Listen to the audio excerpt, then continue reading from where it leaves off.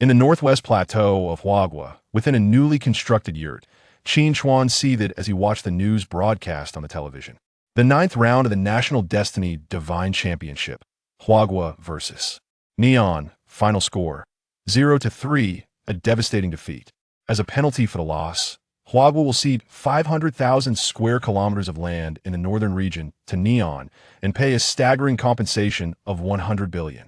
Local residents are advised to prepare for relocation. The host's tone was somber. If another defeat were to occur, Huagua would be left with only the northwest plateau. Damn it!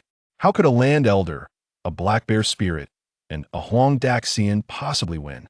Clearly, we have formidable beings like Jinyuan Daxian, Taishang Laojun, and Erlang Shin available for battle, yet not a single one is chosen.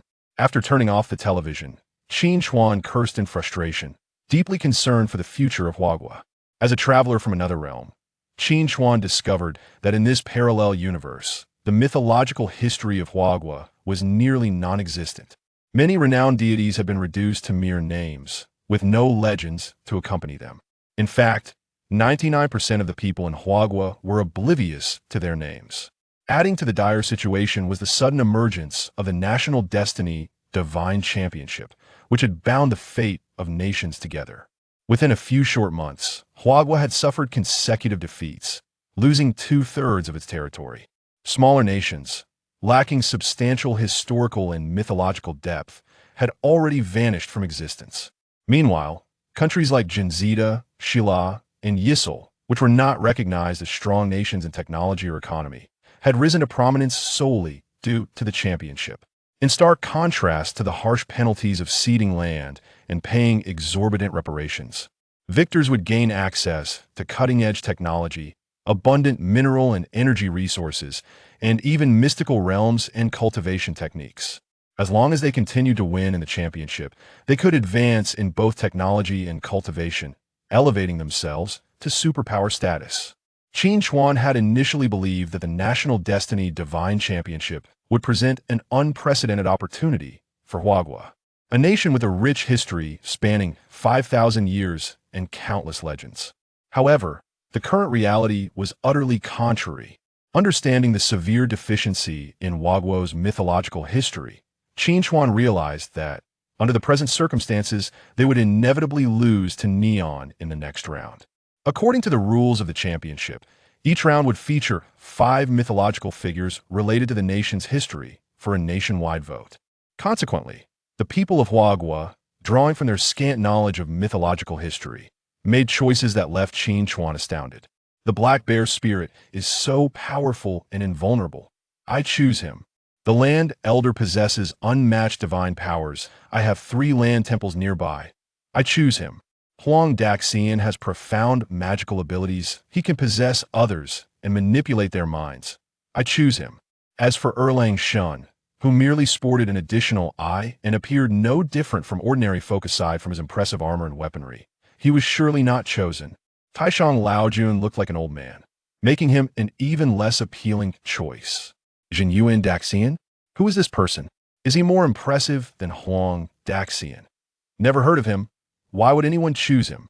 With such superficial selection methods, it was no surprise they would lose. In the yurt, Qin Chuan exhaled his frustrations and stepped outside. Before him lay an endless expanse of yurts and makeshift houses across the grasslands and deserts. Due to the relentless defeats in the National Destiny Divine Championship, nearly all 1 billion people of Huagua had retreated to the northwest plateau. If losses continued, Huagua would face total territorial obliteration, leading to national extinction. Only a month remained for Huagua. In 1 month, the 10th round of the National Destiny Divine Championship against Neon would commence. Meanwhile, Neon, fresh from its victory over Huagua, was jubilantly celebrating online, relentlessly mocking Huagua. The sun goddess is invincible. Long live Neon. Is this all Huagua can do while boasting of a 5,000-year history? It makes me laugh uncontrollably. Brothers above, in a month, there will be no more Huagua. Only Neon will reign supreme in Asia. Yes. In Neon, we boast countless deities like Amaterasu, Tsukuyami, Izanagi, Izanami, Susanoo, and Yamato Naroki. Can Huagua compete with us? The people of Neon showcased what it meant to be arrogant in triumph. Yet countless citizens of Huagua, with their spirits diminished by a record of 9 defeats, found themselves unable to retort. Half a year prior, when Neon and Huagua commenced their first round of the championship, Neon had perceived Huagua as its sole rival in Asia, deploying Amaterasu, Tsukuyomi, and Yamato-Naroki without hesitation. Neon had even prepared for the possibility of defeat, contemplating a national submission to Huagua for survival. Little did they expect that Huagua would prove so vulnerable. This stark contrast fueled Neon's arrogance, transforming their apprehension into overwhelming hubris. After 9 consecutive victories, Neon had developed ambitions of sweeping through Asia and unifying the world. The fall of Huagua would serve as the perfect backdrop and testament to Neon's rise. History must be restored to its rightful course. How dare Neon speak of unification over the world? As Qin Chuan scrolled through the comments from Neon's netizens on his phone, fury ignited within him. He was resolute in his determination to comprehensively educate others about Huagua's mythological history. Even with only a month remaining, Qin Chuan would not sit idly by. As long as there remained a glimmer of hope for victory, he would give his all. With a burning passion, he would illuminate the path. For the fate of a nation was at stake, there was no time to wait for a torch. Ding dong. Just then, Qin Chuan received a notification on his phone with a link. He clicked it without hesitation, glancing over the content, and his expression turned grave. Notice to all citizens of Huagua, the bold, red title was striking. To all citizens of Huagua, the nation has reached a perilous moment. In order to prevail against Neon in the next round, a nationwide competition on mythological history knowledge will be held. The ultimate victor will have the authority to select one mythological figure to represent Huagua in battle, contributing to our victory over Neon. Qin Chuan read the notice intently, his excitement growing with each word. To confront Neon, even if I can only designate one mythological figure, it will be enough. With unwavering confidence in his eyes, Qin Chuan immediately signed up for the mythological history knowledge competition. In 1 month, he would ensure that the people of Neon understood what true deities were, what 5,000 years of Huagua's history truly meant. Chapter 2. The Storm of Public Opinion, the Leader's Assurance. The ultimate victor of the National Mythology and History Knowledge Competition is none other than Qin Chuan. On the eve of the 10th round of the Divine Competition for National Fortune, the name Qin Chuan resonated across television and the internet, known by all citizens of Huagua. Who was this individual? Not a soul had heard of him before. A mere 22-year-old, he is even younger than my grandson. What could he possibly know about mythology and history? His qualifications consist of an undergraduate degree in civil engineering. How profound could his knowledge of mythology and history be? Prior to the commencement of the divine competition, he had made no statements regarding mythology or history whatsoever. There must be some behind-the-scenes maneuvering. This person could very well be a spy from Neon. Soon, the vast resources of internet users unveiled every detail about Qin Chuan, and a growing number of Huagua netizens began to unleash a torrent of online abuse against him, even slandering him as a Neon spy. Ultimately, it all boiled down to Qin Chuan's youth. He lacked the titles of expert scholars and was not even an enthusiast of mythology and history. Despite being at the eye of the storm of public opinion, Qin Chuan refrained from hastily defending himself online. If he were not a time traveler, he would likely have joined in the criticism as well. Qin Chuan understood that no amount of justification could rival the persuasive power of leading Huagua to victory in the divine competition for national fortune. While Qin Chuan awaited notification from the state to select a mythological figure to represent him, high-ranking officials in Huagua convened an urgent meeting. On the large LCD screen, Qin Chuan's life experiences were presented before the nation's leaders. Although this young man was not a spy from Neon, his youth was astonishing. The knowledge of mythology and history possessed by Professor Li was indeed less profound than that of Qin Chuan, truly incredible. Could it be that there was an anomaly in the scoring system? Based on Qin Chuan's experiences, there was no apparent reason for him to have secured the national first place. Within the conference room, the high-ranking officials and expert scholars of Huagua analyzed Qin Chuan's life experiences while shaking their heads in disbelief. Voices of skepticism regarding Qin Chuan echoed throughout the room. Ultimately, all eyes converged upon the leader, who furrowed his brow in contemplation at the center of the room. Leader, Do you think it necessary to contact Qin Chuan and have him designate a mythological figure for the competition? At this moment, the conference room fell eerily silent, all awaiting the leader's decision. Contact Qin Chuan. As per the original plan, he shall designate a mythological figure for the competition. The leader and Appo's deep and resolute voice soon reverberated throughout the room. Leader, should we not invite Qin Chuan to select the mythological figure we discussed that may have the best chance of victory? After all, this concerns the national fortune. Huagua can ill afford any failure. After the leader made his decision, some experts could not suppress their concerns and stood to voice their suggestions. Having patiently listened to the experts' advice, the leader finally spoke. For the National Mythology and History Knowledge Competition, to ensure fairness and justice, the scoring will be entirely handled by the system. Since Qin Chuan is the final winner as determined by the system, he must possess exceptional qualities. Upon hearing this declaration, those who were poised to offer further suggestions fell silent. After all, the system was a state-of-the-art artificial intelligence acquired from the neighboring Bear Nation, a reward for their top technology after winning the divine competition for national fortune. Comrades, talent emerges in every generation. The future belongs to the youth. And when it concerns national fortune, we must allow young people to participate as much as possible, even if we face defeat this time. I will not let Qin Chuan bear the blame for eternity, as the leader made it clear that he would stake his reputation, status, and power to vouch for Qin Chuan. The high-ranking officials in the conference room felt a profound sense of respect, seeing that no one else opposed. The leader waved his hand. The meeting is adjourned. Meanwhile, in Neon, news regarding Huagua's National Mythology and History Knowledge Competition sparked fervent discussions among Neon internet users. The results were out. The victor was an obscure young man. Who could have imagined that a nation that boasts of a glorious 5,000-year history would have its most knowledgeable figure in mythology and history be just a young lad? Haha. It seems fate is on Neon's side. Huagua is destined to fail. Once we thoroughly defeat Huagua and acquire their entire territory, I will build a grand villa in Nanjing, as I have heard the scenery there is splendid. Perhaps I shall begrudgingly take in some homeless Huagua flower girls. Haha. Before the 10th round of the divine competition for national fortune had even begun, the people of Neon already felt as though they had triumphed over Huagua. They mockingly ridiculed Qin Chuan online, even fantasizing about how to establish their homeland on Huagua's soil. When these remarks reached Huagua, they ignited outrage among countless citizens. Damn it. Those little Neons are truly overstepping.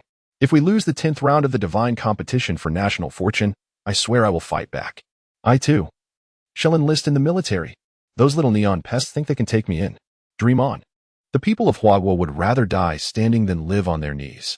At this moment, the entire nation of Huagua was enveloped in a tragic atmosphere of better to be shattered jade than intact clay, even in the face of despair. Every citizen of Huagua was determined to make a final stand. The sudden shift in public opinion led to an explosion of private messages on social media, inundating Qin Chuan with countless nuisance calls and texts. Finally, he found a moment of respite, as Qin Chuan browsed through the comments from Huagua netizens. A long-lost smile graced his face. Buzz, buzz, buzz. In the next moment, Qin Chuan and Appo's phone vibrated incessantly. Upon seeing the number displayed, he chose to answer for the first time. Hello. I am Zhao Shanhe, the Minister of the National Fortune Affairs Coordination Department. As the ultimate victor of the National Mythology and History Knowledge Competition, you will represent Huagua in selecting a mythological figure for the competition. I will send someone to pick you up to meet the leader. After the call connected, a resonant voice emanated from the receiver. Once Minister Zhao explained the situation, Qin Chuan replied in a deep voice, All right, I am ready to depart at any time. Half an hour later, Qin Chuan arrived at his destination, guided by Minister Zhao to the leader's office. Upon entering the office, he was immediately engulfed by a cloud of smoke, causing him to cough involuntarily. Old Zhao, please open a window to ventilate the smoke. Hearing Qin Chuan cough, the leader first instructed Minister Zhao and then turned to Qin Chuan with an apologetic smile. Qin Chuan, come over here. The leader beckoned Qin Chuan closer. As Qin Chuan approached, his eyes were immediately drawn to the enormous screen that covered the leader's desk. Displayed upon it were the 5 mythological figures selected to compete in the 10th round of the divine competition for national fortune. Chapter 3. This young man. What nonsense. In the office of the chief, as Qin Chuan's gaze was captivated by the 5 mythological figures selected for the 10th round of the national fortune divine contest. The chief was also scrutinizing Qin Chuan. Before him stood a young man, impeccably dressed, clean and tidy, with a handsome face and sharp eyebrows, exuding an air of confidence. Not a trace of confusion crossed his features as he assessed the 5 candidates. Rather, he swiftly determined his choice. The chief regarded Qin Chuan with great approval, trusting both the evaluation of the top-tier artificial intelligence system and his own judgment. Meanwhile, Qin Chuan had already familiarized himself with the basic information of the 5 potential mythological figures: Tu Xingxuan, Shen Gongbao, Nanshan King, Su Daji, and Yang Jian. His gaze ultimately fixed upon the figure of Erlang Shun, Yang Jian. It was then that Qin Chuan became aware of the chief's penetrating gaze. "My apologies, chief," he said, offering an apologetic smile. The chief chuckled in response. "No need to worry. Prioritizing the national fortune battle is indeed commendable, haha." With the chief and Appo's warm demeanor easing his concerns, Qin Chuan took a breath of relief. "Ah, it seems you have already chosen your mythological figure, Haven and Appo's. To you?" The chief's eyes briefly scanned the 5 candidates before lingering for an extra moment on Yang Jian. "Indeed, chief. I choose Erlang Yang Jian," Qin Chuan replied earnestly. The chief was momentarily taken aback, then laughed heartily. "Truly, you are a young talent who has emerged from the nation." "Even I am hearing of Yang Jian for the first time, haha." Seeing the chief's approachable nature, Qin Chuan took the opportunity to share the mythological tales and magical artifacts associated with Yang Jian. The chief and Appo's eyes sparkled with increasing excitement, ultimately glistening with tears of joy. "Finally, there is hope for victory for our nation." Overwhelmed with emotion, even the seasoned chief could not help but speak out loud. After regaining his composure, he recalled the online vitriol Qin Chuan had been enduring from across the country. The chief then solemnly addressed him. "After we secure victory in this battle, I shall personally restore your name." "Thank you, chief. For the sake of our nation's fortune, I have never allowed the voices online to affect me," Qin Chuan responded, touched by the chief and Appo's consideration of his plight. The chief nodded in satisfaction, his gaze shifting to the large screen before them. The countdown to the selection of mythological figures for the 10th round of the National Fortune Divine Contest stood at 1 minute and 58 seconds, 57 seconds, 56 seconds. Before the commencement of the contest, each nation had a mere 6 hours to select their mythological figures, from noon to 6 in the afternoon. After this period, the final 3 figures would be determined by public vote. At this moment, citizens from all remaining countries gathered before their television screens, prepared to vote via the integrated system while watching the unfolding contest. The citizens of Hua country were no exception. As the time arrived, the list of candidates was revealed. Tu Xingxuan. I know this mythological figure. Despite his small stature and earthy complexion, he possesses remarkable skills and agility. Known as the Lord of the Earth, not only does he wield an extraordinarily powerful iron staff, but he also possesses the formidable magical artifact, the binding rope of immortals. The Lord of the Earth? He has a magical artifact that can bind deities. Impressive. I shall choose him. Once overlooked, Tu Xingxuan quickly garnered support after enthusiastic netizens shared their insights. Nanshan King. The leopard spirit is both handsome and formidable, with high intelligence. What was said is true. He is the king of Hidden Mist Mountain, wielding a mysterious iron staff with great might, capturing the holy monk through cunning. Truly a combination of wisdom and strength. Ah, sisters, let us choose Nanshan King. Votes for Nanshan King rapidly climbed, nearly equaling those for Tu Xingxuan. Everyone, vote for Su Daji. She is a fox spirit with a millennium of cultivation, possessing boundless powers and 9 lives. Once her enchanting powers are unleashed, her opponents will be utterly bewitched. The brother is absolutely right. Su Daji it is. Let us not waste our vote on some potato. Su Daji's popularity soared as she took a commanding lead. In contrast, Shen Gongbao and Yang Jian faced challenges.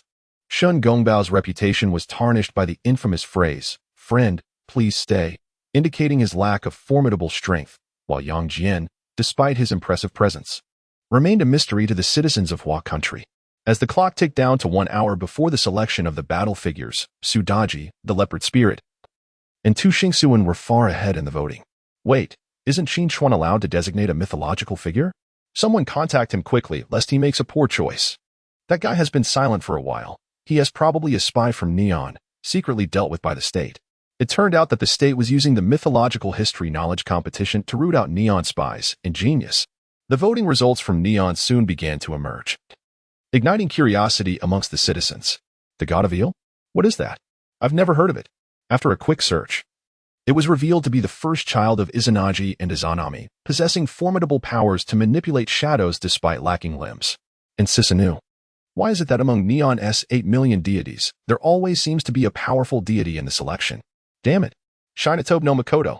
The wind god from Neon has emerged. It is said he once aided Neon's fleet to victory. I wonder if Tu Xingsuan can restrain him. Upon seeing the top 3 mythological figures from Neon, the citizens of Hua country, who once felt hopeful for victory, felt as though cold water had been poured over their heads.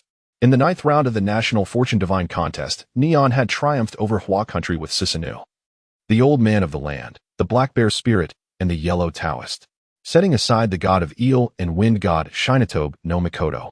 Just the presence of Susanoo made the prospects appear bleak for Hua country and Appos' netizens, as public opinion in Hua country leaned towards a desperate struggle against Neon.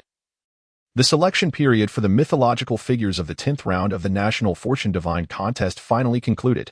The 3 representatives from Hua country were confirmed, with Yang Jian's name prominently displayed. However, the leopard spirit of Nanshan King was nowhere to be found. Bang! Professor Li, who prided himself on his knowledge of Hua country's mythological history, slammed his fist on the coffee table upon seeing Yang Jian's name. This young man, what nonsense! He exclaimed, splattering tea everywhere. The citizens of Hua country, upon seeing the final list, directed the warmest regards to Qin Chuan and all his ancestors. Susanoo? Ha! Meanwhile, Qin Chuan, still in the Chief and Appos' office, cast a cold smile upon viewing the finalized list of mythological figures from Neon. Chapter 4. The Manifestation of the Supreme Deity Erlang. Hello? Professor Li. Please remain calm. If you cannot trust Qin Chuan, can you not trust me? Rest assured, Qin Chuan has already shared the legends and divine artifacts of Yang Jian with me. Professor Li, infuriated at home, slammed his fist on the coffee table. Lacking the courage to confront the superior directly, he resorted to a phone call, expressing his deep concerns for the nation while subtly criticizing Qin Chuan. The superior, mindful of Professor Li's advanced age, offered him some reassurance. Xiao Qin, do not take these matters to heart. After hanging up, the superior waved his hand at Qin Chuan. Noticing this, Qin Chuan nodded slightly without further comment.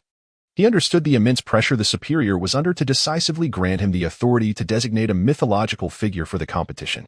Furthermore, he had just learned from the superior that this power of designation was the system's last resort, bestowed only when a nation teeters on the brink of collapse. Fortunately, the divine beings of Huagua are countless, and at this moment, Qin Chuan had traversed into this realm. Otherwise, he could hardly imagine the dire fate that Huagua would face in a parallel universe. Countdown to the 10th round of the divine competition. 10, 9, 8, 3, 2, 1. While Qin Chuan was lost in thought, a grand and indistinguishable voice suddenly echoed in the ears of everyone around the world. In the office, the expressions of the superior, Qin Chuan, and the previously silent minister, Zhao, all changed simultaneously. The 10th round of the divine competition officially begins. This round will see the previous champion, Neon Country, continue to challenge Huagua. Huagua, please decide whether to engage in battle. The resounding voice continued to resonate in everyone's ears. Simultaneously, in front of 1 billion Huagua citizens, regardless of age or gender, 2 buttons appeared out of thin air. Damn it, let's do this.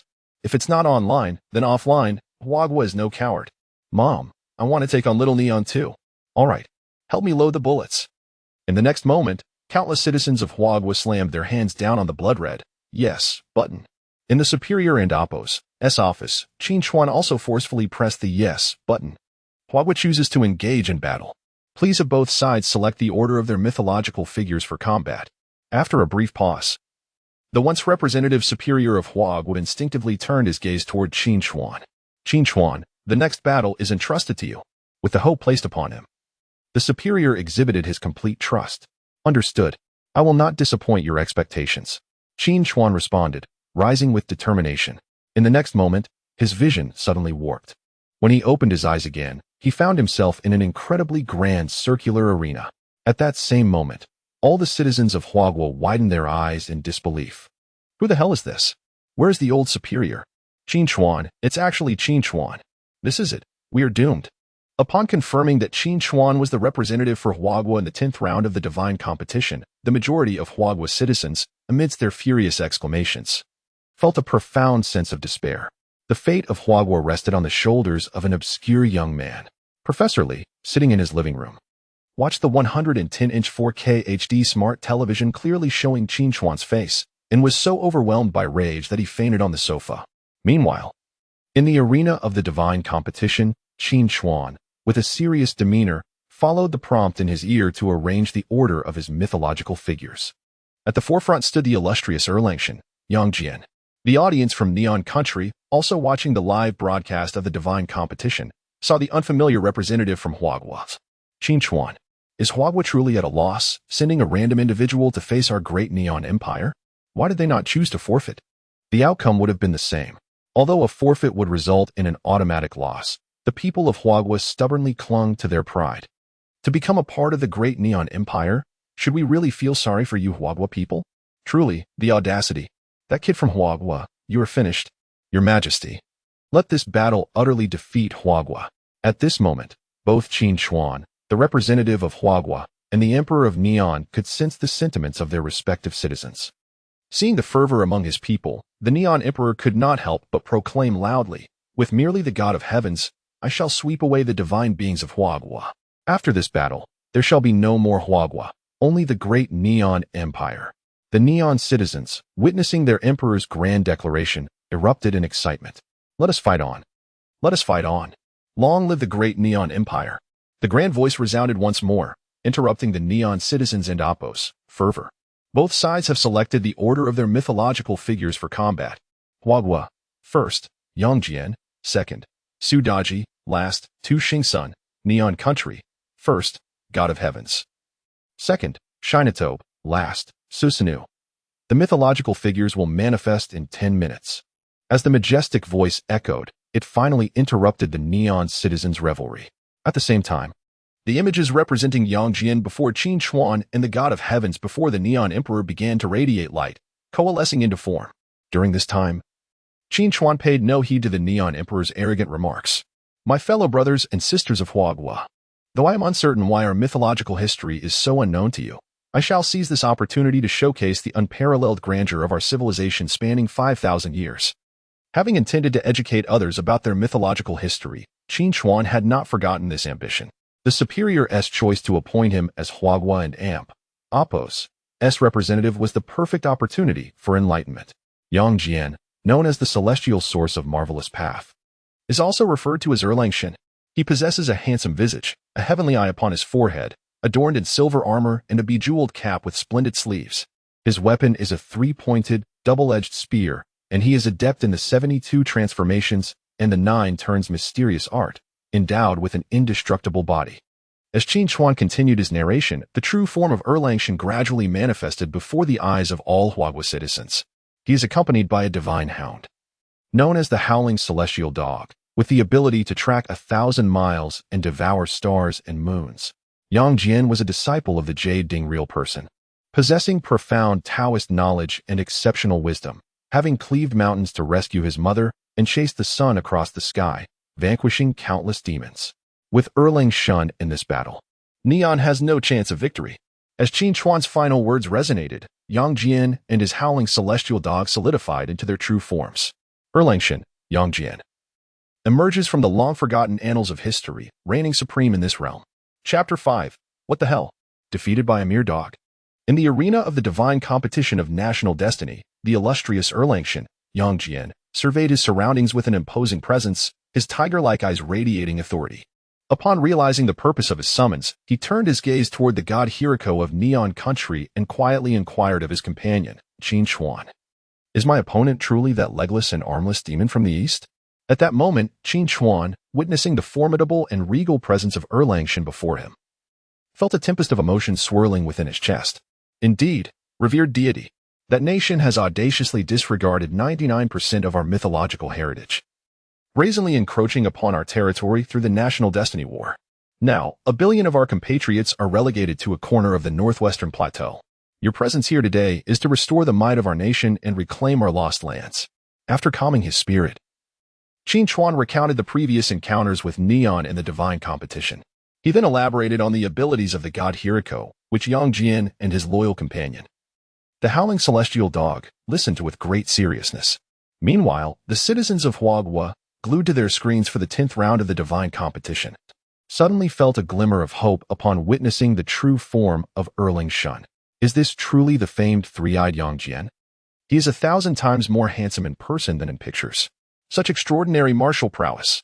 They compared the demon Hiriko, resembling a mere stick figure, to their majestic Erlang Shun, whose looks and aura utterly eclipsed his opponent.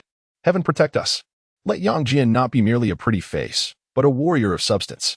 The previous Huang Daxian was impressive, yet fell to Susanoo in an instant. We can only hope Yangjian can vanquish the Hiriko while leaving the formidable Susanoo to Sudaji. In mere minutes, the online discussion surrounding Yangjian exploded, with millions of comments ranging from admiration to skepticism about his capabilities. Simultaneously, the aura of Yangjian in the arena diminished the previously overwhelming bravado of the Neon Emperor. Who is this Yangjian? Why have I never heard of such a deity in the annals of Huagua mythology? The emperor glanced at Yangjian and then at his own deity, Hiriko, his resolve wavering in the face of Yangjian and Apos' imposing presence. What is so special about Three Eyes? Our residents of Fukushima are known for their divine anomalies. Huagua has merely dragged out a pretty face, surely. He cannot stand against Hiriko. Perhaps a mere breath from Hiriko could obliterate that three-eyed fool. Ha ha ha. Neon is destined to win. In that instant, the Neon Emperor felt the unwavering belief of 200 million Neon citizens rally behind him, solidifying his confidence. Huagua youth, how long will you continue to parley with the divine? If you wish to delay, it would be wiser to surrender early. Joining Neon will be your greatest honor. Next, the Neon Emperor shouted at Qin Chuan and Yangjian. Beside him, the legless and armless Hiriko hovered in the air, unleashing divine power that shrouded half the arena in darkness. Qin Chuan and Yangjian frowned simultaneously. The howling celestial dog, sitting beside Yangjian, bared its sharp fangs at Hiriko. It seems Hiriko indeed possesses some skill. No wonder the East, now known as Neon, is so arrogant. Having learned about Hiriko's capabilities, Yangjian's voice carried a hint of anger as he faced the Neon Emperor's provocation. Qin Chuan nodded. With your prowess, revered deity, defeating that Hiriko will be as effortless as turning a palm. I only hope you do so with flair to uplift our national morale and showcase Huagua's might. At Qin Chuan's commendation and plea, Yangjian finally smiled. Fear not, my young friend. In but 3 breaths, I shall reduce that Hiriko to ashes. With that, Yangjian brandished his trident spear, its chilling gleam striking fear into the hearts of both Huagua and Neon viewers, even through the barriers of the arena's space. A mere fledgling demon, why trouble my master to intervene? Just as Yangjian prepared to dispatch Hiriko with efficiency, the howling celestial dog unexpectedly spoke. Yangjian and Qin Chuan were momentarily taken aback. Ha ha ha. It would be far more glorious for that demon to perish by my hand than by yours. You have 10 breaths. Yangjian's hearty laughter, along with his disdain for Hiriko, resonated in the ears of millions of Huagua citizens. While they marveled at the talking dog with divine abilities, the senior official watching the live broadcast suddenly sat upright. The high-ranking officials and scholars accompanying the elder gasped collectively. Is this madness? Quickly informed Qin Chuan to urge Yangjian to act. If we lose, Huagua will become the laughingstock of the world. After the shock, aside from the elder and Minister Zhao, who went to fetch Qin Chuan, the rest of the meeting room erupted in angry shouts. The elder, initially smiling, furrowed his brow at the commotion. Silence! Minister Zhao roared, prompting the room to quiet down, though many inwardly wished to execute Qin Chuan on the spot. Meanwhile, in the arena, Hiriko sensed the disdain and derision emanating from Yangjian. How could it endure engaging in battle with a dog? A piercing shriek erupted from Hiriko, and the darkness that had enveloped half the arena surged toward Yangjian and the howling celestial dog. It sought to ensnare them in an abyss of shadows, severing their senses and siphoning their divine power. Master, 10 breaths is ample time for that demon to perish twice over. Unfazed by Hiriko and Apos' sudden assault, the howling celestial dog flashed a grin at Yangjian before leaping into the engulfing darkness. Then, a booming voice resonated through the void, swallowing the stars and consuming the moon. The next moment, a massive maw, akin to a football field, devoured the darkness and the hidden Hiriko with blinding speed. When the arena returned to clarity, the howling celestial dog could not help but let out a satisfied belch. What? Defeated by a dog?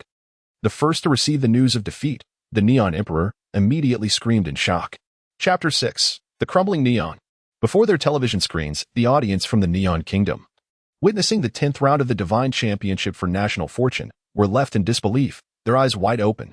We have lost. Lord Chizuko was devoured by that mud of Yangjian. No, this cannot be true. Lord Shizuko has not been defeated. You know nothing. That was merely Lord Shizuko hiding in the darkness within the dog's belly, and soon he shall re-emerge to slay. Unable to accept the humiliation of their deity being consumed by the celestial hound, the neon spectators frantically scoured the internet for every conceivable excuse. Until that grand voice echoed once more. In the 10th round of the Divine Championship for National Fortune, Hua Nation versus Neon. The result of the first battle, Hua Nation victorious. Reality ruthlessly shattered the fantasies of the Neon people. The Celestial Hound had utterly defeated Lord Shizuko in less than 10 seconds. Well done, haha. Yang Jian chuckled as he patted the head of the Celestial Hound. Beside him, Qin Chuan displayed no hint of surprise at this outcome. Hua Nation should have won decisively against Neon. Baka, we truly lost. How could we have lost so easily when Lord Shizuko and Appo's strength is formidable? I understand now. On the surface, it appeared that the Celestial Hound struck, but in truth, their deity Yang Jian must have wielded his full power. So that is the case.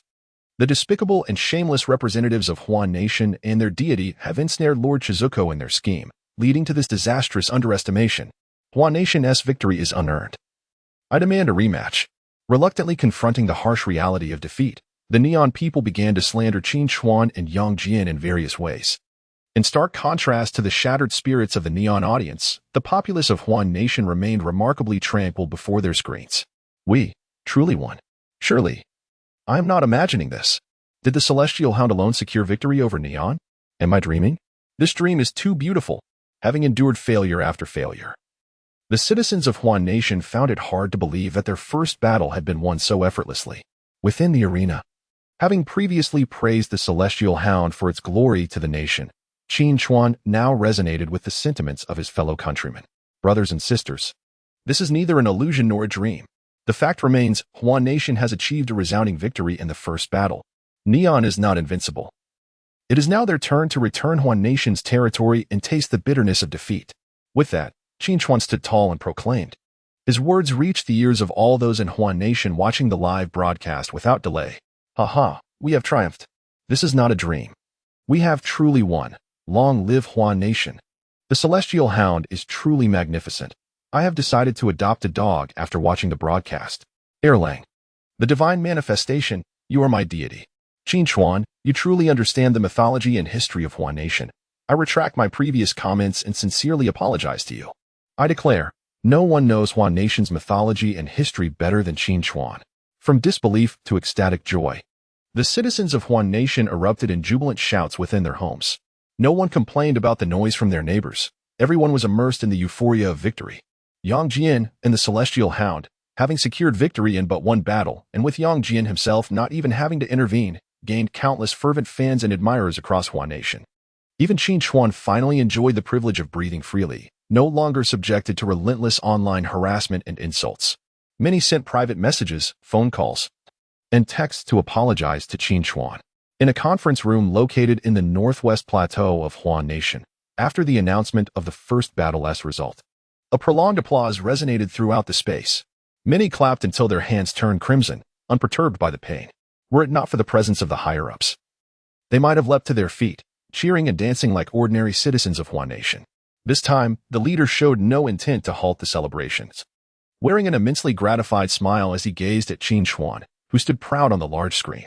To the left of the leader, Minister Zhao's face flushed with excitement as he clapped fervently. He alone understood the immense trust the leader had placed in Qin Chuan. The leader had previously declared in a meeting that should Hua Nation lose in the 10th round of the Divine Championship, he would bear full responsibility. Fortunately, Qin Chuan did not betray the leader's faith. Soon, the grand voice echoed again, reminding the jubilant citizens of Hua Nation and the slanderous Neon people that the 10th round of the Divine Championship had not yet concluded. In the 10th round of the Divine Championship for National Fortune, Hua Nation versus Neon, the second battle is about to commence. Will the Hua Nation representative change their secondary deity for battle? Facing the inquiry from the tournament system, Qin Chuan decisively responded, no. In the previous round of the Divine Championship, Neon, with Susanoo, swept through the three deities of Hua Nation. Today, Qin Chuan shall return the favor by using their own tactics against them. The secondary divine figure of Neon will materialize in 10 minutes. As the grand voice concluded, the image of the wind deity, Shinatobe no Mikoto, began to coalesce before the Emperor of Neon, whose face was dark with fury. In stark contrast to the light-hearted banter exchange between Qin Xuan and Yang Jian, the deity of Neon's secondary representative, the wind deity Shinatobe no Mikoto, is reputed to possess formidable strength, capable of summoning storms to create tsunamis, aiding the Neon fleet in turning the tide in desperate situations. Utilizing the 10 minutes it took for Shinatobe no Mikoto to manifest, Qin Xuan began to brief Yang Jian on the opposing deity's details. As the representative of Huan Nation, Qin Xuan could sense the sentiments of the populace, thus acquiring detailed information about Shinatobe no Mikoto. Indeed, this Neon Wind deity is considerably stronger than the devoured Lord Shizuko. After all, he is a deity of Neon. It seems I must personally step into the fray. Upon finishing his words, Yang Jian radiated a powerful aura. The well-fed celestial hound, now content, did not volunteer for battle this time, but quietly sat beside Yang Jian, digesting Lord Shizuko. With the divine manifestation personally taking action to vanquish the Neon Wind deity Shinatobe no Mikoto, it would be an effortless task. Haha. Qin Xuan laughed, showing no concern for Shinatobe no Mikoto. He believed that only Susanoo could pose Yang Jian any real challenge. The Emperor of Neon watched Qin Xuan and Yang Jian enjoy their banter, seething with anger at their apparent disregard for him and Shinatobe no Mikoto. The Neon audience, witnessing the broadcast, erupted in furious curses. The representative of Huan Nation is merely a petty schemer. What is there to boast about for winning a single match? They had lost the previous 9 rounds, yet now they act as if they are invincible after one victory. How laughable. Ha. The people of Huan Nation are the sickly men of East Asia. Their deity is a mere minor god. Prepare to face the wrath and winds of the mighty Shinatobe no Mikoto, you scoundrels of Huan Nation. Amidst the frenzied curses of the Neon people, the 10 minutes swiftly elapsed. The wind deity Shinatobe no Mikoto had gathered his form, and the battle was imminent. Chapter 7. A victory without suspense. In the arena, Yang Jian wielded his trident spear, his gaze fixed upon the figure of the Neon Wind god, Shinatobe. This deity appeared as a remarkably handsome young man clad in a flowing azure robe, surrounded by a gentle breeze that invigorated the Neon Emperor beside him. Wind god, I implore you to vanquish the divine being of Huagua, Yang Jian, and realize the grand ambition of the great Neon Empire to dominate the world. The Neon Emperor bowed deeply to Shinatobe. A smile graced the wind god's exquisite visage as he replied, Your Majesty, let the people prepare to celebrate our victory. The wind god's unwavering confidence sent waves of excitement through the viewers from Neon. Oh my, the wind god is the epitome of my ideal idol. They exclaimed. Let the Huagua people witness your invincible storm. The worthless Huagua is destined for defeat. The wind god shall prevail. The great Neon Empire shall triumph. As the Neon crowd cheered, Shinatobe soared upon the wind to the center of the arena. Yang Jian, witnessing the wind god's audacity, snorted coldly and summoned his divine power. Soon, vibrant clouds of 7 colors swirled beneath him, lifting him opposite Shinatobe. Wow, 7 colored clouds. Truly a celestial marvel. I wish the illustrious Yang Jian would descend on such clouds to marry me. In the presence of Yang Jian, the Neon Wind god seemed merely a pretty boy. If it weren't for the heavenly hound having feasted beforehand, there would be no need for the true Lord to intervene. The audience was bewildered. How could they have been oblivious to such a formidable deity until now? Yang Jian's grand entrance captivated the hearts of countless young women in Huagua. Some citizens, amidst their excitement, pondered why they had never heard of Yang Jian's legendary title before. Upon sensing this, Qin Xuan wore a satisfied smile. Despite the peculiar absence of Huagua and Apos' mythological history in this parallel world, he was determined that through the national competition of divine beings, 1 billion citizens would once again appreciate the splendor of Huagua's 5,000-year civilization and its mythic heritage. After fervently praising their divine being, both the Huagua citizens and the Neon audience returned their focus to the impending battle. Why doesn't your god bring that dog of yours? I really cannot be bothered to strike twice. Having learned from the Neon Emperor that the first combatant, the Leech God, was devoured by the Huagua divine hound, Shinatobe vowed not only to defeat the Huagua divine being but also to humiliate him thoroughly. Enough. Yang Jian was disinclined to engage in verbal sparring with Shinatobe. Just as he opened his mouth, the wind god launched a sudden attack. Though he belittled Yang Jian verbally, he understood the Leech God's strength and knew that Yang Jian was a formidable opponent not to be underestimated. Boom. As Shinatobe struck, thunderous winds roared through the arena. Yang Jian's original position was consumed by a rampaging tornado that tore through the air, crackling with lightning that flashed like silver. The overwhelming spectacle engulfed the entire arena in a tempest, obscuring the view for both Neon and Huagua spectators. This sudden turn of events left the leaders and experts in the conference room, watching the live broadcast, tense and on edge, their eyes glued to the large screen. This little Neon is dishonorable, mocking us while launching a sneak attack. The Neon deities and people preach morality, yet harbor nothing but deceit. Yangjian cannot possibly be defeated so easily, can he? It has been over 10 seconds since the wind god initiated his grand display. Yet still no sign of Yangjian's counterattack. The expressions in the conference room shifted from anger to concern. Many glanced between the live feed and the leaders' faces, hoping to gauge Huagua's prospects. Do not fret. Look, the heavenly hound remains seated calmly, Qin Chuan asserted, showing no signs of worry. We simply need to trust in Qin Chuan and Yangjian. They will surely bring victory to Huagua, and that is enough. As the leader spoke, the tension in the conference room dissipated slightly. Everyone turned their attention to Yangjian, eagerly anticipating how he would retaliate. Amidst the storm, Yangjian remained unperturbed. Apart from a slight raise of his brow when Shina Duyin first attacked, he displayed no other emotion. The gale, akin to countless sharp blades whistling past him, could not inflict even the slightest harm. Having perfected the 9 transformations of the true Lord, he was already an indestructible entity. For the wind god, Yangjian's defenses were akin to a mere fan set to a low speed. Outside the arena, Qin Chuan sensed the anxiety of the Huagua populace and spoke out. Just as the citizens began to relax, the expression on Shina Duyin's face, once gleeful after his initial assault, turned grim. Indestructible body. Watch as my divine wind shred you to pieces. With that, Shina Duyin's handsome features contorted in rage as he unleashed his full divine power. In an instant, a series of violent tornadoes descended upon the arena. The only sounds that filled the air were the howling winds and the onslaught of the furious whirlwinds. In the midst of this tempest that could shatter boulders, flatten mountains, and reverse rivers, Yangjian perceived Shina Duyin's full-force efforts as underwhelming, and his interest waned. Such meager prowess dares to speak boldly and belittle Huagua's divine beings. A thunderous roar, infused with profound divine energy, erupted amidst the storm. At that very moment, the trident spear, imbued with divine power and radiating a dazzling golden light, shot forth from the tempest with astonishing speed. With a swift thrust, Shina Duyin, consumed by his own power, suddenly felt a chill in his chest, followed by a searing heat. In the blink of an eye, the wind god, pierced through the heart by the trident spear, attempted to utter its not, but was met only by a torrential downpour of blood. I am the neon wind god. My divine form can transform into a gentle breeze at will. How could this be? The last remnants of Shina Duyin's consciousness faded in bitter disbelief.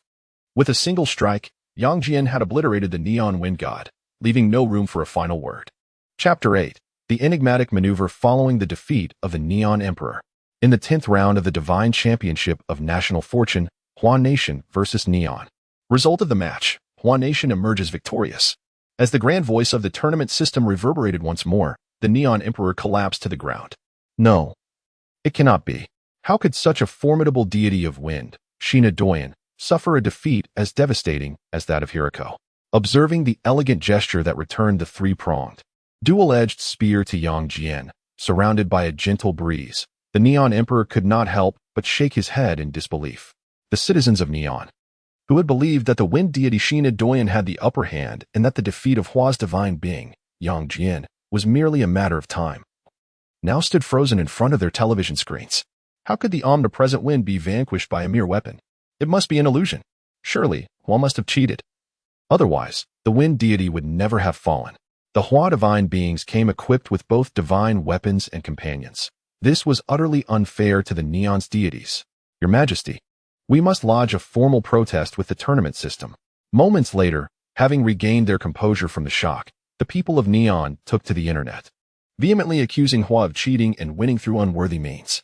Sensing the sentiments of his citizens, the Neon Emperor, clutching a glimmer of hope, rose from the ground and shouted towards the sky above the arena. I implore the tournament to annul Hua's victory in this battle. The Hua divine beings fought with divine weapons and companions. This is a grave injustice to our deities. Qin Chuan and Yangjian, who had returned to his side, exchanged disdainful smiles as they observed the seemingly deranged Neon Emperor. Victory brings such arrogance, while defeat elicits cries of injustice. This is the very nature of the Neon people. Qin Chuan remarked with a cold demeanor, eliciting nods of agreement from Yangjian and the celestial dog. A millennium ago, nothing had changed from Yamato to Neon. There was no progress whatsoever. As Yang Jian watched the Neon Emperor repeatedly shout until his voice was hoarse, he echoed Qin Xuan's disdain. Meanwhile, the citizens of Hua rejoiced in their nation's triumph once more. Annihilation. Another annihilation. Haha. Before the manifestation of Erlangchen, the Neon deities are but refuse. Such grandiose claims about the Neon Wind deity. This is all they amount to? Mere bluster and sneak attacks, ultimately relying on true strength. I advise the little Neon to surrender and return our territory. Stop clinging to delusions. It's futile. I've sharpened my cleaver, eagerly awaiting the tournament's conclusion to claim 2 little Neon heads, but it seems they squandered their chance. Divine Lord, magnificent. Hua Nation is invincible. The jubilant citizens of Hua expressed their elation, fiercely countering previous taunts from Neon.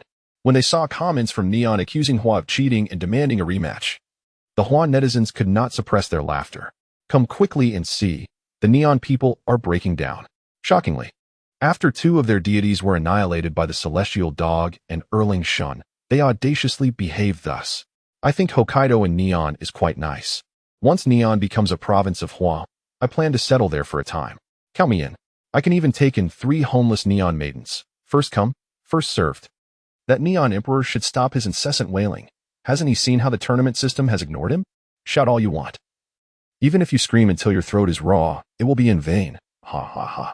The comments and messages from Hua's netizens made the Neon populace finally taste the bitterness of defeat.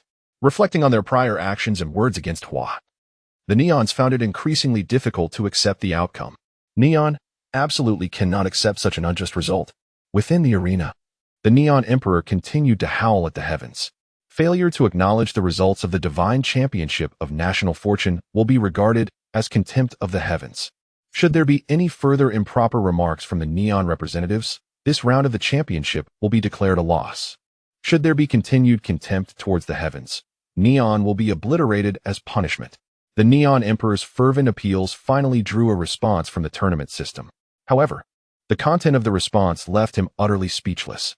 Neon accepts the tournament and Oppo's judgment. Completely accepts. Sincerely accepts. I would never dare to show contempt towards the heavens. Regardless of victory or defeat in this round of the tournament, I shall take my own life in atonement. The Neon Emperor was truly paralyzed by the warning from the tournament system. The viewers from Neon, too, fell silent, afraid to breathe lest their contempt for the heavens lead to immediate annihilation of Neon. Meanwhile, the citizens of Hua found great amusement in the unfolding scene. Ha! The Neon people have truly brought this upon themselves. Shout louder. Keep shouting. What has made you suddenly timid? Pathetic. Is it not just annihilation? Why participate in such an unfair divine championship of national fortune? Just perish already. Please, Neon, do not be obliterated. I have already made plans to plant vegetables at the foot of Mount Fuji. If only the Neon people are to be obliterated, I shall say nothing. If the Neon Emperor truly takes his own life, I will live stream myself doing handstands while producing and selling my own waste as proof. The one above lacks sincerity. The Emperor has already bowed in apology. How could he possibly take his own life? I have recorded this segment, and I have scheduled it for release on the Neon Forum. I hope the Neon Emperor will not go back on his word, hee. The online offensive from Hua's netizens overwhelmed the Neon users, whose numbers were only a fifth of Hua's. Especially the contrasting attitudes of the Neon Emperor and his subsequent video expressing his intent to take his own life spread wildly across the internet.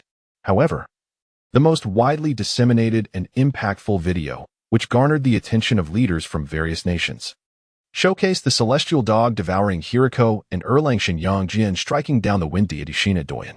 In this era, where all nations were channeling their resources into the divine championship of national fortune, the once mighty Hua nation, capable of standing toe-to-toe with the United States, found itself on the brink of collapse due to its repeated defeats against Neon. This brought relief to powerful nations like the United States while increasing their scrutiny of other countries' mythologies and divine figures. No one wished to become the second Hua. All aspired to be the next standout nation, akin to the pyramidal civilizations of Greece and Israel. Yet today, Hua abruptly reversed its fortunes, achieving 2 consecutive victories without changing participants, both through annihilation. Erlangchen Yang Jian and his celestial dog were immediately designated as subjects of intense study and analysis by the remaining nations of the world. The final battle between Hua and Neon in the 10th round of the Divine Championship of National Fortune received global attention. Chapter 9. At this moment, the world's attention is focused on Huagua. The United States, the Great Eagle, the Bear, and Gallia remain first-rate global powers even after the arrival of the divine competition of national fortune. Furthermore, with the rapid rise of Sheila, Israel, and the Pyramid Nation due to this contest, the global landscape has been redrawn. At this juncture, the ambassadors from the aforementioned countries, accompanied by their respective teams, are awaiting the commencement of the final battle between Huagua and Neon in this round of the divine competition of national fortune. The 10th round of the divine competition of national fortune, Huagua versus Neon, the final battle is about to begin. Will the Huagua representative change the last deity for battle? Due to the enigmatic maneuvers of the Neon Emperor, the grand announcement of the competition system reverberated slightly later than before. Qin Chuan's response remained unchanged. He opted not to change the deity. As soon as his words fell, the ambassadors from the United States and other nations breathed a collective sigh of relief. Had Huagua's representative decided to substitute their deity, their plans to analyze and study Yang Jian's capabilities would have been temporarily thwarted. Fortunately, the Huagua representative did not switch deities, and Yang Jian, with a single strike, had slain the Neon Wind deity, Shina no Hiko, leaving no discernible evidence of his true strength. You are correct, Ambassador, based on past combat performances. The strength of the Neon Wind deity has been classified at AB level. The Huagua deity, Yang Jian, must possess at least an A level of strength to have defeated him in one blow. Within the United States Embassy in Huagua, the American ambassador and his analytical team were exchanging information. Since the divine competition of national fortune encompassed all nations worldwide, a universally accepted standard for evaluating the strength of deities had emerged after 10 rounds. Indeed, the deities previously summoned from Huagua were no stronger than C, while those from Neon ranged between B and A. Now, with Huagua unexpectedly substituting their representative and introducing a deity of a caliber, it was imperative to investigate the reasons behind this development while gathering detailed information about this deity. The American ambassador, fixated on the large screen before him, instructed his team accordingly. Suddenly recalling something, he added swiftly, "We must also thoroughly investigate that Huagua representative named Qin Chuan." "Understood," replied the head of the analytical team, nodding in affirmation. Not just the American ambassador, but also the ambassadors from the Great Eagle, Bear, and Gallia were organizing their respective analytical teams to conduct similar inquiries. The last mythical figure from Neon will be generated in 10 minutes, as the resounding announcement from the competition system echoed once more. All ambassadors and their analytical teams paused their activities. At this moment, the world's focus was on Huagua, in the territory of Neon. As the light representing Susanoo gathered within the arena of the divine competition of national fortune, the despondent Neon populace, who had fallen silent due to the system and Oppo's warnings, suddenly seemed invigorated as if they were infused with energy. With Lord Susanoo present, victory for Huagua was utterly unattainable. Lord Susanoo had never tasted defeat against Huagua's deities, and the outcome this time would be no different. We still have the great Amaterasu, Tsukuyomi, Izanagi, Izanami, and the mighty Yamada no Orochi yet to unleash their power. What can mere Huagua muster against us? Do not presume that 2 minor victories can turn the tide. Had Lord Susanoo been the first to battle, your 3 deities would have perished long ago. This is all the Emperor's fault. Had he not arranged the order haphazardly, we would not have faced 2 losses. After this battle, the Emperor must broadcast his own execution live, with Susanoo's participation reigniting the spirits of the Neon people. The Emperor initially smiled upon sensing the sentiments of his citizens. However, his expression darkened abruptly upon perceiving a discordant murmur. "Baka, were it not for your misleading words, I would not doubt the judgment of the competition system. After this battle, I shall deal with you useless fools." As the Neon Emperor contemplated how to vent his frustration over today's embarrassment, before him, the form of Susanoo finally coalesced. A tall and valiant figure with flowing white hair, clad in an ornate, ancient golden war robe, surrounded by thunder and waves, appeared before the citizens of Huagua and Neon alike. Gulp. The citizens of Huagua, watching the live broadcast on their screens, instinctively swallowed hard at the familiar sight of Susanoo. Just a month prior, during the 9th round of the divine competition of national fortune, Susanoo had effortlessly dispatched the earth deity, the black bear spirit, and the yellow toad. A scene still vividly etched in their minds, much like today, when Yang Jian had slain the wind deity. It was executed with such ease that it left the opponent in disbelief. In the meeting room where the leaders of Huagua convened in the northwest, The high-ranking officials and scholars could not help but engage in hushed discussions upon witnessing Susanu's manifestation in the arena. The strength level exhibited by Susanu last time was at least A. He wields one of Neon's legendary 3 divine artifacts, the Kusanagi sword, which, although yet to be employed, remains an extraordinarily powerful trump card. Furthermore, Susanu is the brother of the great Amaterasu. His true strength might very well be at the S level. As the speculations regarding Susanu and Appo's true strength were voiced, a brief silence enveloped the meeting room. The mere presence of Susanu, yet to reveal his true capabilities, left Huagua's leaders at a loss for how to respond. Once again facing Susanu, a singular thought arose in everyone and Appo's mind. Could Yang Jian truly defeat Susanu? In the oppressive silence, the leader softly spoke, though Susanu is immensely powerful. We must not underestimate the strength of Erlangshan Yang Jian. As the great battle loomed, we must not allow others to flourish at the expense of our own spirit. Upon hearing these words, the atmosphere in the meeting room lifted. The leader was correct. Reports indicated that the ambassadors from various nations had begun to focus on this battle. This implied that Erlangshan's strength was on par with Susanu's. Otherwise, the ambassadors would not place such importance on this confrontation. We must neither grow complacent nor belittle ourselves. Minister Zhao then spoke, and the high-ranking officials and scholars of Huagua nodded in agreement. Meanwhile, in the arena, just before Susanu's full manifestation, Qin Chuan had briefed Yang Jian on the details. Indeed, Yang Jian responded with a smile, showing no signs of tension. The previous slaying of the wind deity was merely a warm-up for him. Sensing the combat spirit emanating from Yang Jian, Susanu, across from him, opened his pale golden eyes wide. Chapter 10, the 10th round of the final battle, Susanu emerges. The moment Susanu opened his eyes, the air around him erupted with the sounds of thunder and crashing waves. The golden eye, usually manifested as a golden pattern on Yang Jian's forehead, now shimmered with a faint golden light. An overwhelming sense of battle fervor instantly enveloped the entire arena. Susanu, the great deity, exuded an awe-inspiring presence. One could hardly resist the desire to be Susanu's loyal companion, cradled in his embrace and showered with affection. May the embodiment of justice and strength, the great Susanu, utterly vanquish the deities of Huagua. Prepare to celebrate victory, citizens of the great Neon Empire. Susanu is invincible. Countless Neon spectators in front of their screens erupted in ecstatic cheers as Susanu opened his eyes. As one of the 3 great deities of Neon, Susanu is a figure known by all. Compared to the recently showcased might of Yang Jian, the divine lord of the 2 dragons, Susanu and Appo's stature in the hearts of the Neonians is undoubtedly magnified 100-fold. Heavenly Father, can Yang Jian truly surpass Susanu? I reckon it's a 50-50 chance. Enough talk. I shall sharpen my blade just in case I need to take down a couple of small Neonians. If we lose this battle, the victories of the previous 2 rounds will mean nothing. We still have the Earthwalker Sun Wukong and Sudaji, don't we? Must we resort to binding and seduction to defeat Susanu? Regardless of color, a cat that catches mice is a good cat. But even the most colorful cat cannot contend with a great tiger. The Huagua populace, buoyed by their previous victories, suddenly turned pessimistic. Qin Chuan, sensing the shift in mood among the Huagua people, suppressed his urge to rally their spirits. In his memory and understanding, Susanu was indeed formidable.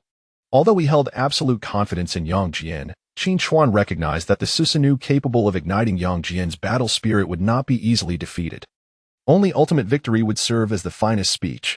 At that very moment, within the embassies of various nations in Huagua, over 100 analysts were intently fixated on the live broadcast. The strength of Susanu, based on his current display, matched that of Yang Jian, both at an A level. Regardless of the outcome, this battle would yield invaluable data. Let the battle commence. Are Yang Jian and Susanu perhaps of the same persuasion? I hope Neon faces defeat, as they entertain delusions of supremacy over their loyal American allies. Dewari, bring down Neon. Analysts from around the globe, each with their own biases, prepared for the impending clash. The Americans sought to teach the increasingly arrogant Neon a lesson, while the Russians resented Neon's ambitions, knowing that after devouring Huagua, they would surely set their sights on the Russian bear next.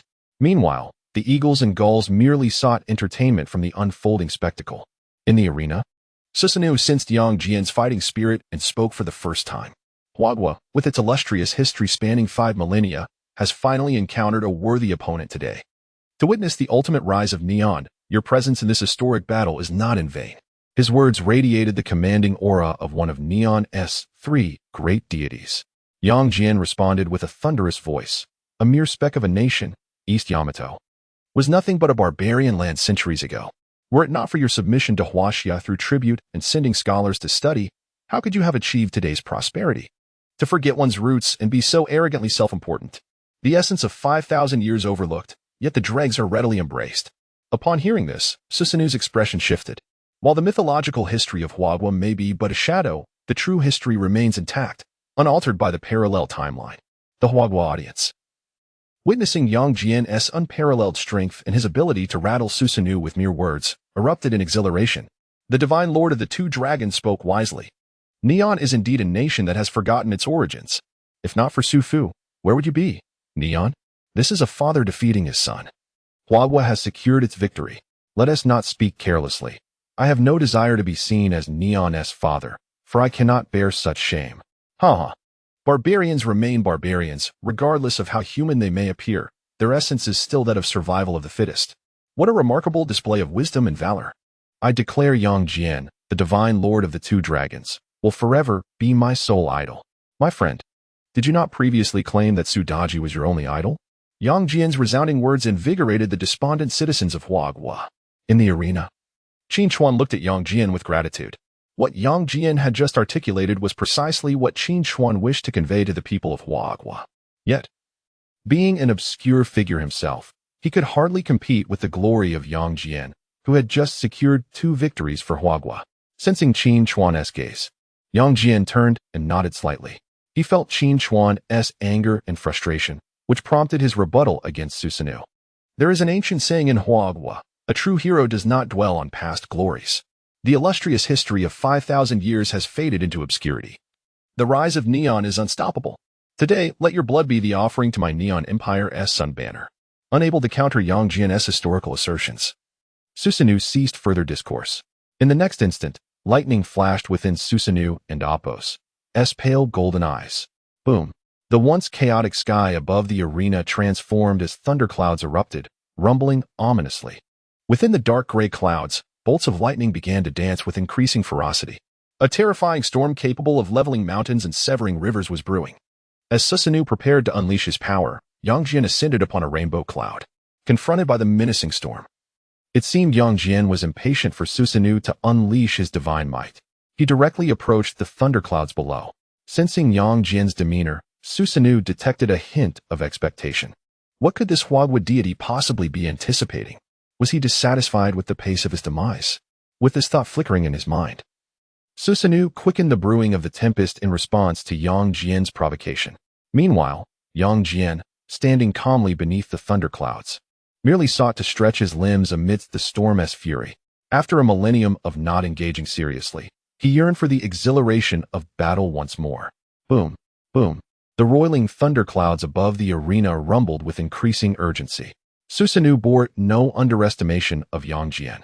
The power contained within the gathering storm was sufficient to reduce any deity lacking his strength to mere ashes. Chapter 11: The Great War begins, a world-shattering event. The spectators from the Neon Empire erupted in excitement as they witnessed the divine prowess of Susanu. The deities summoned the power of thunder, and the gods of the Huagua were doomed. How dare they approach the storm clouds? Surely, the gods of Huagua must be foolish. Let them tremble before Susanu's thunder. The worthless ones of Huagua. The rise of the great Neon Empire is unstoppable, and Huagua shall face defeat. After this battle, there will be no Huagua left in the world. In stark contrast to the Neon people and Apos' frenzy, the citizens of Huagua were filled with trepidation. A small faction, fearful of another devastating defeat, retreated to their bedrooms, burying their heads under blankets, unwilling to watch or listen to the unfolding battle. In the arena of the divine tournament, an endless expanse of storm clouds roiled overhead, crackling with lightning, the power reaching its zenith. Let them return to oblivion in the thunder. Susanu bellowed at Yang Jian, who stood proudly on a rainbow cloud beneath the thunderclouds. As his voice echoed, thousands of bolts of lightning descended from the swirling storm. Boom, boom, boom, boom, boom. In an instant, the arena was filled with the deafening roar of thunder. The audiences from both Huagua and Neon could see nothing but blinding flashes of light. Even Qin Chuan and the Neon Emperor, who were within the protective range of the arena, could not discern the figures of Yang Jian and Susanu through the brilliant light. Only the loyal Hound of Heaven, sitting beside Qin Chuan, could not resist letting out a loud belch. At that moment, enveloped by countless bolts of lightning, Yingzhou's 9-turn mystical power activated within him. A soft golden radiance began to emanate from his body, growing increasingly intense amidst the raging storm. In just a few breaths, the golden divine light intertwined with the silvery white lightning in the sky. Could the true monarch of the two-pointed spear withstand Susanoo and Apos as thunder? The current situation felt overwhelmingly passive for us, alas. Did you forget that the true monarch of the two-pointed spear proactively approached the storm? He will certainly not be defeated. Look, it seems a golden sun is rising amidst the thunder. As the Huagua populace oscillated between worry and hope, Yingzhou, completely shrouded by the storm, finally re-emerged. His silver armor was now entirely coated in the golden divine light of the 9-turn mystical power. Majestic yet superficial, from within the golden radiance, Yingzhou's cold snort resonated. He then waved his three-pointed two-bladed spear forcefully towards the storm clouds. In the next moment, the thunderclouds that enveloped the arena were split asunder. The blinding light and the thunderous roar that filled the arena dissipated instantly. Incredible! This is astonishingly powerful and magnificent. With a single thrust, he shattered Susanoo and Apos' myriad bolts of lightning. What a remarkable monarch! We will surely triumph. Huagua shall prevail. The spectators from Huagua erupted in cheers at Yingzhou and Apos' formidable display. Seeing Yingzhou emerge unscathed and even critique the superficiality of his attack, Susanoo's expression grew serious. Reveal all your divine abilities, lest you claim Huagua relies on its might to bully the weak, denying you the chance to strike. Standing on the rainbow clouds, enveloped in golden divine light, Yingzhou gazed down at Susanoo and proclaimed, "Show me what you've got." Susanoo, angered, shouted back with arrogance. His eyes gleamed with divine light, and he transformed into a bolt of purple lightning, charging towards Yingzhou with immense force. Simultaneously, Susanoo's right fist, surrounded by purple lightning, struck fiercely towards Yingzhou's face. This punch was powerful enough to shatter rock and swift as lightning. To the audiences of both Huagua and Neon, it seemed to flash by in an instant. But in Yingzhou's heavenly gaze, it appeared as slow as molasses. With a resounding thud, Susanoo's right fist was caught firmly within Yingzhou's broad left hand. As Susanoo's strike failed, he rapidly transformed his fist into electric light, escaping Yingzhou's grasp just in time. He can see through the lightning and keep up with my speed. Susanoo's heart sank, acknowledging that although he regarded Yingzhou as a worthy opponent, he had still underestimated him. At this moment, Susanoo finally took the battle seriously. In the next heartbeat, Susanoo channeled immense lightning power into his being, transforming it into a torrent of violent electric force, launching an unrelenting barrage at Yingzhou. Once again, the arena was engulfed in blinding lightning, obscuring both combatants from view. Seconds later, Yingzhou still stood defiantly in the air, spear in hand. Opposite him, Susanoo was surrounded by purple lightning, his golden eyes fixed intently on Yingzhou. What just transpired? Did they clash again? Everything happened so quickly that I could barely comprehend it. Who holds the advantage, Yingzhou or Susanoo? It seems to be evenly matched. We still have a chance. Due to the astonishing speed of their exchange, the spectators could only speculate on the unfolding events. However, analysts from various nations stationed in Huagua, armed with cutting-edge technology from the Divine Tournament, were able to discern the intricacies of the encounter between Yingzhou and Susanoo. In a mere 3 seconds, the two deities had exchanged over 1,000 blows. It is truly terrifying. Whether from Huagua or Neon, the power displayed by both deities was undoubtedly at the A level. In the U.S. Embassy, analysts gasped in shock. "Bring up the slow-motion replay," exclaimed the U.S. ambassador urgently. With the aid of advanced technology, every movement and expression of Yingzhou and Susanoo during their clash was vividly displayed before the ambassador's eyes. The ambassador watched intently as Susanoo unleashed a flurry of punches, palms, elbows, and knees at Yingzhou, each infused with the power of thunder capable of shattering mountains. Yet, Yingzhou, relying solely on his left hand, stood firm without moving his feet, effortlessly neutralizing all of Susanoo and Apos' attacks. Alert the president. The power level of Huagua and Apos' divine being, Yingzhou, is highly likely to be classified as S-rank. The U.S. ambassador declared loudly after viewing the slow-motion replay. Chapter 12, The Divine Might of Erlangen. The defeat of Susanoo. The 10th round of the divine competition between Huagua and Neon has yet to conclude. Presidents and high-ranking officials from the United States, Great Eagle, Gallia, and the Bear have already received reports indicating that Huagua's deity, Erlangen Yingzhou, is likely to possess an S-level power. At this moment, the international consensus acknowledges that deities of B-level strength are already the main combatants.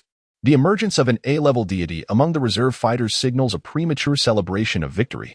Could it be that Huagua indeed possesses an S-level deity? Has Huagua finally begun to unveil its trump card, pushed to the brink? It's noteworthy that the pyramid nations of Sheila and Yisrael, having rapidly ascended to the ranks of world-class powers through the divine competition, owe their rise to their respective S-level deities. Is Huagua poised to reshape the global order and re-establish its place among the 8 permanent members of the Security Council after this battle? At this very moment, presidents and leaders from nations around the world have momentarily set aside their own divine competitions, turning their gazes toward the impending clash between Huagua and Neon. In the arena, the standoff between Yang Jian and Susanoo has led to a deeper understanding of each other's strengths following 2 rounds of engagement. Huagua's deity, you deserve to witness my true power, Susanoo proclaimed after a brief silence. Yang Jian responded solemnly, bring it on, so you may lose with a clear conscience. Without further words, Susanoo opted to act instead. As lightning flickered around him, the sound of crashing waves erupted from behind him. The arena transformed, the ground morphing into a tumultuous sea under Susanoo's unleashed divine might. Above, storm clouds churned ominously. Thunder and waves, heed my command, Susanoo bellowed, and in an instant, thunder resonated through the heavens. The next moment, a towering wave, 100 meters high, surged forth, infused with the power of lightning, crashing toward Yang Jian. 9 revolutions mystique. Unbreakable, impervious to all. Faced with Susanoo and Apos, S full-on assault, Yang Jian and Apos, S fighting spirit sword amidst the tempest of lightning and raging waves. The terrifying storm, as it neared Yang Jian, dissipated into mere glimmers of light, incapable of inflicting any harm. Seeing his divine powers failing to penetrate Yang Jian's 9 revolutions mystique, Susanoo displayed no surprise. His intent was to stall Yang Jian momentarily in order to unleash his true killing move. Amidst the radiant lightning, Susanoo's expression grew grave as he grasped the hilt of a sword from the void. Suddenly, an ancient sword, enveloped in divine light, emerged from the ether. The Tengu Cloud Sword. From the front row, Qin Chuan immediately recognized the weapon wielded by Susanoo. It was indeed one of Neon's 3 divine artifacts, the Tengu Cloud. The viewers in Neon, watching the live broadcast, recognized their nation's sacred relic. The great Susanoo has summoned the Tengu Cloud Sword. It can sever all things in this world. Huagua's deity will undoubtedly be unable to withstand its might. To their astonishment, Susanoo was truly going all out. The outcome of this battle seemed predetermined. To perish beneath the Tengu Cloud Sword would be an honor for Yang Jian. As Susanoo drew the Tengu Cloud Sword, the Neon audience was electrified. While Huagua's spectators felt as though cold water had been poured over them, their expressions clouded with worry. Previously ignited by the belief in victory due to Susanoo's inability to harm Yang Jian, their hopes dimmed. This was one of Neon's 3 divine artifacts, after all. Would Erlangshan's indestructible body withstand the might of the Tengu Cloud? One might argue that the trident held by Erlangshan is equally formidable. But Yang Jian's hubris could prove disastrous if he launched a full-scale assault on Susanoo right away. Oh no, Huagua is doomed. Calm down. We still have 2 Xing Sun and Su Daji yet to enter the fray. A war of attrition could tire out Susanoo. Forget this. I'll go sharpen my weapons. Not just the ordinary citizens of Huagua, but even high-ranking officials wore expressions of deep concern. Chief, do we truly stand a chance? This battle was pivotal for Huagua's final territory, and Minister Zhao Kudenti suppressed his wavering confidence as he quietly inquired of the chief. Upon hearing this, the chief instinctively glanced at Qin Chuan, who, aside from the initial surprise at Susanoo's summoning of the Tengu Cloud Sword, showed no further emotion. He placed his faith in Qin Chuan's judgment and Yang Jian's strength. Then, the chief's steady and powerful voice resonated throughout the conference room. Hearing this, Minister Zhao and the other high-ranking officials gradually relaxed their furrowed brows. Meanwhile, within the embassies of various nations in Huagua, gasps of astonishment resounded. With the Tengu Cloud Sword in hand, Susanoo had surpassed A and reached S-level strength. Neon's invocation of the artifact revealed a power far beyond expectations.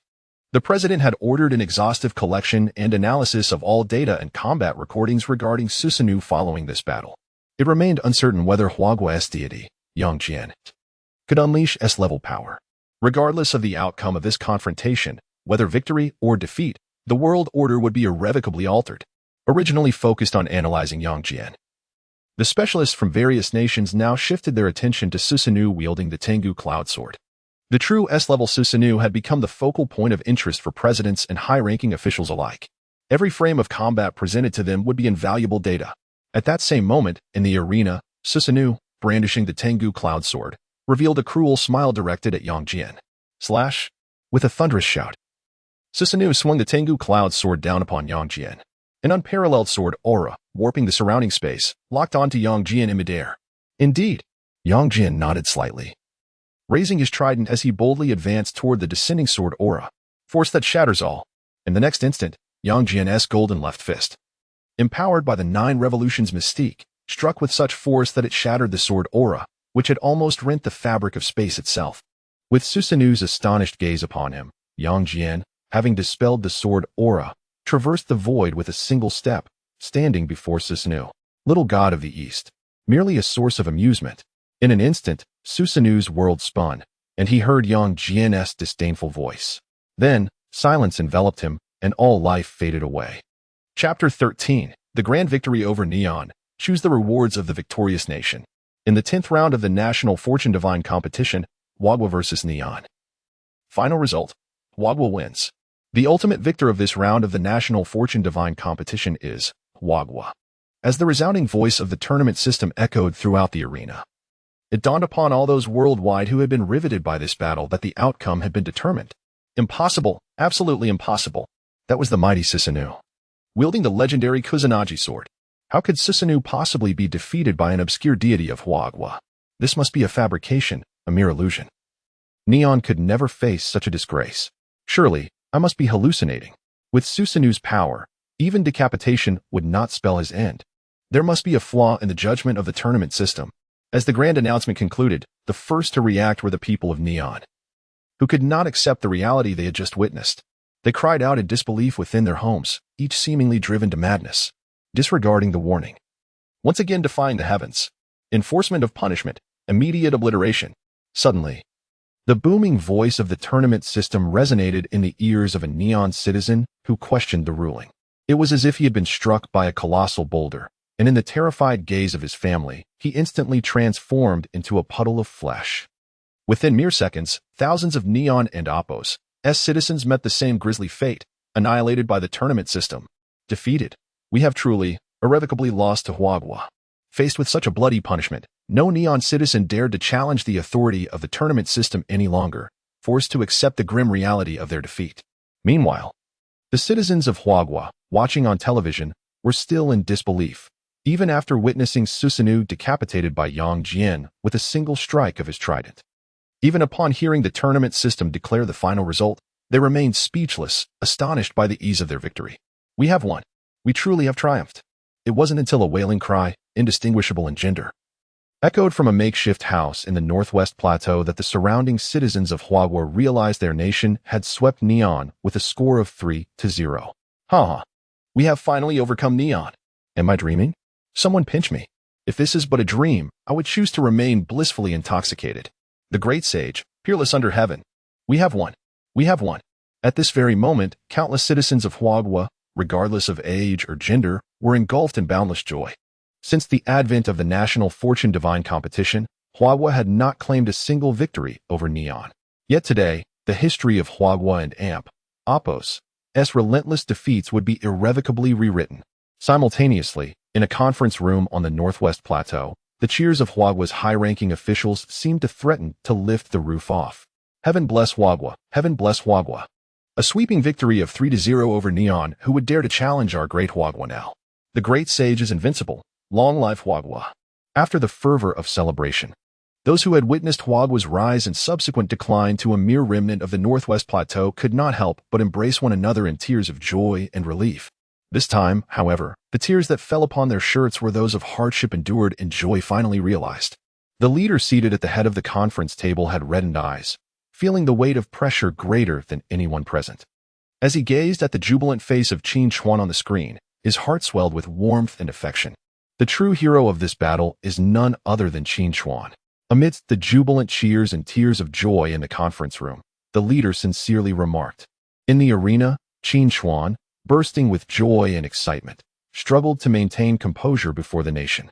Nevertheless, the jubilant shouts of billions of Huagua's citizens resonated within him, leaving him trembling with exhilaration. Young Qin Chuan, you have not failed your mission. Ha ha. At that moment, the victorious Yang Jian approached Qin Chuan, laughing heartily. Inspired by Yang Jian's exuberance, the ecstatic Qin Chuan finally regained control over his quivering lips. You flatter me, great sage. Were it not for your astounding power and unparalleled might, how could Huagua have achieved such a resounding victory? Qin Chuan immediately clasped his hands in gratitude. Bowing deeply to Yang Jian stepped forward to support Qin Chuan's arms, laughing. Young Qin Chuan, why must you belittle yourself? Had you not awakened me from the depths of obscurity, I would have never seen the light of day again in Huagua. In truth, I owe my gratitude to you. Young friend, as Yang Jian spoke, the 10th round of the National Fortune Divine competition came to a close, and his figure began to dissolve into sparkling starlight, gradually fading. Upon hearing Yang Jian's words, warmth surged in Qin Chuan's cheeks, and tears glimmered in his eyes. He declared with fervor, from this day forth, Huagua and the world shall sing the praises of the great sage, and the legend of the great sage shall endure. You will not be forgotten in the annals of history, billions of Huagua's citizens, and I shall hold you dear. As Yang Jian's magnificent visage began to wane, he could not help but proclaim, Ha! I eagerly await the day I reunite with young Qin Chuan to fight for Huaxiao once more. As the citizens of Huagua reveled in their triumph, they soon realized that the great sage was on the verge of dissipating along with the conclusion of this round of the National Fortune Divine competition. Great sage, travel safely. I love you, great sage. You will forever be my idol and my guiding light. I look forward to our next encounter, great sage Erlang. I shall tell your legend to my children and grandchildren. We shall never forget you. Feeling the heartfelt sentiments of the citizens, Qin Chuan, his vision now entirely blurred, blinked hard and gently waved at the remaining glimmers of starlight before him.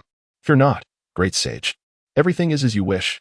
At that very moment, the severed form of Susanoo on the ground across from the arena, with a look of shock in his pale golden eyes, also completely transformed into starlight and faded away. Beside him, the Emperor of Neon had long since collapsed to the ground, his eyes vacant as he muttered, It is over. I must take my own life to atone for the Neon people. Representatives of Huagua, please select the rewards for this round of the National Fortune Divine competition. Reward 1. Break through the existing limits of Huagua's advanced technology. Reward 2. Transform the northwest plateau of Huagua into a paradise. Reward 3. Reclaim 100,000 square kilometers of territory ceded to Neon. As Yang Jian and Susanoo completely vanished, the grand voice of the tournament system resonated once more throughout the arena. Chapter 14. The voices of a billion Chinese citizens reclaim the homeland. With his eyes ablaze, Qin Chuan, after hearing the rewards presented by the competition system, had yet to make a choice when the fervent voices of the Chinese populace resonated within him. Reclaim the homeland. Reclaim the homeland. Reclaim the homeland. The collective cries of 1 billion Chinese citizens converged into 4 resounding characters, echoing profoundly in Qin Chuan's heart, stirring his very being. In the next moment, Qin Chuan took a deep breath to calm his emotions and solemnly declared, I choose reward 3, reclaiming the 1 million square kilometers of territory that has been ceded to Neon. The representative of China has selected the reward for the victorious nation. Neon citizens residing within the newly reclaimed territory of China must evacuate before the next round of the divine competition begins. Those who remain within the territory of China after the deadline will face immediate obliteration. After Qin Chuan made his selection, the competition system issued another announcement. Above the heads of all Neon citizens in the northeastern region, a countdown timer appeared. 29 days, 23 hours, 59 minutes, and 59 seconds. Within the northeastern territory, the Neons, who had reluctantly accepted their defeat and wore expressions of despair, suddenly became frantic. Pack your things, we must leave quickly. If we don't evacuate on time, we will truly be obliterated, turned into mere flesh and blood. This is the hillside villa we just bought at a great price. Idiot. Is your life more important or the villa? If you want to die, don't stop me. Mom, I don't want to leave. It's so comfortable here. Dear son, we will have a day to return. At the moment the competition system announced this, the Neon citizens with countdowns above their heads began frantically packing their belongings to prepare for their return to Neon. As for those who disregarded the competition system and Oppo's announcement, countless individuals who had lost their homelands and could not seek refuge in other nations had already proven what immediate obliteration meant with their lives. This was also the reason why the billion Chinese citizens were congregating in the northwestern plateau. After all, no Chinese person could accept being forcibly removed from their homeland, only to live on land that had already belonged to Neon. Chinese people, do not rejoice too soon. Although the god of Susanoo has been defeated, we still have Amaterasu, Tsukuyomi, Izanagi, and Izanami. The eight-headed serpent has yet to strike. You Chinese have merely achieved a temporary victory. Whoever dares to touch our hillside villa will pay a painful price when we return, before departing to reclaim all of northeastern China. Those Neons who had settled there issued warnings to the Chinese citizens preparing to return to their homeland online. Shortly after, these Neons began to feel the true strength of the Chinese land deities. Hey, if you have the guts, don't leave. I'm not in a hurry to go home. You can stay for another 2 months. Not 2 months. I could stay forever. I've been afraid of solitude since I was a child. It would be wonderful to have a few Neon ghosts to keep me company. When the day comes that all Neon territory is reclaimed by China, I will surely take in a group of Neon beauties so they can experience what it means to be captivated. Take care of yourself up there, brother. Damn it. My hillside villa has turned into a doghouse. I'll have to tear it down and rebuild it when I return. As the saying goes, an eye for an eye. The Chinese citizens who had once been forced to leave their hometowns recalled the disdainful faces of the Neons and showed no mercy whatsoever. However, Qin Chuan was temporarily unable to participate in the online battle against the Neon keyboard warriors. With the conclusion of the 10th round of the divine competition, he was teleported out of the arena space and back to the chief's office. Upon seeing Qin Chuan, the chief immediately approached and grasped his hands. Thank you for your hard work, Comrade Qin Chuan. Feeling the warmth of the chief's large, sturdy hands, Qin Chuan was deeply moved. Chief, I merely made a choice. The real hardship was borne by the deity Yangjian. Seeing Qin Chuan achieve such great merit for China while maintaining his humility, the chief valued him even more. To make the right choice at the moment of China's life and death, you need not be so modest, ha ha ha. The chief then smiled and invited Qin Chuan to sit on the sofa. Old Zhao, go fetch my cherished Dahong Pao tea to soothe little Qin's throat. He instructed Minister Zhao. As the aroma of tea wafted through the air, the chief solemnly stated, Comrade Qin Chuan, I will not overlook your accomplishments. Remember, before this national fortune battle began, I told you that after this victory, I would personally honor you. Qin Chuan was taken aback. He had forgotten the chief had made such a promise. The emotion of gratitude, accompanied by the delicate fragrance of tea, spread through his heart. You are a hero of China. Tomorrow, I will hold a press conference to bestow upon you the honors and praise you have earned. Seeing the chief's earnest demeanor, Qin Chuan felt it was inappropriate to decline and could only express his gratitude, saying, Thank you, Chief. I hope to contribute further to China in the next round of the divine competition. The chief nodded emphatically, certainly. He then inquired about Qin Chuan's living situation and, upon learning he still resided in a modest yurt, immediately arranged for him to move into a single apartment in the city. Given the limited conditions, I hope you can continue to overcome these difficulties, little Qin. Thank you for your concern, Chief. Qin Chuan replied with a nod. Subsequently, the chief needed to address the work of reclaiming the northeastern region, and Minister Zhao escorted Qin Chuan out. Little Qin. The chief once said that if we had lost this battle, he would take full responsibility and erase all public information and records about you. Fortunately, you did not let down the chief's trust and brought a resounding victory to China. Little Qin, you must continue to strive for excellence. In a buoyant mood, Minister Zhao casually mentioned this matter, and before Qin Chuan could respond, he personally closed the car door for him. As Qin Chuan prepared to return to his yurt to pack his belongings and then move into the city apartment, he felt even more moved. He understood that had they lost this battle, he would surely have been torn to shreds by the furious Chinese populace. Thus, he was acutely aware that the chief's promise was tantamount to saving his life. Although he had absolute confidence in Yang Jian's victory, the chief had made this promise in front of all the high-ranking officials of China without knowing the outcome of the battle. This further touched Qin Chuan's heart. Chapter 15. We owe Qin Chuan an apology. Upon re-entering the yurt, Qin Chuan swiftly gathered his personal belongings in less than 10 minutes. As he departed, he could not help but gaze into the distance. The sky was a deep azure, adorned with drifting white clouds. The once cacophonous yurt and makeshift dwellings were now filled with genuine laughter and joy. After indulging in a refreshing shower at his apartment, Qin Chuan began to browse the information online. The public was elated. Today, we ordinary folk are truly happy, Our brothers and sisters from the Northeast are fortunate. They can finally go home. I genuinely envy them and eagerly anticipate the next round of the National Fate Divine competition. I too wish to return home. Friends are always welcome at my hillside villa, all expenses covered. Brother, I shall not be courteous then, haha. The elation of reclaiming territory in the anticipation of returning home was palpable across the internet. This night, the people of Huagua were wide awake. However, it was not solely the citizens of Huagua who found it difficult to sleep. The people of Neon were equally restless due to their monumental defeat. Furthermore, ambassadors and analysts within various embassies in Huagua were diligently assessing the situation. The deity Susanoo demonstrated an S-level prowess in battle, while Huagua's deity Yangjian, having suffered no injuries, eliminated Susanoo, showcasing a strength rated at least S or even SS. Moreover, Huagua and Apos, S deity possessed formidable defensive capabilities, revealing no vulnerabilities this time. The analysis prompted unprecedented attention from global leaders towards Yangjian. Meanwhile, investigations into Qin Chuan were being conducted in secrecy across various nations. The following morning, after a refreshing breakfast, Qin Chuan received a call from Minister Zhao. Hello, Xiao Qin, the press conference is ready. Your car is waiting downstairs. Please prepare and come over. 15 minutes later, Qin Chuan arrived at the press conference venue. As he took his seat beside the leader, the gazes of Huagua's high-ranking officials and scholars were devoid of any disdain or doubt.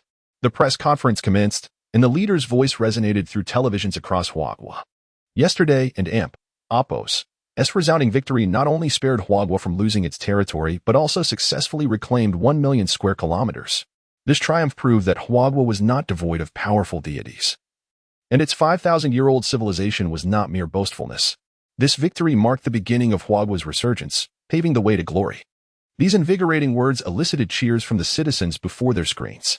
The long-awaited victory rekindled their confidence, and they wholeheartedly believed in the leader's words. One day, we shall reclaim all our territory. Temporary setbacks signify nothing. It is the one who laughs last who is the true victor. Our 5,000-year civilization teaches us, men can conquer nature. Down with Neon, long life Huagua. Amidst the fervent voices of the Huagua populace, the leader turned to Qin Chuan. The formidable prowess of Yangjian was indisputable. It was through his immense strength that Huagua achieved a decisive victory over Neon. Yet, the true hero of this triumph was Qin Chuan. The leader's voice conveyed this message far and wide, and gradually, the citizens focused their attention on Qin Chuan. Then, the leader stood and retrieved a radiant honor medal from a prepared red brocade box. I hereby award Qin Chuan the title of National Hero. May you continue your efforts and elevate our nation's prestige. The leader personally adorned Qin Chuan with the medal and, placing a hand on his shoulder, spoke solemnly. Qin Chuan nodded earnestly and declared, I shall do my utmost, wishing for our homeland and Apos, as complete recovery and flourishing prosperity.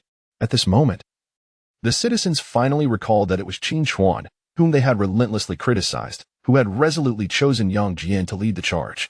In hindsight, they realized their earlier misjudgments. Had it not been for Qin Chuan's decision to deploy Yangjian, they might have faced yet another defeat at the hands of Susanoo.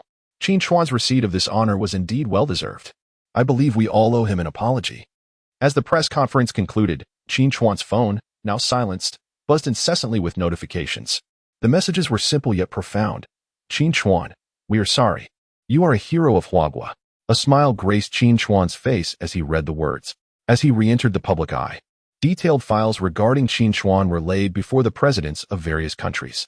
Born into an ordinary family in Huagua, his parents had passed away shortly after he entered university. He was a civil engineering major with no notable achievements in mythological studies. Just an ordinary 22-year-old. Could it be that his knowledge of mythology was conjured from thin air? After scrutinizing all available information, similar thoughts arose among the presidents.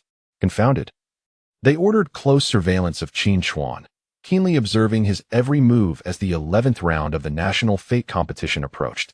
In the capital of Neon, the emperor, who had previously boasted of sweeping Huagua's deities aside with the power of the deity Hibiko, now sat in his mansion, drowning his sorrows in drink. Someone must be held accountable for this disastrous defeat. The emperor, who had narrowly escaped punishment for questioning the competition and Apos' judgment, declared before all of Neon that he would commit seppuku, regardless of victory or defeat. Your Majesty, what are you waiting for? You and Apos, VE brought shame upon Neon. It's time to take your leave. They insisted that he must commit seppuku live to prevent any deception. The Neon citizens, who had prepared to return to their homeland, now vented their frustrations and rage upon their emperor. Has father not made a decision yet? His Majesty is numbing himself with alcohol. It seems mere online outrage ISN and Oppos. Enough. We must organize a protest. Understood, Your Highness. In the imperial residence. The over 40 Neon Prince resolved to assist his father in fulfilling his promise of self-sacrifice. Chapter 16. The Neon Emperor's Seppuku, a great war resumes. In a shocking turn of events, the Neon Emperor performed seppuku last night as an act of contrition. The live broadcast captured his contorted visage, a reflection of his immense agony in his final moments. Exclusive revelations suggest that his demise may have been orchestrated by a power struggle from the prince. Amidst the funeral proceedings, the Neon Prince displayed an unsettling joviality, swiftly ascending to the throne. 3 days later, a frenzy of news regarding Neon erupted across the Chinese internet, captivating onlookers akin to a child in a fruit garden. Many expressed their long-held disdain for the Neon Emperor, exclaiming his death as a fitting end. Hopes were voiced for the Neon populace to follow suit, wishing for a realm devoid of divine conflicts over national fortunes. The Neon Prince, now in his 40s, was eagerly awaiting his chance, reveling in what could be perceived as filial piety. The newly appointed Neon Emperor, however, has not shed his penchant for boastfulness, declaring intentions to once again sweep the competition with a resounding victory.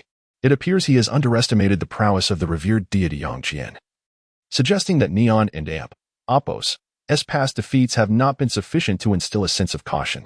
In the digital realm, the citizens of China rejoiced as if celebrating a festival. In stark contrast, within Neon, even the grand ceremony of the new emperor and Oppos' enthronement failed to breathe vitality into the nation. The populace remained indifferent to the identity of their new sovereign, fixated instead on the impending divine competition and whether Neon could triumph over China.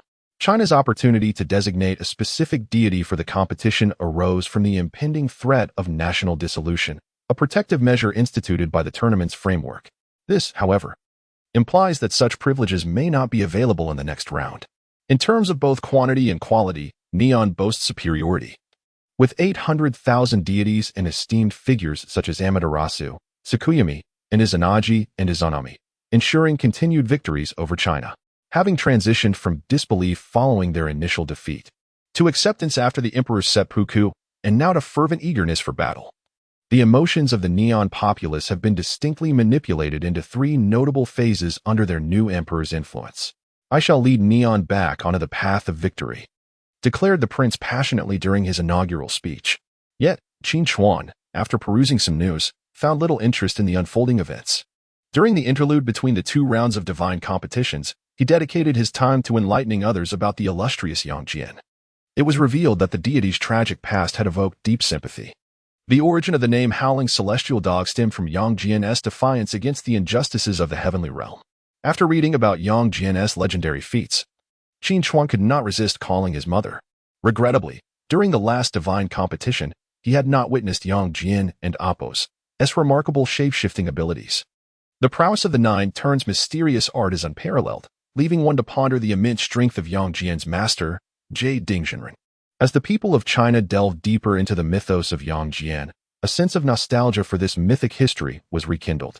Meanwhile, the residents of northeast China began returning to their homelands, relishing the comfort of their own homes once more, free from the confines of temporary dwellings. Thanks to Qin Chuan, we might have lost everything, including the last vestiges of our territory in the Northwest Plateau, they exclaimed, eager for the next divine competition to commence, yearning to reclaim their homeland. With Qin Chuan's emergence and Yangzhou's resounding success, the citizens of China began to embrace the upcoming divine competition with anticipation rather than reluctance. A month swiftly passed, and the 11th round of the divine competition approached as scheduled. Qin Chuan had now become the youngest expert on mythological history within China's national think tank. At a high-level meeting, he and other scholars examined 5 potential deities for the upcoming battle: Prince Neza, King Golden Horn, King Silver Horn, Chang'e, and the great immortal Deer Power. Comrade Qin Chuan, which deity do you believe has the greatest chance of victory? Inquired Minister Zhao. Without hesitation, Qin Chuan responded, Prince Neza. Although the other scholars did not openly contest his choice, they were puzzled by the absence of Yangzhou and the selection of a relatively obscure deity. With less than an hour until the 5 candidates would be revealed to the public, there was a palpable tension in the air. Regrettably, This time they lacked the means to designate a specific deity for the competition. After hearing Qin Chuan's choice, the head of the meeting cast a wistful glance around the room, silently lamenting. The reason the high-ranking officials could review the candidates an hour ahead of the general populace was to allow time for the use of various special tools, which could only be acquired through victories in previous competitions or the fulfillment of specific conditions.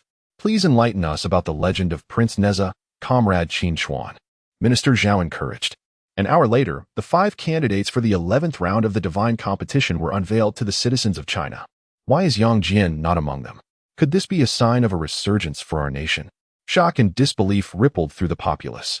However, the presence of King Golden Horn and King Silver Horn instilled a sense of confidence, as did Chang and Apos, in the great immortal deer power, indicating that they were by no means without strength. As the defeated nation of Neon, their previously participating deities were notably absent from this round of candidates. Following the announcement of the 5 contenders, discussions erupted across the internet. Concurrently, within the meeting room, the support votes for the 5 deities began to rise. King Golden Horn and King Silver Horn are sure to be selected. Trust me on this, declared an enthusiastic supporter.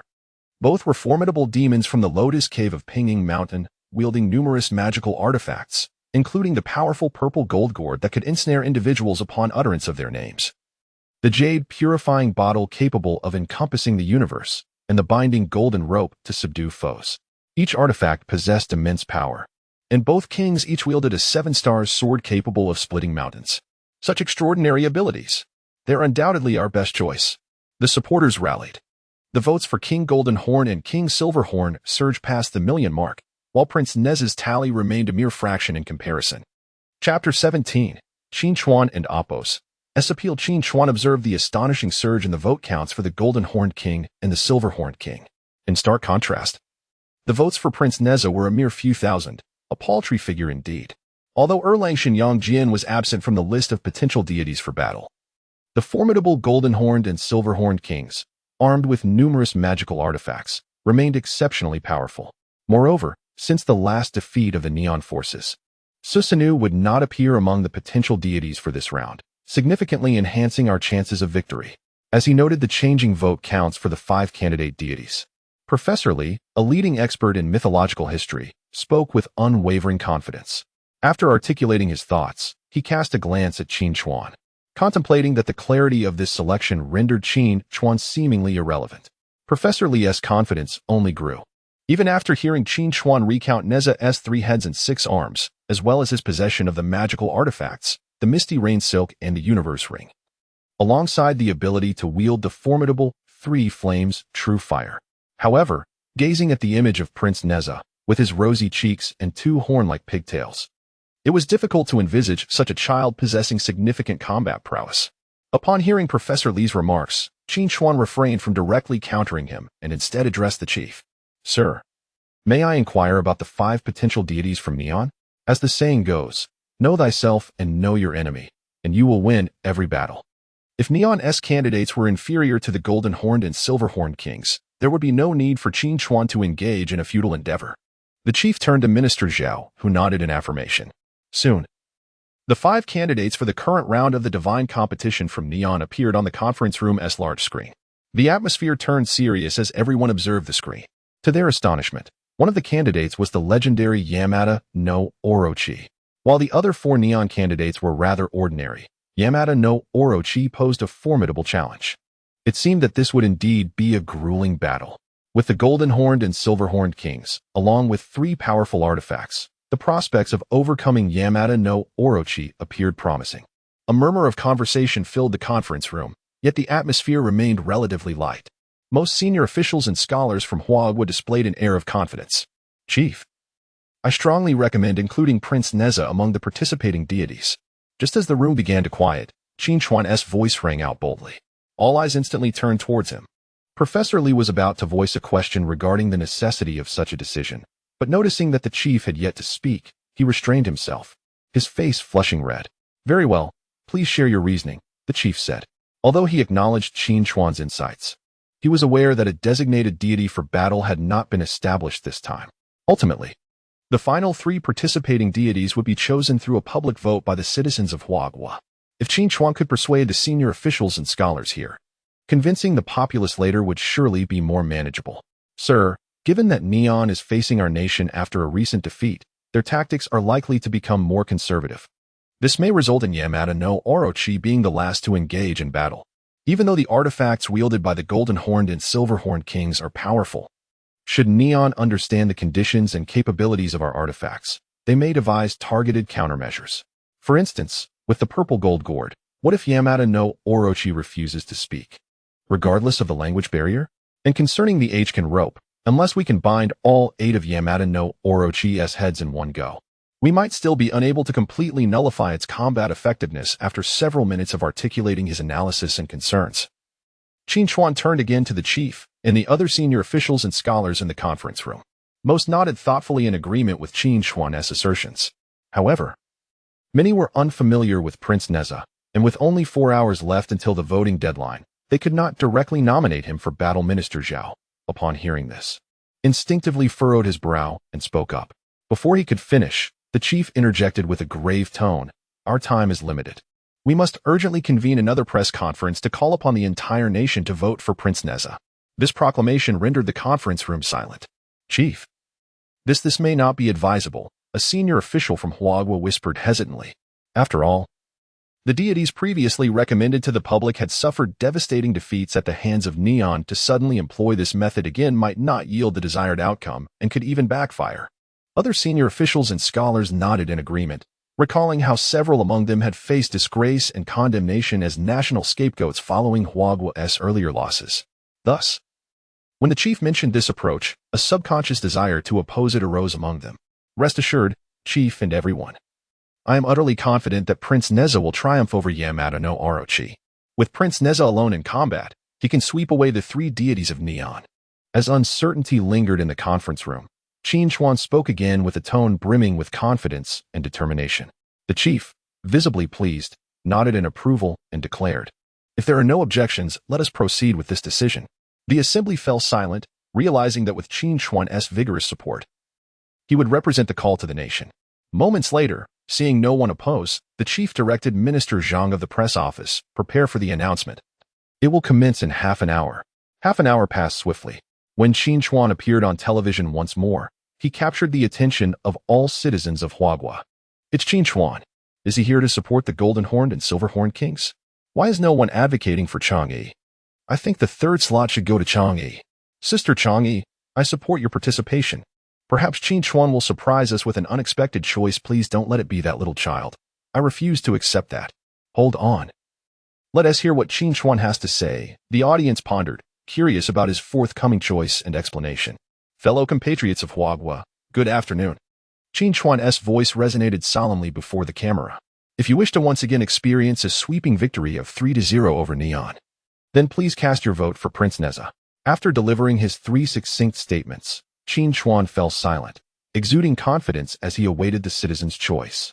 In the conference room, the scholars and experts stared in astonishment at Qin Chuan. Is that it? Just 3 sentences? Then, a scene even more astonishing unfolded before their eyes. The vote count for Prince Neza skyrocketed as if propelled by a rocket. Chapter 18. Prince Neza versus Yamada no Orochi. The results of Qin Chuan's campaign for support were remarkably prominent. The approval rating for Prince Neza swiftly equaled that of the Golden-Horned King and Silver-Horned King, subsequently soaring to the top. Though it may not be apparent what makes Prince Neza extraordinary, trusting in Qin Chuan's insight is the way to go. Previously, the seemingly ordinary Erlang Shun, Yang Jian, ended up wreaking havoc, and Prince Neza is surely destined for the same fate. According to Qin Chuan, Prince Neza possesses 3 magical treasures: the Universal Silk, the Qianquan Circle, and the Wind-Fire Wheels, which might allow him to sweep aside the competition from Neon once more. Even if Prince Neza were to lose, there would be no cause for concern, as we still have the Golden-Horned King and Silver-Horned King. Victory for Huagua is assured. The citizens of Huagua engaged in fervent discussions online, and ultimately, the 3 divine representatives for Huagua were confirmed.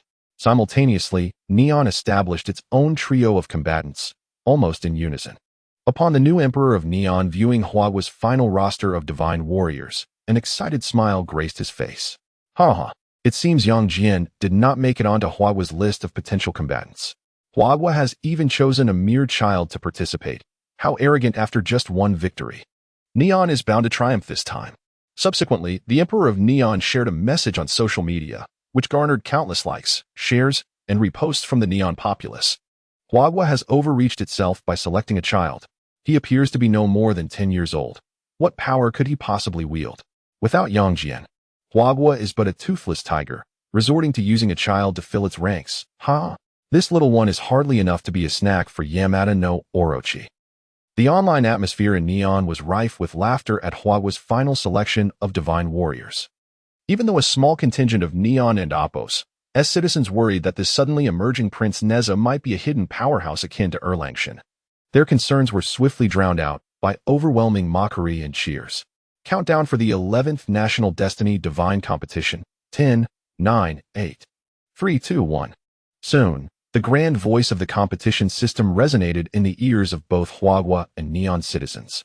Under the direct confirmation of the authorities, Qin Chuan once more became Huagua's representative. In a flash of brilliance, Qin Chuan was transported to the arena, gazing at the newly appointed Emperor of Neon across from him. The 10th National Destiny Divine Competition officially commences. This round will witness the defeated Neon Nation challenge Huagua once more. Huagua, please decide whether to engage in battle. Without hesitation, Qin Chuan pressed the red yes button in front of him. At the same moment, 1 billion citizens of Huagua mirrored his action. Huagua chooses to engage in battle. Please, representatives of both sides, select the order of your mythological figures for combat.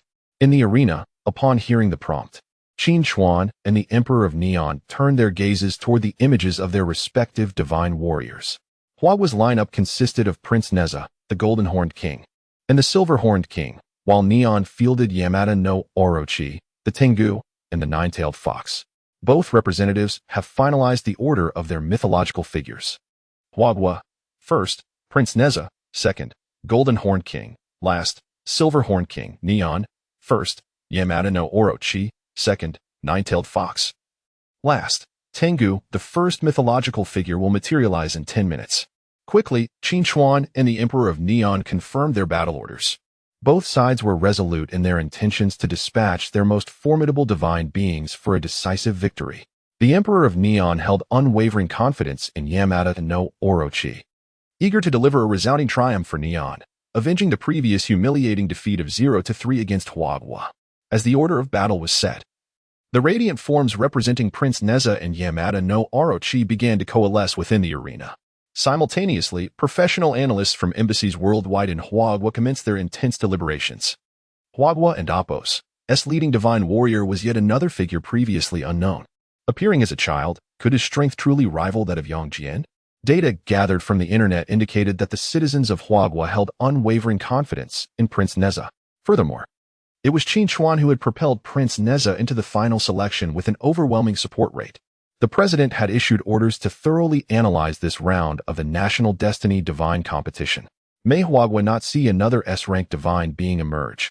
Analysts from various nations anxiously monitored the live broadcast of the 11th National Destiny Divine Competition between Huagua and Neon, diligently reporting known information to their respective ambassadors while engaging in analysis and speculation. 10 minutes swiftly elapsed before Qin Chuan, a figure clad in splendid golden-red armor, wielding a fiery spear, surrounded by the universal silk and standing upon swirling flames, emerged as the fully formed Prince Neza. Is this truly Prince Neza? He appears far more striking than his image. Where are the legendary 3 heads and 6 arms? Is this not yet his ultimate form? Binding Yamada no Orochi with the universal silk and striking with a spear might just do the trick. As the live audience in Huagua beheld the true form of Prince Neza, excitement erupted online. At the same instant, the form of Yamada no Orochi completed its manifestation. A colossal figure, reminiscent of a mountain, bore 8 fearsome heads adorned with long horns and dragon whiskers, each with a gaping maw exhaling serpentine tongues, glistening fangs glinting ominously. The 16 vertical pupils of the creature fixated upon Prince Neza. Huagua and Appos, divine warrior is hardly enough to fill the gaps in Yamada no Orochi and Appos, teeth. That creature could swallow Prince Neza whole. Even if Huagua sent forth a first or second prince, would they truly stoop to sacrificing a child?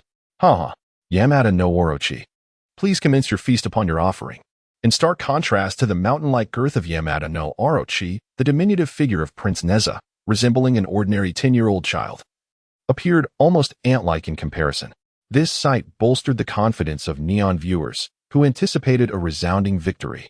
Yamada no Orochi, go and devour Huagua's divine warrior. Bringing victory to Neon, cried the Emperor of Neon with great fervor.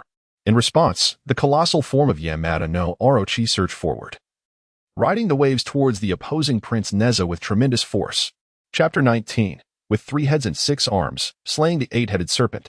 At this moment, Qin Chuan was imparting knowledge about the 8-headed serpent to Prince Neza. Little did he expect that the Emperor of Neon was so eager for battle. As the 8-headed serpent surged forth with tumultuous waves, "Brother Qin, hold on. Allow me to sever the heads of this eastern demon before you elaborate further."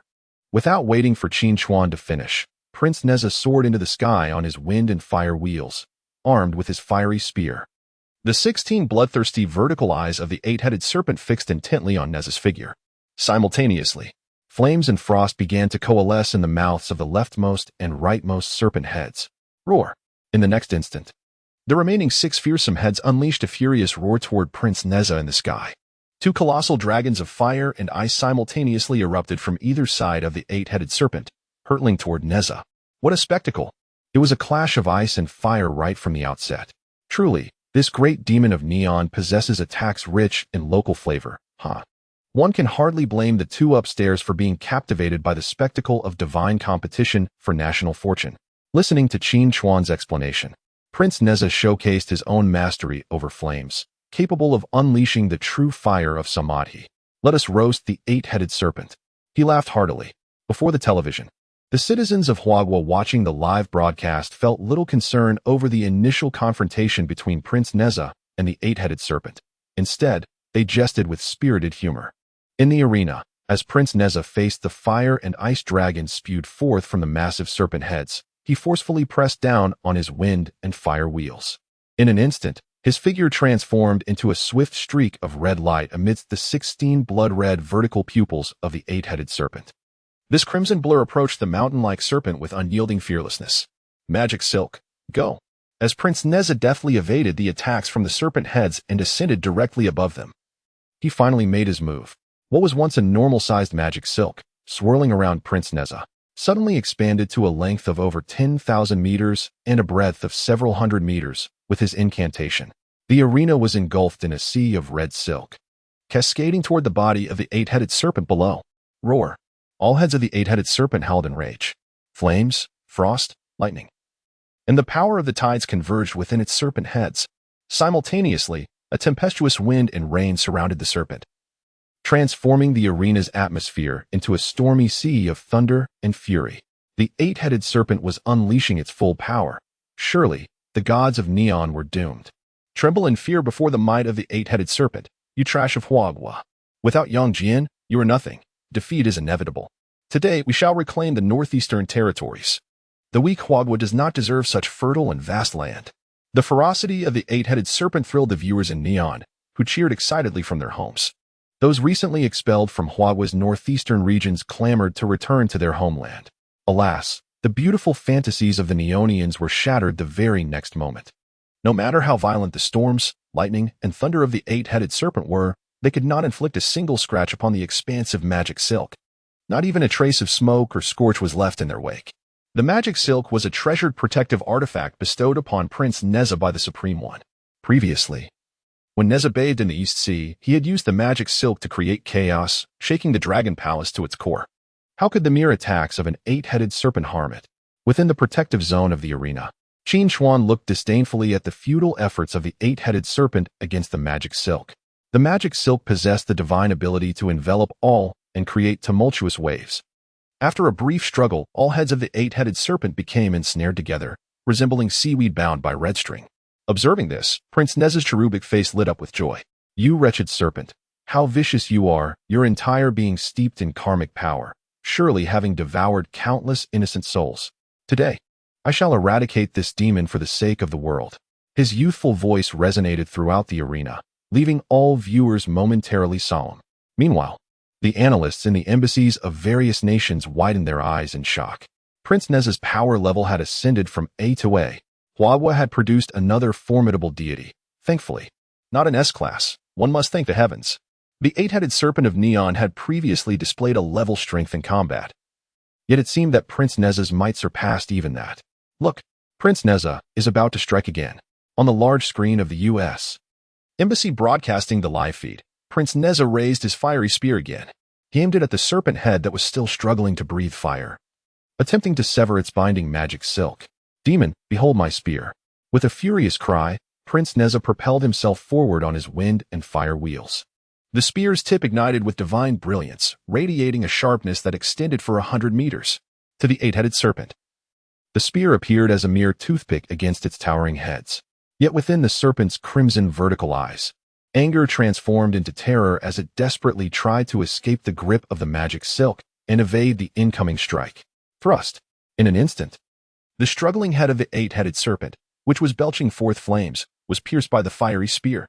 Its massive, hard scales glimmering with a bluish-gray metallic sheen, crumbled like mere paper under the spear and Oppos, S-tip. Hiss. The moment the spear penetrated the serpent and Oppos, S-head, the torrent of flames ceased, erupting into a fountain of blood. Crimson liquid gushed forth from the unfathomable wound atop the serpent's head, soaring to a height of 100 meters, with 3 heads and 6 arms. Following this, Prince Neza, observing the remaining 7 heads, prepared to enhance his efficiency. Thrust, thrust, thrust, thrust, thrust, thrust. A rapid succession of piercing sounds echoed throughout the arena as the spear pierced scales and flesh. A howl, after letting out one final agonizing cry. The divine light in the eight-headed serpent's vertical pupils rapidly faded. Ultimately, all 8 heads, still bound by the magic silk, plummeted to the ground amidst a torrential rain of blood. Chapter 20. The Divine Might of the Third Prince. Huagua triumphs once more over Neon. What could this possibly mean? Within the arena, as the thunderous roar echoed from the fallen corpse of the eight-headed serpent, the newly appointed Emperor of Neon was startled awake. His eyes scanned the scene before him, and he murmured in disbelief.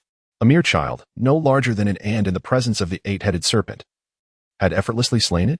Am I destined to follow in my father's footsteps? At this moment, the new Emperor of Neon crumbled to his knees, collapsing to the ground alongside the corpse of the eight-headed serpent. In the 11th round of the National Fortune God Championship, Huagua vs. Neon. The result of the first battle, Huagua emerges victorious. A resonant voice reverberated throughout the arena, broadcasting the news to every spectator in Huagua and Neon. How could it be? How could the eight-headed serpent fall so easily? Why does Huagua still possess such formidable deities? What other secrets do they hold? We cannot continue to suffer defeats. If we lose the North China region, it will be returned to Huagua, and that must not happen. The spectators from Neon were incredulous that the eight-headed serpent could be so easily vanquished by the third Prince Neza, their faces displaying disbelief. Regrettably, by the end, no Neon citizen dared to question the judgment of the competition system. Ultimately, they had no choice but to confront the reality of Neza's power. In the 11th round of the National Fortune God Championship, Huagua vs. Neon, the second battle is about to commence. Will Huagua's representative change the secondary deity for battle? Upon hearing the routine inquiry from the competition system, Qin Chuan replied with a smile, no. Neza had not even exerted his full strength when he easily dispatched the eight-headed serpent. The remaining 2 deities of Neon, the Great Tengu and the Nine-Tailed Fox, would surely not be a match for Neza. Neon's secondary mythical figure will materialize in 10 minutes. Neza is truly remarkable. The magical cloth of the heavens is astounding. Effortlessly binding the eight-headed serpent to its demise, ha ha ha. Is having a head that impressive? It's merely Neza's plaything. This is the efficiency of the 3-headed and 6-armed, utterly invincible. I wonder if the first and second princes are as formidable as the third prince? It seems there is no need for the Golden Horn King and Silver Horn King to intervene. Once again, we shall sweep Neon with a score of 3-0. Haha. In stark contrast to the despondency of the Neon side, the smiles of the Huagua populace bloomed like radiant flowers. Within the arena, Neza, having retracted his 3-headed and 6-armed divine power, returned to Qin Chuan and Oppos' side. The third prince and Oppos' effortless defeat of the 8-headed serpent was indeed a display of unparalleled might. Qin Chuan could not help but laugh heartily. Hearing this, Neza's small face broke into a smile, and he casually remarked, the little demon from the east is no stronger than a 9-headed insect. It merely appears more intimidating. Seeing Neza completely disregard the 8-headed serpent, Qin Chuan's smile grew even brighter. The upcoming Great Tengu and Nine-Tailed Fox lacked the strength to rival the Eight-Headed Serpent. One Neza alone was sufficient to sweep aside the three Neonian deities. Qin Chuan then casually introduced the abilities of the Great Tengu and the Nine-Tailed Fox. All of this rests upon the shoulders of this prince. Neza raised his small face, thumping his chest proudly. 10 minutes swiftly passed. As the Great Tengu materialized on Neon's side, the second match of the 11th round of the National Fortune God Championship officially commenced. Meanwhile, the newly appointed Emperor of Neon remained seated on the ground, contemplating how to escape the fate of self-termination in light of the crushing defeat. The Great Tengu, witnessing this, displayed a look of disdain in his eyes before unfurling his expansive black wings and soaring into the air. Upon seeing this, Neza raised the magical cloth of the heavens. Nanny. In the next moment, a vibrant red enveloped the Great Tengu's vision, just as the Great Tengu prepared to launch an attack. He was instantly wrapped in the magical cloth, plummeting to the ground before Neza. With a swift motion, Neza raised his fire-pointed spear, piercing through the exposed head of the Great Tengu. In the 11th round of the National Fortune God Championship, Wagwa versus Neon, the result of the second battle, Wagwa wins. As Neza retracted the magical cloth to avoid staining it with the splattered remnants of the Great Tengu, the resounding voice echoed once more. A second, a quick kill? The Great Tengu could not withstand even a single strike from Neza. This level of power must surely rank as S-Class. Quickly notify the president. Wagwa has unveiled another S-Class deity. Inside the U.S. Embassy, analysts engrossed in the live broadcast were left dumbfounded by the spectacle before them. Soon, the embassy was filled with exclamations of astonishment. Not only the U.S. Embassy, but also those of the Great Eagle, the Bear, and the Gull were abuzz with excitement. Analysts from various nations, through countless evaluations, unanimously concluded that Neza's power had undoubtedly achieved S-Class status. In the 11th round of the National Fortune God Championship, Wagwa versus Neon. The second battle is about to commence. Will Wagwa's representative change the secondary deity for battle? No. Qin Chuan paused momentarily before responding. It was no fault of his. Neza had simply acted too swiftly. Neon's secondary mythical figure will materialize in 10 minutes. Soon, the third deity of Neon, the Nine-Tailed Fox, took form within the arena. 9 fluffy tails unfurled behind a stunningly beautiful woman clad in traditional Neonian attire, her figure alluringly curvaceous. Before the battle could commence, her silvery laughter echoed throughout the arena. This demon dares to disrupt my path of enlightenment. Seeing the Nine-Tailed Fox flaunting herself, Neza's cheeks flushed with embarrassment, and he bellowed, 3 flames of true fire. In an instant, flames erupted from Neza's eyes, nose, and mouth, engulfing the arena.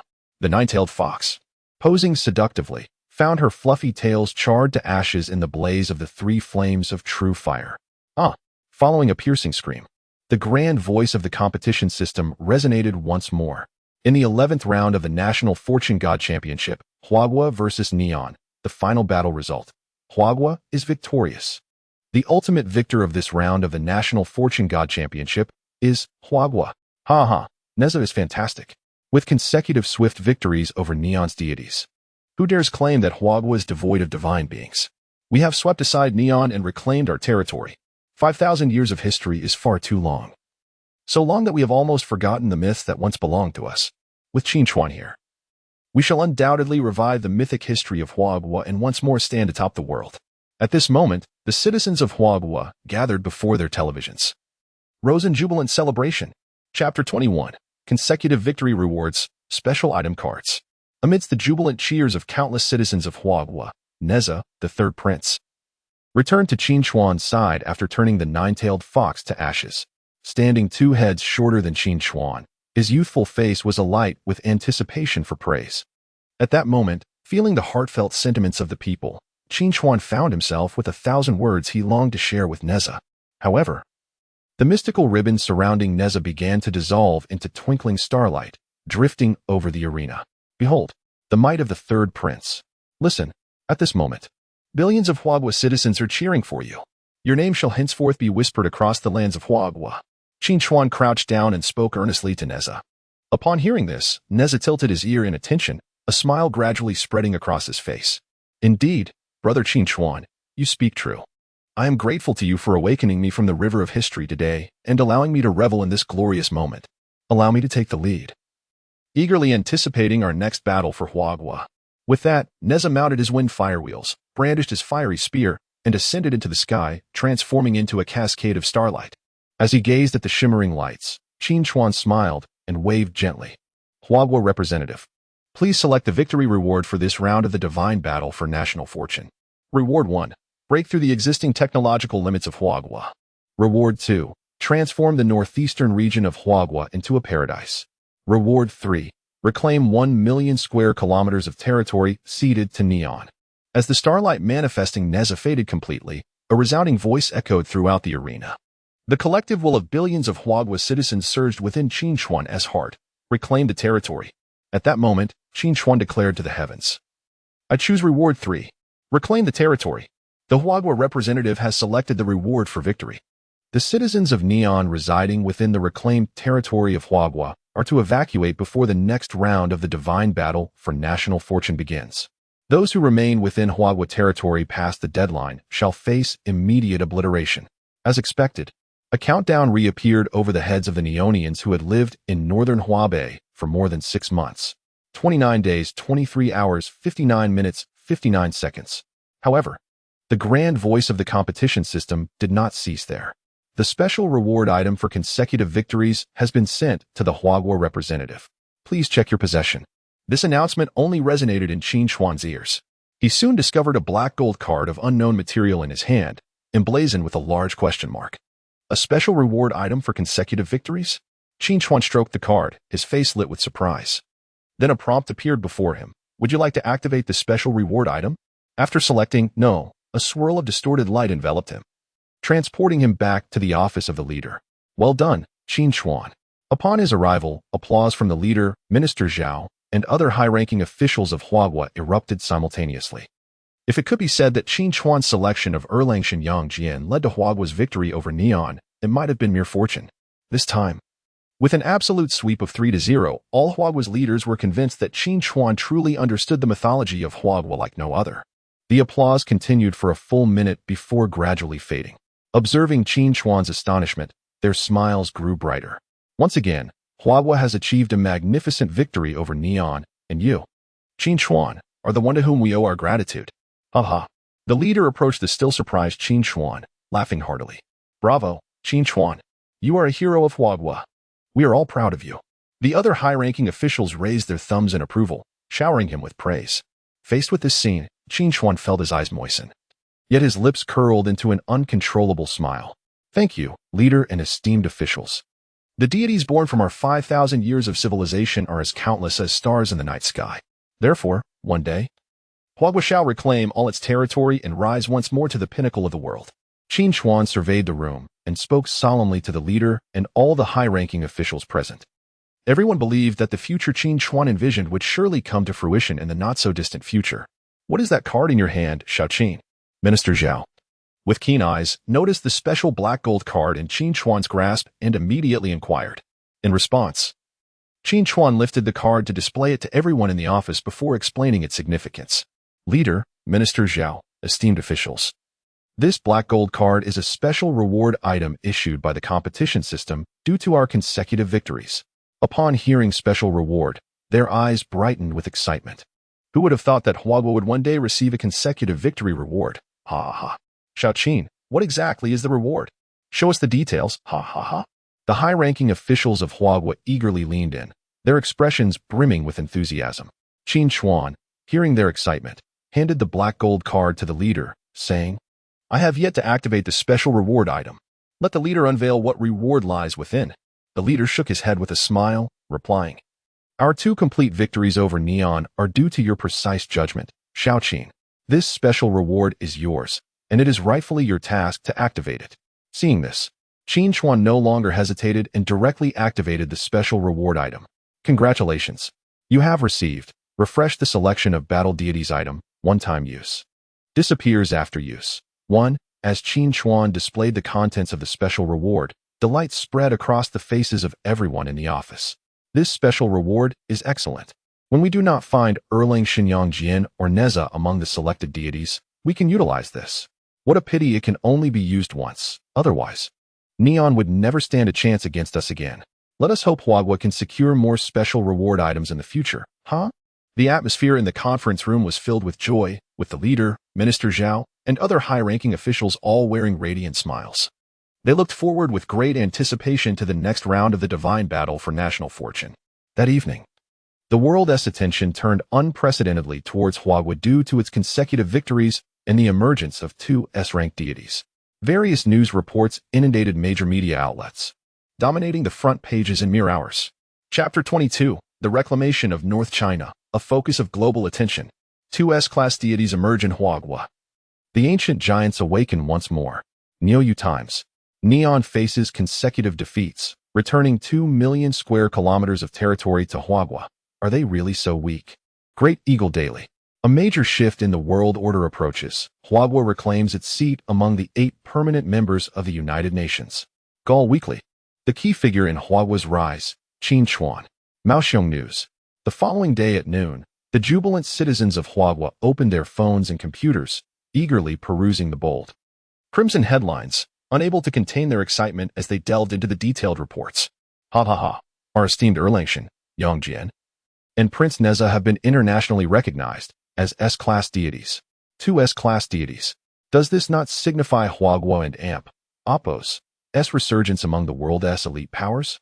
Who would have thought that after 8 consecutive defeats in the divine war of national fortune, Huagua would witness such a glorious day? Today is indeed a fortuitous day where all aspirations seem attainable. Ha ha ha. Let the dismal defeat of Neon bear witness to Huagua's revival. At this moment, the national pride of the Huagua populace surged to unprecedented heights. The anxiety and despair that had previously clouded their faces due to the continuous losses in the divine war had vanished, replaced by confidence and pride. Qin Chuan, also engrossed in the news, wore a radiant smile, his heart swelling with joy as he read further. To his surprise, Maoxiong had conducted a thorough investigation into him and published a detailed news report. Prior to the 10th round of the divine war of national fortune, Huagua organized a nationwide mythological history quiz to reverse the tide of consecutive defeats against Neon. The previously obscure Qin Chuan unexpectedly emerged as the ultimate victor, leading Huagua to a resounding 3-0 triumph in this round of the divine war. In the recently concluded 11th round, Qin Chuan again represented Huagua and guided the populace in selecting Prince Neza. The final outcome was yet another 3-0 victory over Neon. One can discern that it was Qin Chuan and Appo's astute choices that turned the tide for Huagua. His background, shrouded in mystery, raises questions. Is there a deliberate concealment by Huagua regarding his identity? After briefly skimming through the report, Qin Chuan breathed a sigh of relief. Thankful that there was no overly detailed information about himself, most of it was mere conjecture. Setting his phone down, he couldn't help but chuckle softly. Who would have thought I would enter the eyes of the world and Appo's elite in such a manner, hee. Qin Chuan paid little mind to the news report from Maoxiong. He did not believe that they could uncover his greatest secret of traversing worlds. His most comprehensive records had undoubtedly already been presented to the senior officials of Huagua. Naturally, it was not just Maoxiong. The United States, Great Eagle, and Gaul, particularly Neon, had all conducted extensive investigations into Qin Chuan. It was revealed that the root cause of Neon's failures lay with Qin Chuan. There were suggestions to directly send assassins to eliminate him to prevent future troubles. Currently, Qin Chuan was undoubtedly surrounded by countless bodyguards, even military personnel, providing 24-hour protection. The latest news stated that it took Qin Chuan only 3 sentences to persuade the citizens of Huagua to choose Prince Neza. Regardless of the cost, he must be eliminated. He knows too much.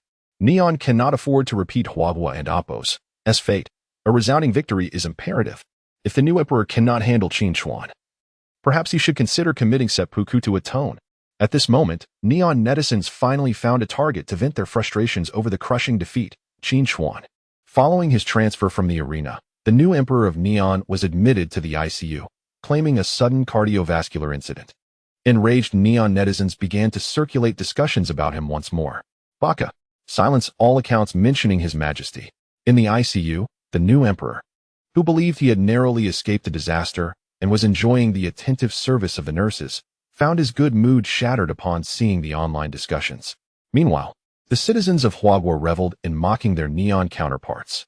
Quickly, let your new emperor commit seppuku. The previous emperor's 7th day has yet to pass. How delightful it would be for father and son to reunite in the depths of hell. Should you wish to eliminate Qin Chuan, first consult my kitchen knife. Welcome to the Northwest Highlands, little neon Karami. We shall entertain you with the utmost enthusiasm. Stop daydreaming. Does the little neon in North China still have time to bark on the internet? Be cautious of not leaving Huagua within the stipulated time, lest the system mercilessly erase you. As Qin Chuan observed the multitude of Huagua netizens supporting him, he could not help but express his gratitude with likes. He then descended to have lunch, where the owner of the noodle shop recognized him and insisted on waiving the bill. Qin Chuan, my brother, you are now a hero of Huagua. Even the leaders have personally awarded you a medal. How could I possibly charge you for your meal? Eat up. If the noodles are insufficient, I shall serve you more, haha. Amidst the hearty laughter of the noodle shop owner, Qin Chuan savored the delightful noodles. As more patrons filled the shop, he gradually increased his pace, experiencing the treatment befitting a national hero for the first time. Qin Chuan ultimately discreetly scanned the QR code on the shop owner and Oppo's table to pay for his meal before leaving. Back in his apartment, Qin Chuan couldn't help but reminisce about the discussions he had overheard in the noodle shop regarding the recent victory and the future of Huagua. In our last battle, we reclaimed the Northeast. In this one, we've reclaimed North China. Little Neon can no longer ride over us with impunity. It truly feels liberating. Ha ha ha. Who would have thought? I've lived over 40 years and have never felt so oppressed as this year. Thankfully, Huagua still has Erlangshin and Prince Neza. If we win 5 more rounds, we will reclaim all our territory. When that time comes, I shall bring 2 bottles of fine wine to share the good news with my elders at their graves. Haha. It suddenly reminds me of a verse, and Oppos, on the day the royal army pacifies the Central Plains. Do not forget to inform the ancestors during the family ritual. Whatever does not defeat us only serves to strengthen us. Huagua's rebirth from the ashes will undoubtedly render it even more robust than before. As these heartfelt words reached Qin Chuan's ears, they further solidified his resolve to ensure that the people of Huag would experience the splendor of their 5,000-year-old mythological history. After resting at home for an hour, Qin Chuan began to organize the legendary tale of Prince Neza he had previously penned, ensuring nothing was overlooked before clicking the publish button. Chapter 23. The Battle of the Gods of National Fortune. A new phase begins. Qin Chuan's following on the social platform of the Hua Nation has now surpassed 100 million. The mythological article about Prince Neza garnered over 1 million likes and tens of thousands of shares within a minute of publication. It turns out that Prince Neza indeed wreaked havoc in the East China Sea and even extracted the dragon tendons. How formidable! I was truly moved to tears when I read about him atoning for his past mistakes. I am grateful to Qin Chuan for bringing us such captivating mythological tales.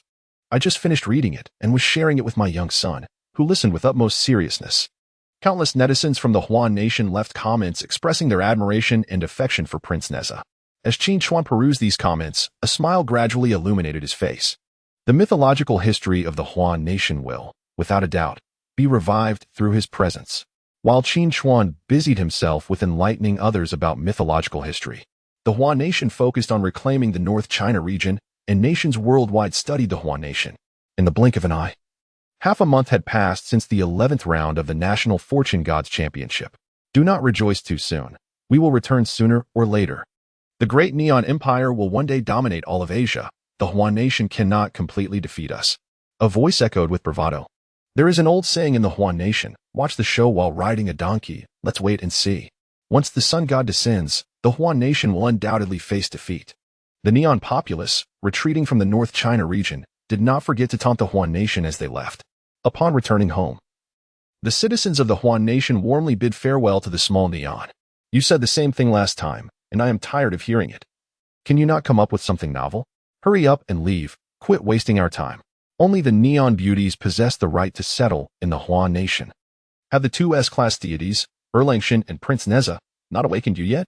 In the next round of the National Fortune Gods Championship, you will once again taste the bitterness of defeat. Regardless of how much the Neon people boast, they cannot refute the fact that they were utterly defeated in both rounds of the National Fortune Gods Championship, unable to gain any advantage through their words. They began to direct their ire inward, targeting the newly crowned Neon Emperor, who remained ensconced in the ICU. Baka, these fools. At such a time, instead of reflecting on why we failed, they dare to shout at our Emperor. Faced with the increasingly vocal criticism online, the Neon Emperor could no longer turn a blind eye. Even with 3 beautiful nurses attending to him daily, his temper grew more irritable by the hour. Yamamoto, have any good news come back from the assassins we dispatched to Huan Nation to eliminate Qin Chuan? After venting his frustration on the curvaceous nurse, the Neon Emperor summoned Yamamoto Ichiro, the Prime Minister of Neon, who also handled matters related to the National Fortune Gods Championship for the previous emperor. Your Majesty, we have yet to receive any news from the assassins sent to the northwestern plateau of Huan Nation. They may. In the ICU, Yamamoto Ichiro bowed deeply, his voice dwindling. As the Neon Emperor listened to the report, his brows furrowed into a frown. Baka, enough. Send more assassins to infiltrate the northwestern plateau of Huan Nation. We must ensure that before the next round of the National Fortune Gods battle begins, Qin Chuan is annihilated. The Neon Emperor interrupted Yamamoto Ichiro with a loud command. Yes. Yamamoto Ichiro responded promptly, just as he prepared to leave the ICU to carry out the Emperor and Appo's orders. A grand announcement from the tournament system suddenly resonated throughout the world.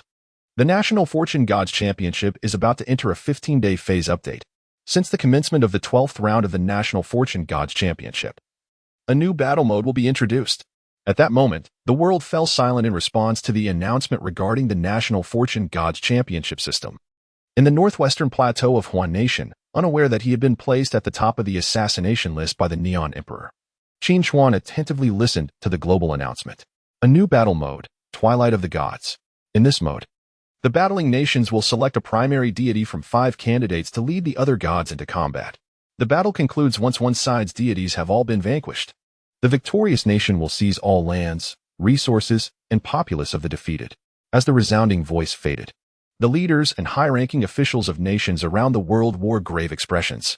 Since the inception of the National Fortune Gods Championship, an entire year had elapsed since the 12th round began. The system and Appo's decision to update and introduce a new battle mode at this juncture struck all nations as a tremendous shock. The new battle mode, Twilight of the Gods. If any nation opted for this mode, winning would mean the acquisition of everything belonging to the defeated nation. If our country encounters a rival of lesser strength in the next round of the National Fortune Gods Championship, activating the Twilight of the Gods mode could lead to a complete annexation. While our nation possesses formidable deities, we are outnumbered by our adversaries. If they engage the Twilight of the Gods mode, victory is far from certain. At this moment, the leaders of all existing nations were calculating the most advantageous time to initiate the Twilight of the Gods mode to maximize their nations and Appo's gains. Winning would grant them full control over the lands, resources, and population of their opponents.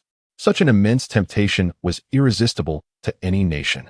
It is foreseeable that once the 12th round of the National Fortune Gods Championship commences, a significant portion of the 162 existing nations will vanish.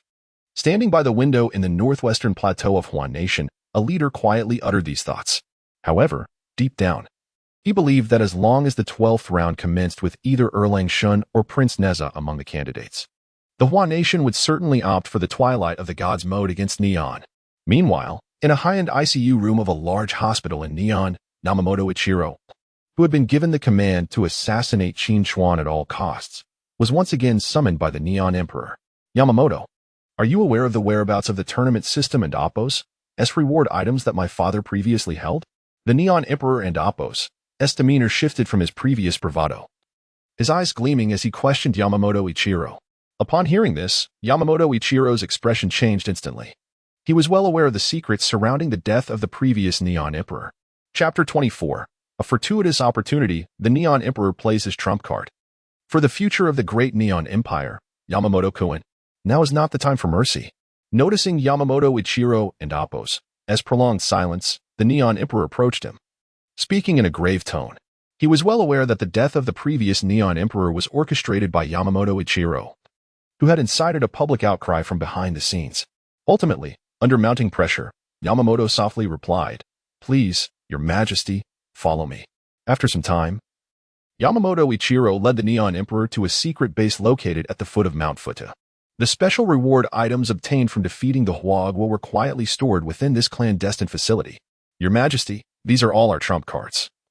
Yamamoto Ichiro whispered to the Neon Emperor as he gazed at several black gold cards of unknown material deep within the base. "Yoshi, ha ha ha." The Neon Emperor's eyes sparkled. With these special reward items, he would not have to follow in the footsteps of his predecessor, his own father. He then strode forward, examining the special rewards from the competition system. The first special reward presented to the Neon Emperor was the ability to unconditionally designate a candidate deity for participation in the upcoming National Fortune Divine Championship, a power previously wielded by Huagua. This made the Neon Emperor realize that the day of turning defeat into victory for Neon had finally arrived. Previewing the information of the 5 candidate deities for the next round of the championship, he found the combination of this special reward with another reward to be perfect. What? There is even a special reward item that can actively prevent an opponent's deity from entering the arena. Ha ha ha. After reviewing Neon's trump cards, the Neon Emperor's smile grew increasingly wild, culminating in a roar of laughter toward the heavens. Yamamoto Ichiro watched the laughing Neon Emperor, his heart a tumult of emotions. Upon the Neon Emperor's return to the city, he did not return to the ICU ward. He dropped the pretense. The Neon populace, upon seeing him in the news after his supposed ICU recovery, could not believe their eyes. Was he merely feigning illness? It certainly did not seem like someone who had just been rescued. The Emperor should bear full responsibility for the last catastrophic defeat against Huagua. He must commit seppuku to atone. Seppuku. Seppuku. The citizens of Neon could not help but shout. The Neon Emperor, prepared to address the camera, showed no signs of contrition. Instead, he appeared invigorated and supremely confident. To all the citizens of the great Neon Empire, this time we shall launch a Twilight of the Gods mode confrontation against Huagua. After this battle, everything belonging to Huagua will become the spoils of the great Neon Empire. The Neon Emperor proclaimed loudly before the camera. The citizens of Neon, watching the Emperor's speech, were taken aback. How could His Majesty suddenly exhibit such confidence, declaring an onslaught against Huagua in the next round of the National Fortune Divine Championship? Had we wrongly accused him? Was he truly so shaken by the last defeat that he ended up in the ICU, still not fully recovered? This is wonderful. This is the decisive action that the Emperor of the great Neon Empire should embody. We shall achieve ultimate victory, sweeping across Asia and dominating the globe. Long live the great Neon Empire. Initially, the Neon populace wore expressions of disbelief upon hearing the Emperor's impassioned speech. After all, Neon had faced 2 previous rounds of catastrophic defeat. Yet, soon all Neons became entranced by the vision of overcoming Huagua, sharing the same excitement and fervor as the Neon Emperor. Simultaneously, the Neon Emperor's highly unusual behavior attracted the attention of Huagua. Could it be that the Neon Emperor intended to unveil his trump cards due to the emergence of the Twilight of the Gods mode? Observing the footage of the Neon Emperor, who appeared triumphant as though he had already bested Huagua, the leader furrowed his brow and remarked. Beside him, Minister Zhao nodded gravely, saying, "It is very likely. We have all received a special reward item from the competition system for consecutive victories. Neon, having achieved 9 victories, must possess at least 3 to 4 special reward items." Minister Zhao's speculation darkened his mood. Huagua had just regained control over the Northeast and North China regions, a time of great promise. Yet, at this pivotal moment, the competition system was set to introduce new combat modes that would evidently allow for unrestrained annexation between nations. Regrettably, our special reward item can only refresh 1 candidate deity. The leader sighed, then turned to Minister Zhao, his expression grave. We must ascertain what hidden cards Neon possesses. Understood. Minister Zhao replied solemnly, then swiftly exited the leader's office. Once alone, the leader could not help but recall Qin Chuan, the one who had led Huagua to consecutive victories. Bring in little Qin, I have matters to discuss with him. Half an hour later, Qin Chuan gently knocked on the office door. Little Qin, have you seen the latest news from Neon? The leader inquired directly as he opened the door. Qin Chuan nodded in response. Leader, I have seen it. Please do not worry. I am eagerly anticipating Neon's challenge in the Twilight of the Gods mode. Before the leader could question Qin Chuan about their chances against a Neon utilizing their trump cards, Qin Chuan provided an unexpectedly confident answer. Little Qin, do we possess other trump cards? The leader could not help but display a look of surprise as he asked Qin Chuan. Qin Chuan smiled and shook his head, leaving the leader even more puzzled. Leader, aside from that 1 special reward item card, I am unaware of any other so-called trump cards. However, Huagua's greatest trump card lies in the countless shining myths and historical legends accumulated over 5 millennia. With this alone, Neon shall never prevail against us. Their Twilight challenge is, in fact, a fortuitous opportunity for us to reclaim all our territory. With unwavering confidence, Qin Chuan declared before the concerned leader. Chapter 25. We have suffered defeats, yet we have never known fear. In the office, The chief gazed at the remarkably confident Qin Chuan, his previously furrowed brow gradually easing. The reclamation of all our homeland is the aspiration of every citizen of Huagua. For the past year, we have been yearning for this day to arrive. In the 12th round of the National Fortune Divine Championship, Xiaoqin, you must once again lead Huagua to victory. The chief patted Qin Chuan's shoulder. And the bitterness and anger in his words ultimately transformed into profound hope. Qin Chuan nodded earnestly, declaring, Huagua shall never be defeated. In Qin Chuan and Appo's view, Neon's audacity to initiate the twilight of the gods against Huagua was akin to courting death. However, the populace of Huagua, upon witnessing the confidently delivered speech of the Neon Emperor and the suddenly fervent enthusiasm of the Neon citizens, found themselves beset with trepidation. With the presence of the S-rank deities Erlang, Shenyang Jian, and Prince Neza, how could Neon dare to engage in the twilight of the gods? Let us not forget that Neon and Appo's Susanoo is also an S-rank deity. Moreover, the deities Amaterasu, Tsukuyami, Izanagi, and Izanami have yet to make their move, and their powers surely surpass the S-rank. If Neon truly possesses 5 S-rank deities, how shall we contend? Should Huagua falter in this round of the National Fortune Divine Championship, we would not only lose the recently reclaimed Northeast and North China, but everything else as well. We stand at the precipice of life and death, and this time, we must not falter. The emotional tides of Huagua's citizens have been tumultuous over the past 2.5 months. Each time they celebrated a victory, they were met with an even greater threat from Neon.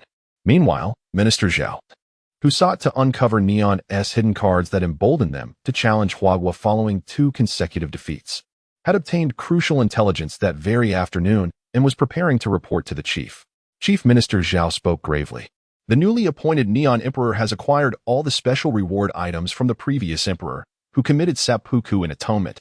We have reliable information that Neon will deploy multiple special reward items in the 12th round of the National Fortune Divine Championship. 3 of these known items include, firstly, the unconditional designation of an alternative deity to participate in a round. Secondly, a preview of the information regarding 5 alternative deities for the next round. And thirdly, the ability to actively prohibit one of the opponent's deities from participating. With each item Zhao mentioned, the chief's expression grew increasingly somber. Even though Qin Chuan firmly believed that after engaging in the twilight of the gods, Huagua, imbued with 5,000 years of civilizational heritage, held the advantage, the chief still perceived Huagua as being at a disadvantage due to the rules of the twilight of the gods, which allowed only one deity to be confirmed from 5 alternatives. No wonder the Neon Emperor dared to proclaim a challenge against Huagua without knowing the alternative deities beforehand. Upon hearing Zhao's report, the chief, now aware of Neon's hidden cards, spoke softly. Chief, the populace is expressing immense concern online. If Neon fully reveals their cards, the situation will become even more unfavorable for us. After a brief moment, Zhao, observing the chief lost in thought, reminded him, while I was investigating Neon's hidden cards, I met Qin Chuan. He assured me that the twilight of the gods is indeed a divine opportunity for us to reclaim our entire territory and decisively resolve the Neon issue. The chief did not provide a direct solution to Zhao's concerns regarding Neon's propaganda assault. Instead, he simply relayed Qin Chuan and Appo's sentiments. Indeed, Qin Chuan makes a valid point. While youthful enthusiasm is commendable, this may be overly audacious. If we only see Erlang Shin or Prince Neza among our alternative deities, and Neon employs their special reward item to prohibit participation, we would be finished. Zhao grew increasingly anxious, feeling that the sole hope for Huagua's victory rested upon Qin Chuan. In Zhao's eyes, Qin Chuan's demeanor appeared as blind confidence. Regardless, we must place our faith solely in Qin Chuan. Appo's we? The chief offered no rebuttal to Zhao's remarks but merely stated solemnly, in the blink of an eye, only one day remained until the 12th round of the National Fortune Divine Championship. The announcement regarding the completion of the tournament system's upgrades had already been made thrice. As nations reevaluated their strengths, they made choices that aligned with their interests regarding whether to accept the twilight of the gods as a mode of battle. Attention turned towards Huagua and Neon. Since Neon aimed to be the first to take the plunge, we might as well await the final outcome. The tournament system still had not provided a more detailed introduction to the specific conduct of the twilight of the gods. After this battle, whether Huagua or Neon emerged victorious, one would dominate Asia without rivals. Online discussions regarding Neon's intention to initiate the Twilight of the Gods against Huagua intensified as the 12th round approached. Amidst the fervent anticipation, the 12th round of the National Fortune Divine Championship arrived as scheduled. Neon challenges Huagua to the Twilight of the Gods. Rejecting victory rewards is halved. Failure penalties are doubled. Huagua, please decide whether to accept. As the tournament commenced, a grand announcement resonated throughout Huagua. The citizens, poised to review the information of alternative deities, were momentarily taken aback by 3 consecutive notifications from the tournament system.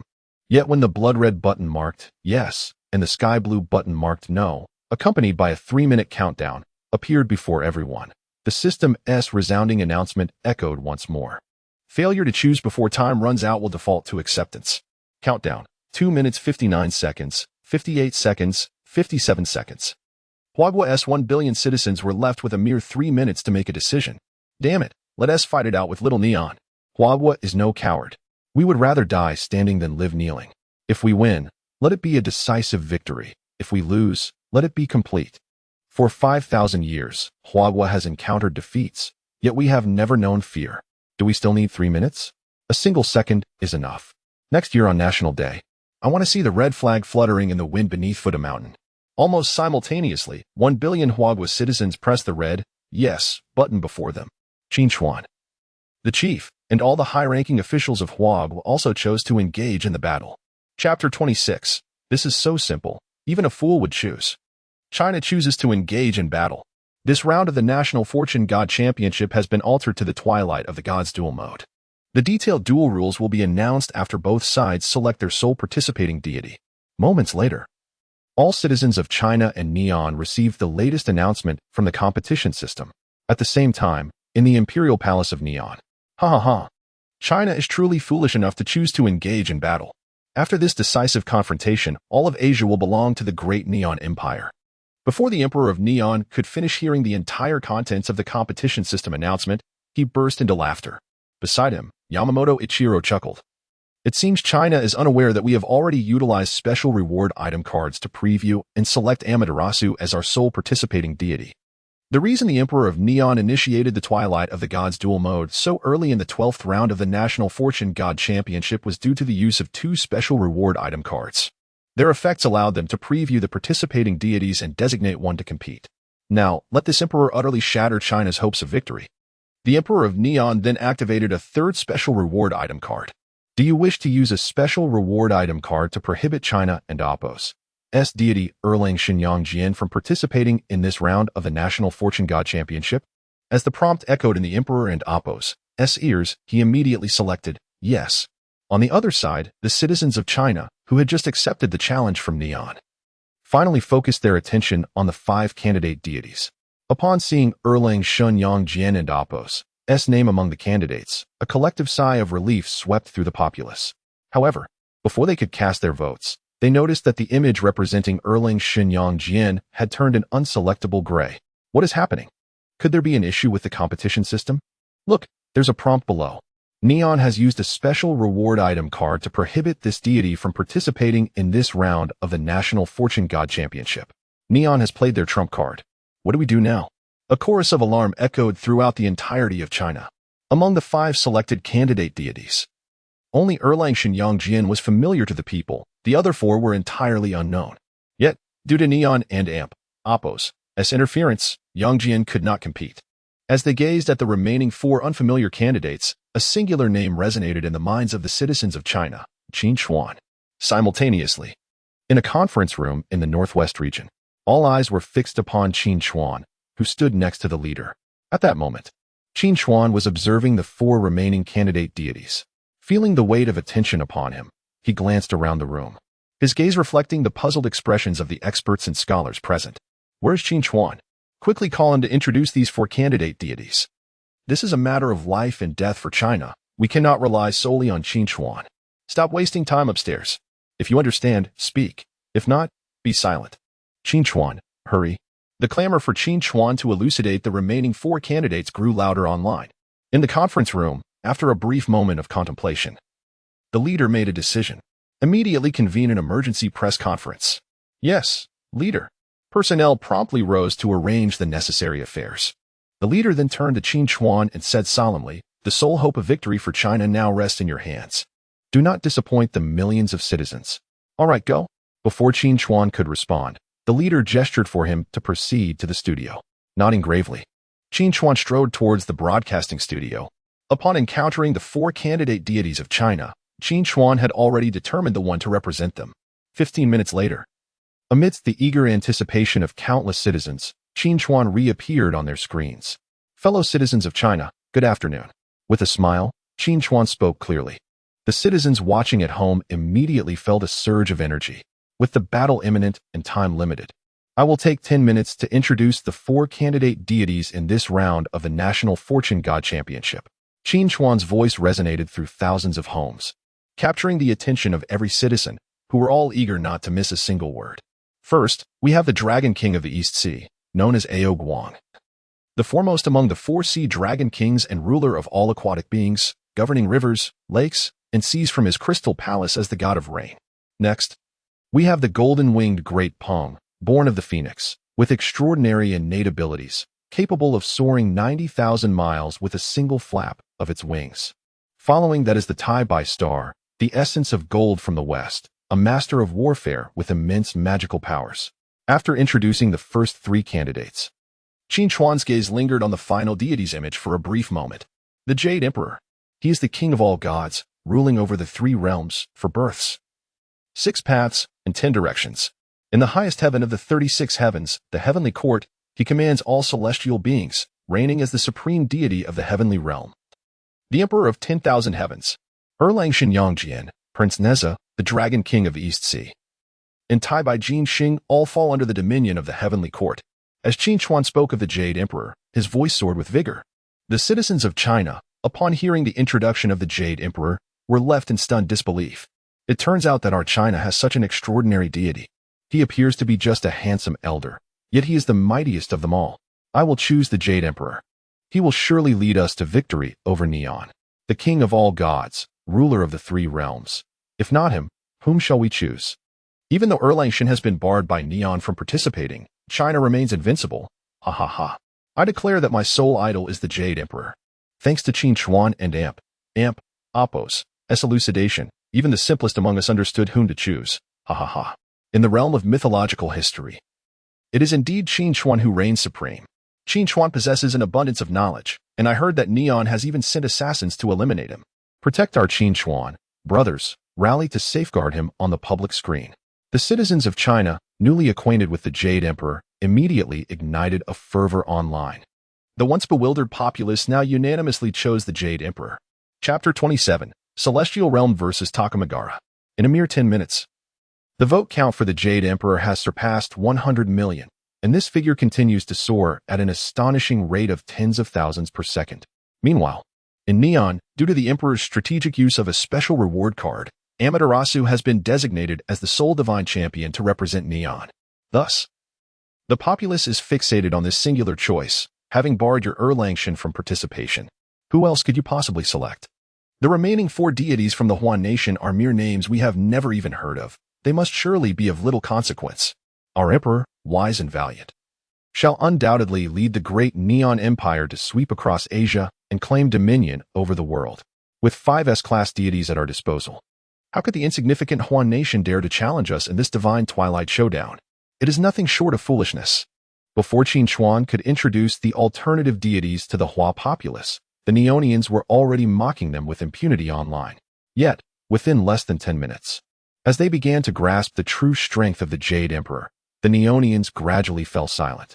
As the vote count for the Jade Emperor surged, the Neonians found themselves increasingly restless. Surely, that Qin Chuan must be deliberately inflating the reputation of their deities.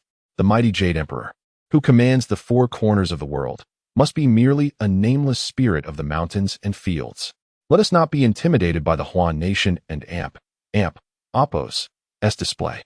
It is all part of their cunning scheme. The great Neon Empire is destined for victory. Your Majesty, we implore you to expose the Huan nation's deception. As the Jade Emperor's vote count exceeded 500 million, the Neonians began to panic. If what Qin Chuan has described holds true, Amaterasu should possess an absolute advantage over the Huan nation and Apos' Jade Emperor. After all, Internationally recognized S-class deities like Erlangshun and Prince Neza are under the dominion of the celestial realm. Therefore, as the sovereign of the celestial realm, the Jade Emperor and Apos, S power must surely surpass that of an S-class deity. Citizens of the great Neon Empire, the brilliance of Amaterasu is omnipresent. Even the Jade Emperor of the Huan nation cannot hope to rival her might. Moreover, the representative of Hua, Qin Xuan, has audaciously proclaimed that the Jade Emperor reigns over the so-called celestial realm, beneath the countless deities of Takamagara. That feeble celestial realm sounds utterly ludicrous and is bound to collapse. Observing the wavering confidence of the domestic populace, the Neon Emperor hastily addressed the nation, thereby restoring their spirits and prompting them to continue their brazen proclamations online. Both Qin Xuan's introductions of the Hua deities and the Neon Emperor's unwavering confidence have garnered immense attention from nations around the globe. It appears that this is Huan Nation and Apos, S true trump card. Deities of strength surpassing S-class have never before engaged in such a grand conflict. Perhaps Amaterasu and Apos, S power also exceeds S-class. This time, the divine battle of national fortunes has reached its zenith, a veritable clash of titans. We must assign more expert analysts to ensure every moment of this monumental battle is captured. The Twilight Showdown of deities in the competition system truly lives up to its name. Leaders from the United States, the Great Eagle, Gaul, and the Bear Nation have all bestowed the utmost importance on the impending clash between Hua and Neon. Deities such as God, the one true God, Shiva, the sun god, and Zeus, from various mythological pantheons, have yet to make their appearance in the divine national competition and are recognized internationally as supreme beings exceeding S-class. Amaterasu was previously among them. However, with Qin Xuan's enlightening introduction, the Jade Emperor is now also regarded by nations as a deity surpassing S-class. The anticipation for this divine battle is palpable. I shall have the distinct privilege of witnessing the twilight of one nation and the ascendance of another. I wonder if Neon's ultimate fate will mirror that of Greece, Israel, or the Pyramid Nation, soaring to become one of the 8 permanent UN Security Council members. Or if it will merely serve as a stepping stone in Hua's resurgence to greatness. I have wagered 300 knives on Hua's victory, hoping not to squander this month's allowance. Even those citizens of other nations who previously paid little attention to the 12th round of the divine national competition have been captivated by the climactic showdown between Hua and Neon. Some betting groups have even opened odds for this final confrontation. Countdown to the 12th round of the divine national competition. 10, 9, 8, 3, 2, 1. As the grand voice resonated across the globe, the cacophony of online chatter was silenced. The 12th round of the divine national competition, Hua versus Neon, in the Twilight Showdown mode, has officially commenced. The system prompt for this grand competition revealed significant changes compared to previous iterations. As the representative of Hua, Qin Xuan found himself enveloped in a distortion of light, being transported once again to the competition arena. However, this time, the scene that unfolded before Qin Xuan and the viewers in Hua was dramatically different.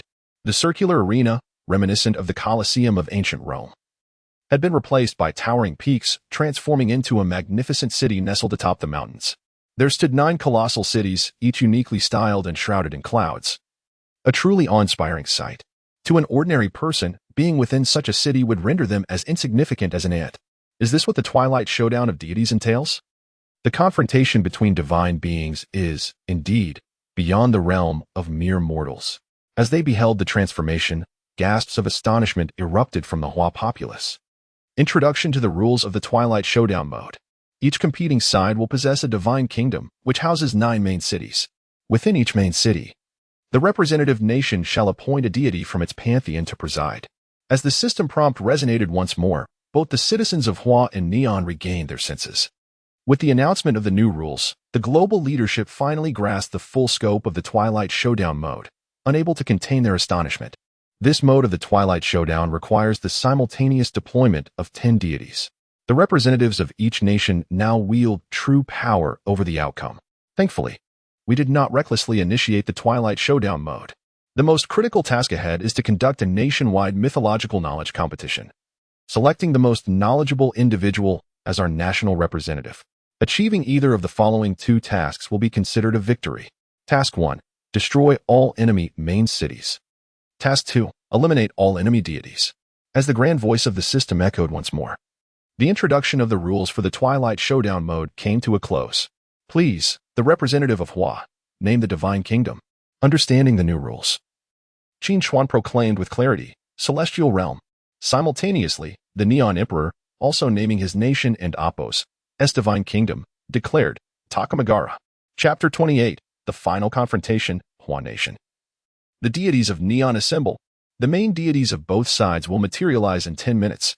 As Qin Xuan and the Emperor of Neon finalized the names of their divine realms, the resounding voice of the grand competition system echoed once more. Immediately, an image representing the Jade Emperor appeared before Qin Xuan, from which myriad golden rays surged forth and converged in the sky to form a blazing sun. Truly befitting of the Jade Emperor, even the manner of his entrance was astoundingly majestic. The sovereign of heaven must be formidable. Annihilate all the deities of Neon. Victory for Hua Nation is assured. As the Jade Emperor coalesced into form, the viewers from Hua Nation, gathered before their screens, erupted in excitement, chanting fervently. 10 minutes later, a tall figure clad in a golden robe adorned with 9 chapters, crowned with a 12-row pearl diadem and exuding an aura of authority, stepped forth from the radiant sun. Below, Qin Xuan gazed at the Jade Emperor, whose appearance bore a striking resemblance to his memories, unable to contain his excitement as he stepped forward. It is indeed you. Young friend Qin Xuan, I have come to understand the situation here. The Jade Emperor, standing upon clouds and enveloped in divine light, addressed Qin Xuan. In response, Qin Xuan bowed and clasped his hands, proclaiming, I humbly greet the Jade Emperor. Straightening, he then turned his gaze towards the Emperor of Neon. A resplendent woman draped in a flowing white robe, her figure ample and crowned with a golden sun, stood before him. It was none other than Amaterasu. At that moment, the Emperor of Neon knelt before Amaterasu. I pay my respects to Amaterasu. I entrust everything to you, not only the Emperor of Neon, but all viewers from Neon watching the live broadcast also knelt in reverence. We pay our respects to Amaterasu. We pledge everything to you. Invincible Amaterasu. You shall bring victory to Neon. From the moment Amaterasu made her appearance, it seemed as though Neon had acquired an anchor in turbulent waters. Both nations are to select 9 deities to guard their 9 main cities within 10 minutes. The announcement from the competition system followed promptly. Before Qin Xuan, a colossal screen, towering 100 meters high and 50 meters wide, suddenly manifested, displaying all the deities that had appeared throughout Hua Nation and Apos' 5,000-year illustrious history. Each deity's image was as small as a thumbnail. Yet, as Qin Xuan focused his gaze, the images and titles of the deities became vividly clear. The number surely exceeded 1,000. How could Hua Nation possess so many deities? My heavens! I am utterly bewildered. I have no idea how to choose. The number of deities from Neon surpasses ours. It is no surprise that even chairs and tables can become deities in Neon. Initially, the viewers from Hua Nation were astonished by the number of their deities, only to feel discontent upon discovering that Neon had even more. Meanwhile, the audience from Neon reveled in their superiority. With 8 million deities in Neon, Hua Nation and Apos' 5,000-year history cannot compare. Alas, we can only select 9 deities, otherwise. The Sea of God's strategy could easily overwhelm Hua Nation, selecting from 1 million deities to guard their main cities. The Emperor of Neon surveyed the seemingly endless array of options, feeling dizzy rather than jubilant. On the contrary, Qin Xuan, after a cursory glance at the available deities, had already formed a target in his mind.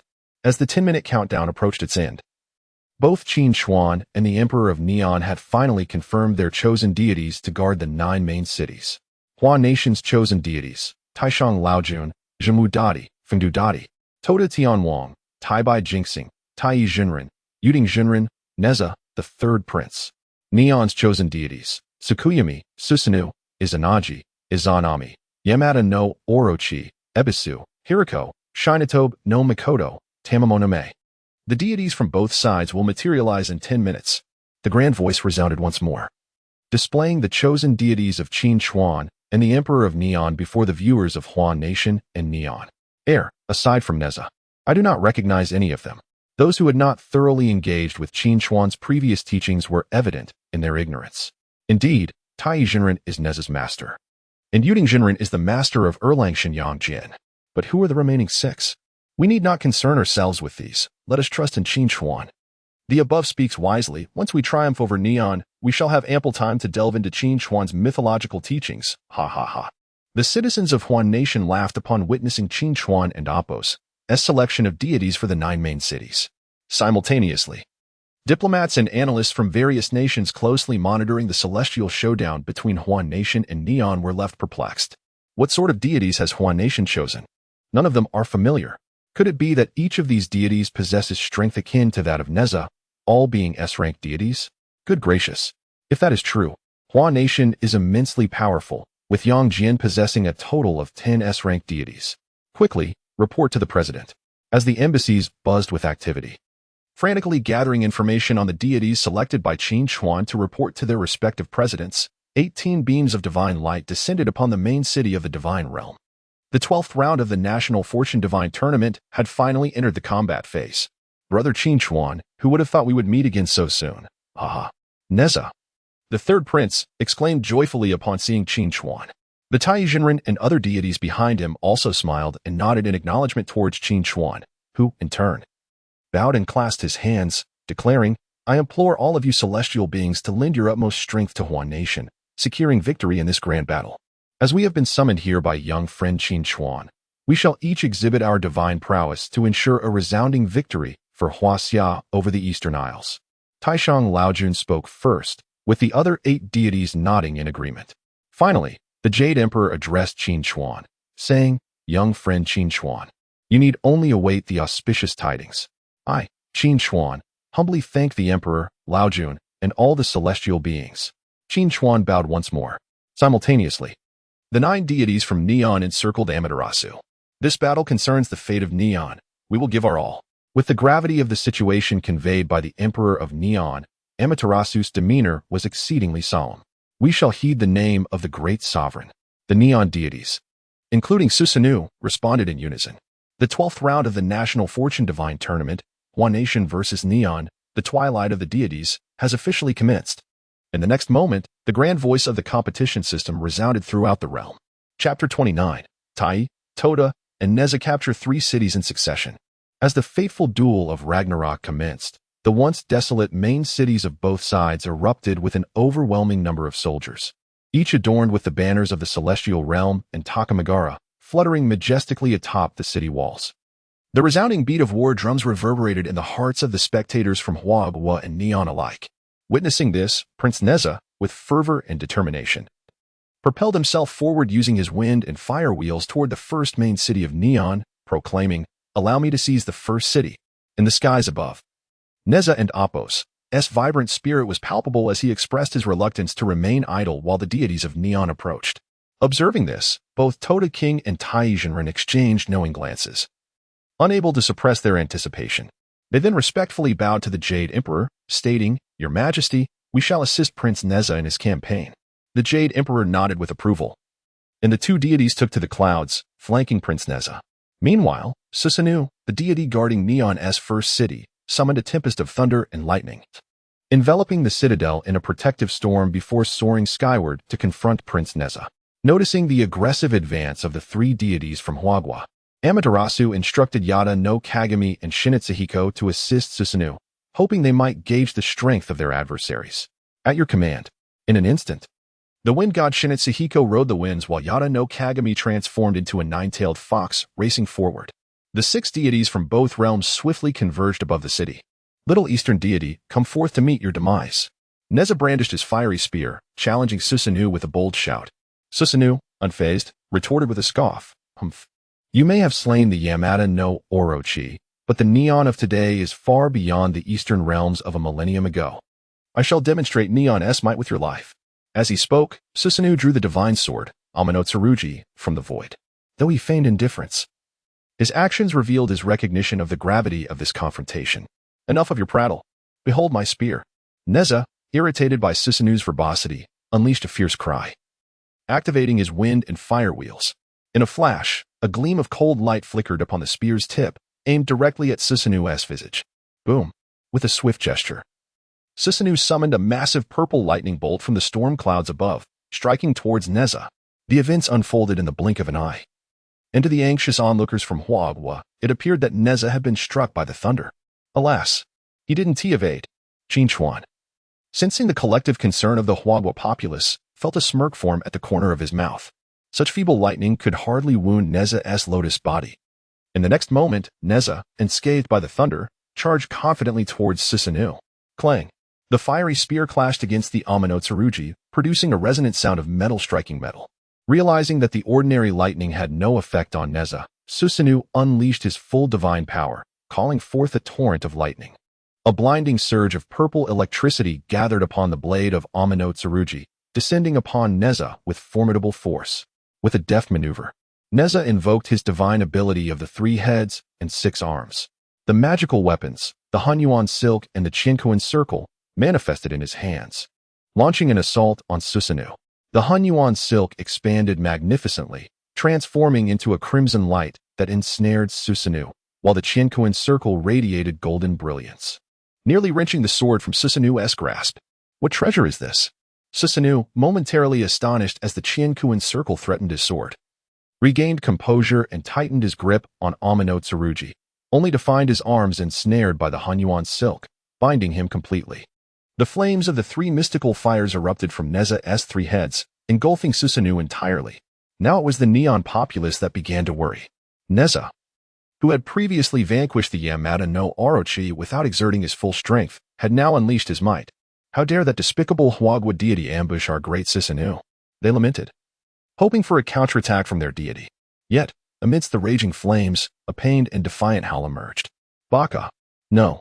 As Susanoo and Appo's anguished cries echoed. Amaterasu sensed his essence dwindling rapidly.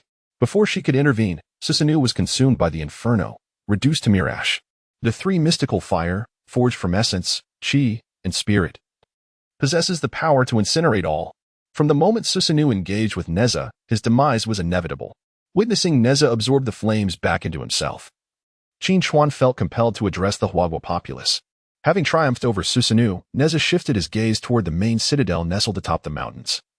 Now bereft of Susanoo's protection. With a mighty exhale, the all-consuming 3 mystical fire erupted once more from Neza's eyes, nose, and mouth, instantly transforming Neon's first city into a desolate wasteland. The thousands of soldiers conjured by the competition system were likewise reduced to ash in an instant. Huagua has destroyed a main city of Neon. The wind god Shinetsuhiko and the 9-tailed fox Yada no Kagami, dispatched to assist, were paralyzed by Neza and Appo's overwhelming display of power, unable to approach as they processed the shocking defeat of Susanoo. Neza performed admirably.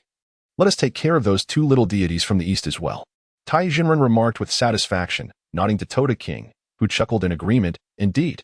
Haha. With a flourish, Toda King cast his treasured pagoda downward, while Tai Jinren waved his whisk. Boom. As the initially modest pagoda descended upon Neon's second main city, it had grown to colossal heights, obliterating it into dust. The ethereal light cascading from the whisk swept away Neon's third main city entirely.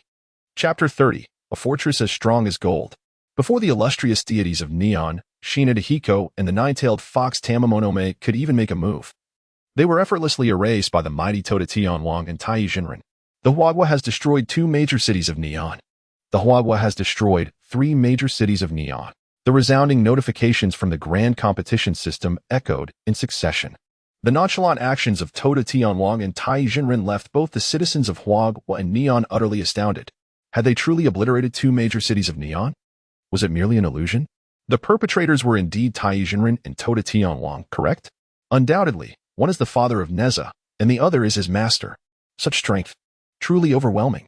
As the citizens of Huagua regained their composure from the shock, they initially found it hard to believe that 3 major cities of Neon had been dismantled so effortlessly.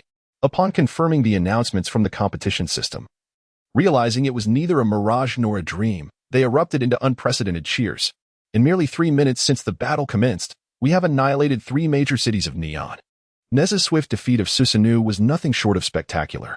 The entire assault by Tai Jinren and Toda Tianwang took no longer than 10 seconds.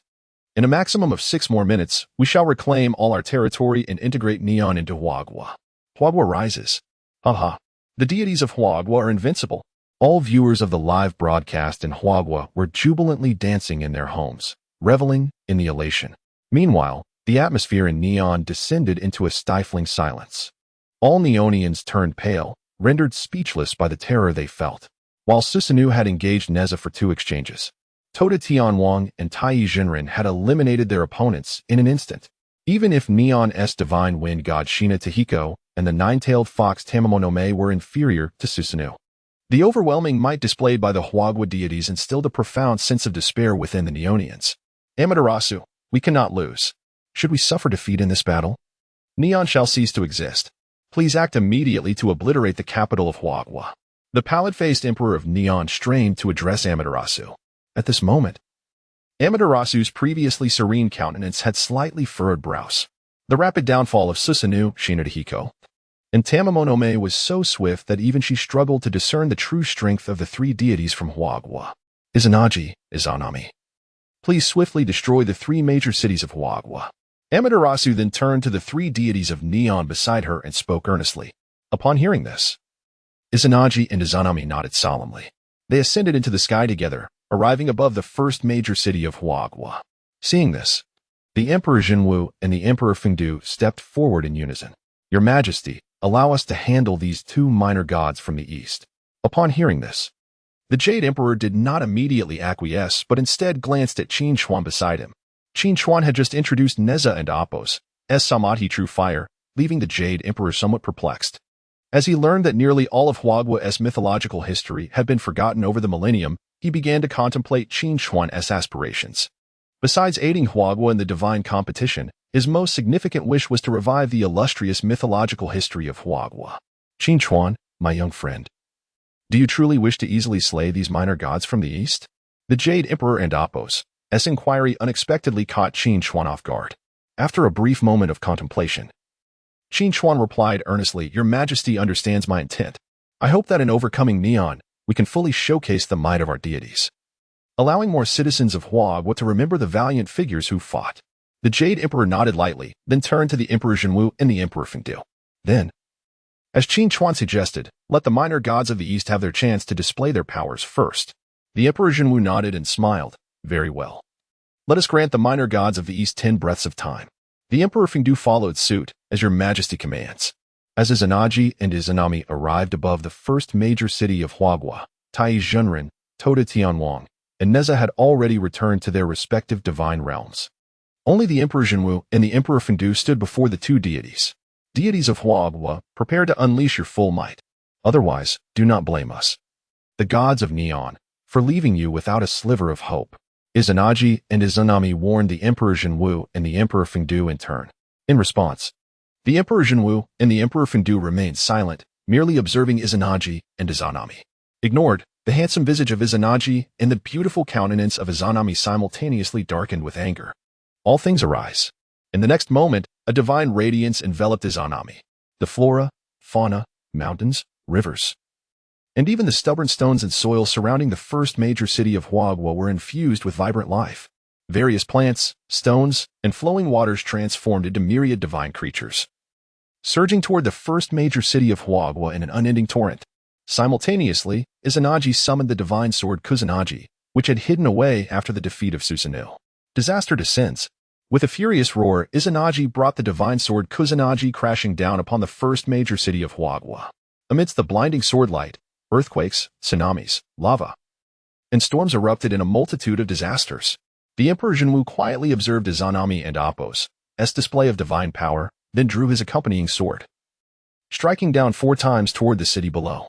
In an instant, the myriad creatures formed from Izanami's divine energy were rendered incapable of approaching the city walls even a hair's breadth. They roared and charged, desperately attacking and clawing with every part of their being. Yet no matter their efforts, they could not surpass the shallow scars left by the 4 sword strikes. The distance, seemingly mere inches, felt as far as the heavens. How could this be? Izanami and Apos' eyes widened in disbelief, unable to comprehend the means employed by the Emperor Yingzhou.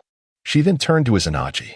The calamities conjured by Izanagi and the overwhelming sword energy unleashed by the divine sword Kusanagi appeared immensely formidable. Humph! The Emperor Fengdu scoffed, extending his hand and gently pressing down. In an instant, all disasters and sword energies seemed to be stripped of their essence, returning to a profound silence. The first major city of Huagua remained unscathed. Chapter 31. The Eastern Deity, How Dare They Claim to be Amaterasu? The scene where Izanagi and Izanami joined forces yet failed to inflict the slightest damage upon the foremost capital of Huagua unfolded before everyone's eyes. The spectacle left the viewers from Neon utterly astounded. How could our two deities fail so drastically? How could there exist a divine being in Huagua more powerful than Izanagi and Izanami? Were their previous consecutive defeats merely a ruse to mislead us? They must not have exerted their full strength. Otherwise, Huagua and Apos' capital would certainly have fallen. What does it matter if Huagua possesses 3 cities? As long as Amaterasu intervenes, victory will inevitably belong to Neon. After a brief moment of shock, the people of Neon unleashed their self-soothing techniques and psychological victories to the fullest extent. The world's esteemed experts and scholars, who regarded this battle with utmost seriousness, were left in awe of the formidable power demonstrated by Huagua's deities. We had underestimated Huagua, a civilization with a history spanning 5,000 years. Consider Greece and Egypt, both with millennia of rich history. Huagua's prior defeats against Neon seemed utterly illogical.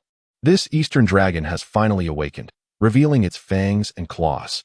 The global landscape is on the brink of a monumental transformation. These experts and scholars began to reassess Huagua with heightened vigilance regarding its resurgence. Simultaneously, the great Emperor Yingzhou and the great Emperor Fengdu effortlessly neutralized the assault from Izanagi and Izanami, becoming the focal point of attention for high-ranking officials from various nations within mere seconds. Izanagi and Izanami, who had engaged in combat with them, felt the immense strength of the great Emperor Yingzhou and the great Emperor Fengdu most profoundly. Let us unite to eliminate these 2 deities of Huagua first. Only then can we hope to destroy their capital, Izanagi said gravely as he approached Izanami. Upon hearing this, Izanami nodded earnestly, agreed. The great Emperor Yingzhou and the great Emperor Fengdu made no attempt to interfere with their alliance and showed no inclination to engage. Facing the disregard from the 2 emperors, Izanagi and Izanami were filled with fury. The powers of creation and calamity surged and intertwined within their tightly clenched hands. This immense force was unleashed upon the remaining 6 capitals of their own territory. Suddenly, an endless rain of blood descended upon the previously clear skies of Neon and Apos' capital. This scene left Qin Chuan momentarily stunned. Instead of continuing their assault on Huagua and Apos' capital, Izanagi and Izanami chose to display their divine powers above their own city, which was indeed perplexing. A cacophony of horrific, inhuman howls erupted from the remaining 6 capitals of Neon.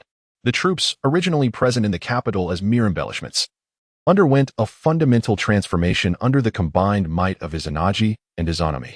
A terrifying legion, exuding an aura of calamity, brimming with vitality, and far surpassing ordinary deities, numbering over 100,000, emerged. Destroy Huagua's capital. The great Izanagi swung his divine sword, Amano Murakumo, forcefully forward, proclaiming loudly.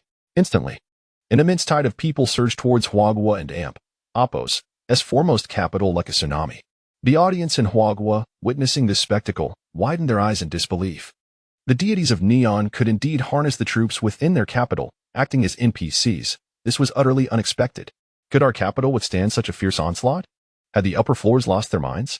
Had they forgotten how the great Emperor Yingzhou and the great Emperor Fengdu had previously neutralized the attacks from Izanagi and Izanami? Any discerning observer could see that Izanagi and Izanami were not a match for the great Emperor Yingzhou and the great Emperor Fengdu. What formidable powers do the great Emperor Yingzhou and the great Emperor Fengdu possess? Anticipation surged for Qin Chuan and Apos' forthcoming exposition on the mythological history. Soon, fervent discussions erupted across the internet, as the citizens of Huagua shifted from their initial anxiety to a firm belief in their nation and Apos' ultimate victory. As the terrifying legion of over 100,000 began their assault on Huagua's foremost capital, the online discussions finally quieted down. Izanagi had never intended to rely on them to bring down Huagua and Apos' capital.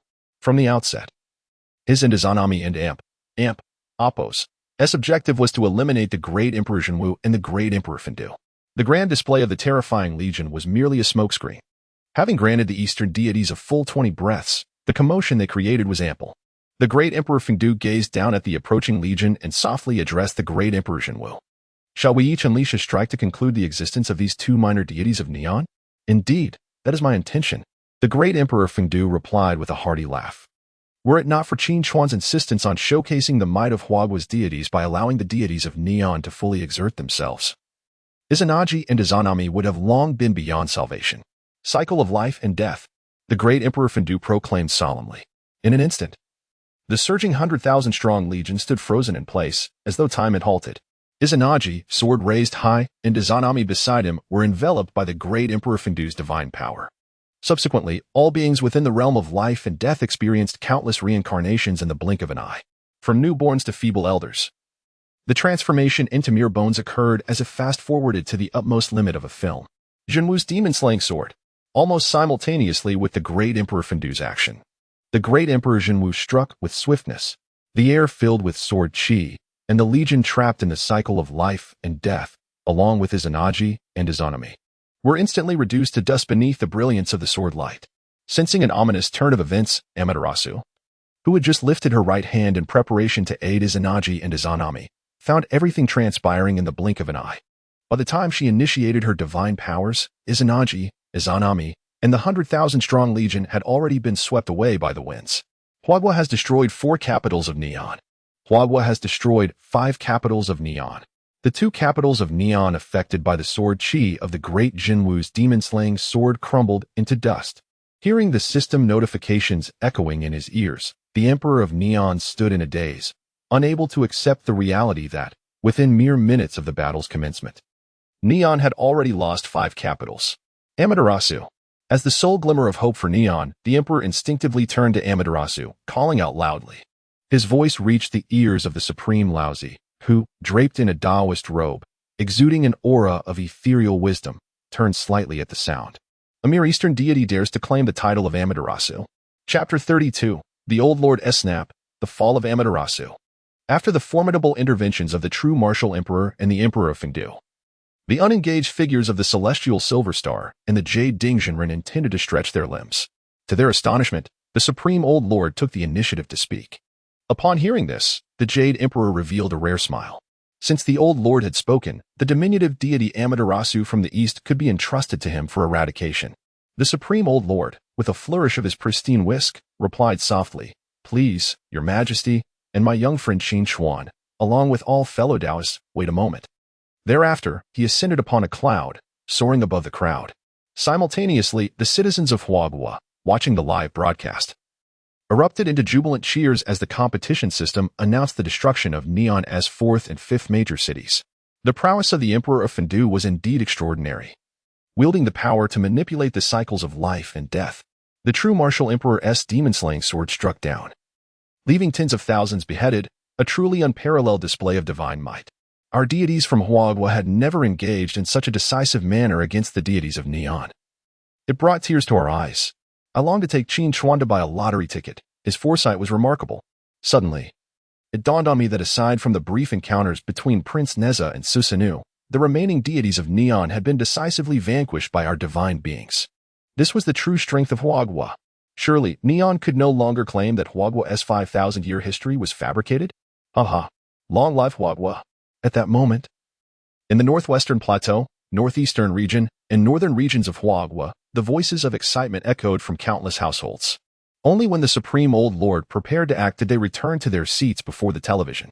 In stark contrast, the once serene visage of the great Amaterasu had morphed into one of fury, her brows furrowed. The defeats of Susanoo, Izanagi, and Izanami, unable to retaliate against the deities of Huagua, had plunged Neon into a dire predicament. Among the remaining 5 deities, the strength of Yamada no Orochi was inferior even to Susanoo. As for the fortune deity Ebisu and Hiriko, their powers were on par with Yamada no Orochi. Except for Amaterasu, Neon had only Tsukuyami left, who could possibly contend with the deities of Huagua. Amaterasu must not fail. The Emperor of Neon had pinned all hopes on her, but the confident demeanor he had worn before the impending twilight of the gods had vanished entirely. The Emperor now appeared pale, beads of cold sweat dotting his forehead. Strands of damp hair clung to him, rendering him utterly disheveled. Gazing down at the prostrated Emperor of Neon, filled with desperate pleas, Amaterasu felt a wave of disdain. You once claimed that the deities of Huagua could only be troublesome for Erlangshan Yangjian and Prince Neza. Yet, the strength demonstrated by the deities of Huagua now rivaled that of Susanoo. Regardless of the outcome, you must take your own life in atonement for your previous misrepresentation of the deities of Huagua. The great Amaterasu, typically reserved and composed, could not suppress her reprimand. The Emperor of Neon could hardly defend himself in the face of such criticism and hurriedly expressed his gratitude. Meanwhile, the Prime Minister of Neon, Yamamoto Ichiro, watching the live broadcast, suddenly realized that the most perilous position in Neon now belonged to the Emperor himself. The diminutive deity of the East has come to meet his demise. The Supreme Old Lord stated calmly, holding his whisk while standing upon the clouds. In a moment of national significance, as Neon squabbled amongst itself, the Old Lord felt a growing discontent within him. Having reprimanded the Emperor of Neon, the great Amaterasu turned her gaze toward the Supreme Old Lord hovering above. Which deity of Huagua dares to be so audacious and disrespectful? With a disdainful snort, the great Amaterasu unleashed her divine radiance, and in the blink of an eye, she appeared before the Supreme Old Lord. He, however, merely raised a hand and pointed toward her with a gentle gesture. The fury that had once lit her beautiful eyes was instantly replaced by a grave seriousness as she sensed an overwhelming threat from the Old Lord's mere gesture. The entire essence of her being suddenly radiated with the brilliance of the blazing sun. As she prepared to confront the audacity of the one who commanded millions of deities in Takamagara, the great Amaterasu was about to strike. The old man from Huagua was surely doomed. No deity from Huagua could withstand a single blow from her. After this battle, Neon would never accept another Huagua citizen, even as a slave or servant. This was the consequence of your disrespect towards the great Amaterasu. As she transformed into a blazing sun, the viewers in Neon erupted into fervent excitement. In their hearts, the great Amaterasu embodied omnipotence. Yet, they remained oblivious to the immense pressure that the Old Lord's gentle gesture had placed upon her. There was no escaping it, no avoiding it, no fleeing from it. With all her might, the great Amaterasu unleashed her formidable power, radiating an incandescent light, yet within her heart lingered but one thought. In the face of that gesture, she suddenly felt as though she were but a mortal. Before her stood the Supreme Old Lord, a true deity from the heavens above. The day she could protect the people of Neon was no more. In the final moments of her existence, the last thought of the great Amaterasu flickered through her mind, and she fell into eternal darkness. The once brilliant light that had shone like the sun faded into obscurity the instant the Old Lord drew his hands back into the folds of his robe. The entire event transpired in the blink of an eye, so much so that aside from Tsukuyami, none had yet realized the life force of the great Amaterasu had been irrevocably extinguished. The Emperor of Neon gazed upon the great Amaterasu, whose eyes had suddenly drooped as if she had fallen into a deep slumber, and could not help but call out softly, "Amaterasu, great Amaterasu." Alas, the great Amaterasu, now but an empty shell, could no longer respond to the Emperor's calls. "Your Majesty, has the Old Lord truly slain the great Amaterasu?" Qin Chuan exclaimed in disbelief as he witnessed the Supreme Old Lord simply approach the great Amaterasu, raise a hand, and turn away without any celestial phenomena or radiant displays of divine power, just an ordinary gesture. This left Qin Chuan utterly astonished, prompting him to inquire of the Jade Emperor. Indeed, to eliminate the diminutive deity of the East, a mere gesture from the Old Lord suffices. The Jade Emperor affirmed, nodding in agreement with Qin Chuan and Appo's as assumptions. However, instead of feeling any joy, Qin Chuan was engulfed in profound shock. Though he was utterly convinced that the great Amaterasu could never match the Supreme Old Lord, he found it unfathomable that the confrontation could unfold so placidly. With a single snap of his fingers, the Old Lord had sealed the fate of Amaterasu. Chapter 33. The Erasure of the New Neon Emperor. Old Lord Dao and Appo's profound Taoist arts are truly remarkable. Today, I am fortunate to witness them. And it is not in vain that I have been summoned here by young Qin Chuan. Haha. The path of the great Tao is exceedingly simple. Residing in the heart and mind, I have learned greatly. The sun goddess Amaterasu of the East has perished at the hands of the Old Lord, and thus, my life is not wasted. The heavenly king, the true man of Tai, and Prince Neza approached with smiles as they welcomed the return of the Grand Supreme Old Lord. Upon hearing their words, the Old Lord merely waved his hand lightly. It was only at this moment that Qin Chuan emerged from his state of shock. The might of the Old Lord. With the fall of the Neon Sun Goddess, this battle can already be considered a great victory for Huagua. Qin Chuan then stepped forward, his voice filled with excitement. The Old Lord finally displayed a smile. After a millennium, only young Qin Chuan still remembers us. This is indeed the will of heaven. Hearing this, the Jade Emperor and other deities felt a shift in their expressions, revealing traces of emotion. Old Lord, Great Emperor, esteemed immortals, from this day forth, it shall no longer be just I, Qin Chuan, who remembers your names. The 10 billion citizens of Huagua shall sing your praises. At that moment, the grand voice of the competition system resounded across the land. Huagua has successfully slain the Neon Supreme God, Amaterasu. Instantly, 10 billion citizens of Huagua were struck with disbelief. Just now, the Old Lord and Appo's mere gesture had killed the Sun Goddess. Was there no recording? Had I just spaced out? Surely, I did not imagine that. Brothers upstairs. I heard the competition system and Oppo's announcement too. Is this what it means for deities beyond S rank to duel? It is utterly incomprehensible. After the initial shock, as the populace became convinced that the neon sun goddess had indeed been slain by the Old Lord, they erupted with uncontainable joy. Old Lord, eternal deity, I declare that you are my sole idol in this life. Please, Old Lord, strike again and vanquish all the deities of neon to avenge our past humiliations. With the sun goddess dead, there is no suspense left in this battle. The dawn of victory is at hand. I could not help but burst into song. I shall revel for 3 days and nights. In a conference room in the northwest of Huagua, voices of excitement rang out. Commander, Commander, did you hear? We have slain the sun goddess of neon. Ha ha ha. Commander, we shall reclaim all our territory today. The suffering Huagua has endured this past year has finally come to an end. Amidst the shouts of exhilaration, the commander's eyes grew slightly misty. Listening to the exchange between Qin Xuan and the Old Lord, he chuckled heartily. You speak the truth, young Qin. Ha ha ha. Simultaneously, the citizens of Huagua were deeply moved by the few words exchanged between Qin Xuan and the Old Lord. Old Lord, I shall forever remember your legend. 10 billion citizens of Huagua will never forget every deity who brought victory to our nation during the divine contest. Prince Neza, the heavenly king, the true man of Tai. We shall always remember and never forget you. I wish to recount all of this to future generations.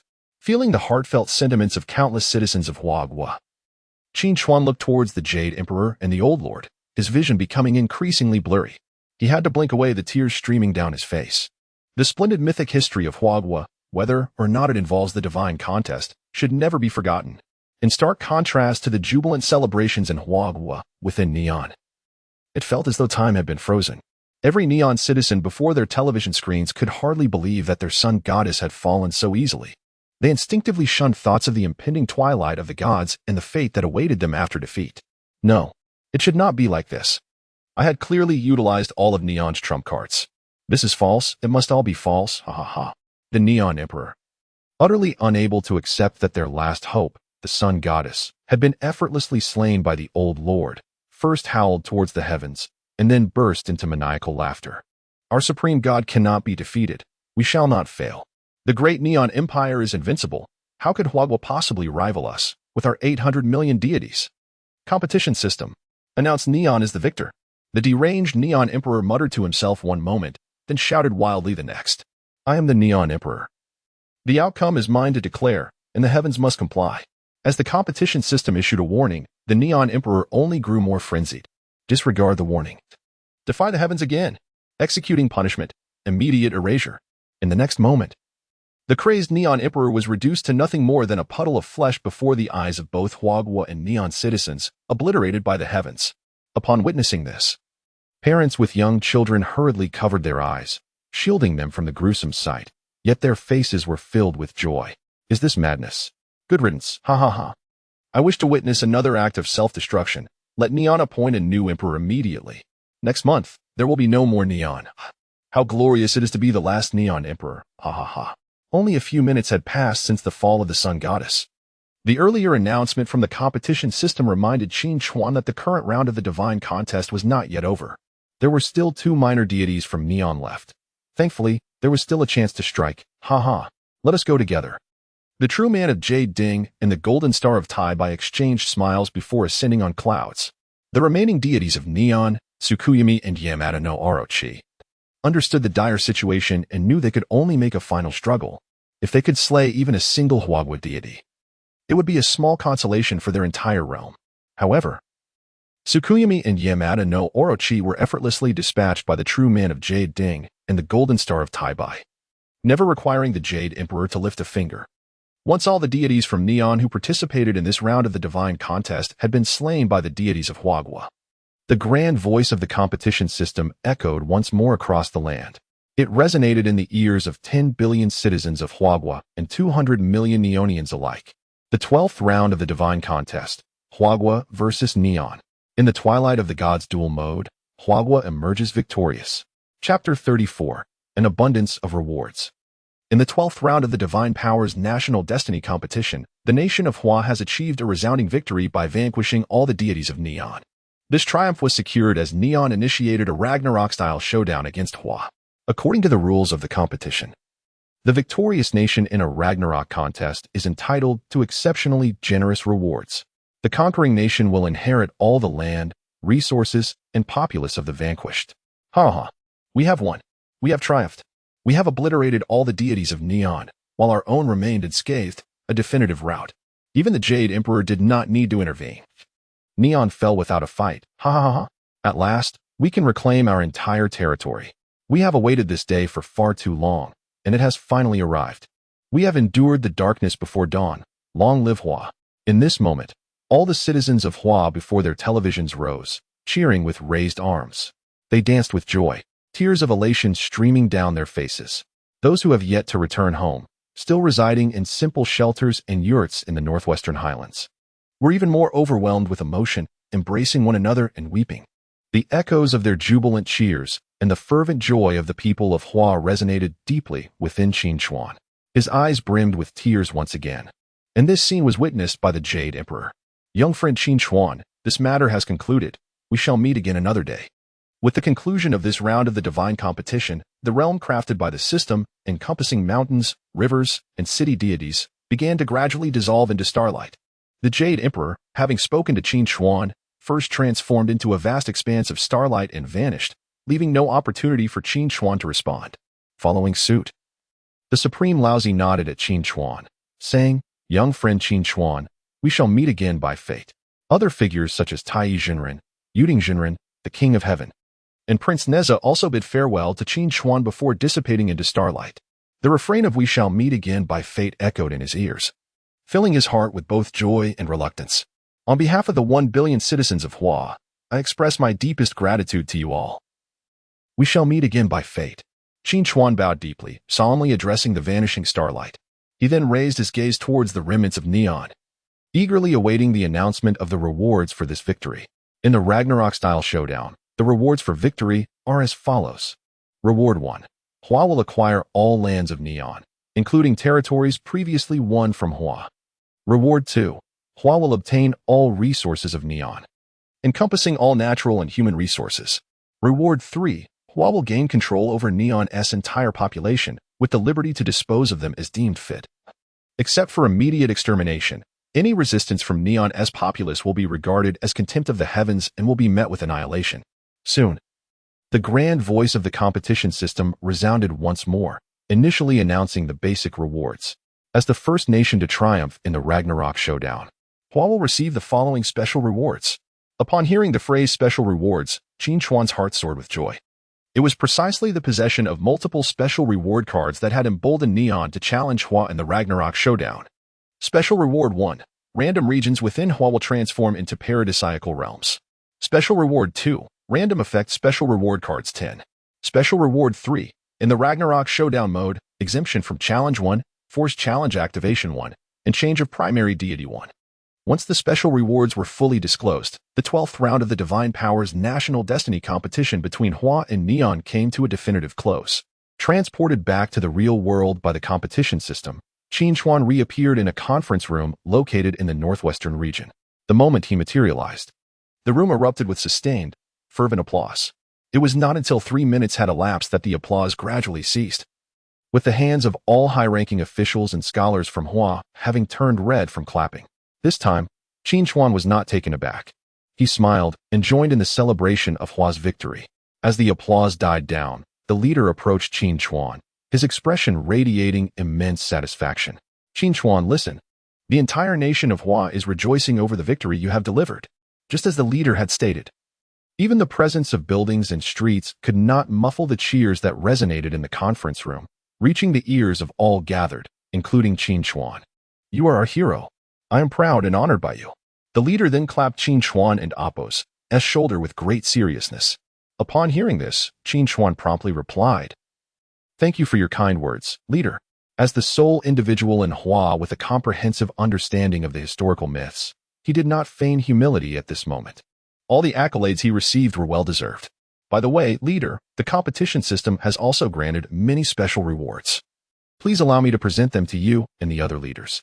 Subsequently, as Qin Chuan showcased the unopened special reward cards in his hand, He relayed the information to the leader and the high-ranking officials in the conference room.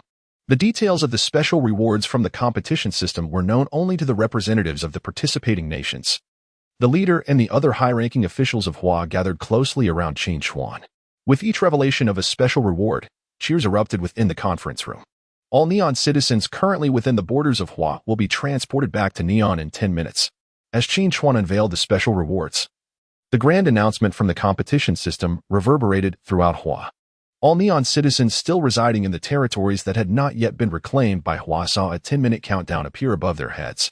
The punishment for Neon's defeat was now in effect.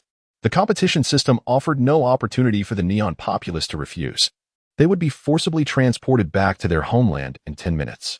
We have truly lost. How did it come to this? We had never faced defeat against Hua before. Our previous 9 victories had secured all of Hua's territories except for the northwestern region, and now we have lost everything. It is all the Emperor and Appo's fault. Had he not insisted on initiating the Ragnarok mode, even if we had suffered defeat this time, we would still retain half of Hua's territory. Enough of this. The Emperor has turned into a mere puddle of flesh, deprived of even the chance to commit seppuku in atonement. Everything I have worked hard for here is about to become Hua's possession. I refuse to accept this. Let us burn this city. After all, it will no longer belong to us. Overwhelmed by profound despair and despondency, the citizens of Neon transitioned from lamenting to preparing to wreak havoc upon the city as a form of retaliation against Hua. The more radical members of the Neon populace began to ignite their own homes and shops. Boom. Fiery flames erupted throughout the city that had once again come under Hua's banner. Chapter 35, The Restoration of Our Homeland, a National Celebration. Upon discovering the retaliatory actions of the Neon citizens through the internet, the people of Huagua were immediately engulfed in a wave of outrage. How dare those detestable Neon denizens destroy what they cannot possess? When all of your territory becomes Huagua and Appo's, remember that today and Appo's deed shall be repaid tenfold. At last, I can finally wield my kitchen knife. Brothers nearby, follow me, let us vanquish the Neon scum. The citizens of Huagua would never stand idly by as their homeland was ravaged by the Neon people. Armed with a plethora of makeshift weapons, tables, chairs, bricks, and kitchen knives, they congregated in the streets. The grand voice of the competition system resounded once more. The deliberate destruction by the Neon populace shall be transferred to Huagua's assets. A severe warning has been issued. Should the destructive actions continue, immediate annihilation will ensue. As they beheld the raging flames and the frenzied expressions of the extremist Neon individuals before them, a wave of terror washed over them upon hearing the system's warning. Annihilation punishment. Cease your actions, extinguish the flames. Do not hesitate. If we continue this destruction, we shall all perish. Rather than become slaves to Huagua, death seems preferable. Those who had instigated the fires transformed in the next moment into firefighters. Meanwhile, the unrepentant and utterly deranged Neon citizens disregarded the system's warning, brandishing gasoline canisters to continue their havoc. Disregarding the warning, punishment executed, immediate annihilation. The radical Neon individuals, poised to pour gasoline, were instantaneously reduced to mere pulp, obliterated on the spot. In mere seconds, hundreds of thousands of Neon people were annihilated by the system. It seems the time for us to act is past. Swift retribution has arrived, and it is utterly satisfying. You can destroy nothing but yourselves. It is time to return to our homes. Those Neon who fear not death may proceed. The citizens of Huagua, prepared to defend their homeland, erupted in cheers upon witnessing the complete demise of the destructive Neon individuals. Those who had not ignored the system and Appo's warnings collapsed in exhaustion after extinguishing the fires they had caused. In that moment, despair enveloped all remaining Neon citizens still within Huagua's borders. Teleport countdown, 1 minute and 1 second. 3, 2, 1. The competition system and Appo's final countdown for the Neon citizens within Huagua soon concluded. In the next instant, regardless of their activities, they felt a distortion of light before them. When they could once again see clearly, they found themselves back on Neon soil. As not a single Neon remained on Huagua and Appo's territory, the grand voice resonated once more. Passage and residency restrictions have been lifted. The citizens of Huagua may traverse and reside freely on their land. This announcement from the competition system signified Huagua and Appo's successful reclamation of all its territory. The long-awaited day had finally arrived. We can return home. This is wonderful, truly wonderful. Long live Huagua. Haha. At this moment, 1 billion citizens across the northwest, northeast, and north-central regions of Huagua, regardless of their locations or activities, erupted into jubilant cries, shedding tears of joy. Over the brief span of the divine competition of national fortunes, Huagua had nearly lost all its territory, teetering on the brink of extinction. Yet today, under Qin Chuan and Apos' leadership, everything lost has been regained. The phrase "from suffering to sweet reward" scarcely encapsulates the emotions of the Huagua populace at this moment. Only through fervent cheers and roars can they express the pent-up resentment and fury accumulated over the past year. Within the conference room, Qin Chuan, the leaders, and numerous high-ranking officials and scholars of Huagua reveled in the collective jubilation. At this moment, Huagua's territory was fully restored, and the nation rejoiced. The day after the conclusion of the 12th round of the divine competition for national supremacy, the citizens of Huagua, who had celebrated throughout the night, gradually awakened. Most were hoarse, their eyes red-rimmed, yet their faces radiated with joy. Having prepared his belongings, Qin Chuan, who had also spent a sleepless night, was set to accompany the leaders of Huagua to the capital, Yingzhou. Report to the leaders, the transfer arrangements for various agencies have been finalized. We shall depart for the capital this afternoon. An official responsible for the personnel transfer reported loudly in the leader and Apos' office. The leader nodded in satisfaction. Despite having not rested the previous night, his visage bore no trace of fatigue. Instead, he appeared invigorated. Is Comrade Qin Chuan ready for departure? The leader inquired of the official. Comrade Qin Chuan is prepared and ready to depart at any moment. Excellent. Have him accompany me. The leader instructed before inquiring about the progress of various government departments returning to their respective provinces and cities. Simultaneously, the citizens of Huagua, overwhelmed with excitement from the territorial reclamation, having celebrated all night with only a few hours of sleep, shared their exhilaration on the internet after having their lunch. I haven't returned home in 2 years due to work in another city. Today, 3 years later, I finally embark on the journey home. And I find myself feeling a tinge of hesitation. Is this what they call homesickness? Brother upstairs, you are not alone in feeling this way. Happiness has arrived so suddenly that it is only natural to struggle to fully accept it. Do not worry. To this day, I still picture the scene of the neon deities being swiftly defeated by our own gods. It was truly magnificent. Without Qin Chuan, we might have genuinely fallen to the neons. I hereby publicly apologize for my previous foolish remarks about Comrade Qin Chuan. Qin Chuan, I am sorry. We misjudged you. You are the true hero of Huagua. As the excitement and joy of the Huagua populace began to settle, they gradually turned their expressions of gratitude and respect towards Qin Chuan. Meanwhile, Qin Chuan, seated beside the leader on the special plane heading to Yingzhou, had just activated a special reward, transforming a random region of Huagua into a land of fortune. As the plane soared into the clouds, the announcement from the competition system resonated once more in the ears of all citizens of Huagua. The representative of Huagua has utilized a special reward. The northwest region of Huagua will completely transform into a land of fortune in 1 month. Chapter 36, The Fall of Neon, a National Celebration. Do we have special rewards? How wonderful! Huagua finally possesses its own paradise. Previously, we solely heard tales of other nations' paradises, renowned for their picturesque landscapes, abundant resources, and exceptional livability, where everyone enjoyed long and healthy lives.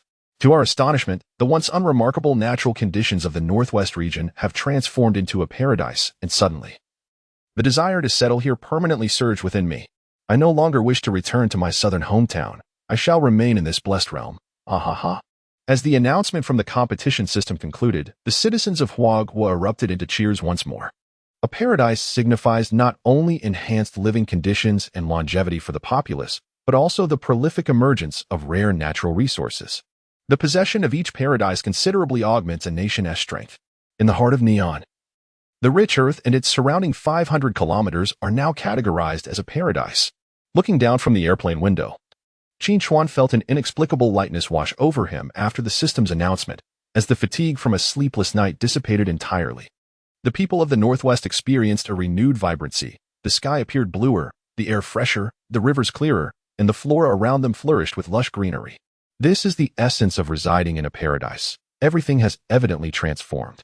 In a month's time, the entire Huabei region will officially metamorphose into a paradise. And the changes will be even more pronounced. Only when the airplane pierced through the clouds, rendering the city beneath invisible, did Qin Chuan retract his gaze, contemplating earnestly. He resolved that in the forthcoming divine competition of national fortune, he would strive to bring more victories to Huagua. Aspiring to convert the entirety of Huagua's south 8 million square kilometers into paradisiacal lands. Commander, do you think we still need to return to the capital? Minister Zhao, seated before the commander, could not suppress his inquiry. Re-establishing the capital within our own paradise is a common choice among all nations that have received such rewards. It was a perfectly reasonable question from Minister Zhao. The commander shook his head gently. We have only just reclaimed our entire territory, and a multitude of citizens need to return to their homes. Our upcoming tasks are exceedingly arduous. While the paradise is indeed splendid, now is not the time to relocate the capital. We shall discuss this matter once all citizens of Huagua are settled and thriving, the commander stated with unwavering certainty. Then turned to Qin Chuan. Moreover, with Qin Chuan's presence, Huagua will surely possess more than just one paradise in the northwest in the future. Moving back and forth would be overly cumbersome. Ha ha ha. The commander chuckled as he concluded, and upon hearing this, Qin Chuan also wore a joyful smile. Overcoming Neon, reclaiming our territory, and winning a paradise, these are merely the beginnings of Huagua's ascent to the pinnacle of the world. Meanwhile, as Huagua rejoiced, the atmosphere in Neon was starkly contrasting. The citizens of Neon, forcibly teleported back by the competition system, gathered in front of nearby government offices protesting due to a lack of housing. Provide us with food and shelter, you lazy bastards. Why do you not come forth to resolve our issues?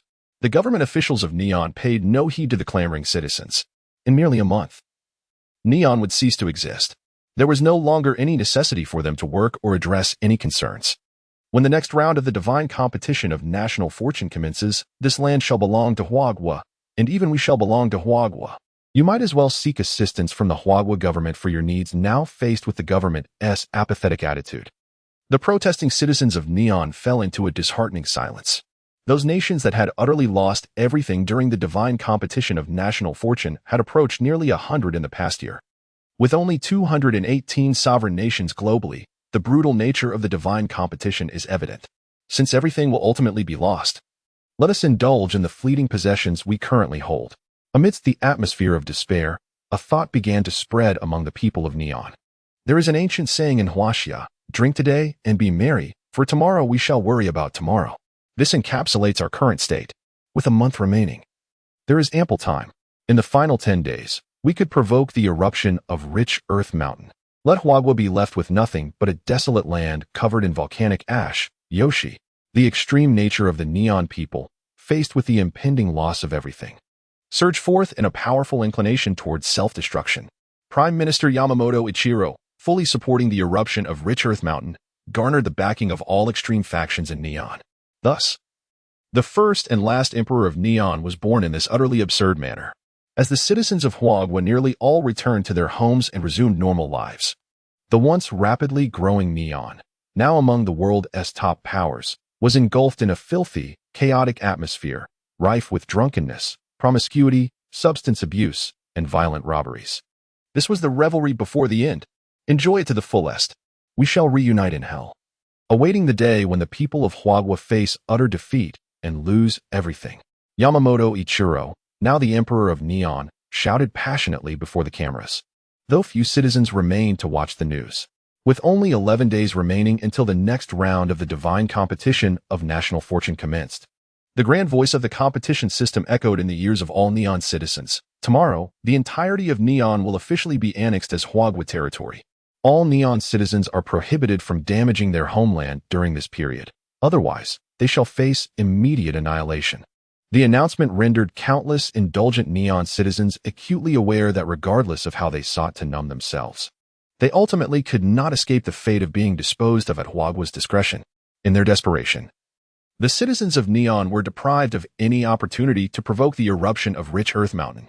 Consequently, thoughts of self-destruction arose, euphemistically termed as preferring a glorious demise over a life of disgrace. Effective immediately, Neon citizens have no rights to manage their own lives, properties, or any related matters. All belongings belong to Huagua. Thereafter, the competition system stripped the despairing Neon citizens of their last vestiges of dignity and power. Akin to other nations that had lost everything in the divine competition of national fortune, Neon ceased to exist. It had perished. In this moment, every Neon citizen acutely understood this undeniable truth. Chapter 37. The Reception of Neon. Within the borders of Neon, the inhabitants, resigned to the demise of their nation, have succumbed to a state of apathy, dulled by alcohol, their spirits unkind led by any matter of significance. Tomorrow, they are to confront the reality of being annexed by the Huagua Empire, their fates to be irrevocably determined by the dawn of that day. Meanwhile, in the capital of Huagua, the leaders who have returned after a year in Apos' absence are filled with a multitude of emotions. Observing the city, it remains largely unchanged from their last visit, save for the emptiness that lingers due to the absence of the populace. The announcement of the grand tournament has been widely acknowledged. Tomorrow marks the reception of Neon, and the treatment of its people requires a consensus on a definitive plan. In the assembly hall, the leader intoned gravely, initiating a discussion amongst the high-ranking officials of Huagua. I propose we integrate the Neon populace into our labor-intensive industries to address the existing manpower shortages. Providing them with only the most basic living assurances would suffice. This approach would facilitate our nation's industrial transformation, leveraging the advanced technologies acquired from the grand tournament. This suggestion prompted further contributions from other officials, who presented their insights as the leader weighed the merits and drawbacks, either endorsing or deferring proposals. In contrast to the deliberations of the Huagua elite, the general populace harbored more simplistic views regarding the reception of Neon. Aside from the beautiful Neonians, let the rest fend for themselves in their homeland. Why expend effort on reception? One voiced. With our current arrangements, we could assign Neonians to jobs like deliveries, and we wouldn't even need to pay them. After all, they are now the property of Huagua. Is this era still advocating for slavery? The Neonians have been vocal online, even plotting destruction before departing our lands. Let us send them to mine instead. Another chimed in, eliciting laughter. I can graciously adopt a Neon beauty. I hope the state allocates me a Neon wife, hee. The enthusiasm among Huagua's netizens surged, with many offering their suggestions. That evening, after several rounds of discussion on the method of Neon's reception, a consensus was finally reached. Welcome to tonight and Apos' news broadcast. The leader has outlined a clear plan regarding the reception of Neon. The specific details are as follows. The resonant voice of the news anchor echoed through countless homes, bringing joy to the viewers across Huagua. The little Neonians have enjoyed a year on our soil and are finally set to contribute to our nation and Apos' development. The true victor is the one who laughs last. The Neonians have celebrated prematurely. Will Neon now be considered a minority? The brothers upstairs are overthinking. Do they truly deserve to be recognized as a nationality of Huagua? The state is indeed granting wise, long life Huagua, haha. As the cheers of the Huagua citizens resounded, midnight slipped quietly by. The Neon region is officially incorporated into Huagua. The announcement from the competition system signified that Neon was no longer a sovereign nation. From this moment forth, all that it encompassed belonged to Huagua. As the reception of Neon progressed steadily, the designated paradise on Earth in Huagua's northwest began to exhibit remarkable transformations. Lush landscapes and clear skies were merely the initial signs of change. With the impending grand tournament nearing, the evolution of the northwest region was nothing short of astonishing. Residents of Huagua, temporarily settled in the northwest while awaiting their return home, were increasingly delighted by these developments. In just 3 short days, the grasslands had flourished, and wildlife had proliferated. I saw in the news that significant rare mineral deposits have been discovered here. My chronic ailments have seemingly vanished in recent days. Neighbors say I look younger. I've cut my foundation usage in half. Is this truly the fabled paradise on Earth? Had I known, I wouldn't have rushed back to the northeast. As the northwest region transitioned into a veritable paradise, those who had returned to the northeast and north-central regions felt a tinge of regret. In the capital, Qin Chuan observed the online discussions regarding this newfound paradise, a smile gracing his face. Since accompanying the leader to the capital, Qin Chuan had not only received unanimous approval as the representative for the grand tournament, but also assumed the responsibility of popularizing Huagua's mythological history. As he browsed various forums, taking a brief respite, he resumed his work. Tai Jinren, one of the 12 immortals of the Way, is known for his teachings at Xianyuan Mountain, where he communes with the Tao in the Golden Light Cave. As the third Prince Neza, he was not only reborn through a lotus, but also bestowed with an array of magical artifacts including the Universe Ring, the Magical Silk, and the Wind-Fire Wheels. On the computer screen before Qin Chuan, details about Tai Jinren were displayed. Throughout the 12th Grand Tournament, Huagua showcased numerous deities. Apart from Neza, whom the populace already recognized, Qin Chuan was compiling detailed introductions for the remaining deities. His previously published 5 articles on mythological history had garnered over 100 million likes, shares, and saves. Thank you, Teacher Qin Chuan. I've learned so much today. I had no idea we possess such powerful deities. The more I read your articles, the prouder I feel to be a Huagua citizen. I've heard that the rewards for winning the grand tournament include cultivation techniques. I truly wish to pursue immortality. My son insists on watching Teacher Qin Chuan's mythological history lectures, even though he can hardly read yet. Haha. By the way, could Teacher Qin Chuan be a reincarnated deity? How else could he know so much about our mythological history? With such musings, the online community and Appo's excitement transitioned from initial jubilation over Huagua's formidable deities to wild speculations about Qin Chuan's true identity. Upon completing the final article on the last deity participating in the grand tournament, Qin Chuan finally encountered these imaginative conjectures. Goodness, is my identity as a traveler about to be publicly revealed in this manner? He chuckled softly, perusing the netizens and Appo's fanciful theories about his true nature. Chapter 38. Unexpectedly, Huagua is exempt from this round. Online discussions concerning Qin Chuan and Appo's true identity and the reclamation of territory, particularly regarding the capture of Neon, are fervent. With the arrival of the 13th round of the divine contest of national fortune, there is a gradual unification of opinions. It remains uncertain which nation will be our adversary in this round of the contest. Throughout Asia, aside from Neon, only the Korean nation remains, and it is presumed they lack the audacity to challenge us. Alternatively, should we initiate a Twilight of the Gods duel against the Korean nation and conquer them as well? The idea is commendable. I support it. After the annihilation of Neon, only Huagua and the Korean nation will remain in Asia. The reason the Korean nation has survived thus far is twofold. Their strength is moderately respectable on the international stage, and despite a mixed record, they are not on the brink of annihilation. Furthermore, Neon has directed all its efforts towards countering Huagua, leaving little attention for the Korean nation. Additionally, since the onset of the divine contest, the Korean nation has remained steadfastly loyal to the United States, which has afforded them some leniency from Western powers. Mr. President, the next round of the divine contest is about to commence. After Huagua's conquest of Neon, only we remain in Asia. Mr. President, Huagua's strength is formidable. We are certainly no match for them. If Huagua initiates a Twilight of the Gods duel against us, our fate will undoubtedly mirror that of Neon. In the capital city of Han, officials and corporate leaders gathered in a conference room expressed their concerns vocally. Enough. Silence. The Korean president, overwhelmed by the cacophony, could no longer contain himself. Do you think I am unaware of Huagua's might and Neon's tragic downfall? Once the room fell silent, the president continued. I have personally contacted the President of the United States, and they have assured us of their support against Huagua and Appo's challenge. Rest assured. With that, the president strode out of the conference room, leaving the remaining officials and corporate leaders visibly relieved. With American assistance, this round of the divine contest appears to present no cause for concern. It is indeed a stroke of fortune amidst adversity. The outcome for the Neon populace was dire. Reduced to laborers akin to livestock, we would prefer a Twilight of the Gods duel with the United States rather than suffer defeat at the hands of Huagua. That's a splendid suggestion. Why not propose it directly to the president? That way, we are united. Where has the president gone? Let us find him.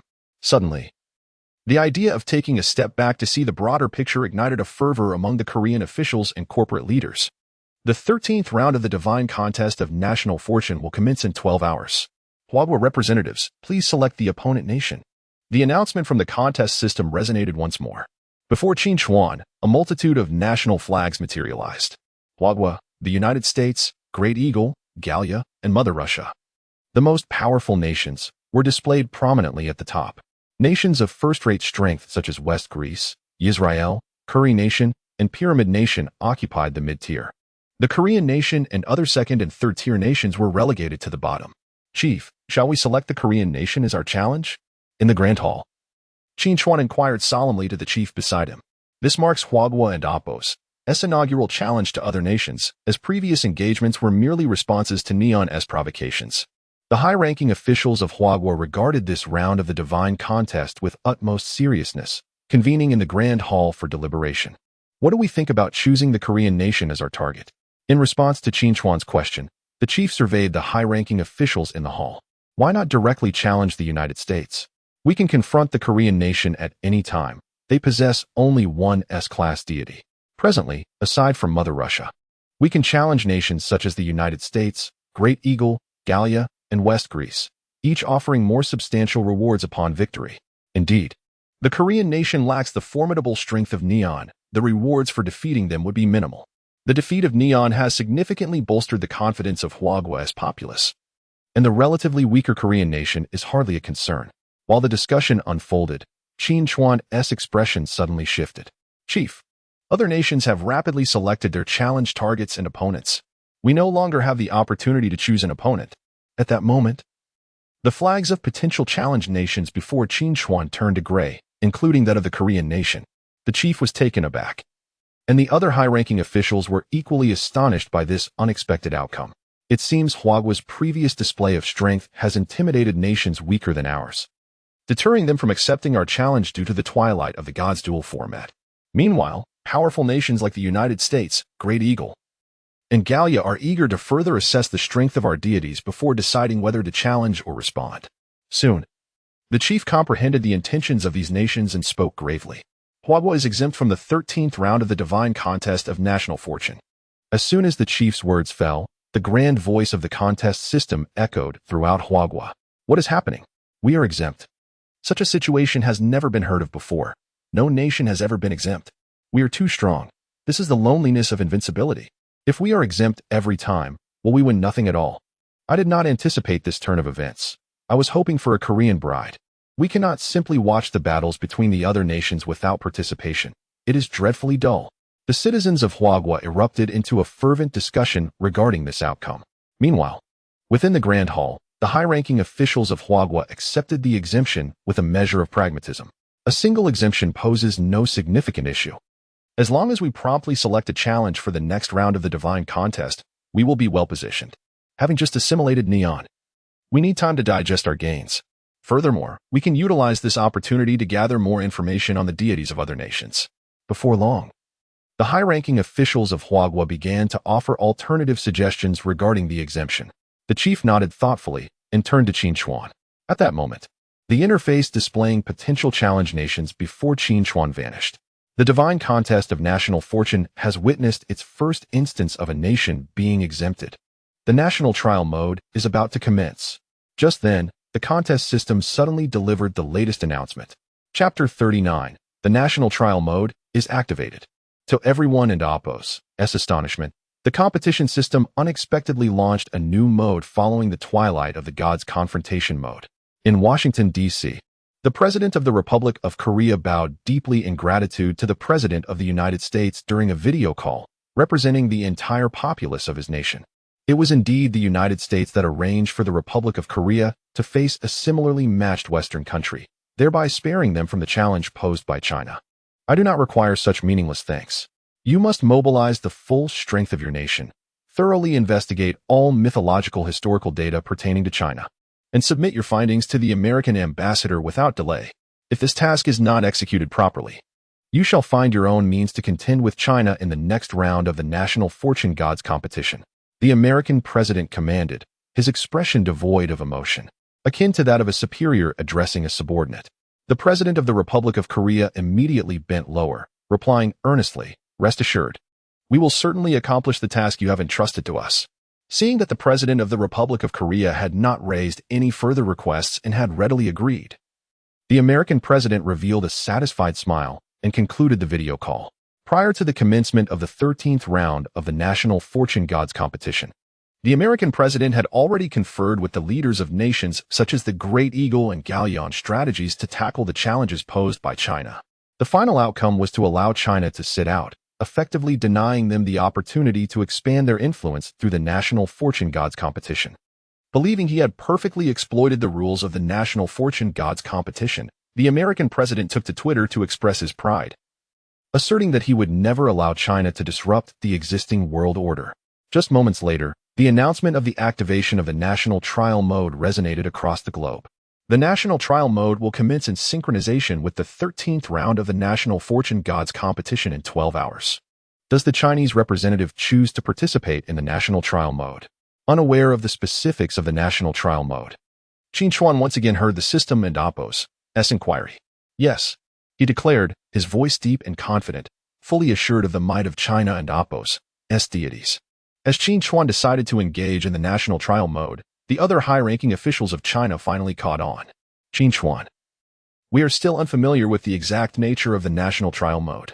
Is it not a bit hasty to participate without further knowledge? What if we fail and face severe penalties? Although our strength has significantly increased, what if none of the selected deities have previous combat experience? That would pose a dilemma.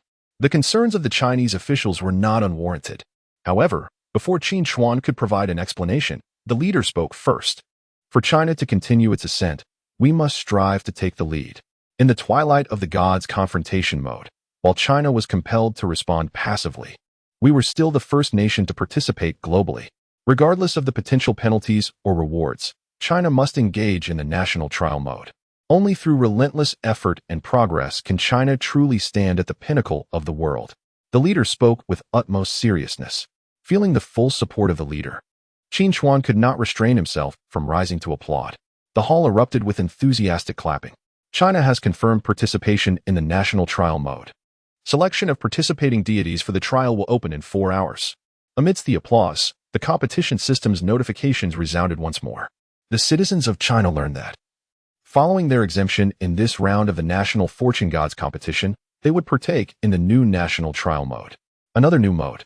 The previous new mode, the Twilight of the Gods confrontation, was a turning point towards our victory. I wonder how many rewards Qin Chuan will bring to China this time. I am so excited. Who would have thought we were on the brink of annihilation before, and now we are at the forefront of the National Fortune Gods competition. With Qin Chuan at the helm, China will undoubtedly succeed in the national trial mode. I wish for our entire nation to flourish. May the rewards be bountiful this time. The citizens of China were filled with anticipation for the national trial mode, their confidence stemming from Qin Chuan and Apos' consecutive victories and the formidable strength of China and Apos' deities. Among the neon citizens laboring tirelessly for the prosperity of China, some joined in the cheer. Victory for China. May our nation continue to grow stronger, so that we, as its constituents, may enjoy a better life. Long live China. Hey, have you also quickly forgotten the great Neon Empire? Please refrain from insults. It is merely Neon Province, not the great Neon Empire. Thank you. The Neon citizens, having accepted reality, began to showcase another facet of their national character, the subservience and admiration of the weak towards the strong. Simultaneously, the announcement of China's imminent participation in the new national trial mode, which garnered immense attention from nations worldwide, stirred a significant uproar globally. This time, it was indeed China and Apos' actions that instigated a new mode in the battle of the national fortune gods. The mysterious power that suddenly propelled China to unprecedented strength remained shrouded in secrecy. The nature of the rewards and penalties of the national trial mode was yet to be revealed, but this battle would provide invaluable insights for us. Subsequently, numerous experts and scholars from various countries flocked to their embassies in China. All deities that had participated in the Twilight of the Gods confrontation between China and Neon had been classified as S-rank deities. Furthermore, the mythological articles published by Qin Chuan became crucial reference materials for scholars studying Chinese mythology. Not only the citizens of China, but also people from around the world began to learn about deities such as the Jade Emperor and the Supreme Laojun. Countdown to the activation of the national trial mode. 3, 2, 1. For hours swiftly passed. The world watched as China simultaneously activated the national trial mode alongside the 13th round of the National Fortune Gods competition. Please, Chinese representative, select a trial event. As the Chinese representative, Qin Chuan was once again transported to the competition system and Apos' space.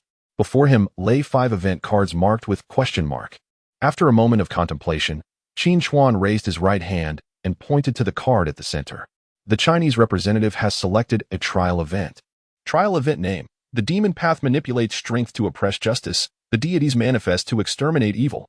After announcing the name of the trial event, the competition system provided another prompt before the Chinese audience could grasp the event and Apos' content. Chinese representative, please select the deities to participate in this national trial. Chapter 40. Is this even worthy of being called martial Tianpeng? Before Qin Chuan, the images of 5 candidate deities reappeared. After a fleeting glance at the information of the deities, Qin Chuan made his choice without hesitation. The representative of Huagua has selected the battle deity, Marshal Tianping. The national trial will officially commence in 10 minutes. Upon witnessing Qin Chuan's decision, the audience watching the live broadcast in Huagua erupted into fervent discussion. Why did Qin Chuan choose a pig-headed deity? The name indeed sounds grand, Marshal Tianping, but he certainly does not resemble a marshal. Why not select the mighty giant spirit god? He certainly looks formidable. What on earth is happening? Has Qin Chuan become complacent? Whatever Qin Chuan chooses, we shall support him. Yet, this time there was no nationwide voting. It feels so devoid of participation. This is because the rules of the national trial differ from the divine competition of national fortune. The Huagua citizens, who could only watch Qin Chuan's selection, lost a significant sense of involvement, while simultaneously being perplexed by his choice of battle deity. The battle deity for Huagua has been generated, accompanied by the grand announcement of the system. The form of the pig-headed deity Zhu Beiji materialized before Qin Chuan. With a rotund belly that seemed to have carried a child for 10 months, and a head resembling that of a pig, he appeared clad in an open shirt. So, you summoned me, huh? Zhu Beiji stretched lazily and then turned to Qin Chuan, inquiring. I humbly request Marshal Tianping to secure victory for Huagua in this national trial. Qin Chuan replied with a respectful gesture. Humph, you speak quite eloquently. It's just right that I should stretch my limbs. Let us go on this journey together. Perhaps the title of Marshal Tianping tickled Zhu Beiji's fancy, for a smile crept across his half-human, half-pig visage. The first phase of the national trial task is as follows. Defeat the 3 great masters of Chuzhi Kingdom, Master Huli, Master Luli, Master Yangli. Completion reward. A random area in Huagua will be transformed into a blessed land. As the system revealed the rewards for the first phase of the competition, the citizens of Huagua watching the broadcast erupted into cheers. Wonderful! Another reward of blessed land. I truly hope our city can be transformed into one. After living in a blessed land for a while, I could never bear to reside anywhere else, not even in a basement in the northwest. The most direct reflection of a nation and Appos, S strength, apart from the number of S-rank deities, is indeed blessed land. With such generous rewards for the first phase, the subsequent rewards must surely be even better. However, after the initial jubilation over the bountiful rewards, the Huagua citizens suddenly lost some confidence upon seeing the pig-headed Zhu Beiji beside Qin Chuan. The image of the candidate was already unappealing, and the reality was even worse. Strength seems tied to appearance. Just look at the previous deities like Erlangshun and Prince Neza, as well as all the deities who participated in the Divine Twilight duel mode. The conclusions drawn by those above seem somewhat dubious, yet upon reflection, I find myself unable to refute them. I really wish Qin Chuan would enlighten us on why Marshal Tianping appears as a pig-headed figure. He hardly resembles a marshal but rather a monster. Within the system and Appos, S-space, Qin Chuan sensed the excitement of the Huagua citizens, and unsurprisingly, he felt their confusion as well. Yet, in terms of appearance, Zhu Beiji indeed bore no semblance to a marshal, even though he knew that Marshal Tianping possessed the greatest strength among the 5 candidates. Zhu Beiji's current form, reminiscent of his journey in the West, did not exude the grandeur of a marshal. The trial scene has been loaded. During the Huagua representatives' trial, assistance can be provided to the battle deity. The competition system did not afford Qin Chuan the opportunity to introduce Zhu Beiji. The trial had already commenced. In the next moment, Qin Chuan and Zhu Beiji, who had been in a circular arena, found themselves beneath the city. Chuzhi Kingdom, It feels like a return to familiar grounds. Zhu Beiji gazed up at the 3 large characters on the city gate, squinting with a grin. Let us enter the city. First, we must satisfy our hunger. With that, Zhu Beiji slapped his belly, producing a crisp sound as he turned to Qin Chuan. At this moment, Qin Chuan was processing the content just presented by the system, pondering how he could assist Zhu Beiji in passing the trial. I didn't expect to have the opportunity to participate in the trial. Here it comes.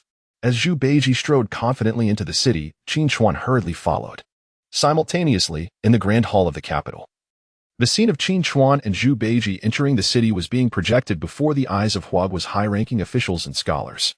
Is the battle deity Qin Chuan is chosen, perhaps, a tad too cavalier? The title of Marshal Tianping cannot be found in existing historical records, and it is a deity only familiar to Qin Chuan. Does this half-pig, half-human figure imply that the true form of Marshal Tianping is a pig? The very first task upon entering the city is to fill our bellies. Is this truly worthy of being called Marshal Tianping? Zhu Beiji's demeanor increasingly grated on the nerves of Huagua's experts and scholars studying mythology and history. Yet, they remained steadfast in their faith in Qin Chuan and Appos, knowledge of mythological history. Otherwise, there would have been a massive uproar against him in the Grand Hall. Indeed, it was not just Huagua that was perplexed. The high-ranking officials of various nations, closely monitoring the inaugural national trial mode, were equally baffled by the choice of a pig to participate in the national trial upon receiving timely reports from the embassy. By the way, young benefactor, do you have any silver? I, the old pig, am a monk and possess not a single coin. While indulging in a feast at the tavern, Zhu Beiji inquired after finishing his meal. Qin Chuan was still reminiscing about how the three great masters of Chaji Kingdom were dealt with in Journey to the West. Hearing Zhu Beiji's question, he was momentarily at a loss for words. Having transformed into an ancient hero upon entering the city, Qin Chuan reached into his robes. I have a bit of silver left. Please don't worry about the meal, Marshal. As he pulled out a small pouch of coins and opened it, he felt a sense of relief. At this moment, Qin Chuan suddenly realized that the system had previously indicated he could assist the battle deity, which likely meant sharing the contents of his pouch. Then I shall not hold back, heh. Waiter, bring me 10 pounds of braised beef and a jar of Huadia wine. Zhu Beiji exclaimed with delight, patting his belly and summoning the waiter again. Many viewers of the live broadcast in Huagua instinctively swallowed hard at this moment. Chapter 41. A single strike to vanquish the great master of Tiger Might. The food here is extraordinarily delightful. I assent it. Alas, my children and dog are both drooling over it. Could it be that the national trial is offering rewards so generously? What a spectacle! Am I watching a culinary show or the national trial? I recall that Marshal Tianping previously stated that one must eat well to gain strength. There is nothing wrong with that. Suddenly, I feel that I could also represent the Huan nation. As Qin Chuan sensed the public and Oppos, as jesting remarks, he glanced at the gluttonous Zhu Beiji, momentarily at a loss for words to express his feelings. Just then, a group of officers stormed into the inn, shouting for the capture of the so-called demon. As Qin Chuan was about to pick up his chopsticks, he realized that this was the trigger for the trial and Oppos' storyline. Why the commotion? I, old pig, have yet to finish my meal. Wait for me. Zhu Beiji, already surrounded by the officers, slammed his wine jar on the table and bellowed. His once jovial face transformed into a fierce visage, intimidating the officers who immediately hesitated to advance. Understanding that he had triggered the national trials narrative, Qin Chuan stood up and clasped his fists. Might I inquire, sir, on what grounds do you deem my marshal a demon? The competition and Oppos' system had previously indicated a target to slay the three great national masters of the Chaji Kingdom, but provided no additional information. Thus, Qin Chuan sought to extract as much intelligence as possible from these officers. A marshal? Could he truly be a figure of great renown? Our three masters are not even in human form. This must be a misunderstanding. The officers began to whisper among themselves after hearing Qin Chuan's words. Moments later, the leading officer approached Qin Chuan and Zhu Beiji, acknowledging them with a bow. I did not expect a figure of such stature to grace us. I apologize for my rudeness. His Majesty is currently troubled by a drought within the Chaji Kingdom and has summoned our masters to perform a rain invocation. If you could assist His Majesty in resolving this drought, not only would you receive generous rewards, but you would also be honored as a distinguished guest in our realm. Having listened to the officer's reasoning, Zhu Beiji exclaimed, Young benefactor, do ensure that food and drink are adequately arranged for me. The rest is up to you. After meeting Qin Chuan and Oppos' inquiring gaze, he returned his focus to the remaining food and drink before him. Please allow me a moment, as my marshal must partake in his vegetarian meal first, after which we will visit the king together. Upon hearing of the generous rewards, Qin Chuan hesitated to rush Zhu Beiji into slaying the three masters of the Chaji Kingdom, since the competition system had only provided key hints. Perhaps there were additional rewards to be gleaned from other avenues. Goodness, your marshal's vegetarian meal consists of such fare. This seems to be the most unpretentious battle deity thus far, indulging in wine and meat without restraint. Finally, the narrative had shifted from constant conflict to something more engaging. Far more interesting than the previous national competition of divine beings. How delightful. I sense that if we were to eliminate the three masters of the Chaji Kingdom and perhaps even the king, we might earn a special reward. Speaking of the three masters, they embody a menagerie of beasts, while we are merely swine. It truly feels like an animal kingdom. The citizens of Huan Nation's desire to mock surged, flooding the internet with their jests. This left scholars and analysts from various nations, who were keen to extract background information on this national trial format and divine combatants, in a state of bemusement. Burp. Finally satiated, Zhu Beiji let out a satisfied belch. Marshal, Let us depart. Seeing this, Qin Chuan stepped forward with a smile. After a brief moment, Qin Chuan and Zhu Beiji, escorted by the Chuji officials, arrived at the royal palace. Your Majesty, this is the esteemed individual known as Marshal Tianping, here to assist us in our quest for rain. The young gentleman beside him is the marshal's aide. On the way, Qin Chuan had provided a brief introduction to Zhu Beiji's background to the Chuji official. This esteemed individual is indeed unlike any ordinary person. The king of Chuji scrutinized Zhu Beiji, pausing briefly before uttering this remark. Your Majesty, the national master seeks an audience. Just as the king prepared to welcome Qin Chuan and Zhu Beiji, a guard announced loudly. Accompanying this call were three ethereal figures clad in Taoist robes, unmistakably high-ranking practitioners. We have learned of a high-ranking individual arriving to assist His Majesty, yet this one before us is no sage, but a demon. The great master of Tiger might cast a disdainful glance at Zhu Beiji before addressing the king with righteous indignation. The great masters of Deer Might and Goat Might nodded in agreement, unabashedly displaying their hostility towards Zhu Beiji. The live audience from Hua Nation, witnessing the moment, could not contain their excitement. The protagonist has arrived. Zhu Beiji is finally set to take action. The Animal Kingdom battle is about to commence. How thrilling. These three masters indeed appear more like sages than Zhu Beiji. Speaking of Zhu Beiji's namesake, what are the 8 precepts? Why dwell on that? Let us get straight to the battle. For the sake of the realm, let us go, pick. At that moment, Qin Chuan stepped forward. Standing before the great master of Tiger Might, gazing into his brown eyes and the tiger-striped robe, Qin Chuan declared, Great Master of Tiger Might. One may indulge in food with abandon, but one must not speak recklessly. Since the competition S system had not directly pitted Zhu Beiji against the three masters, but instead set this narrative in motion, Qin Chuan sought to follow the storyline, hoping to glean further information and rewards regarding the national trial. Who is this nameless brat? This is not a place for your words. Guards, silence him. The great master of Tiger Might, incensed by Qin Chuan's disregard for his authority as a national master, bellowed angrily. As these words resonated, an eerie silence enveloped the palace and the audience watching from their screens. A mere tiger demon dons a robe and fancies himself a national master? Just then, Zhu Beiji, scratching his ear, coldly retorted, Demon, how audacious. The great master of Tiger Might, already seething with rage, glared at Zhu Beiji, who had just unveiled his true nature, and shouted furiously. Boom. In the next moment, Zhu Beiji struck the great master of Tiger Might with his 9-toothed rake, instantly rendering him lifeless and revealing his true form. This technique learned from the Monkey King truly proves effective. Haha. Observing the lifeless tiger, concealed beneath the Taoist robe, Zhu Beiji grinned widely. The scene left everyone in shock, their eyes wide with disbelief. With a single blow, the great master of Tiger Might was vanquished, and before the great masters of Deer Might and Goat Might, no less. Only Qin Chuan remained unfazed, casting a cold glance at the fallen tiger, a smirk playing on his lips. Chapter 42, The Invocation of Rain. The true form of Tianping revealed. You audacious demon, how dare you? Cried out the mighty figures of Duli and Yangli, each brandishing their magical artifacts towards Zhu Beiji in a furious outburst. Yet, despite their fierce shouts, their feet remained firmly planted in place, sensing the bluster masking their trepidation. Qin Chuan stepped forward again, addressing the astonished king of Chuji. Your Majesty, the tiger-transformed demon has been unmasked by our esteemed marshal and has been vanquished on the spot. Please remain calm. Our marshal is willing to assist personally in the matter of rain invocation. Qin Chuan spoke loudly to the still dumbfounded king of Chuji. Is that so? The king stammered, finally regaining his composure. I never imagined that the tiger sorcerer was a demon in disguise. I am deeply grateful to Marshal Tianping for his intervention. After Zhu Beiji had dispatched the tiger master, he showed little interest in dealing with the king of Chuji.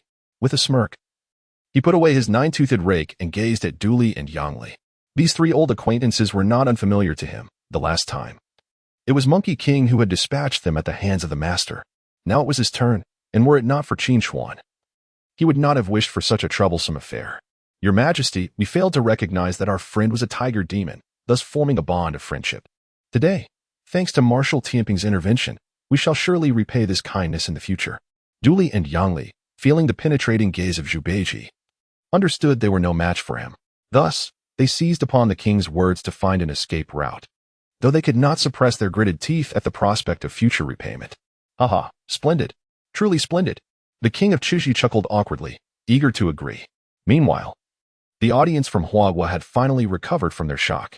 Zhu Beiji had dispatched the Tiger Master with a single blow? Where did that weapon come from? And where did it vanish to? Such ease. Martial Tianpeng is indeed formidable.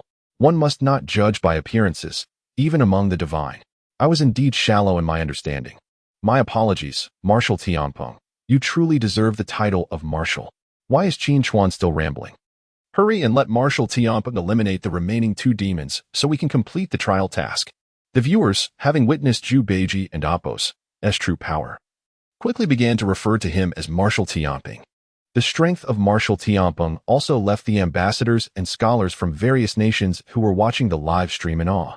Just how many powerful deities does Huagua possess? With Huagua and Apos' might, the national trial should be a mere formality. Regrettably, during the last round of the Divine Twilight Showdown, when Huagua and Apos' representatives selected their deities, we could not ascertain how many deities Huagua truly had. In the face of Huagua's rapidly ascending power, the attitudes of nations around the world underwent a monumental shift. Beyond placing immense importance on Huagua and mobilizing vast resources to analyze its deities, countries began to simulate their chances against Huagua's divine beings in the upcoming Divine National Destiny competition. Meanwhile, within the Grand Hall of the Chuji Royal Palace, Your Majesty, the tiger sorcerer who led the rain invocation has been slain. For this rain invocation, perhaps we should allow the highly skilled Martial Tianpeng to take charge? Duly, quick-witted, began to lay the groundwork for Zhu Beiji. Zhu Beiji, upon hearing this, remained indifferent, only pondering where to feast that night, preferably in the company of a beautiful maiden. As Zhu Beiji's mouthpiece, Qin Chuan spoke to the king of Qiji. What Master Dooley suggests is quite reasonable. I shall take it upon myself to handle the rain invocation. Your Majesty, please prepare for the ceremony. Qin Chuan was eager to see how the narrative of this national trial would unfold. Upon hearing that Qin Chuan had taken over the rain invocation, the king of Qiji breathed a sigh of relief. Very well, I shall have preparations made at once for the ritual tomorrow. Subsequently, Qin Chuan and Zhu Beiji were respectfully escorted to a side hall to rest, under the watchful eyes of Dooley and Yangli, who harbored concealed malice.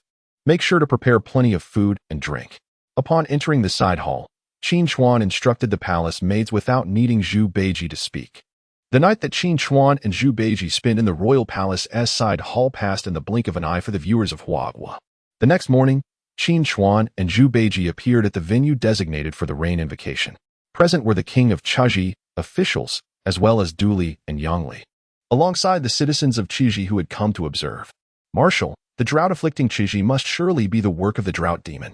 If we can lure it out and eliminate it, the drought will be resolved. Furthermore, Dooley and Yangli are guaranteed to meddle in this, providing us with a reason to eradicate them as well. Qin Chuan whispered to Zhu Beiji, who stood by his side. Familiar with the narrative of the journey to the west, Qin Chuan was uncertain why the competition system had deviated from the original plot. However, the overall storyline should not differ significantly. Zhu Beiji, grinning, replied, I never expected you to be quite knowledgeable, little benefactor. Leave it to me, haha. Seeing Zhu Beiji in high spirits, Qin Chuan's remaining worries dissipated entirely. Soon, all preparations for the ritual were complete. Zhu Beiji stepped forward, standing confidently at the forefront of the altar without reciting any incantations. Boom. In an instant, the previously clear sky darkened as thunderclouds began to gather. The winds howled violently. Crack. A bolt of lightning descended, illuminating the sky as it struck directly towards Zhu Beiji. Everyone instinctively raised their hands to shield their eyes from the blinding light. And when they looked back at the altar, the once rotund and carefree Zhu Beiji had vanished without a trace. Look up at the sky. A true immortal descends. The true immortal has manifested. Chuji is saved.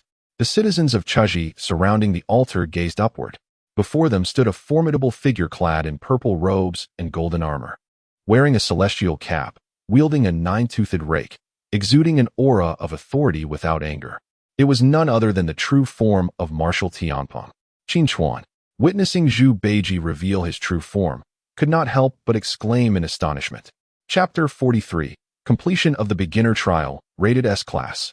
The true form of Martial Tianpeng, manifested in the form of Zhu Beiji, radiated with flashes of lightning, devoid of any trace of greed. Who is this celestial being? Where is Brother Beiji? Could this be the true visage of Martial Tianpeng? I never anticipated the ability to switch to a combat form. Martial Tianpeng is truly formidable. At this moment, the great druid of deer and the great druid of goat must be utterly bewildered. So powerful, exceedingly powerful. The citizens of Huagua, witnessing the true form of martial Tianping, erupted into exuberant cheers. Meanwhile, the remaining two national masters of Qiji Kingdom, the great druid of deer and the great druid of goat, were engulfed in terror. Zhu Beiji's earlier display of strength, when he effortlessly dispatched the great druid of tiger with his nine-toothed rake, had already instilled immense dread in them. Now, with the true form of martial Tianping revealed, despair washed over them. How could such a divine being exist in this small kingdom? We are no match for him. We must flee. Exchanging glances, the great druid of deer and the great druid of goat silently understood each other and Appos' thoughts. They began to discreetly retreat among the gathered citizens surrounding the temple. At that moment, Qin Chuan approached with a broad smile. Masters, where are you headed? Upon hearing Qin Chuan's loud inquiry, the two druids felt the weight of the surrounding gazes upon them. Unable to contain their fury at Qin Chuan's interference, they glared at him. Suddenly, the air was filled with the sound of war drums. The previously dim sky was suddenly populated with numerous celestial soldiers. Emerging from the storm clouds, clad in silver armor and white robes, they exuded an aura of authority. As it is Marshal Tianping, how could he lack an army to command? By the heavens, celestial soldiers! This is the true Marshal Tianping, utterly magnificent. This is what it means to play the pig to eat the tiger. Marshal Tianping is awe-inspiring. Amidst the cheers of the Huagua populace, the celestial soldiers swiftly encircled the entire city. The great druid of deer and the great druid of goat had no chance of escape. However, the celestial Marshal Tianping did not immediately strike at them. Instead, he cast a stern gaze toward the northern part of the city. Apprehend the drought demon, he commanded. Pointing northward, the celestial soldiers responded instantly, taking to the skies. In less than the time it takes for an incense stick to burn, the culprit behind the drought demon, was brought before Marshal Tianping. Monster, meet your end. With a swift motion, Marshal Tianping raised his nine-toothed rake and dealt the final blow to the drought demon. Just as with the demise of the great druid of tiger, the drought demon met a fate from which there was no return. The sight caused the great druid of deer and the great druid of goat to shrink back in fear, cold sweat beating on their foreheads. With the death of the drought demon, the thunderous roars of the storm were soon followed by the first drops of rain falling upon the parched earth. The citizens of Qiji Kingdom, including the king and officials, danced with joy, heedless of the rain soaking their garments. It's raining. Finally, it's raining. Thank you, Celestial Master. Qiji Kingdom is saved. The citizens of Qiji, oblivious to the mud beneath their feet, bowed in gratitude to the celestial marshal in the sky. The king and officials also bowed deeply, expressing their thanks. A faint smile graced Marshal Tianping's face as he turned his attention to the great druid of deer and the great druid of goat beside Qin Chuan. You two spirits, why do you not reveal your true forms? His voice, resonating like thunder, echoed in their ears. In an instant, the great druid of deer and the great druid of goat could no longer maintain their guise of the dignified national masters. In the blink of an eye, a majestic stag and a goat appeared beside Qin Chuan. The king, officials, and citizens surrounding the temple widened their eyes in astonishment. They looked from the transformed figures of the great druid of deer and the great druid of goat to the mud-stained robes and whisk, finally realizing the true identities of these two national masters. We never imagined our national masters were disguised demons. Your Majesty, the drought in Qiji Kingdom may be connected to these wicked spirits. We implore Marshal Tianping to eliminate this evil. Having uncovered the truth, the officials and citizens of Qiji Kingdom, after a brief moment of shock, fervently beseeched Marshal Tianping for his intervention. Qin Chuan also nodded slightly in acknowledgement to Marshal Tianping. Very well, I shall rid this land of these two demons. With that, Marshal Tianping descended slowly from the stormy skies, standing before the great druid of deer and the great druid of goat. With swift strikes of his nine-toothed rake, the ground bore witness to the demise of both a stag and a goat. Thank you, Celestial Master, for saving Qiji Kingdom, the king exclaimed, bowing deeply in gratitude. Thank you, Celestial Master. The surrounding citizens echoed their thanks to Marshal Tianping. The divine being of Huagua has successfully eliminated the trial targets, the great druid of tiger, the great druid of deer, and the great druid of goat. The beginner trial mode has been completed, calculating rewards based on storyline progress, concluding beginner trial rewards. A moment later, the grand voice of the competition system resonated in Qin Chuan's ears. Simultaneously, Marshal Tianpeng transformed back into his original rotund form. The celestial soldiers and the sound of war drums gradually faded away. Little benefactor, I didn't eat your meals in vain, huh? Zhu Beiji chuckled, slapping Qin Chuan's shoulder. Ha ha ha, Marshal, you jest. If possible, I would wish to invite you to feast and drink every day. Qin Chuan wiped the rain from his face, laughing heartily. He had initially thought Zhu Beiji and Appo's strength mirrored that of their journey to the west. Little did he expect that in the national trial storyline, Zhu Beiji's power had already been restored to its peak, not as the purification master, but as Marshal Tianpeng. I shall remember your words, ha ha ha ha. Zhu Beiji laughed again. Before Qin Chuan could respond, the surrounding space suddenly froze, followed by the announcement of the competition system. The rewards for the beginner trial have been finalized.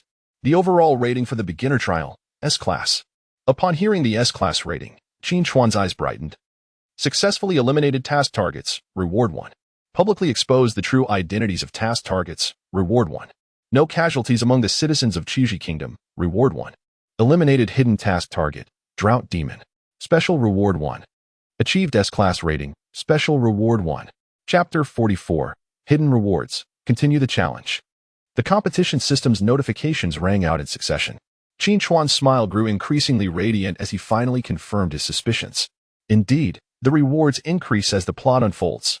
The high-ranking officials of Huagua were equally exhilarated. The national trial mode began with 3 rewards and 2 special bonuses. This bounty surpassed that of participating in the 13th round of the Divine Competition for National Fortune. Reward 1.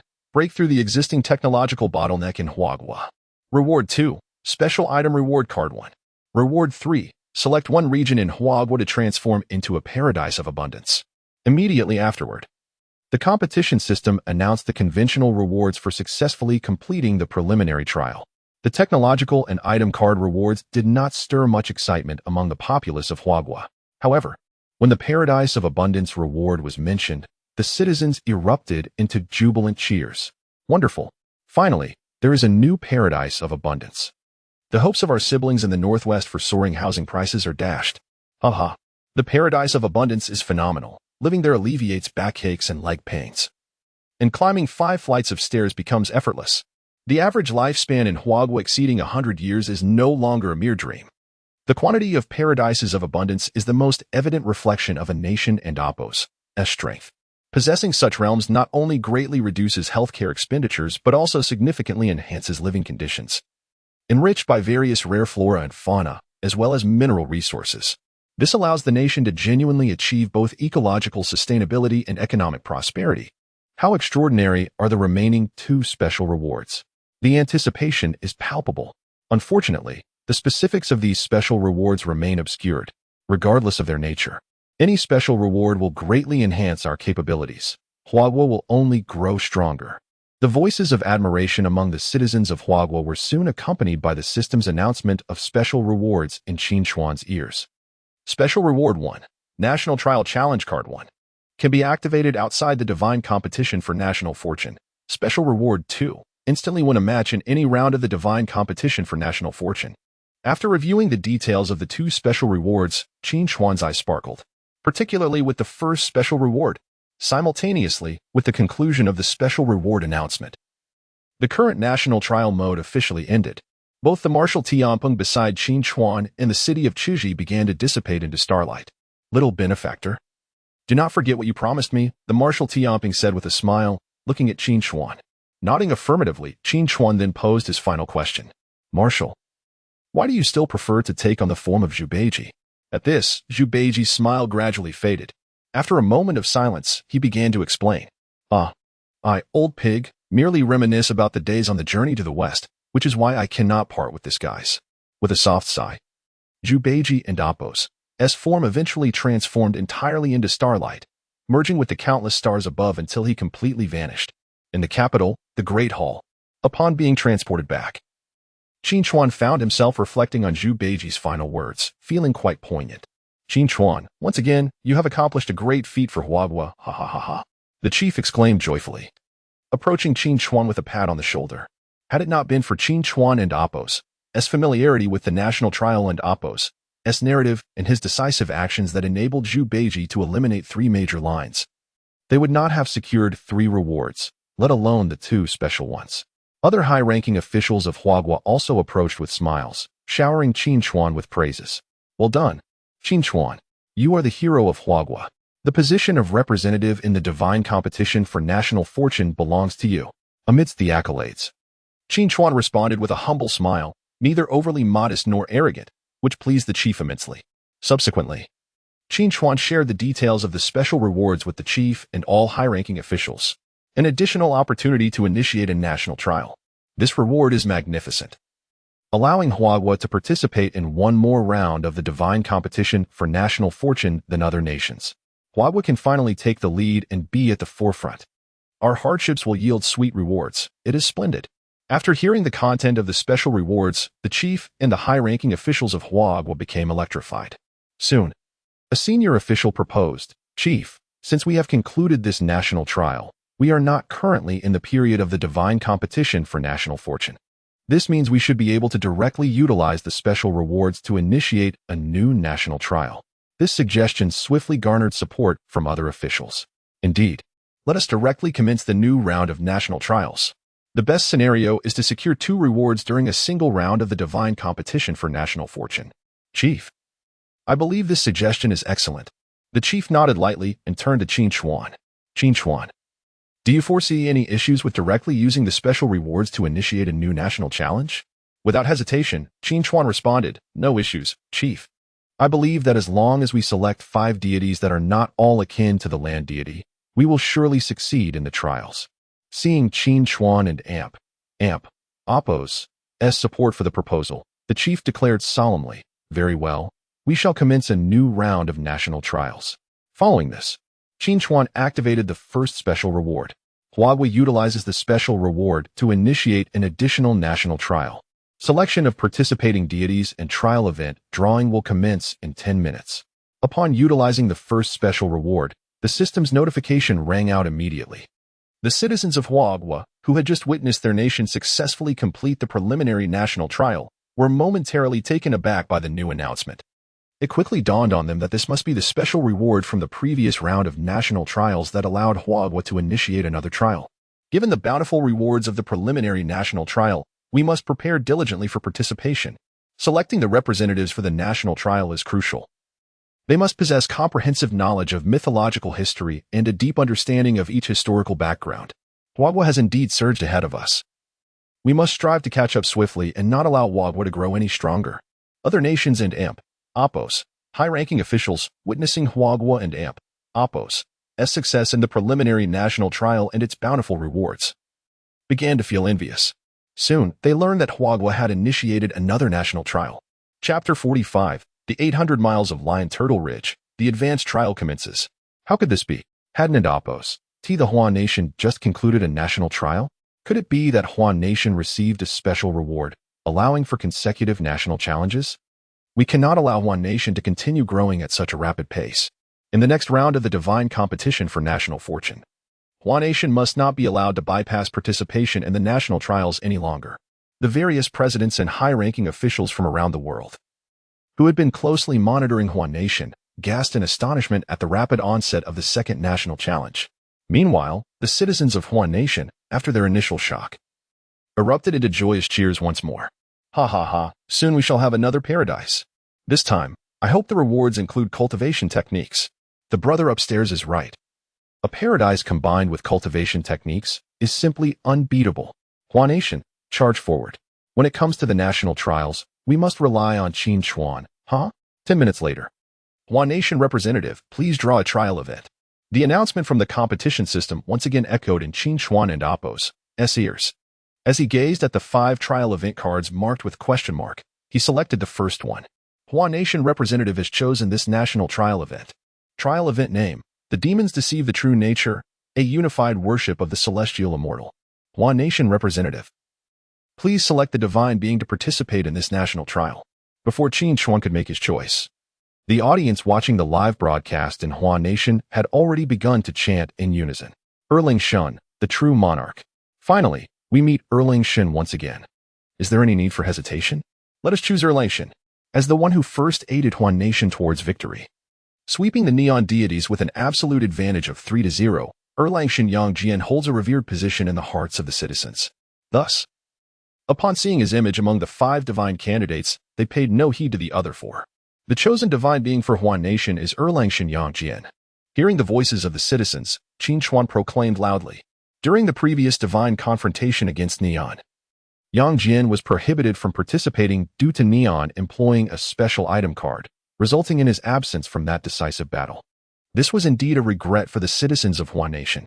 Huan Nation representative has selected the divine being for this national trial, Erlangshan Yangjian. The national trial will officially commence in 10 minutes.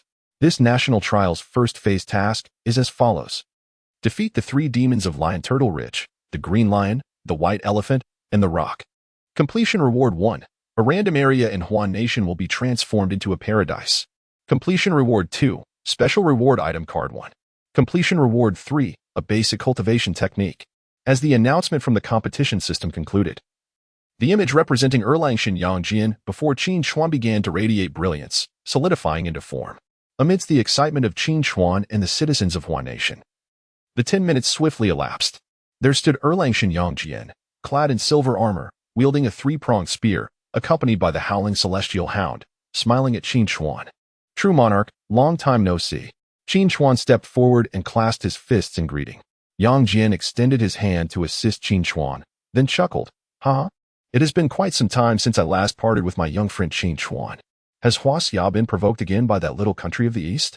Upon hearing Yangjian's inquiry, Qin Chuan straightened his posture and replied, True monarch, Neon no longer exists. It has been utterly defeated and destroyed by Huan Nation. Everything that was once Neon now belongs to Huan Nation. Hearing this delightful news, Yangjian laughed heartily. Ha! Splendid. Ha ha. Qin Chuan, unable to contain himself, joined in the laughter. Reflecting on the time Yangjian fought, Huan Nation was on the brink of annihilation. Had they lost even one more match to Neon, the last remaining northwest region would have succumbed to them. In just 3 short months, Neon had fallen, and Huan Nation not only reclaimed its territory but also gained 2 paradises. The trial scene has been loaded. During the trial period, the Huan Nation representative may assist the divine being in battle. As the competition system's announcement resonated, Qin Chuan and Yangjian shifted their gazes. Arriving at the foot of Lion Turtle Ridge, the sight before them caused both Qin Chuan and Yangjian to solemnly change their expressions. The ridge was strewn with the remains of countless fallen, a veritable graveyard of bones. Looking upwards, they saw hair matted like felt and flesh reduced to dust. Human sinews were tangled in the trees, charred and glistening like silver. It was indeed a mountain of corpses and a sea of blood, reeking horrifically. To the east, little demons butchered the living. To the west, Balfiends cooked human flesh fresh and steaming. Ugh! I cannot bear it, truly cannot. This is not Lion Turtle Ridge. It is nothing less than a hell on earth. The hell described in Western mythology pales in comparison. The citizens of Huan Nation, watching the gruesome and terrifying scenes of Lion Turtle Ridge on their screens, found some unable to withstand the horror, bending over to retch. Younger children were sent to their rooms by their parents, shielding their tender hearts from such bloody shock. When watching Journey to the West, it was known that Lion Turtle Ridge was the most perilous challenge on the journey westward. Now, it was clear that it was not merely perilous. At that moment, Qin Chuan, suppressing the churn in his stomach, finally understood why the competition system designated Lion Turtle Ridge as an advanced trial. Beside him, Yangjian could not help but remark, Young friend Qin Chuan, this place known as Lion Turtle Ridge is thick with demonic energy, as if dark clouds loom overhead. There are no fewer than thousands of demons, great and small, in sight. Qin Chuan nodded gravely. True monarch, this Lion Turtle Ridge is home to 3 major demons. They are the green-maned lion monster, the yellow-fanged old elephant spirit, and the golden-winged rock. Within these 800 miles of Lion Turtle Ridge, there dwell 48,000 demons of various sizes, truly a den of evil. After briefly introducing the basic situation of Lion Turtle Ridge to Yangjian, Qin Chuan furrowed his brow tightly. This time was markedly different from the previous encounter with the drought-stricken Qiji Kingdom. The danger was exceedingly grave. Moreover, the green-maned lion monster, the yellow-fanged old elephant spirit, and the golden-winged rock all had considerable backing, with many cards hidden up their sleeves. What you say is indeed true. How to eliminate these 3 demons will require cunning. Yangjian nodded in agreement after hearing Qin Chuan's assessment. I will first investigate the terrain of Lion Turtle Ridge and the distribution of the demons. Young friend Qin Chuan, please wait here. With that, Yang Jian transformed using his divine art, morphing into a blue falcon and soaring into the sky. Chapter 46, Gathering of Demons, Hell on Earth. While Yang Jian was dispatched to scout the situation at Shurtuo Ridge, Qin Chuan remained at the foot of the mountain, meticulously recalling information about the three major demons of Shurtuo Ridge. The green-haired lion demon served as the mount of Manjushri Bodhisattva, wielding a formidable broadsword. It had once transformed at the southern heavenly gate, opening its enormous maw, akin to a city gate, devouring 10,000 heavenly soldiers, showcasing its immense power. Qin Chuan whispered to himself, simultaneously introducing the information to the audience watching the live broadcast in Huagua. The yellow-toothed old elephant spirit was originally the steed of Samantabhadra Bodhisattva, armed with a spear forged from fine steel. Its trunk was also a devastating weapon. In battle, it could coil around an opponent, leaving even the most resilient adversaries in utter despair. As the citizens of Huagua listened to Qin Chuan and Appo's exposition, they couldn't help but feel anxious for the valorous Yang Jian, who had ventured deep into Shurtuo Ridge to gather intelligence. The Daping golden-winged eagle was the most formidable of them all, born of the phoenix. It wielded a precious artifact, the Yin-Yang Qi bottle, containing 7 treasures and 8 trigrams, capable of reducing a person to liquid within a mere moment.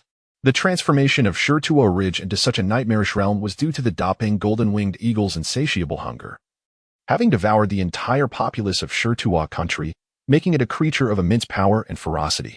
After recalling all the pertinent information regarding the 3 demons involved in the national trial, Qin Chuan began to contemplate how to eliminate them with greater ease.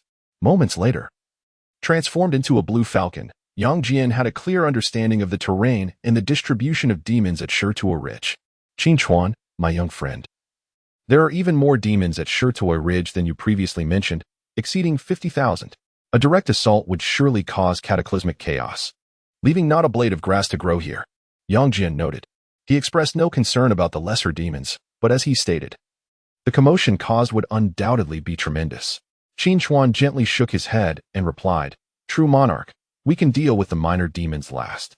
The priority is to first eliminate the 3 major demons, the green-haired lion, the yellow-toothed old elephant, and the Daping golden-winged eagle. The objective given by the competition system is to defeat the 3 demons of Shurtuo Ridge, with the trial's narrative yet to be triggered. Qin Chuan naturally placed the completion of the fundamental goal at the forefront. You are correct, but we must first lure the 3 major demons out of Shurtuo Ridge. Ideally, we should draw them out separately to avoid a chaotic battle. Yang Jian concurred, subsequently offering his suggestion to Qin Chuan. After contemplating Yang Jian's proposal, an idea suddenly sparked in Qin Chuan's mind. He then asked Yang Jian, True monarch, can you use your divine powers to transform me into an ordinary little demon? Indeed.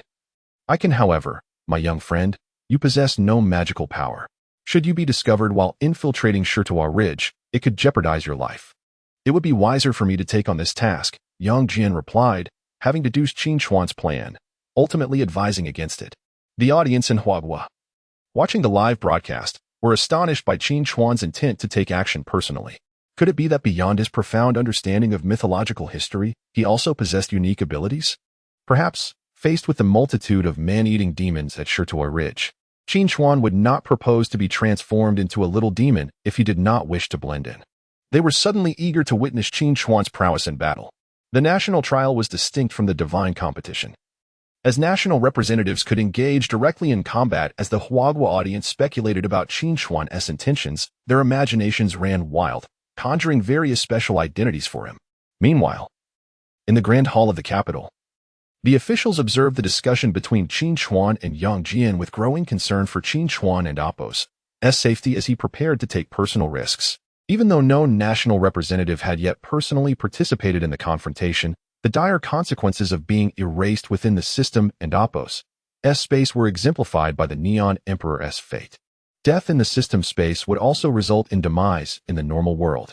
In response to Yang Jian's counsel, Qin Chuan smiled, True monarch, rest assured, I shall not venture deep into Shurtuo Ridge. I will merely approach the lesser demons at the periphery, adopting the guise of different types of demons to spread some rumors. If those rumors bear fruit, it will undoubtedly facilitate your task of slaying the 3 major demons of Shurtuo Ridge. Seeing Qin Chuan and Appo's unwavering confidence in that he would not delve into the depths of Shurtuo Ridge, Yang Jian paused momentarily, before ultimately consenting to Qin Chuan and Appos, as planned. Very well. I shall stand by to protect you. Should the demons of Shirtuo Ridge become wary, I will act immediately, Yang Jian decided, opting for a balanced approach. Upon hearing this, Qin Chuan nodded. Good, please, true monarch, use your transformation arts to turn me into a little demon. Yang Jian recited the incantation and gestured towards Qin Chuan. In the next moment, Qin Chuan transformed into a leopard-headed demon adorned with golden-spotted fur. This transformation thrilled the viewers in Huagua, the second son, who could not only wield transformation techniques himself but could also transform Qin Chuan into a leopard demon, was truly impressive. I wish I could possess such transformation abilities. With that skill, there would be no need for makeup, just transform directly. How exhilarating. Suddenly, a daring and thrilling idea blossomed in the minds of the Huagua netizens. Little kitty, quickly transform for me. As the discussion took a peculiar turn, the viewer's attention was swiftly redirected to Qin Chuan and Appos' actions on the screen. Hey, don't look away. I'm calling you. Transformed into a leopard demon by Yang Jian, Qin Chuan adopted a weary demeanor and shouted at a small demon patrolling the mountain. The king summoned me to patrol the mountain, surveying the southern and northern hills. The small demon, with its orange-yellow fur and humming an unfamiliar tune while brandishing a triangular flag, paused upon hearing Qin Chuan's call and turned to face him. You leopard demon, from whence do you hail? How dare you shout so loudly in Shirtuo Ridge? Do you not fear that my master will devour you whole? The orange-haired demon said, looking down at Qin Chuan. However, Qin Chuan was unfazed by the orange-haired demon's bravado, observing the triangular flag it bore, embroidered with the words Little Zhuangfeng. He dismissed it nonchalantly.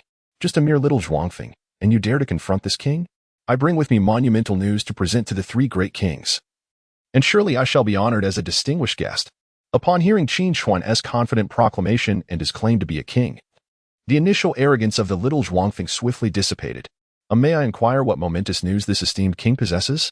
Chapter 47, The Elixir of Immortality. Qin Chuan enters the demon lair. At this moment, Xiao Zhuofeng quietly inquired of Qin Chuan, his face aglow with curiosity. Qin Chuan chuckled lightly, a smug expression gracing his leopard-like visage. Are you not aware that a monk named Tang Song, who is on a pilgrimage to the west in search of sacred scriptures, is soon to pass through Shirtuo Ridge? He then posed a counter-question to Xiao Zhuofeng, keenly observing his reaction out of the corner of his eye. Recalling the previous national trial, Qin Chuan surmised that following the narrative would facilitate a smoother passage and yield additional rewards. Furthermore, the minor demons of Shirtuo Ridge could engage in conversation and would not immediately resort to combat, thus allowing Qin Chuan to devise a plan. The monk Tang Xing? I have never heard of him, Xiao Zhuofeng replied after a moment of contemplation, shaking his head. Qin Chuan's expression revealed his anticipation. The monk named Tang Xing possessed a significant background. It was said that he was the reincarnation of the golden cicada, and a morsel of his flesh could grant eternal life. Approaching Xiao Zhuofeng, Qin Chuan suppressed the foul odor emanating from him and whispered, eternal life, indeed. Upon hearing these four words, Xiao Zhuofeng's eyes widened in astonishment. Indeed, go and share this splendid news with the king. Once I am favored as the king's esteemed guest, you shall not be deprived of a taste of Tang Xing's flesh. Ha ha. Seeing that Xiao Zhuofeng had taken the bait, Qin Chuan patted his shoulder with a smile. Energized, Xiao Zhuofeng bowed repeatedly, exclaiming, thank you, Leopard King. I shall inform my king at once. Please wait here for a moment. With a burst of excitement, Xiao Zhuofeng abandoned his mountain patrol and dashed deeper into Shirtuo Ridge, waving his triangular flag. Once Xiao Zhuofeng's figure vanished into the trees, a satisfied smile graced Qin Chuan's face. Just then, Yang Jian, having transformed into a small bird and perched atop a tree branch behind Qin Chuan, inquired, is it true that the reincarnation of the golden cicada has transformed into Tang Xing, seeking the true scriptures in the west? Qin Chuan chuckled in response, indeed. My dear friend, such a being does not exist presently. However, I can use this pretext to bring us closer to the three major demons of Shirtuo Ridge, allowing us to execute a most unexpected ambush. Yang Jian's eyes lit up at this revelation. I had not anticipated you would devise a plan so swiftly. Please elaborate. It is quite simple. We first lead the three major demons of Shirtuo Ridge to believe that the reincarnation of the golden cicada, Tang Xing, exists, and that consuming a piece of his flesh confers immortality. Then, you shall transform into the likeness of Tang Xing and feign capture deep within their lair. This way, we will only face the three demon kings, as only a select few of the thousands of minor demons will be able to garner their favor and receive a taste of Tang Sung and Apos' flesh. If we can swiftly slay the demon kings, we shall eliminate the most formidable foes before the others can react. As for the remaining minor demons, we can take our time dealing with them. Qin Chuan meticulously outlined his plan to Yang Jian, who nodded in agreement. This strategy is excellent. We shall proceed as you suggest to cleanse Shizhuo Ridge of these demons. Meanwhile, Xiao Zhuofeng, having delivered the message to the depths of Shizhuo Ridge, was now returning to Qin Chuan with an exuberant expression. Leopard King, the Azure Lion King, and the White Elephant King wish to meet you. From a distance, as he spotted Qin Chuan maintaining his leopard-like form, Xiao Zhuofeng called out excitedly. Qin Chuan approached with a smile. Aha! It took considerable effort to gather this information. And indeed, the two kings possessed discerning eyes. Xiao Zhuofeng grinned widely, displaying his yellowed teeth. You speak true, Leopard King. Upon learning that consuming the flesh of the reincarnated golden cicada would grant immortality, the Azure Lion King and the White Elephant King were quite pleased. Please, Leopard King, return to the lair with me. A feast is prepared in your honor. Qin Chuan nodded in satisfaction, casually inquiring, by the way, Xiao Zhuofeng, do you know where the Rock King is? The Rock King roams freely. We minor demons cannot ascertain his whereabouts. However, once he hears of the opportunity to consume the flesh of Tang Sing and attain immortality, he will undoubtedly return to the lair in no time, even from the farthest reaches of the earth. Leading the way, Xiao Zhuofeng continued to converse as they made their way deeper into Shizhuo Ridge. Qin Chuan nodded in acknowledgement, following closely behind. At this moment, Yang Jian had already transformed into a monk and conjured 3 disciples using his divine powers, making their approach toward Shizhuo Ridge. Qin Chuan possesses remarkable wit. This strategy is indeed brilliant. I did not foresee such a cunning ruse to deceive and ambush the 3 demons of Shizhuo Ridge. Haha. In the trial mode, not only must the divine beings possess strength, but the intelligence of the national representatives must also shine. The prospect of gaining immortality with a single bite is enticing. However, I wonder if Qin Chuan's entry into the demon lair will be without peril. Should his disguise be unveiled, he would be the first to meet his demise. The audience from Huagua, watching from their screens, engaged in fervent discussions regarding Qin Chuan's audacious plan and his solitary venture into the demon's den. Soon, under Xiao Zhuofeng's guidance, Qin Chuan arrived at the depths of Shizhuo Ridge, where the lair stood in stark contrast to the corpses littering the exterior, boasting a picturesque landscape. It seemed even demons had certain standards for their living conditions. Qin Chuan mused inwardly as he approached the entrance. Ha ha ha. Leopard brother, do come in. A booming laughter interrupted Qin Chuan and Apos' thoughts. As he focused his gaze, he beheld a lion demon, adorned with a golden armor and a fearsome visage, grinning broadly with a mouth that resembled a blood-soaked chasm. Ah, it is an honor to meet you in person, my king. Qin Chuan maintained his composure, stepping forward to clasp his fists and greet the lion demon. There is no need for such formalities, please. Enter the lair so we may discuss the whereabouts of the reincarnated golden cicada, Tang Sing, haha. The Azure Lion Demon, fixated solely on consuming the flesh of the immortal Tang Sing, wasted no time in steering the conversation toward the matter at hand. Chapter 48. The Battle Against the Azure-Maned Lion Demon and the Yellow-Toothed Old Elephant Spirit. Upon entering the cavern, Qin Chuan immediately spotted the Yellow-Toothed Old Elephant Spirit, who was seated upon a massive stone bench. Even while seated, the creature towered over a meter, adorned with phoenix-like eyes and elegant, crescent-shaped brows, while its ivory tusks resembled grand, suspended weights, and its silver trunk undulated like a celestial dragon. Here comes my brother, the leopard, the azure-maned lion demon exclaimed, patting Qin Chuan on the shoulder with its enormous paw. Brother leopard, please take a seat. The yellow-toothed old elephant spirit responded with a smile, waving its large hand. Subsequently, the 2 formidable demon kings inquired about the details concerning the monk Tang Sing.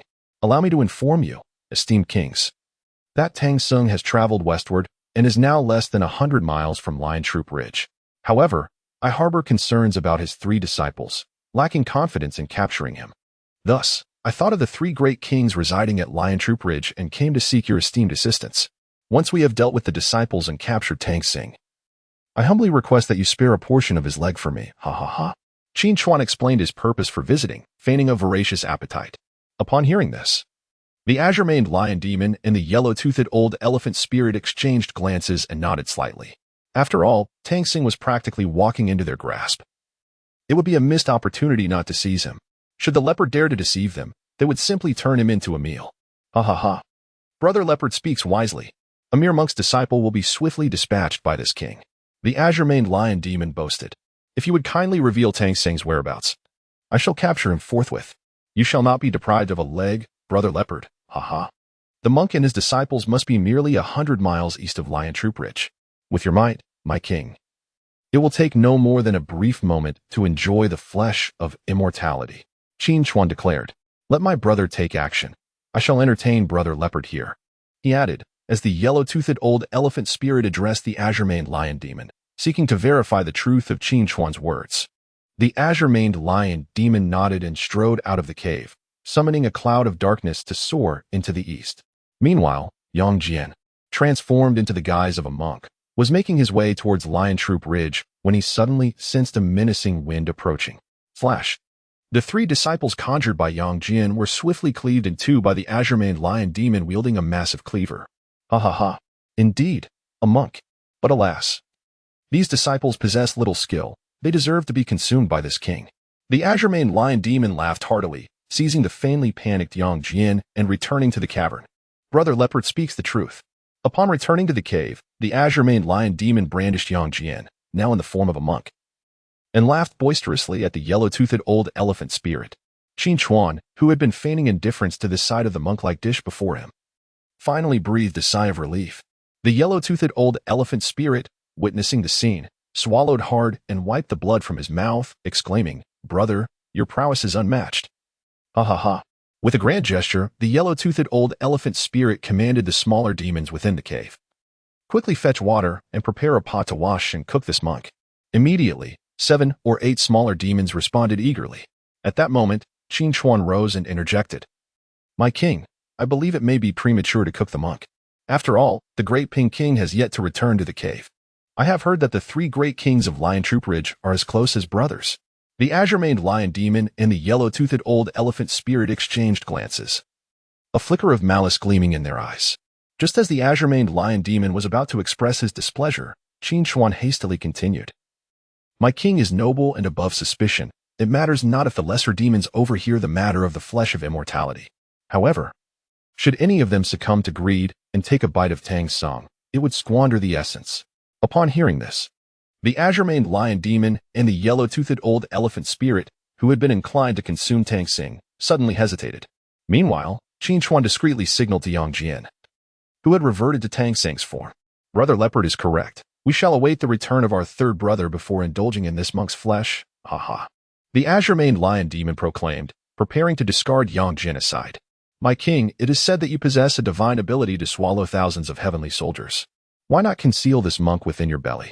It would be the most secure option, Qin Chuan swiftly suggested. Flattered by Qin Chuan and Apos' flattery and confident in his own strength, the azure-maned lion demon, without a second thought, opened his mouth wide to swallow Yang Jian. In an instant, Yang Jian, now in the guise of Tang Sing, found himself engulfed by the azure-maned lion demon's cavernous maw. Upon entering the belly of the beast, Yang Jian realized the unexpected advantage granted by Qin Chuan. Drawing forth his trident, he dispelled his transformation and forcefully stabbed into the demon and Apos' innards. Ugh! The azure-maned lion demon, who had just settled down with a large goblet of wine, dropped it in shock, splattering liquid everywhere. What ails you, brother? The yellow-toothed old elephant spirit exclaimed, noticing the sudden change in his companion and Apos' demeanor. Meanwhile, within the belly of the azure-maned lion demon, Yang Jian wielded his trident with fervor, piercing relentlessly. Splurt! The azure-maned lion demon opened its mouth to speak, only to spew forth a torrent of blood. You vile leopard demon, what sorcery have you employed? The yellow-toothed old elephant spirit glared at Qin Chuan, his eyes filled with murderous intent. Qin Chuan, taken aback by the swift shift in focus towards himself, felt a jolt of fear coursing through him. It's over. My identity has been exposed, he thought frantically. Heaven help me, the yellow-toothed old elephant spirit could swallow me whole. What shall I do? We absolutely cannot lose Qin Chuan. Qin Chuan, think of something. The audience in Huagua watched with bated breath. In the critical moment, a thunderous voice erupted from within the belly of the azure-maned lion demon. Break.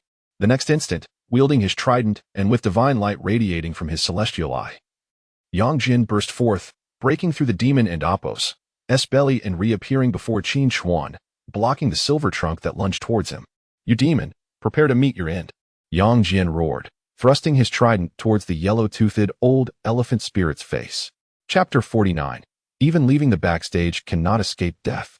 The yellow-haired old elephant spirit had never anticipated that the monk Tang Xing, consumed by the green-haired lion monster, possessed such formidable strength. Clang! As the three-pronged, double-edged spear struck before the elephant's trunk, the yellow-haired old elephant spirit barely managed to raise his long spear to block Yang Jian's assault. The citizens of Huaghua, watching the live broadcast, finally breathed a sigh of relief. Fortunately, the celestial lord Erlang intervened in time. Otherwise, Qin Chuan might have met his demise here. One can always trust the celestial lord Erlang. Qin Chuan exhibited remarkable courage, not retreating even a step in that dire moment. Truly impressive. After this national trial concludes, it is imperative to remind Qin Chuan never to personally take such risks again. Not only the citizens of Huaghua, but also the high-ranking officials in the capital and Appos' Grand Hall, who were watching the broadcast, shared the same sentiment, feeling a wave of anxiety for Qin Chuan. Thankfully, Yang Jian acted promptly. This time, Qin Chuan had taken too great a risk. Qin Chuan and Appos' safety is of utmost importance to us in Huaghua. We cannot afford such dangerous actions again. We could withstand a single failure in the national trial, but we cannot bear the loss of Qin Chuan. Unlike the usual cheers that followed Qin Chuan leading Huaghua to victory, the expressions on the faces of the high-ranking officials were solely filled with concern and tension. Meanwhile, the celestial lord Erlang, Yang Jian, was engaged in a fierce battle with the yellow-haired old elephant spirit in the cave. Simultaneously, Yang Jian summoned the heavenly hound to protect Qin Chuan from harm inflicted by the other minor demons within the cave. Although the yellow-haired old elephant spirit was inferior to Yang Jian in strength, its trunk provided an additional arm and weapon in close combat. Thus, after several exchanges, it had not yet been defeated. Celestial Lord, first sever that yellow-haired elephant's trunk. Qin Chuan, positioned slightly behind and shielded by the heavenly hound, shouted loudly. Yang Jian responded with a resounding affirmation, understood. Before his words faded, Yang Jian's spear swept fiercely toward the yellow-haired elephant spirit's trunk. The yellow-haired old elephant spirit raised its long spear just in time to block Yang Jian and Appos' strike while casting a furious glare at Qin Chuan. "You, leopard spirit. Once I conquer this person, I shall flay your skin and devour your flesh." At that moment, the yellow-haired old elephant spirit, as it proclaimed, harbored an intense hatred for Qin Chuan. How dare a mere demon be so arrogant? Yang Jian, witnessing the yellow-haired old elephant spirit threatening Qin Chuan, bellowed in anger. If it were not for the relatively confined space within the cave, Yang Jian would have already slain the yellow-haired old elephant spirit. The yellow-haired old elephant spirit laughed in fury. "You boast of your prowess. Yet do you know that the green lion you just eviscerated is the steed of Manjushri Bodhisattva? When Manjushri comes seeking vengeance, no matter how powerful your magic or myriad abilities, you shall not escape death. Above me, I have Samantabhadra Bodhisattva as my protector. Should you slay me, you shall face eternal damnation." Realizing it was no match for Yang Jian, the yellow-haired old elephant spirit began invoking its backing, hoping to intimidate Yang Jian. However, Yang Jian merely scoffed, and with a swift motion, his spear lunged forward like a tempest. "You demons, who have devoured countless innocents and obliterated the entire lion troop kingdom, creating a hellish scene of bones and despair. How dare you mention Manjushri and Samantabhadra? If your vile deeds reach the ears of the two bodhisattvas, they would not need my intervention to eradicate you themselves." The yellow-haired old elephant spirit and Appos' mention of the two bodhisattvas only fueled Yang Jian and Appos' wrath. Realizing that its life now depended solely on its own abilities, the yellow-haired old elephant spirit declared, "Such bravado! Today, I shall stew you and that leopard spirit together, to be feasted upon by the myriad demons of Lion Troop Rich." With great effort, it resisted Yang Jian's onslaught, creating some distance while panting heavily. Then, the yellow-haired old elephant spirit transformed into a tempest of demonic energy, charging directly out of the cave. "Celestial Lord, do not let that yellow-haired elephant spirit escape," Qin Chuan shouted urgently to Yang Jian, who had not anticipated the yellow-haired old elephant spirit and Appos' abrupt retreat. "Heavenly Hound, protect my young friend Qin Chuan." Yang Jian instructed the hound without delay and darted off like a silver streak in pursuit of the yellow-haired old elephant spirit. Upon witnessing this, Qin Chuan followed closely to the cave and Appos' entrance. "Roar! Just as he reached the cave and Apos' mouth, he heard a tremendous roar. It turned out that the yellow-haired old elephant spirit was not fleeing, but rather constrained within the cave. Once outside, it manifested its true form, resembling a mountain-sized elephant. Its silver trunk coiled like a dragon, and its 4 legs stood tall like jade pillars. Boom! The yellow-haired old elephant spirit, seeing that Yang Jian had indeed chased it out of the cave, lifted a front leg and stomped down heavily toward Yang Jian. The entire lion troop ridge trembled beneath the impact of the yellow-haired old elephant spirit and Apos' foot. The various demons and beasts scattered, emitting cries of alarm. All demons, heed my command. Let us slay this foe. The yellow-haired old elephant spirit bellowed, attempting to use the thousands of demons on Lion Troop Ridge to wear down Yang Jian's divine power. Yang Jian, however, would not allow the yellow-haired old elephant spirit scheme to succeed. 9 transformations of the mysterious art, indestructible diamond. He activated his full strength, and a radiant golden light enveloped his form. In the next instant, Yang Jian charged directly at the colossal elephant head, undeterred by the yellow-haired old elephant spirit's assault. Seeing this, the yellow-haired old elephant spirit swiftly raised its trunk like a silver serpent, forming an impenetrable barrier before itself. At the same moment, the thousands of demons within Lion Troop Ridge, having received the yellow-haired old elephant spirit's command, unleashed their demonic powers, converging upon Yang Jian. Devour the stars and consume the moon. Just then, the heavenly hound, which had been guarding Qin Chuan, sprang into action. With a single bite, it swallowed hundreds of demons whole. The sight sent the yellow-haired old elephant spirit into a frenzy, yet it could do nothing to intervene. Its trunk, already bloodied and battered under Yang Jian and Apos' relentless assault, was now in grave peril. Sever! With a thunderous shout, Yang Jian seized the opportunity as the yellow-haired old elephant spirit faltered, bringing down his spear with tremendous force upon the base of its trunk. Splash! In the next moment, a fountain of crimson erupted before the yellow-haired old elephant spirit. The severed trunk crashed to the ground, still twitching reflexively. With excruciating pain coursing through it, the yellow-haired old elephant spirit instinctively reared up. Yet Yang Jian and Apos' movements were swifter. In the blink of an eye, the golden streak of his spear pierced the yellow-haired old elephant spirit's head and emerged out the other side, embedding itself into the opposite mountain wall. Chapter 50. The Appearance of the Golden-Winged Rock. With a resounding thud, the 3-pronged spear struck the rock face, vibrating slightly at its tail after the dull sound resonated. The yellow-haired old elephant spirit, pierced through the forehead by the spear, was utterly lifeless. The true lord is truly powerful. Qin Chuan suppressed his urge to cheer aloud. With the previous disembowelment of the blue-haired lion monster by Yang Jian, 2/3 of the national trial mission had been accomplished. The citizens of Huagua, watching on their screens, raised their arms in exuberance. That shot by the Lord Erlang was magnificent. Bloody, violent, yet I love it immensely. It was exhilarating, 1,000 times more satisfying than watching a Hollywood blockbuster, haha. I relish watching the Lord Erlang pierce every foe. So exhilarating.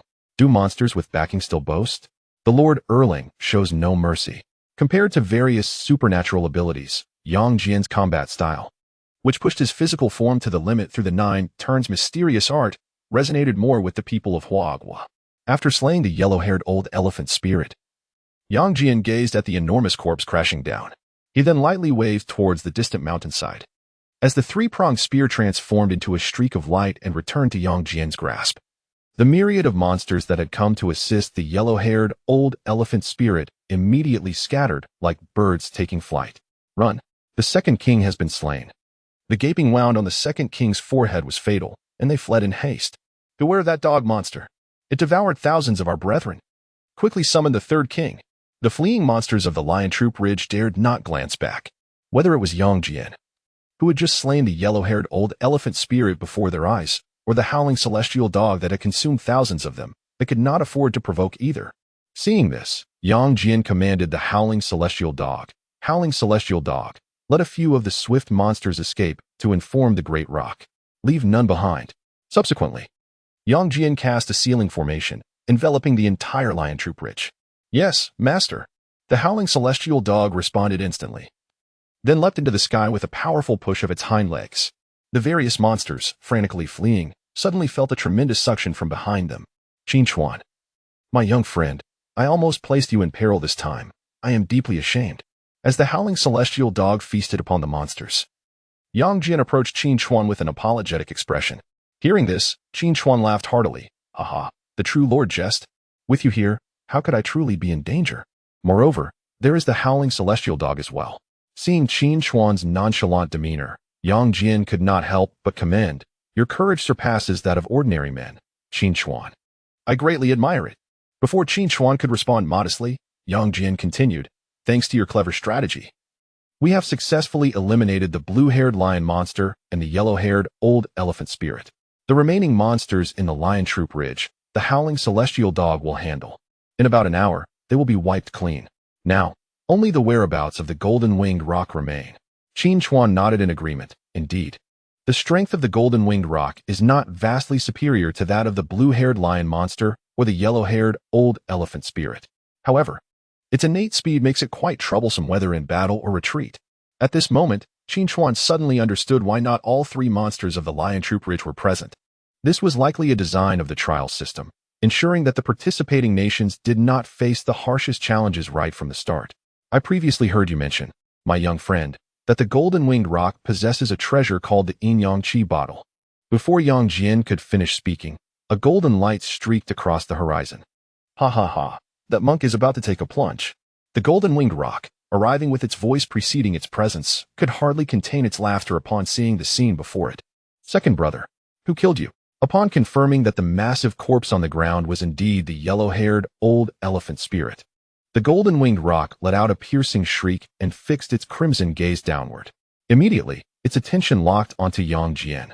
Speak of the devil, and he shall appear. Seeing this, Qin Chuan smiled at Yang Jian, then quickly continued.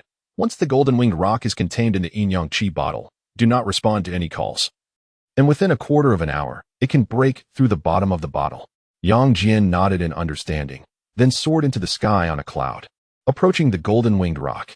Who are you, and why have you slain my second brother and massacred the monsters of Lion Troop Ridge? The enraged golden-winged roc shouted at Yang Jian as it noticed his advance. Knowing that Yang Jian had the strength to slay the yellow-haired old elephant spirit and that the blue-haired lion monster was nowhere to be seen, the golden-winged roc, despite its fury, deduced that Yang Jian possessed formidable power.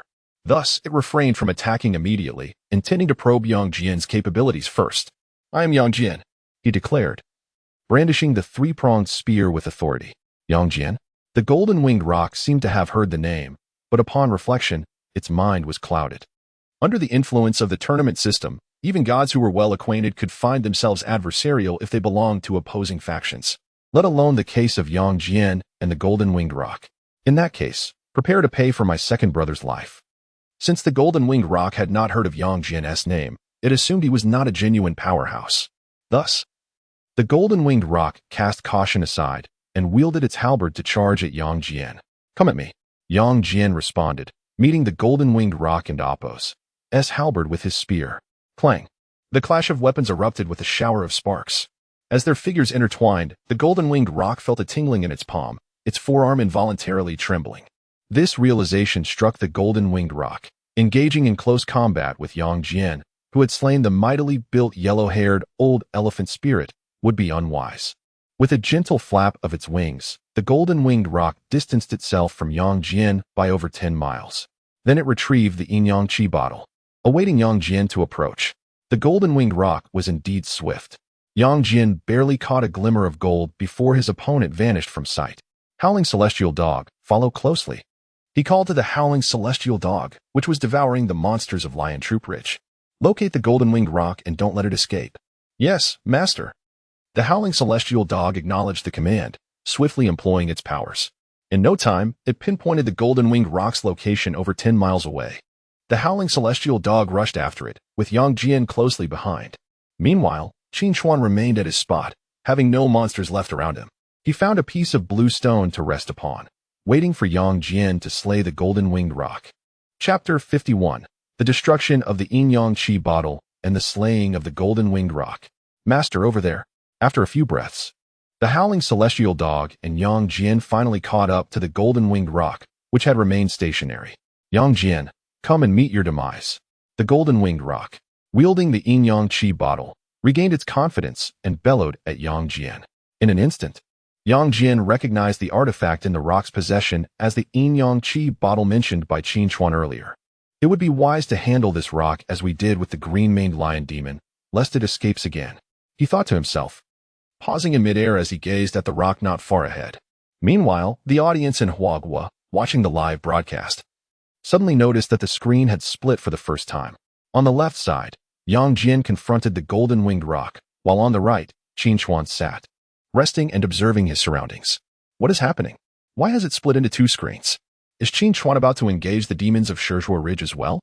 It is quite possible, and given Qin Chuan's strength, he should be on par with the celestial lord Erlang. Otherwise, why would he warrant his own feat? Humorous. To be honest, I want to see Qin Chuan in action, haha. Who would choose to watch Erlang Shen over him? Dog emoji, no more pretense. My only idol is Qin Chuan. Brothers, if you want to see Qin Chuan, hit one in the comments. My goodness. The competition system has glitched because of us in Huagua. Enough said, Huagua is awesome. Fortunately, just a few seconds later, the screen returned to normal. Resolute. Yang Jian faced the rock's provocation and brandished his three-pronged spear to strike. As the spear was about to pierce the rock, it evaded Yang Jian's attack by swiftly moving behind him. Yin Yang Qi bottle, absorb. The rock then aimed the Yin Yang Qi bottle at Yang Jian's back. What kind of treasure is this? Yang Jian felt a pulling force from behind in faint shock, shouting. Then, Yang Jian was drawn into the Yin Yang Qi bottle. Haha. Merely a brute. How could he ever defeat me, the golden-winged rock? Seeing Yang Jian trapped, the rock could not help but laugh heartily. The howling celestial dog, seeing this, cooperatively tucked its tail and fled. This made the rock even more confident that Yang Jian would soon perish within the bottle. Upon witnessing Yang Jian and Appo's plight, the Huagua audience could not contain their gasps. The celestial lord has been captured by that demon. Will the Nine Turns' mysterious art withstand the Yin Yang Qi? Even if it cannot, it must. Do the brothers and sisters believe in Erlang Shen? Indeed, why all the fuss? Have we forgotten how the celestial lord defeated the green-maned lion demon before? The person above is right. This must be a ploy by the celestial lord. Exactly. The rock's intelligence cannot match that of a human. What kind of education do you have upstairs? We are discussing mythology while you are talking about biology? Regardless of the audience and Appo's speculations, the golden-winged rock, clutching the Yin Yang Qi bottle, hastened back to its lair. As for Qin Chuan, still appearing as a leopard spirit in the rock's eyes, he was merely dismissed as a foolish little demon, receiving no further attention.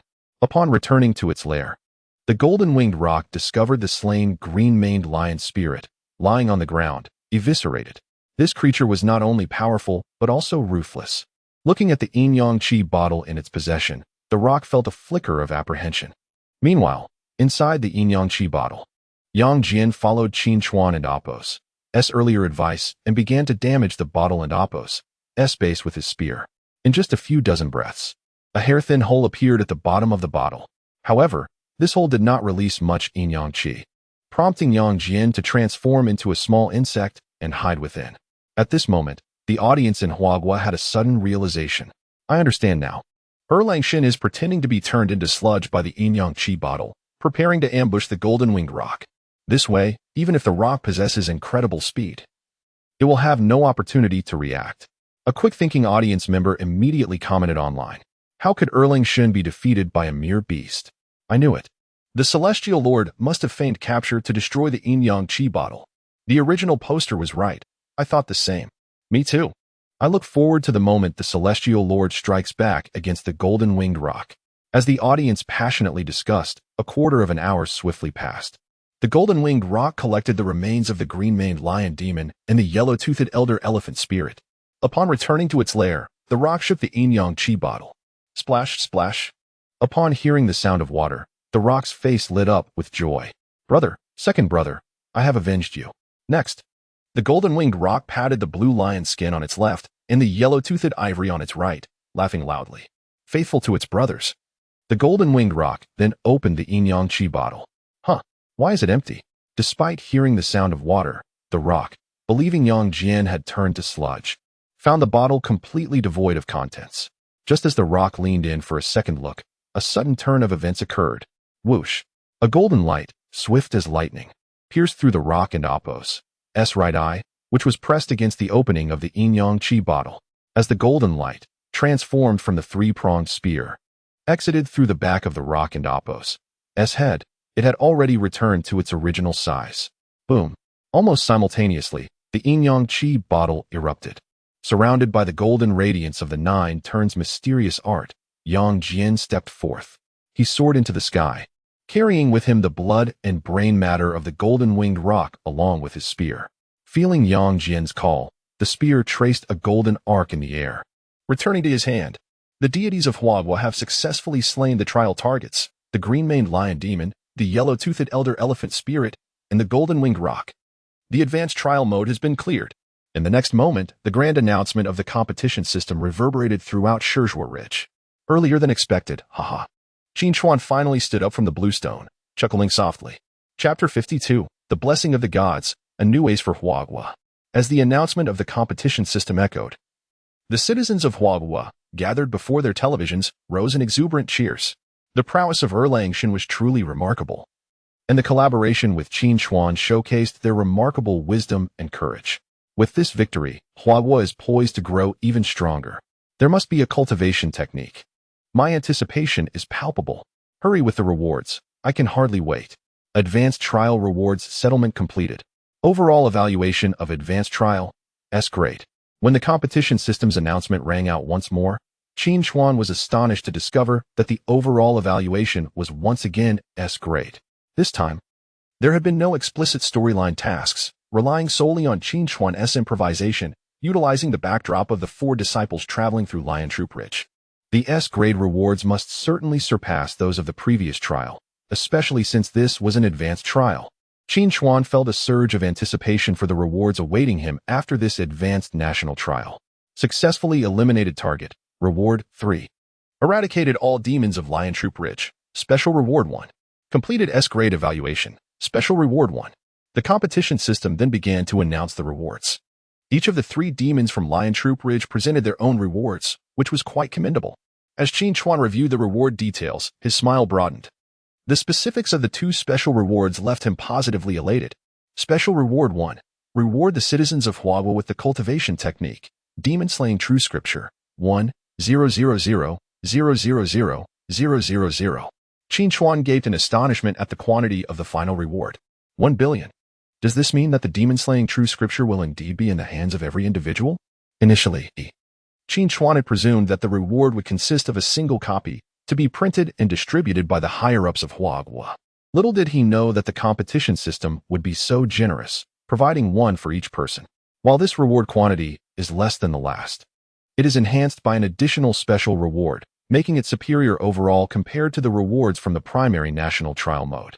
He was intensely curious about the content of the special rewards. Let us not overthink this, dear brethren. The special rewards are our hidden cards, and the fewer who know, the better. This is also why the competition system does not disclose the contents of special rewards directly. As the citizens of Huagua absorbed the announcement of the rewards, they began to feel a sudden influx of familiarity. Wait, why is there a sudden recollection of a scripture? Is it the demon slaying true scripture? I suddenly remember having read this book. Could it be that this is the special reward? This is very likely. I must have gained this memory unexpectedly.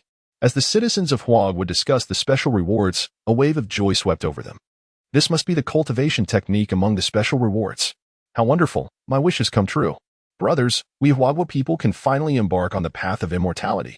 I have awaited this day for 30 long years. 30 years. The sentiments of the citizens resonated deeply with Qin Chuan, leaving him even more astonished. Not only is every individual receiving a copy of the demon-slaying true scripture, but it is also imprinted directly into the minds of all citizens of Huagua. The competition system is truly remarkable and exceptionally humane. Qin Chuan's evaluation of the competition system elevated to a new height. They promised a cultivation technique for everyone. And they delivered. Regardless of age, gender, or literacy, everyone can easily cultivate. Special Reward 2. Blessing of the Gods 1.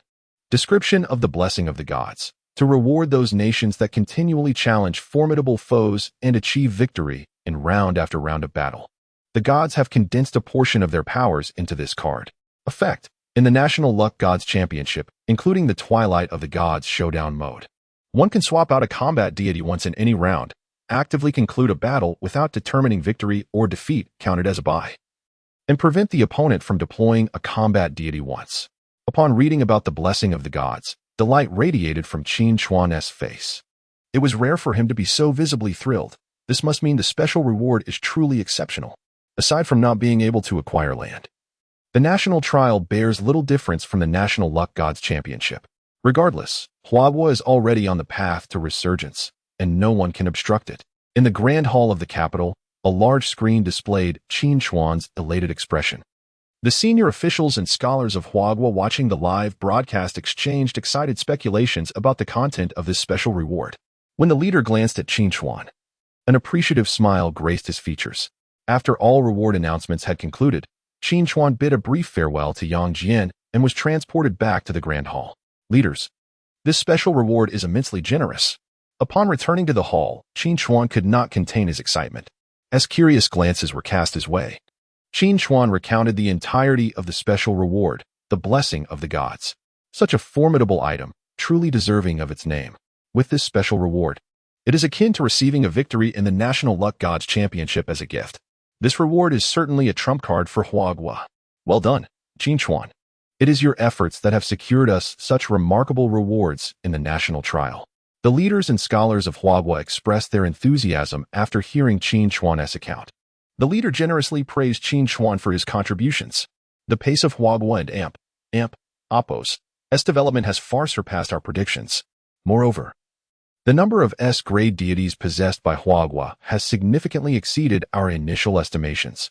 All our forecasts regarding Huagua have faltered in recent months, particularly in light of Neon's catastrophic defeat. In the 14th round of the National Luck Gods Championship, we cannot allow Huagua to be bypassed once more. The rewards they have acquired from the 2 rounds of national trials already eclipse those gained from participating in the 13th round of the National Luck Gods Championship. At the headquarters of the European Union, representatives from Gaul, Great Eagle, Germany, and newly ascended powerhouse Sheila gathered in a conference room to discuss strategies to counter Huagua. Ultimately, a consensus was reached. In the upcoming National Luck Gods Championship, the aim would be to target Huagua. Chapter 53, The Strongest from Each Region Emerges, Tournament Rules Update. However, due to the current challenge regulations of the tournament system, the member states of the European Union are unable to directly challenge the Huagua. Thus far, the targets for the Divine Contest of National Fortune remain confined within this continent. The 13th round of the Divine Contest of National Fortune has concluded. The most powerful nations from each continent have been determined. Now, we shall announce the representative nations of each continent. As the representatives from the European Union pondered how to bolster the strength of the Korean nation for this formidable task, a grand voice from the tournament system suddenly resounded across the globe. East Asia and Appos' representative of strength, Huagua. Aha! Our Huagua is invincible in Asia. The rise of Huagua is unstoppable. Gratitude to Qin Chuan, honoring our gods of war from Huagua. Is there anyone else? Upon the announcement of Huagua as the strongest in East Asia, jubilant cheers erupted across the vast lands of Huagua. Northern Asia and Appos' representative of strength, the Bear Empire. Yura. Under the sword of Catherine the Great, we are invincible. The spirit of battle shall never extinguish. The Bear people, known for their warrior spirit, raised their cups to drink deeply and sang in celebration. Southern Asia's representative of strength, India. O Lord Shiva, India is the strongest. Under the guidance of the ancient sage, India shall surely become the world's hegemon. Under the radiance of Lord Brahma, all of India shall flourish. The people of India danced and sang, celebrating their nation's supremacy in South Asia. Northern Europe's representative of strength, Norway. Let the followers of Odin, the king of gods, rejoice. Eastern Europe and Appos' representative of strength, Greece. Following the guidance of Zeus, the god of gods, and Athena, the goddess of wisdom. Middle East's representative of strength, the United Arab Emirates. The Almighty is the one true God in this world. America's representative of strength, the United States of America. Africa's representative of strength. Once all representatives from each continent were announced, the tournament system proceeded to unveil new challenge rules. Starting from the 14th round of the Divine Contest of National Fortune, challenges will no longer be limited to within the same continent. The representative nations of each continent shall have the priority to select their challengers. The interval between each round of the Divine Contest of National Fortune shall be reduced from 1 month to 7 days. Following a series of system notifications, a significant stir erupted worldwide. The adjustments to the rules of the Divine Contest of National Fortune, compared to the previously introduced Twilight of the Gods and National Trials modes, were even more intense. in the conference room of the European Union, where discussions were underway to curb the continued expansion of Huagua. The Great Eagle representative exhibited no visible discomfort despite not being the representative of Eastern Europe. The strongest nations across the globe had been conclusively determined, and within East Asia, only Huagua stood supreme, with Korea having no chance of triumph against Huagua. Thus, the responsibility of countering Huagua now rested upon us all. After establishing the common objective of restraining Huagua's growth, the Gallic representative spoke again. The Great Eagle representative shook his head and said, "Unless we employ some of our trump cards, none of us present can be assured of 100% certainty of defeating Huagua in the next round of the divine contest. In fact, even achieving a 30% probability appears quite challenging." Upon hearing the Great Eagle representative's words, the other members of the European Union, though reluctant to acknowledge this truth, could only nod in agreement and remain silent. Thus, in order to restrain Huagua and Apos' growth at minimal cost, the optimal approach is to support other sufficiently powerful nations that, like Huagua, are on the rise. As the Great Eagle representative articulated this, the eyes of all present brightened. India.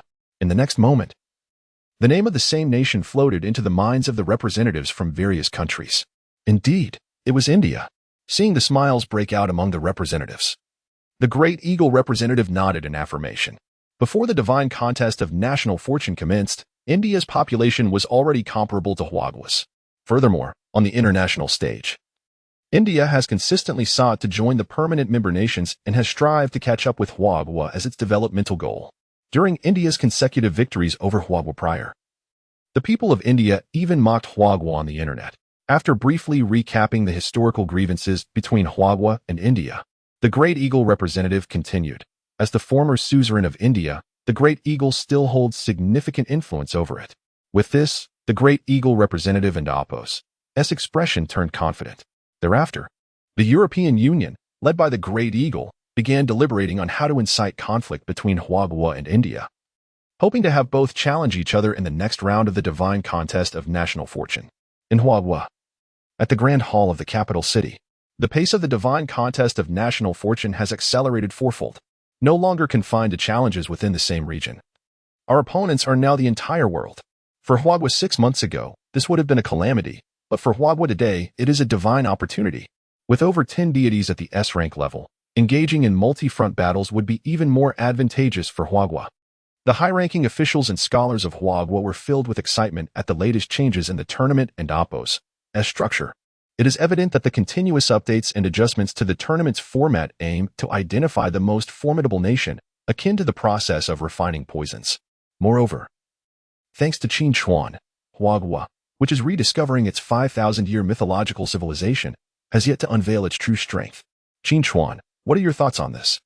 The leader approached Qin Chuan and inquired softly. After a moment of contemplation, Qin Chuan replied, "Leader, with Huagua's foundation, we fear no challenges from any nation. The more we find ourselves in a survival of the fittest scenario, the more we must prioritize defeating the strongest representatives from each region. The divine contest of national fortune is a process of compensating for losses with gains, having previously suffered many defeats. Our special rewards fall short compared to the representatives of other regions. Therefore, I firmly believe that Huagua must not slow its momentum in becoming stronger." After listening to Qin Chuan's perspective, the leader nodded in approval. "Excellent. You have discerned the essence of the divine contest of national fortune. Ultimately, only one nation can prevail. Achieving true global unification." Chapter 54. The clash between Yingzhou and Huagua, a battle imminent. The leader's expression was grave, having gained profound insights into the future of international relations. In the conference room, other high-ranking officials and scholars, after their initial excitement, began to deliberate on how Huagua could maximize its benefits in the upcoming divine competition under the new rules. However, no concrete execution plan had emerged within the assembly hall. Suddenly, a wave of disparaging remarks targeting Huagua flooded the international arena. Claims surfaced that Huagua and Apos' rise was merely ephemeral. A deep analysis of Huagua and Apos' key figure, Qin Chuan, was conducted. Without Qin Chuan, would Huagua's strength even amount to 1/10 of its original? Today's Yingzhou is destined to be the tomorrow of Huagua. Such rhetoric, aimed at belittling Huagua, ignited fury among its populace. The most vociferous critics of Huagua were none other than Yingzhou, a nation boasting a population of 1.5 billion, abundant in natural resources, and having absorbed all its neighboring smaller countries. A century ago, we stood on the same starting line as Huagua. Indeed, Tianzhu's conditions were even more favorable than those of Huagua. Yet, as time progressed, Huagua gradually surpassed us. The emergence of the divine competition finally allowed Tianzhu to reclaim its standing, ending a century-long rivalry. Naturally, Tianzhu reaped significant benefits from the Great Eagle's support and, having long been at odds with Huagua, was eager to provoke it. Now that Huagua has fortuitously triumphed over Neon, it possesses a modicum of capital to compete with Tianzhu. However, within a week, Tianzhu will demonstrate its undeniable strength, revealing who the true victor is. It is said that the deities of Huagua, such as the Jade Emperor and Taishang Laojun, possess formidable powers. Yet, it remains uncertain how many rounds they could endure against our Brahma and Shiva, ha ha ha. The president of Tianzhu, the great magician, directly challenged Huagua during an interview. Thanks to this interview, other Western nations processed the footage, enhancing its combative nature. Tianzhu's momentum was overwhelming, while Huagua remained silent. I believe the likelihood of Huagua accepting the challenge is less than 10%. Prime Minister Macron of the Great Eagle. Huagua has already revealed all its trump cards. I suggest prioritizing self-preservation. These incendiary news reports further inflame the anger of Huagua's citizens. Damn it. Let us obliterate this pretentious Tianzhu. You were once a colony reliant on the Great Eagle for nation-building and dare to say such things. A century ago, you were no match for Huagua, and a century later, you still are not. Strongly advocating for our next challenge against Tianzhu. Let them comprehend the despair of Neon before its downfall. I support the above suggestion. Let us crush Tianzhu. The leader and Huagua's high-ranking officials were deliberating on which regional representative to select for the next round of the divine competition. With Tianzhu presenting itself, it conveniently saved everyone considerable effort. Huagua shall challenge Tianzhu in the upcoming round of the divine competition. The leader made Huagua's stance clear on the news that day. Qin Chuan subsequently declared that he would lead Huagua to victory over Tianzhu. Splendid, Tianzhu is doomed. They might revel for another week, but after that, their tears will flow endlessly. I can hardly wait for tomorrow's round of the divine competition. I am eager to witness Tianzhu's dismal defeat. If we were to annihilate Tianzhu, their 1.5 billion population would be of no use even in mining. Relying on Tianzhuans for mining? They'd be more inclined to assault the small creatures in the mines than be of any help. The power of Huagua's terrestrial celestial beings is currently on full display. Many Tianzhuans were left defenseless, unleashing vitriol online. However, such matters were no longer the concern of Qin Chuan and Huagua and Apos, as higher-ups. In the capital Assembly Hall, the large screen displayed information about the deities from Tianzhu that had already participated. Tianzhu boasts 3 principal deities, Brahma, Vishnu, and Shiva. Brahma is the creator god of Tianzhu, revered as the Lord of the universe. Vishnu is the guardian deity, while Shiva embodies destruction and annihilation. Qin Chuan was presently elucidating the fundamental characteristics of Tianzhu's deities. The 3 main deities of Tianzhu are classified at least as S-rank according to the internationally recognized system. We require deities of the caliber of the Jade Emperor, Taishang Laojun, Yingzhou, and Fengdu to compete. Tianzhu's status as a formidable representative in the region is undoubtedly well-earned. Additionally, Tianzhu has powerful deities, including Indra, the god of thunder and battle, and the immensely powerful Asura, the fire god Agni, the water god Varuna, the god of death Yama, and the sun god Surya, among others, also contribute to their strength. Based on the combat prowess of the 8 deities that have already participated, Indra and Asura stand out as the most formidable, categorized as S-rank. The remaining 6 deities range between S-rank and A. After approximately half an hour, Qin Chuan succinctly summarized the mythological framework and capabilities of Tianzhu's deities. This information would also be compiled as educational material for the public in Huagua. As long as Tianzhu's 3 principal deities do not appear among the candidate deities in the next divine competition, our chances of defeating Tianzhu are significantly high. Qin Chuan concluded. Should Tianzhu fortuitously have one of its 3 principal deities appear among the candidates, Huagua could utilize special reward cards to prohibit their participation. A week passed in the blink of an eye. Huagua's netizens, having engaged in countless exchanges online, had thoroughly overwhelmed their Tianzhu counterparts. However, as the 14th round of the divine competition commenced, the representative of Tianzhu, the great magician, initiated the challenge a mere second before Huagua. The 14th round of the divine competition is about to begin. Huagua, please select whether to accept the challenge from Tianzhu. As the familiar red and blue buttons reappeared before the citizens of Huagua, Everyone eagerly pressed the red button marked, "Yes." Huagua has accepted Tianzhu and Apos as challenge. Both sides begin selecting their respective deities for battle. As the competition system's prompt resonated once more, Qin Chuan and Tianzhu's representative, the Great Magician, were simultaneously transported into the system space. Before them, 5 candidate deities' images materialized. Chapter 55, Choose Freely, Victory is Ours. After reviewing the 5 candidates for divine representation from Huagua, Qin Chuan wore a confident smile. The citizens of Huagua, once again, found themselves grappling with the dilemma of choice. Among the 5 candidates, 3 had previously brought great victories to Huagua: Erlang Shun, the illustrious Yang Jian, Neza, the third prince, and the marshal of heavenly forces, Zhu Beiji. The remaining 2, Yuding Zhenren and Tai Zhenren, had also made their appearances in the epic confrontation against the gods of Neon. This was the first time I recognized all our potential divine candidates.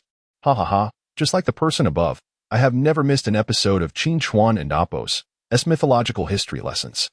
Previously, I was unsure of whom to choose, and now I am equally perplexed. It is quite bothersome. Indeed, each candidate is formidable, truly a delightful dilemma. Which deity to select? Isn't it a guaranteed victory over Tianzhu? Perhaps we should choose with our eyes closed this time? Once the 5 divine candidates from Huagua appeared on televisions across countless households, the populace finally felt informed beyond mere names, no longer in the dark about their attributes. Qin Chuan, situated in the arena, sensed the collective sentiment of the citizens, and his smile grew even brighter. Dear brothers and sisters, simply choose the deity that resonates with you.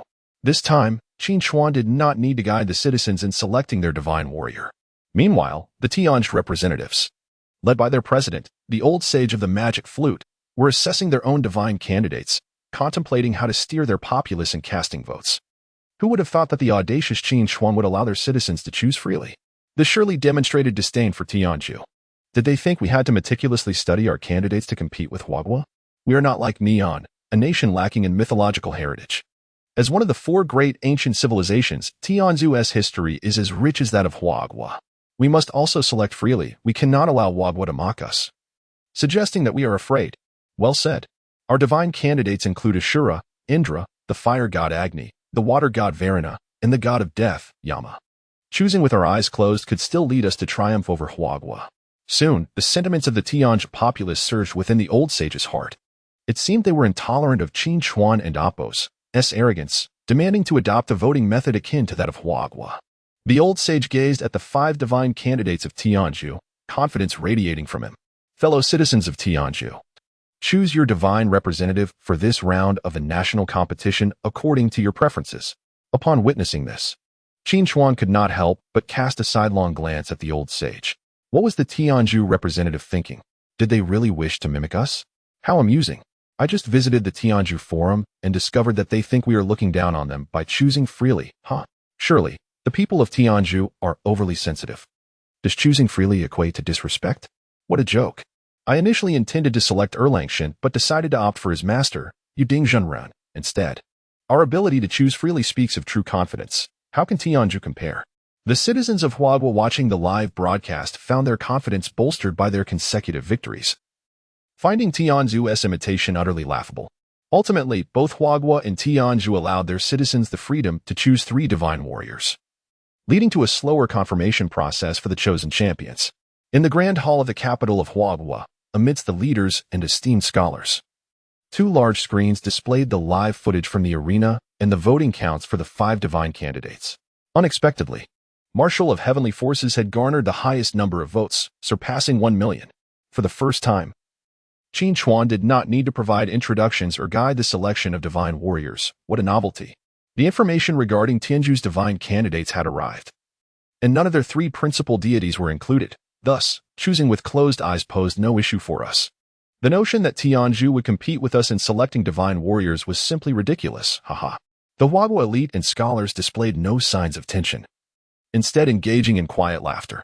The leader focused on the voting rates for the divine candidates. The Marshal of Heavenly Forces led with over 5 million votes, followed by Yuding Zhenren with over 4 million, and Tai Zhenren trailing closely behind. The last 2 positions were held by Erlang Shun and Neza. The last time the Marshal participated in the national trial, he achieved victory with remarkable ease. revealing his true form for merely a few minutes before ending the battle. What a pity. He is capable, strong in combat, while I can only claim the first two traits. I envy him immensely. Regardless, I shall choose the Marshal of Heavenly Forces this time. Let us allow Erlangchen and Neza some respite. This time we shall summon their master, Yu Dingjunren, and Tai Yizhenren to take the stage. Before the battle even begins. We are already sending in the veterans. How can Tianzhu withstand this? Haha. Surely Tianzhu cannot endure. But perhaps their ability to self-soothe is as strong as their capacity for mockery? As someone above said, I can hardly wait to witness Tianzhu's reaction to their defeat. Haha. The freedom to choose their divine warriors has significantly heightened the sense of participation among the citizens of Huagua in this round of the national divine competition. Discussions online reached unprecedented levels, and the efforts Qin Chuan had previously made to educate the populace on divine figures and mythological history were finally bearing fruit. Meanwhile, the atmosphere in Tianzhu was equally vibrant. The ability to select deities according to personal preference was a novelty for the people of Tianzhu. However, among Tianzhu's 15 billion inhabitants, only 1/5 could genuinely vote according to their wishes. The remainder, belonging to the Shudra caste, were deprived of voting rights under the existing system. The people of Huagua are far too arrogant. This time we shall ensure they taste the bitter fruit of defeat. We must select Ashura, Indra, and Yama, making certain that Huagua pays for their hubris. Tianzhu shall emerge victorious. The Brahmins and Kshatriyas of Tianzhu spontaneously began instructing other citizens to choose specific deities while continuing to mock Huagua. The citizens of Huagua, having already cast their 3 votes, were not about to allow the arrogance of Tianzhu to go unchallenged. The international community closely monitored this monumental clash between Tianzhu and Huagua. Chapter 56, The Jade Dingjunren vs. Ashura. As discussions and banter proliferated across the internet, the time for both sides to select their divine champions had finally concluded. The grand tournament system announced shortly thereafter. The representatives of both sides have been determined and the order of divine combatants established. China. First, Jade Dingjunren. Second, Tai Yizhenren. Last, Marshal Tianpeng. Heavenly India. First, Ashura. Second, Fire God Agni. Last, Death God Yen-Mo. The mythical figures will materialize in 10 minutes. Following the system's announcement, the image representing Jade Dingjunren began to coalesce before Qin Chuan, radiating brilliance. It was now the turn of the esteemed master of Erlangchen to take the stage. Haha.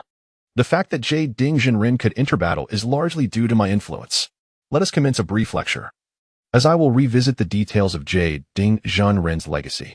Jade Dingjunren, a disciple of the primordial heavenly sovereign from the Yingzhou Palace, is one of the 12 celestial immortals, ranking 9th. His sacred ground resides in the Jinxia cave of Yuquan Mountain. His treasured artifact, the Zhanstian sword, possesses boundless power capable of slaying celestial beings and Buddhas. Furthermore, Jade Dingjunren is exceedingly adept in the mystical arts, with exceptional roots and profound enlightenment. Erlangchen Yangjian's abilities are derived from the teachings of Jade Dingjunren, benefiting from his vast knowledge and clever strategies. Yangjian bears a striking resemblance to Jade Dingjunren as well. Now, the lecture concludes. Do you all remember? Yes. I am eager to witness Jade Dingjunren deliver a resounding defeat to Ashura. As the citizens of Huaxiao engaged in enlightening discussions online, 10 minutes swiftly elapsed. The radiance before Qin Chuan had now transformed into the figure of Jade Dingjunren, clad in a flowing azure robe and wielding the Zhanstian sword. He exudes an ethereal presence. Upon recognizing Jade Dingjunren, Qin Chuan clasped his fist and smiled. It is an honor to meet you, esteemed master. Jade Dingjunren replied with a smile and a nod. Young friend Qin Chuan, there is no need for such formalities. I still vividly recall your heroic stance when vanquishing the neon deities. Today, in the contest against the deities of heavenly India, I am certain of an effortless victory. Meanwhile, before the ancient sorcerer of the heavenly India, the form of Ashura had also coalesced, in stark contrast to the celestial grace of Jade Dingjunren. Ashura and Apos' visage was far more fearsome.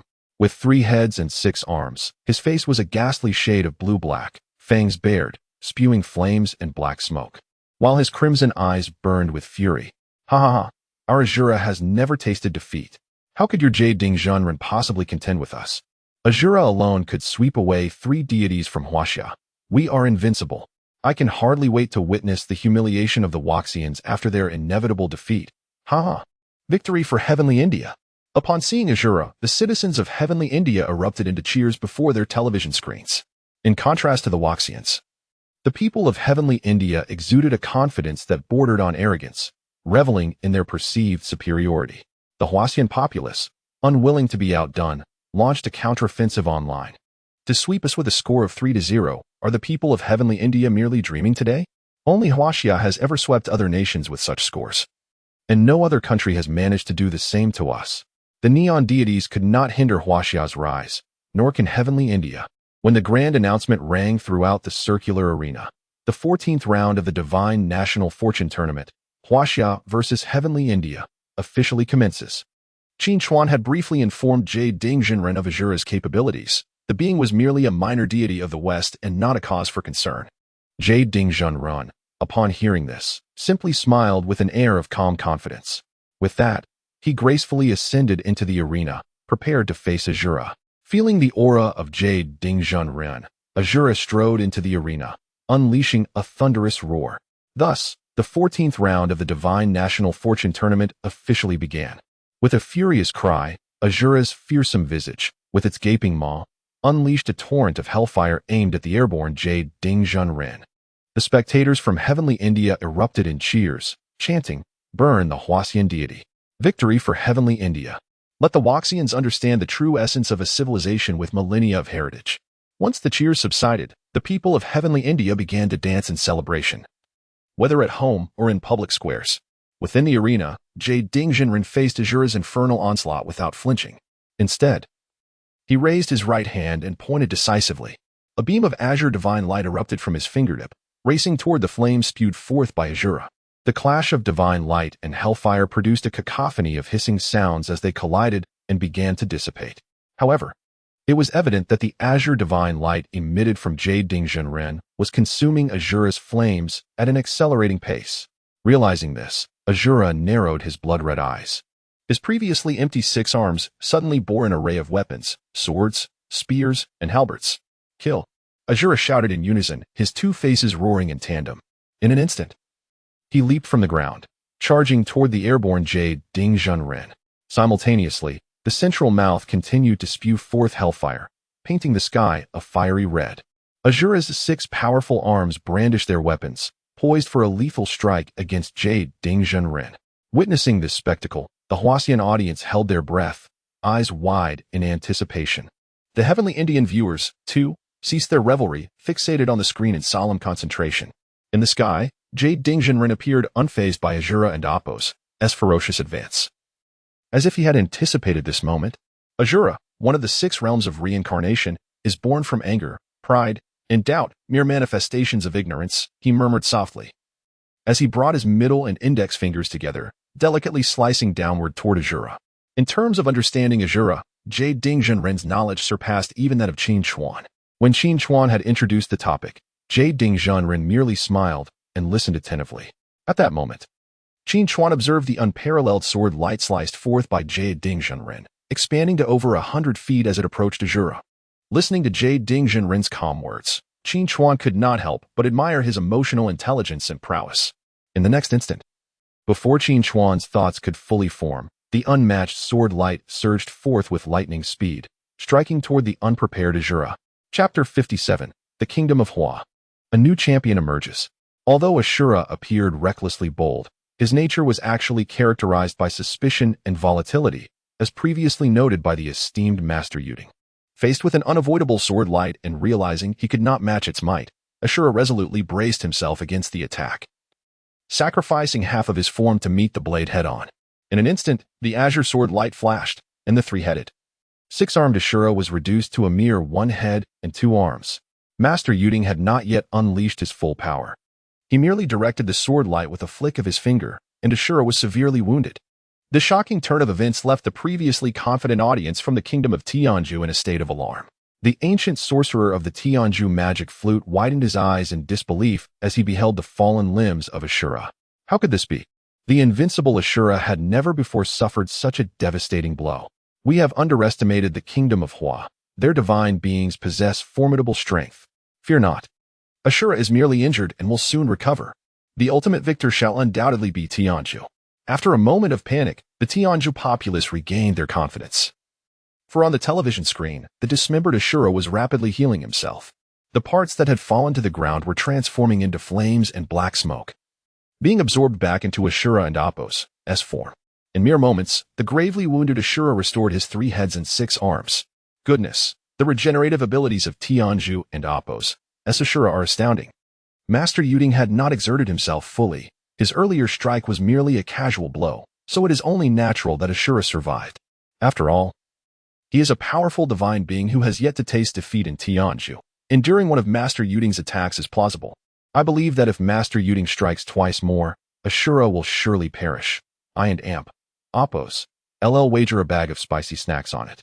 Twice. I say once is sufficient. Let us not forget how Master Yuding effortlessly vanquished the divine beings of Neon. I bet 3 bags of spicy snacks that Master Yuding will only need to strike once more. I'm in. In contrast to the astonishment of the Tianzhu populace, the citizens of Hua were equally taken aback. However, their astonishment stemmed from Ashura and Apos' ability to withstand a blow from Master Yuding. In the arena, Qin Xuan observed Ashura and Apos' rapid recovery without a flicker of emotion upon his face. The disparity in strength would not be swayed by the potency of Ashura's regeneration. Even if Ashura could resurrect 100 times, if Master Yuding were to strike 101 times, Ashura, who could only passively endure, would still stand no chance of victory. Roar! Cursed divine being of Hua, wail in the fires of retribution. With his form restored, Ashura let out a furious bellow. And then all 3 heads shouted in unison. Flames erupted from Ashura's mouths, engulfing the arena in a blaze that seemed to darken the heavens. Master Yuding, however, maintained a serene smile. The so-called flames of retribution were merely the inferno that the West referred to as the fire of hell that consumes sinners. To me, they hold no significance. Master Yuding calmly addressed Ashura, then placed his hands behind his back, allowing the inferno to wash over him. For Ashura, the flames had proven overwhelmingly destructive, as countless divine beings from other realms had perished in their embrace. Witnessing Master Yuding's complete lack of defense ignited a flicker of scorn in Ashura's eyes, followed by a cruel smile. Is this truly ineffective? As Ashura unleashed his flames, he watched in disbelief as Master Yuding strode through the inferno, seemingly unscathed and without a hint of suffering. The viewers from Hua, witnessing this spectacle, erupted into cheers. Huh, your attacks are utterly futile. Have you lost your wits? It's ineffective, ha ha ha ha. Master Yuding is simply magnificent. I adore him. I declare Master Yuding my one and only idol. Could you quiet down a bit? I can't even count how many one and only idols you have. I'm sure the people of Tianzhu are utterly bewildered right now, huh? How could the flames of Tianzhu dare to scorch the divine of Hua?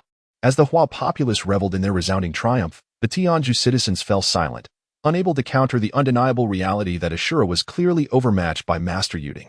Emerging from the all-consuming flames, Master Yuding gracefully drew his celestial sword. Go forth to the western paradise. As the sword descended towards Ashura, Master Yuding softly intoned. Ashura, overwhelmed by the might of the celestial sword, struggled in vain against the oncoming blade, his black veins pulsating against his grotesque visage, yet he remained immobilized. With a swift sound of slicing air, Ashura was cleaved into 2. This time, Ashura had no opportunity for renewal. His bisected form disintegrated into ash, vanishing without a trace. In the 14th round of the National Fortune Divine Championship, Hua vs. Tianzhu, the result of the first battle, Hua emerges victorious. As the ashes of Ashura dissipated, the grand voice of the tournament system resonated throughout the arena. The ancient sorcerer of the magic flute stared blankly at the now barren arena floor, momentarily unable to accept that Ashura had perished, marking Tianzhu's first defeat. Ha ha ha, I have triumphed. You owe me 3 bags of spicy snacks. Sigh. Let us be friends. I'll transfer you 50 cents. Cursed Tianzhu Ashura, unable to withstand even 3 strikes, causing me to lose 3 bags of snacks. What a disgrace. If the strength of Tianzhu's divine beings matched even a fraction of their people and Apos' boasts, the world would have already succumbed to their rule, huh? I must compile the statements of the Tianzhu people alongside the events of this round of the Divine Championship. What a spectacle! The citizens of Hua celebrated their victory with exuberant cheers, relishing the opportunity to mock the Tianzhu people. May I ask the representative of Hua if they wish to replace the divine being for the second battle? At that moment, the system prompt echoed once more. Qin Xuan did not immediately decline. Instead, he nodded and replied, "Yes." He then turned to Master Yuding with a smile, saying, "Please take a moment to rest. Once Master Tai has dealt with Tianzhu's next divine being, we shall converse further." As the three divine beings chosen for battle were selected freely by the citizens of Hua, Qin Chuan naturally wished to grant each one their opportunity to shine. Chapter 58. The Fire God of India enveloped by the 9 dragons' divine fire cover. As Qin Chuan chose to replace the battle deity for the second match, a radiant image representing Tai Junren began to coalesce before him. Since the victory over Neon, this marked the first time for Huagua to substitute a battle deity without having faced defeat. What a delight! I had thought that Tai Junren would not have the opportunity to appear at all. Qin Chuan truly understands my sentiments. Otherwise, it would have been a great pity if Marshal Tianpeng had been sidelined. Why does the upper echelon favor Marshal Tianpeng so much? It's simply because he has an approachable demeanor. Other deities are lofty and distant, but Marshal Tianpeng is the most down-to-earth in both appearance and character. My goodness, my brother certainly has an unusual taste. During the 10 minutes that Tai Junren took to solidify his form, the citizens of Huagua engaged fervently in discussions online. Meanwhile, the people of India reluctantly accepted their Azura's defeat at the hands of Yingzhou, beginning to rally their spirits in hopes of ultimate victory. After all, it was merely a narrow loss for Azura. We still have the fire god Agni and the god of death Yanma in reserve. The mighty fire god Agni can unleash eternal and indomitable divine flames. The god of death Yanma governs all deceased beings and has established the realm for the departed. The deities of Huagua are certainly no match for him. It was just a single victory. One would think Huagua had achieved a grand triumph. Apart from their encounter with Neon, Huagua had not vanquished any other nation, which reflects their lack of worldly experience. Faced with the self-praise and self-comfort of the Indian people, the citizens of Huagua were wholly uninterested in engaging with them. Let the facts speak for themselves. 10 minutes later, Tai Junren's form was completely solidified within the circular arena. As he appeared in a flowing white robe, wielding a whisk, exuding an ethereal presence, cheers erupted from households across Huagua. When it comes to deities, Huagua's representation shines brightly, far surpassing that of India in terms of appearance. Just look at Azura's ghastly visage. There is no comparison to Yingzhou's prowess.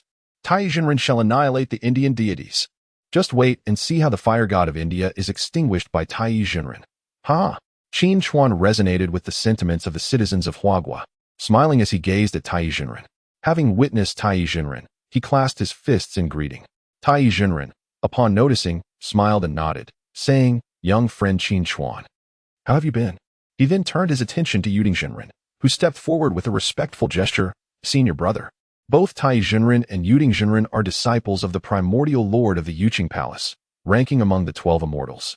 "Junior brother, I did not expect we would reunite so swiftly to fight for Huaxiao, haha." Tai Junren exclaimed, waving his whisk, as the two brothers took this opportunity to reminisce. Meanwhile, the form of the fire god Agni from India was also fully coalescing, clad in golden armor and adorned with a golden crown. With skin as red as flames and possessing 3 heads and 6 arms, he stood formidable. "Great fire god, please bring victory to India." The representative of the Indian side bowed deeply to Agni, hands clasped in reverence. Agni nodded gently, turning his gaze towards Tai Junren. Sensing Agni and Appo's scrutiny, Tai Junren addressed Yingzhou, "Junior brother, please wait. Let me deal with that Indian deity first."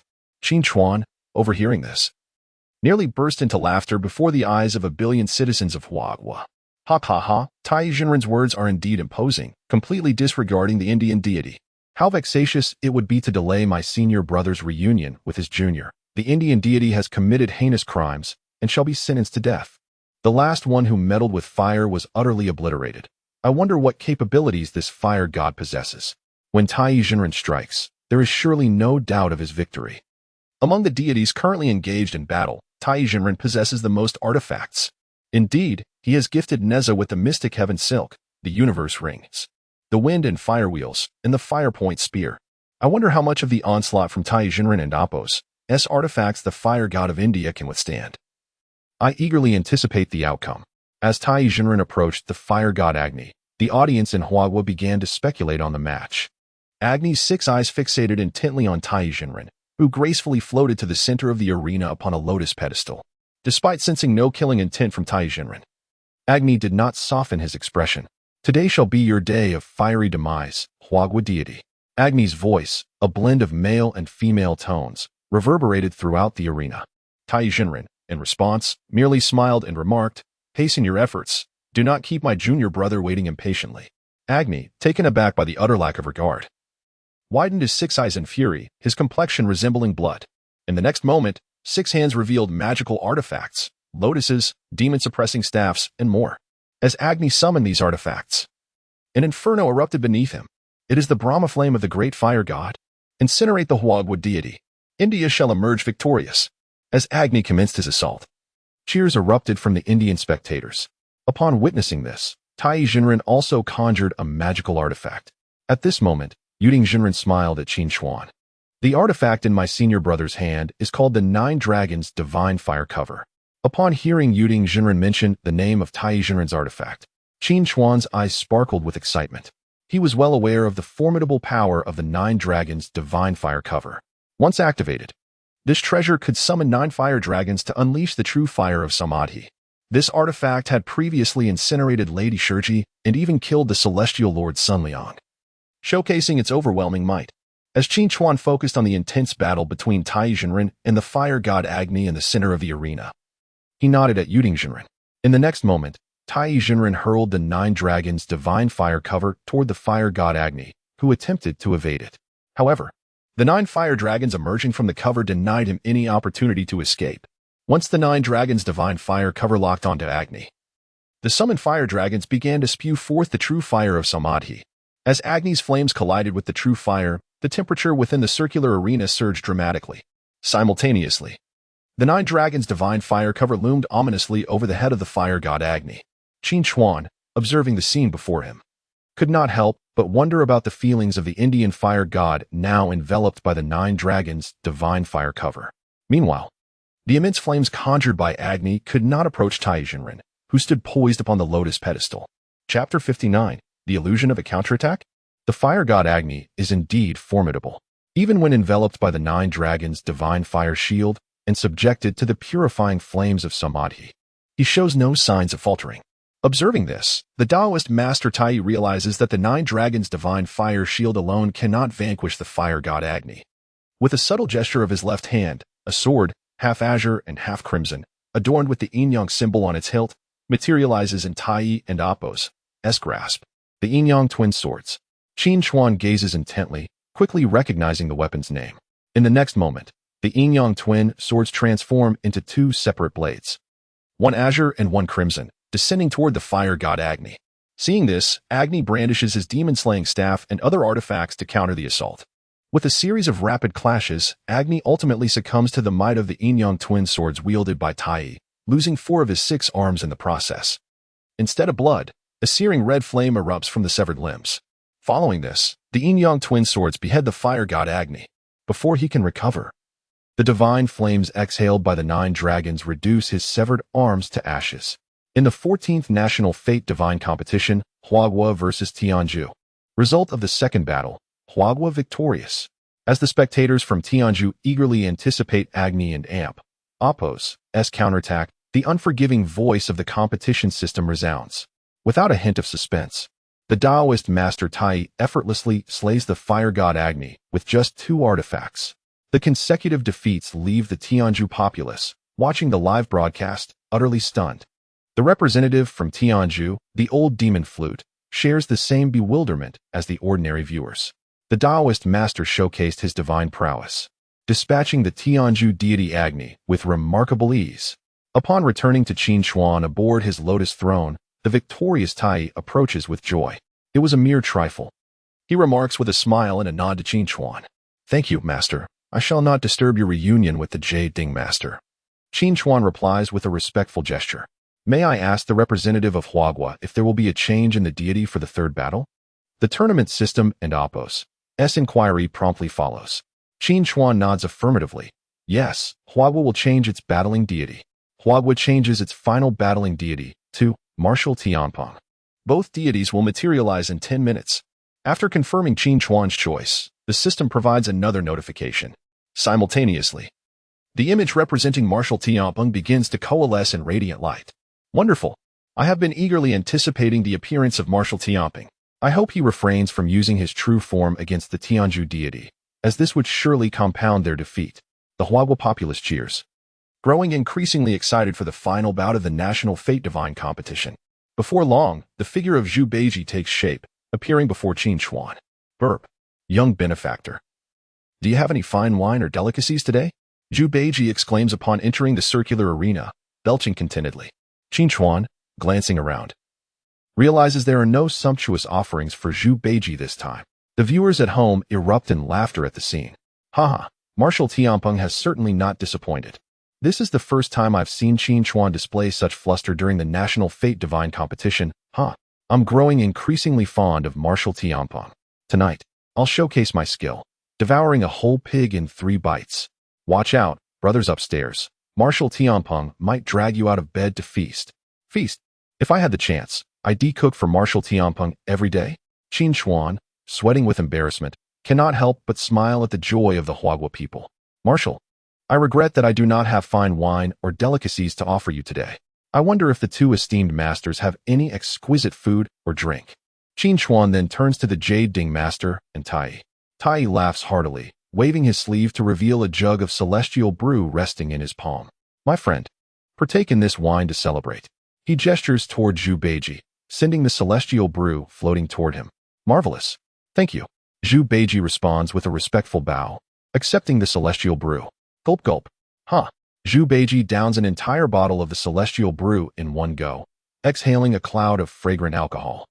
He then turns to face the Tianzhu deity, the god of death, Yama. With a swift motion, Zhu Beiji retrieves his gleaming 9-toothed rake from his large ear and strides directly toward Yama. Taste my rake. He unleashes an unapologetic display of brute force without any fancy spells. Yama, with his green face, crimson attire, and dark skin, brandishing a spiked mace, confronts Zhu Beiji's assault head-on. Clang.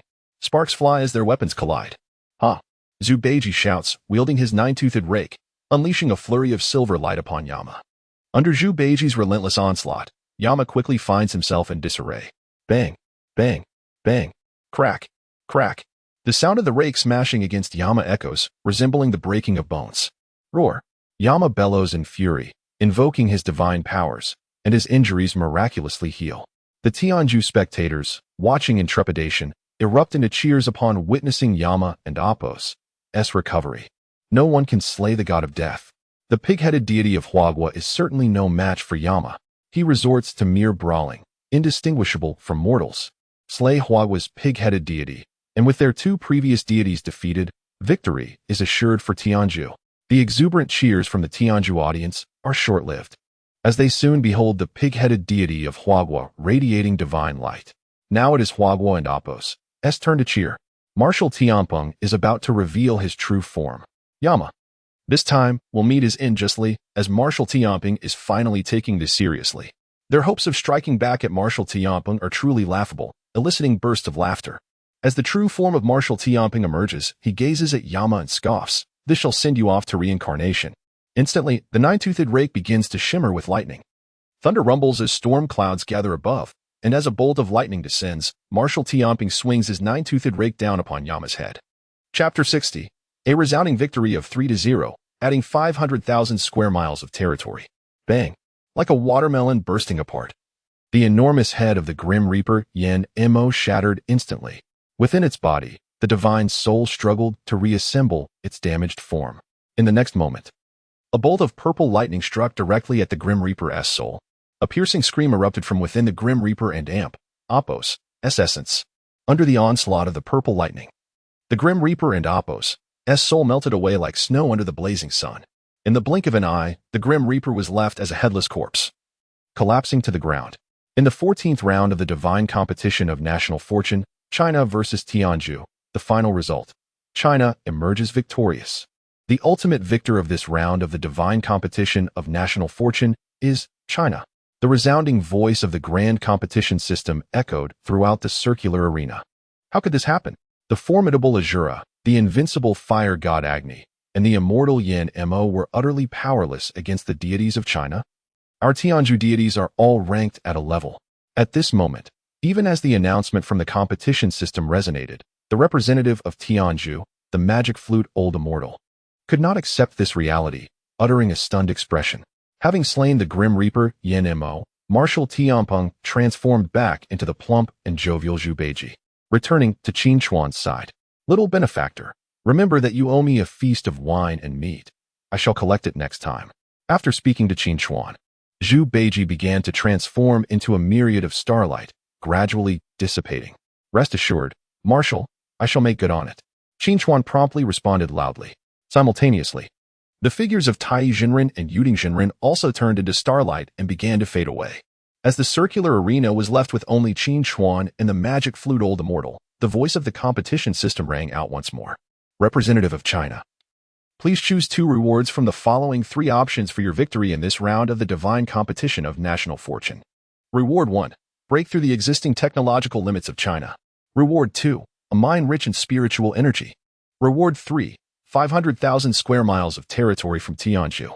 Upon hearing that he could choose 2 rewards, Qin Chuan and Apos' eyes immediately brightened. The competition system had not only accelerated the pace of the divine competition of national fortune, but had also enhanced the rewards. Another resounding sweep of 3-0. How exhilarating. Haha.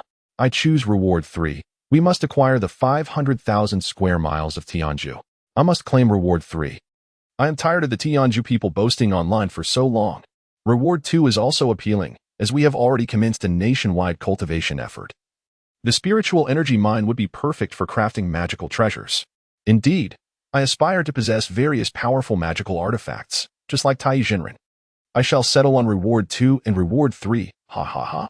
The citizens of China could also see the basic rewards announced by the competition system. After celebrating the victory, all eyes turned towards rewards 2 and 3. The yearning for land has always been deeply rooted in the hearts of all Chinese people. This time, we finally have the opportunity to expand our territory. Naturally, everyone is focused on the 500,000 square miles of Tianzhou. China chooses reward 2 and reward 3. Sensing the unified desire of the Chinese populace, Qin Chuan declared aloud, "The representative of China has selected the rewards. The spiritual energy mine has been allocated to the Kunlun Mountains of China. The region of Kashimi Air in Tianzhou will be awarded to China. The residents of this region must evacuate within 7 days to facilitate China's takeover of Kashimi Air." Following Qin Chuan's selection of rewards, the competition system's announcements continued to resonate. Above the heads of the Tianzhou people in Kashimi Air, a countdown of 6 days, 23 hours, 59 minutes, and 59 seconds appeared. How could we have failed so easily? After becoming the dominant force in South Asia, this is Tianzhou's first major defeat. Being swept away by China with a score of 3-0 is a disgrace for us. In the next round of the divine competition of national fortune, we shall challenge China again to reclaim Kashimi Air. Tianzhou is destined to be the strongest nation in the world. We shall rise from where we have fallen. As the Tianzhou populace reluctantly accepted the bitter reality of defeat, they expressed their indignation online after the competition system announced the rewards for China. With a total land area of 12 million square miles, Tianzhou had already absorbed surrounding smaller nations. Thus, losing 500,000 square miles would not be crippling. It would only intensify their animosity towards China. Meanwhile, the jubilant citizens of China had little time to ponder how the Tianzhou people would rise again from their shame. In the capital city, the Great Hall. Chief, China has finally welcomed a day of territorial expansion. Chief, another resounding victory, ha ha ha. The land area of China has once again increased with the arrival of the new century, ha. Moreover, we have received the spiritual energy mines that are essential for nationwide cultivation. This reward is exceedingly generous. The high-ranking officials and scholars of China celebrated the monumental victory. As the chief listened to the echoes of joy, a radiant smile graced his face. When the chief glanced towards Qin Chuan, who was receiving special rewards, pride and joy illuminated his expression. China's 6 consecutive victories special reward. Special reward 1. Random effect special reward item card 3. Special reward 2. Designate an area to become a blessed land. Special reward 3. Spiritual energy mine 2. As the special rewards presented by the competition system appeared before Qin Chuan, his eyes sparkled like morning stars in the night sky. There are indeed special rewards for consecutive victories. Unbeknownst to him, China had already achieved 6 consecutive victories. Hearing the system and Apos' prompts ringing in his ears, Qin Chuan could not help but burst into laughter. Ha ha. In the next moment, Qin Chuan's laughter drew the ire and envy of the Tianzhou representative. The magic flute Old Immortal, who glared at him with a furious expression. However, before the magic flute old immortal could utter a threat, he was swiftly transported out of the circular arena. Soon, Qin Chuan also returned to the great hall of the capital. Clap, clap, clap. The deafening applause erupted as Qin Chuan reappeared in the great hall. Ha ha ha, our great hero has returned. You performed splendidly, Qin Chuan. You are the hero of China. Our pride.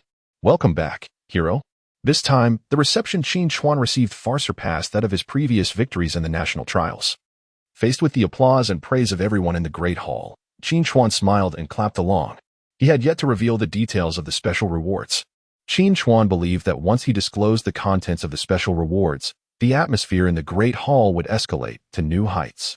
Chapter 61. The Marvelous Applications of Spiritual Energy Veins. Within the grand hall, the prolonged applause finally subsided. At this moment, Qin Chuan stood at the center, basking in the adoration and praise of the crowd. Thank you all for your kind words.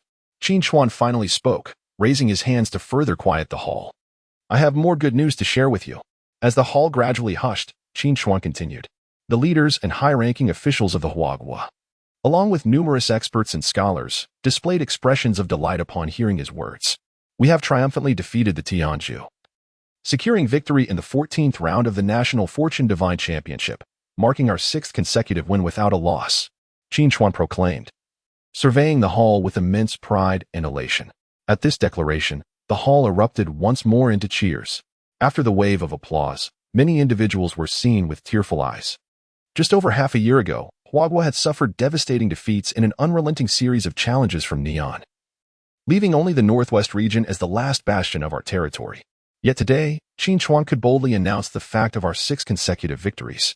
The transformation from despair to triumph felt surreal, as if one were caught in a dream.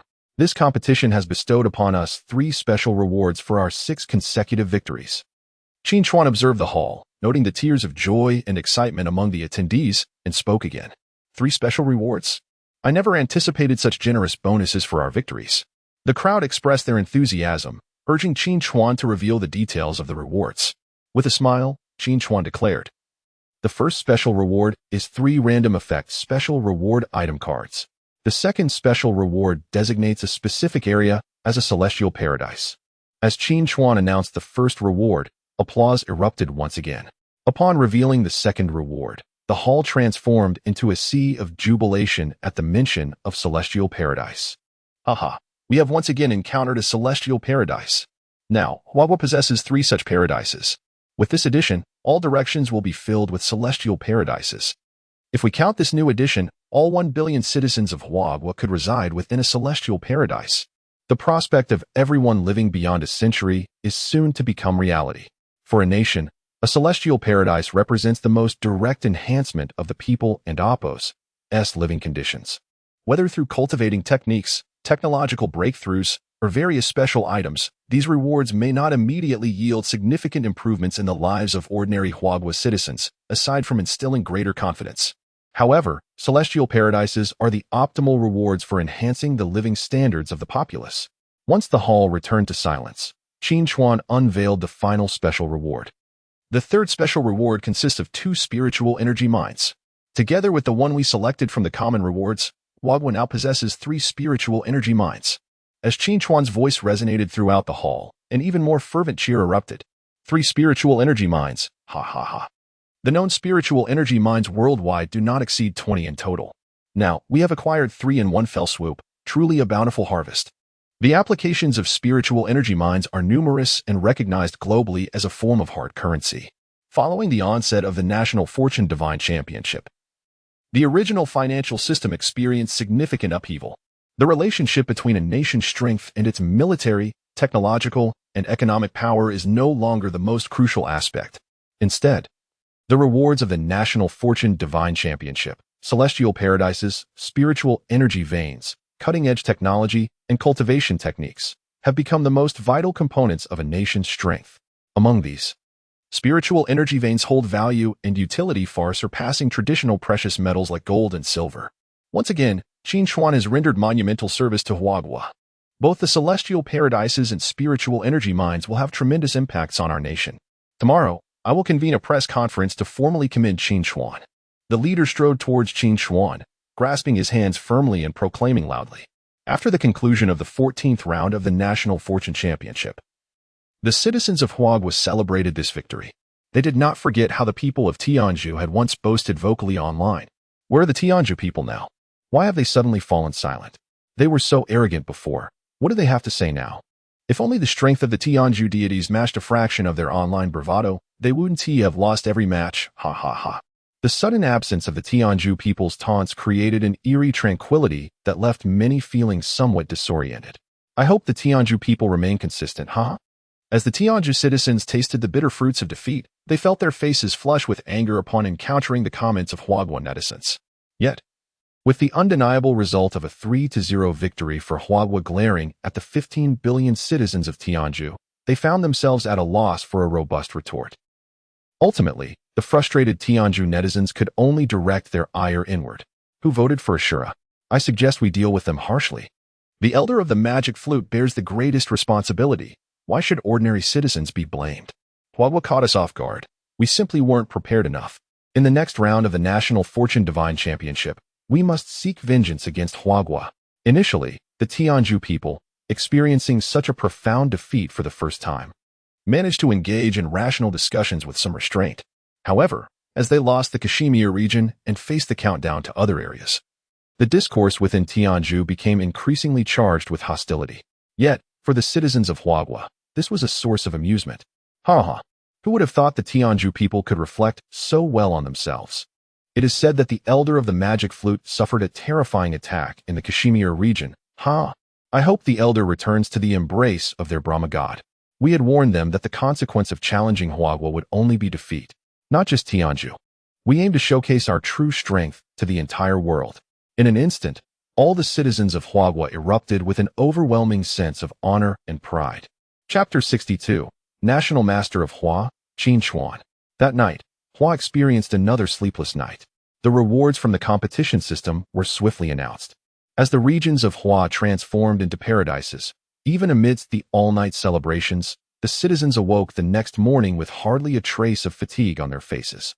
The following morning, at 10:00 and Oppo's clock, the chief held a live news conference, reflecting on the past 7 months, from vanquishing Neon to reclaiming our entire territory, and now possessing several paradisiacal realms and spiritual mineral deposits. We have repeatedly welcomed victory. The true hero bringing continual triumph to Hua is none other than Qin Chuan. As the camera shifted to Qin Chuan standing beside the chief, he smiled and gently nodded at the audience watching from their homes. In Hua and Oppo's most perilous moments, Qin Chuan emerged with profound mythological knowledge, steering us away from disaster. He is not merely our hero, he is a pivotal figure in Hua's resurgence. Once again, on behalf of 1 billion citizens of Hua, I bestow upon Qin Chuan the esteemed title of National Master. As the camera returned to the chief, he rose solemnly and personally adorned Qin Chuan with a golden medal. Qin Chuan, I hope you will continue to lead Hua to victory in the upcoming divine competition. Upon receiving the golden medal, Qin Chuan stood tall and replied with conviction, I will not betray your trust, nor the faith of 1 billion citizens of Hua. Throughout the illustrious 5,000 years of our history, powerful deities have been as numerous as the stars in the sky and grains of sand by the sea. I shall continue to guide Hua in overcoming formidable foes, resurrecting the mythic tales long forgotten in the annals of history for all my compatriots. As Qin Chuan concluded, the chief could not help but applaud. The citizens of Hua, watching the live broadcast, spontaneously erupted into enthusiastic applause for Qin Chuan. Qin Chuan, our hero and pride. Since his appointment as Hua and Oppo's representative in the competition, Hua has not known defeat, making the title of National Master well-deserved. Reflecting on our initial doubts and online hostility towards him, we are filled with profound regret. Qin Chuan, we are truly sorry. We will forever believe in and support you. Hua shall undoubtedly reclaim its place at the pinnacle of the world. Our mythic history will surely be revitalized under your guidance. Online, the support and apologies from the citizens of Hua for Qin Chuan were evident everywhere. The very hostility he faced has now transformed into overwhelming trust and support.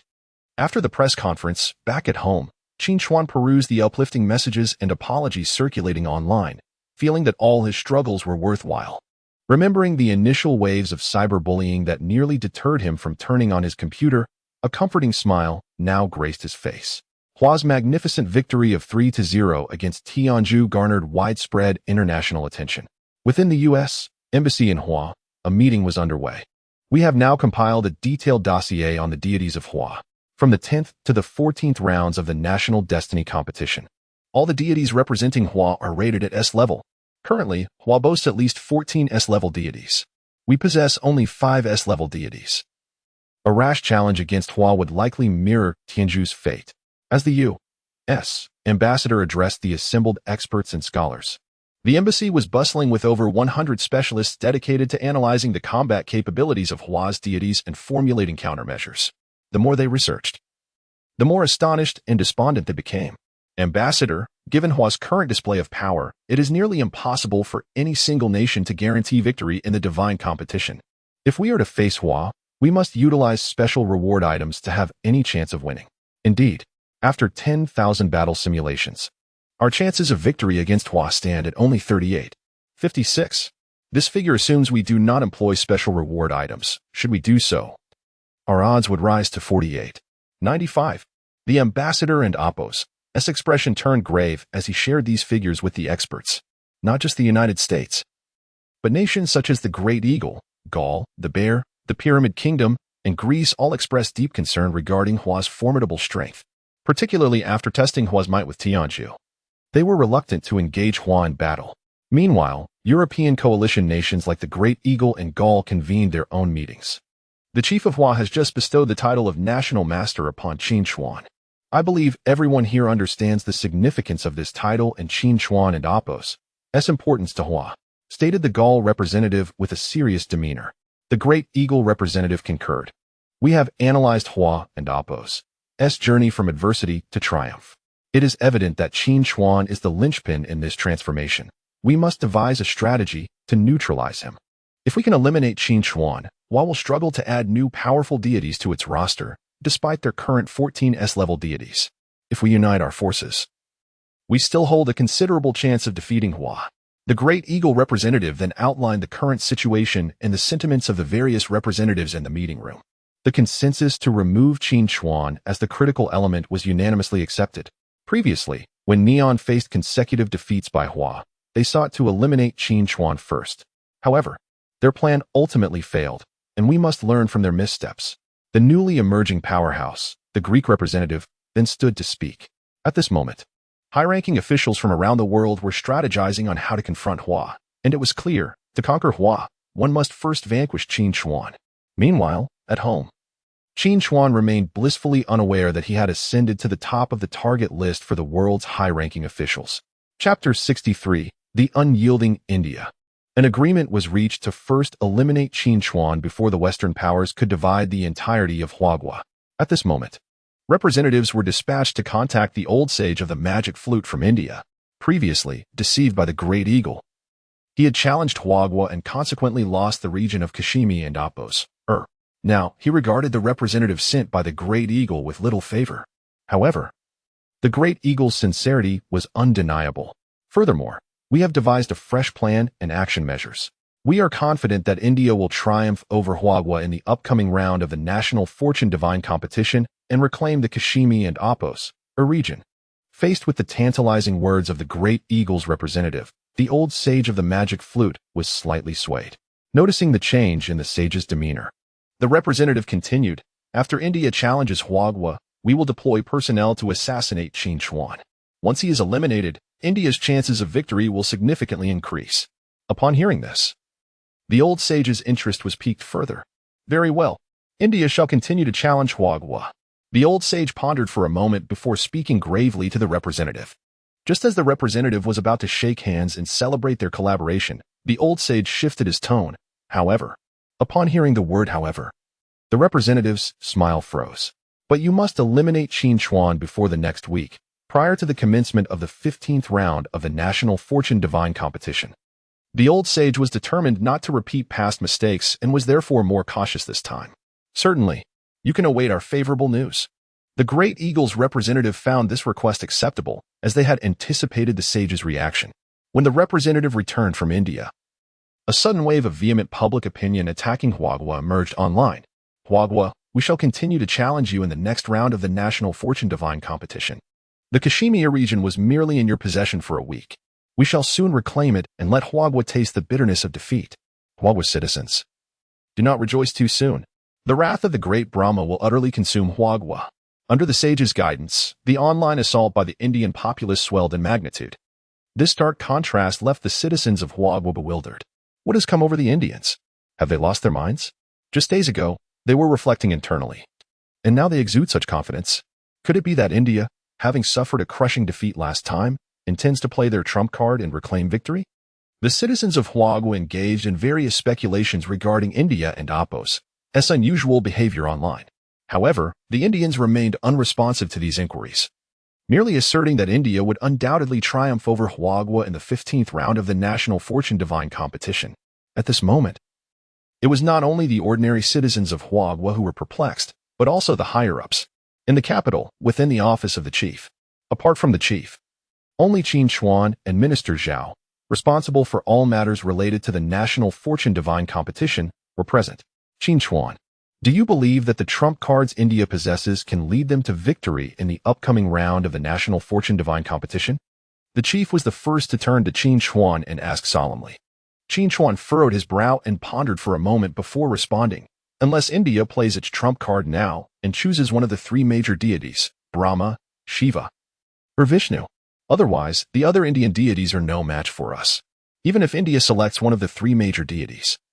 As long as we can choose either the Jade Emperor or the Supreme Old Lord to compete, we have no reason to fear defeat. Moreover, we have even more formidable deities, such as the Primordial Supreme Being, the Virtuous Supreme Being, and the Spiritual Treasure Supreme Being, yet to make their move. Qin Chuan's expression radiated confidence. Upon hearing Qin Chuan mention three new divine titles, the chief's eyes brightened.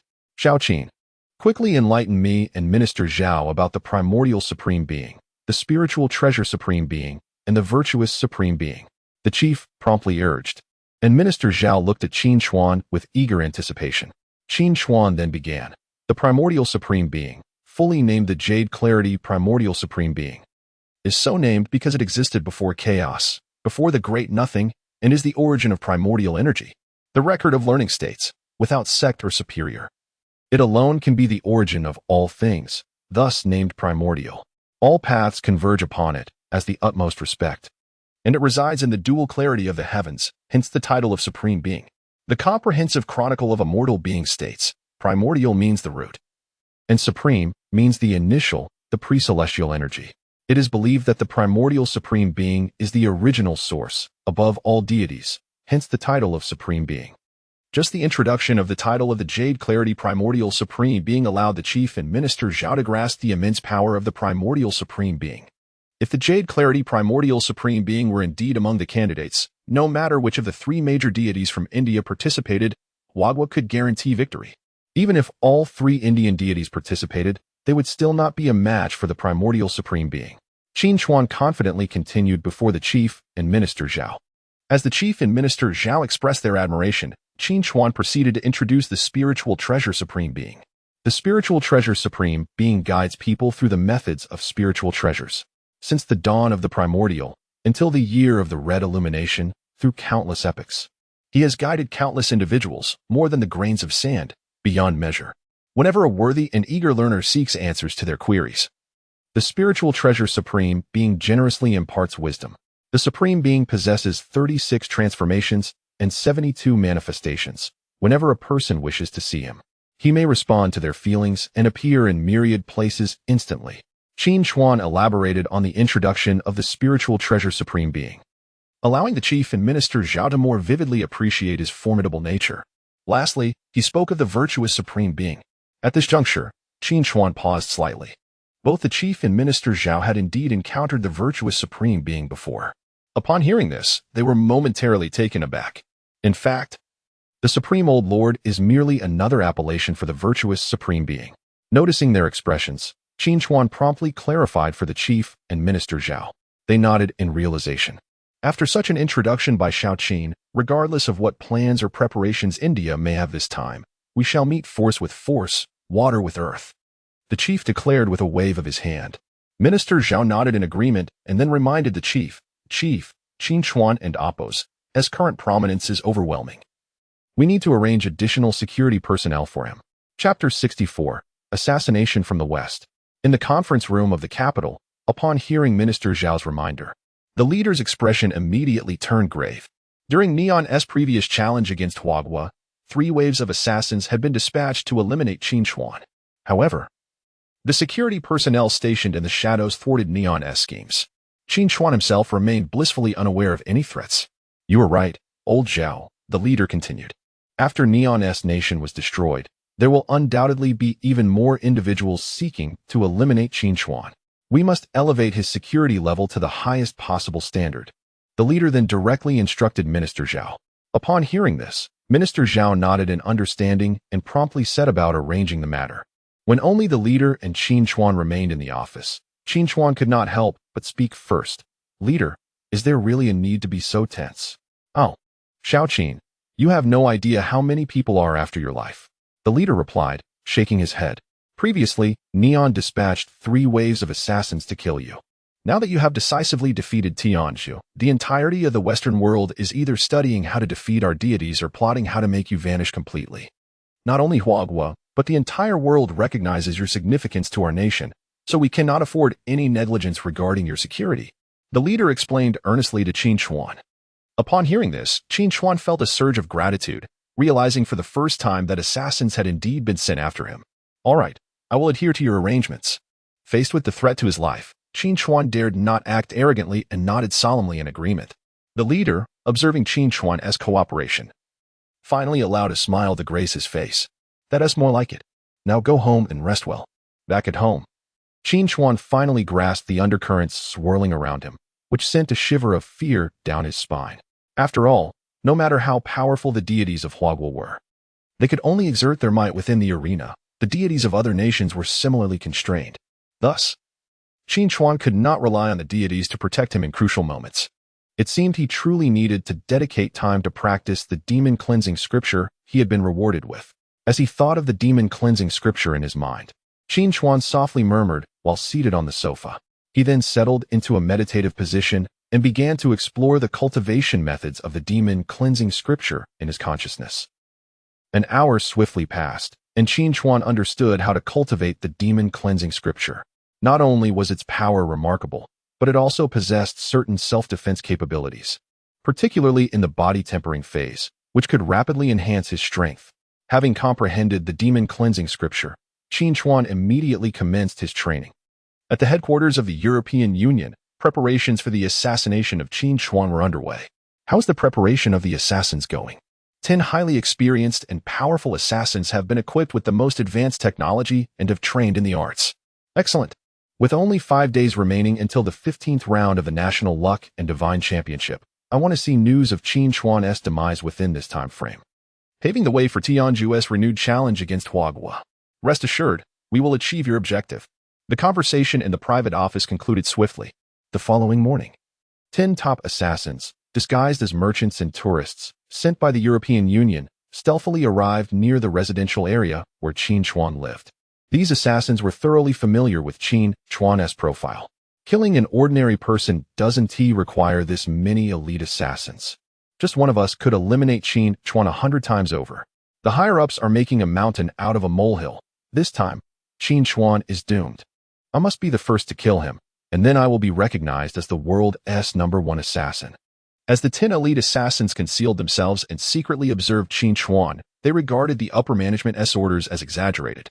10 top assassins sent to eliminate an ordinary person. Despite his robust security, these elite assassins had all trained in the arts. It was not only Huagua that had access to cultivation techniques. Other nations such as the Pyramid Kingdom, Shilla, and Aliankyu, along with established powers like the United States and Eagle, had also achieved victories in the Divine Championship, albeit with varying levels of cultivation techniques. Meanwhile, after 2 days of practicing the demon cleansing scripture, Qin Chuan felt his strength rapidly surging. I can't believe I've reached the 7th level so quickly. Just 2 more levels to reach the pinnacle of the Andopos, demon cleansing scripture, Andopos. During these 2 days of seclusion, I've shattered every bottleneck with ease. My cultivation seems to be progressing at an astonishing pace. Realizing he was indeed a hidden talent for cultivation, Qin Chuan chuckled softly as he stretched lazily by the window. Just then, he sensed a well-disguised yet palpable killing intent emanating from the surrounding buildings, all converging on him. Impressive efficiency. I never expected them to send 10 assassins at once. Qin Chuan's expression remained unchanged, though his heart trembled slightly. Just days earlier, the leader had mentioned boosting his security. And now he found himself encircled by assassins. However, Qin Chuan did not panic. He could sense the traces of cultivation within these assassins. They were indeed trained killers, which explained how they managed to evade the security personnel and approach so closely. After confirming that none of the assassins possessed strength surpassing his own, Qin Chuan dismissed the idea of alerting the security team. If these assassins were turned over to the security personnel, there would surely be casualties. With the demon cleansing scripture cultivated to the 7th level, Qin Chuan felt confident in confronting these assassins. Subsequently, Qin Chuan carried on with his routine after dinner. He took a shower and returned to his bedroom to rest. Of course, this was merely a fade for the assassins. In reality, upon entering his bedroom, he did not rest immediately. Instead, he lay on the bed, continuing to cultivate the demon-cleansing scripture. As time passed by, when the luminous moon hung high in the sky, Qin Chuan finally opened his eyes slowly. Having achieved the 9th level of the demon-cleansing scripture, a glimmer of divine light flashed in his eyes. At this moment, he expanded his consciousness, allowing him to perceive everything within a 10-mile radius with vivid clarity. A torrent of power surged within Qin Chuan. Although his physical form showed no apparent changes, internally he was no longer daunted by aircraft, artillery, or nuclear weapons. With a deep breath, Qin Chuan silently rose, awaiting the arrival of the assassins. Chapter 65. The perfect completion of the demon-dispersing scripture. As the night deepened, the bright moon in the sky was obscured by dark clouds. It was a moonless, windy night, perfect for treachery and violence. Contemplating the first assassin who sought to eliminate Qin Chuan and ascend to the pinnacle of the assassin world, he stealthily circumvented all security personnel and infiltrated Qin Chuan's chamber. However, every move of this assassin was laid bare under the expansive perception of Qin Chuan, rendering him utterly invisible. As Xia Xiao approached Qin Chuan's bedroom, he slowly drew out a silenced pistol and gently pushed open the wooden door. The well-maintained hinges emitted no sound. Just when the assassin believed he had succeeded and aimed his silenced gun at the seemingly slumbering Qin Chuan, he suddenly found himself momentarily dazzled. In that instant, Qin Chuan's voice resonated behind the assassin. With remarkable reflexes, the assassin, after a brief shock, discerned the direction of the sound and fired without turning around. The sound of the subsonic bullet was so soft it resembled a mere whisper. Yet, the bullet was effortlessly caught in Qin Chuan's palm, which he then flicked towards the assassin and Appo's forehead. The subsequent sound was that of bone shattering and brain matter being disturbed as it emanated from the assassin and Appo's body. With an expression of profound shock and disbelief, the assassin's life came to an abrupt end. The first, Qin Chuan retrieved a prepared adhesive bandage and placed it on the assassin's forehead to prevent blood and brain matter from staining the floor. He then gently laid the assassin's corpse beside the bed, awaiting the arrival of the next assassin. In the darkness, under the watchful gaze of Qin Chuan's perception, the remaining 9 assassins prepared to infiltrate his residence from various directions. Yet, what they believed to be a flawless entry appeared utterly laughable to Qin Chuan. Akin to toddlers taking their first steps, the 2nd, 3rd, 4th, 5th, and finally the 10th were dealt with. In less than 10 minutes, the 10 elite assassins sent to eliminate Qin Chuan had all perished without ever laying eyes on him. Finally, sleep beckoned. With a sigh of relief, Qin Chuan stacked the assassins and Appo's bodies in the living room, clapped his hands, and returned to bed. Covering himself with the blanket and settling into a comfortable position, quickly drifting into slumber. The following morning, security personnel delivering breakfast entered the living room only to be momentarily paralyzed by the sight of 10 corpses on the floor. Protect the national master. The quickest of the security team discarded the breakfast, drew his firearm, and shouted loudly. In the next moment, several security personnel rushed in from adjacent rooms and floors to Qin Chuan's residence. Already awake, Qin Chuan yawned and looked at the bewildered security team. There's no need for such alarm. I have dealt with all the assassins, Qin Chuan spoke softly, gazing at the shocked faces of the security personnel. He then glanced at the buns and soybean milk scattered on the floor, his eyes reflecting a sense of regret. Please bring another breakfast. And do take care of these bodies, Qin Chuan said nonchalantly to the security personnel before him. Yes. Still in a state of shock and confusion regarding the events that had transpired, the security personnel instinctively responded. when the second steaming breakfast was presented to Qin Chuan. The living room had been restored to cleanliness. Meanwhile, the chief and Minister Zhao also arrived in Qin Chuan's living room. Little Qin, what on earth happened here? Even though the chief had heard the security personnel's report prior to arriving, he was still filled with doubt and could not resist asking Qin Chuan. Chief, I have spent 3 days perfecting the demon-dispersing scripture to its 9th level of completion. I effortlessly eliminated all 10 assassins. I only mentioned this matter this morning to avoid disturbing the security personnel's rest, Qin Chuan explained to the chief after swallowing the last bond. The 9th level of the demon-dispersing scripture? You accomplished this in just 3 days. After Qin Chuan briefly recounted the events, both the chief and Minister Zhao exclaimed in astonishment. They were unlike Qin Chuan. They could not fathom the magnitude of achieving the 9th level of the demon-dispersing scripture in such a short time, since the reward for this cultivation method had been issued. Even with the advantages of otherworldly realms, only a mere million out of the 10 billion citizens of Huagua had reached the 3rd level, with fewer than 10,000 achieving the 4th.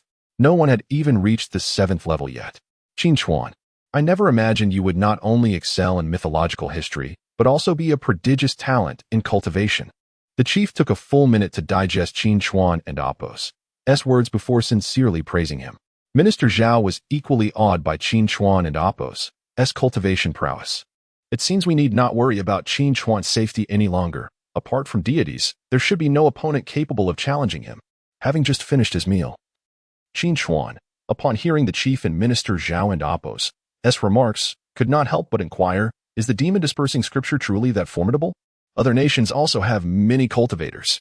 The 10 assassins who came were all cultivators. Surely, I cannot be invincible under the heavens? Upon hearing this, the chief and Minister Zhao momentarily found themselves at a loss for words.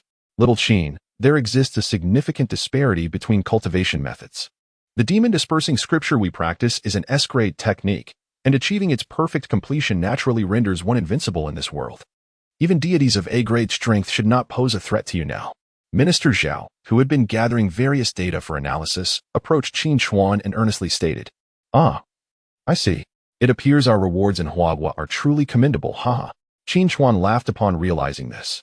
By the way, I have another idea. Qin Chuan then addressed the chief and Minister Zhao. The assassins dispatched by Western nations are undoubtedly plotting to strike against Huagua once more during the upcoming national competition. Since they are still unaware of whether the assassins have completed their mission, why not feign my injury through the news? This would allow us to ascertain the true intentions of those Western nations. Upon hearing Qin Chuan and Appo's suggestion, the chief and Minister Zhao exchanged glances, both astonished at how what seemed like a calamity could be turned into an opportunity. Chief, I find Qin Chuan and Appo's plan highly feasible. Minister Zhao nodded in agreement. Chapter 66. Qin Chuan severely injured, unable to represent the Hua nation. Upon meeting Minister Zhao, the chief nodded in immediate agreement to Qin Chuan and Appo's proposal, casting a glance at the visibly excited Qin Chuan. Very well, let us proceed as young Qin suggests. Ultimately, the chief concurred with Qin Chuan's suggestion.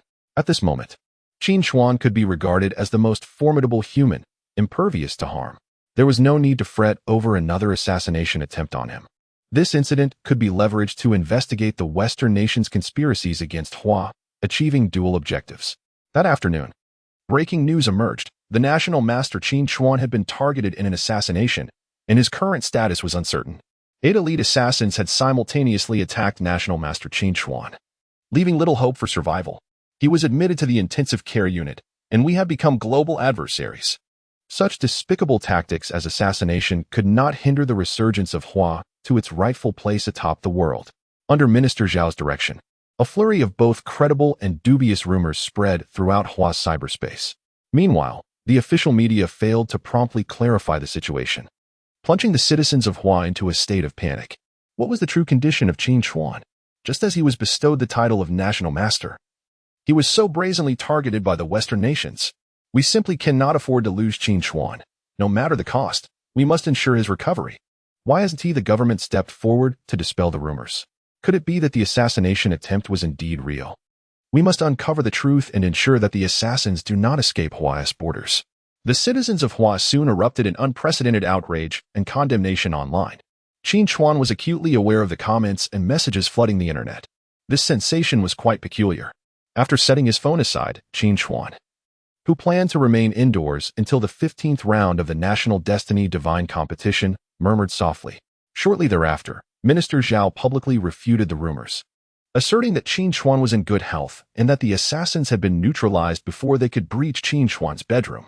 He also released a photo of Qin Chuan enjoying breakfast, looking perfectly normal and unscathed. However, to the discerning eyes of Hua's netizens, the refutation was riddled with inconsistencies. Look, the timestamp on this photo indicates it was taken 2 days ago, while the assassination attempt occurred yesterday. The assassins had already infiltrated Qin Chuan's home, nearly reaching his bedroom before being eliminated. It's evident Qin Chuan must have been injured. What are we to do? The next round of the National Destiny Divine Competition is merely 2 days away. If Qin Chuan cannot represent Hua, our 6-game winning streak may very well be jeopardized. Why isn't he making a public appearance? How can this be called a refutation? We demand to see Qin Chuan. We must witness Qin Chuan for ourselves. The clamor for Qin Chuan's public appearance grew louder among netizens, who insisted that only by seeing him could they believe the government's claims that he was unharmed in the assassination attempt. Naturally, their demands would not be fulfilled, even though Qin Chuan remained healthy and vigorous at home. At the European Union headquarters, in the conference room, the representative of the Great Eagle remarked, "I trust everyone has seen today's news from Hua Nation. I shall refrain from reiterating its content." Ah ha ha. The smile on the Great Eagle representative's face was akin to that of a man whose wife had just given birth to triplets. The faces of other representatives were similarly jovial, although it remained unclear whether Qin Chuan was truly dead. It was certain that he had sustained grave injuries and was currently in the ICU, unconscious. The Great Eagle representative then unveiled a photograph of Qin Chuan lying in the ICU, eyes closed. This image served as crucial evidence of the assassin's success, and it had been procured through Minister Zhao and Appo's efforts. Regardless of whether Qin Chuan miraculously survived, our objective had already been achieved. Indeed, in his current condition, it was impossible for Qin Chuan to represent Hua in the upcoming National Destiny Divine Competition. Now, the land of Tenzin could confidently continue its challenge against Hua. Depleting our resources, ha ha ha. The assassination plot proved remarkably efficient. I believe it could be employed against other nations as well. Soon, the conference room was abuzz with fervent discussions. Not only the European Union, but also other nations such as the United States, Russia, Greece, and Pyramid Nation all breathed a sigh of relief. The headlines in the Western media unified in sentiment: One Nation's national master Qin Chuan assassinated. A tear in the iron curtain that will envelop the world. For some, the value of their death far surpasses their existence. If Qin Chuan were to perish, we shall open immigration channels for Hua. The turning point for Hua's decline has arrived. Who will seize the largest portion of this cake? Farewell, Qin Chuan. Faced with the Western media's sardonic or outright hostile reports, the citizens of Hua were understandably unable to accept the narrative. Meanwhile, at the center of the turmoil, Qin Chuan awaited the arrival of the 15th round of the National Destiny Divine Competition, as well as the identity of the first nation to challenge Hua. Simultaneously, Minister Zhao was diligently investigating the identities of the assassins and their masterminds. At the same time, the Great Eagle representative re-established contact with the ancient sage of Tenzin. Our previous agreement has been fulfilled. Regardless of the circumstances, Qin Chuan will not represent Hua in the next round of the National Destiny Divine Competition. This presents Tenzin with an optimal opportunity to reclaim the region of Kashimi and seek vengeance against Hua. I trust that you, ancient sage, will make the most advantageous judgment for Tenzin. After delivering his message, the Great Eagle representative waited quietly for the sage's response, refraining from further persuasion.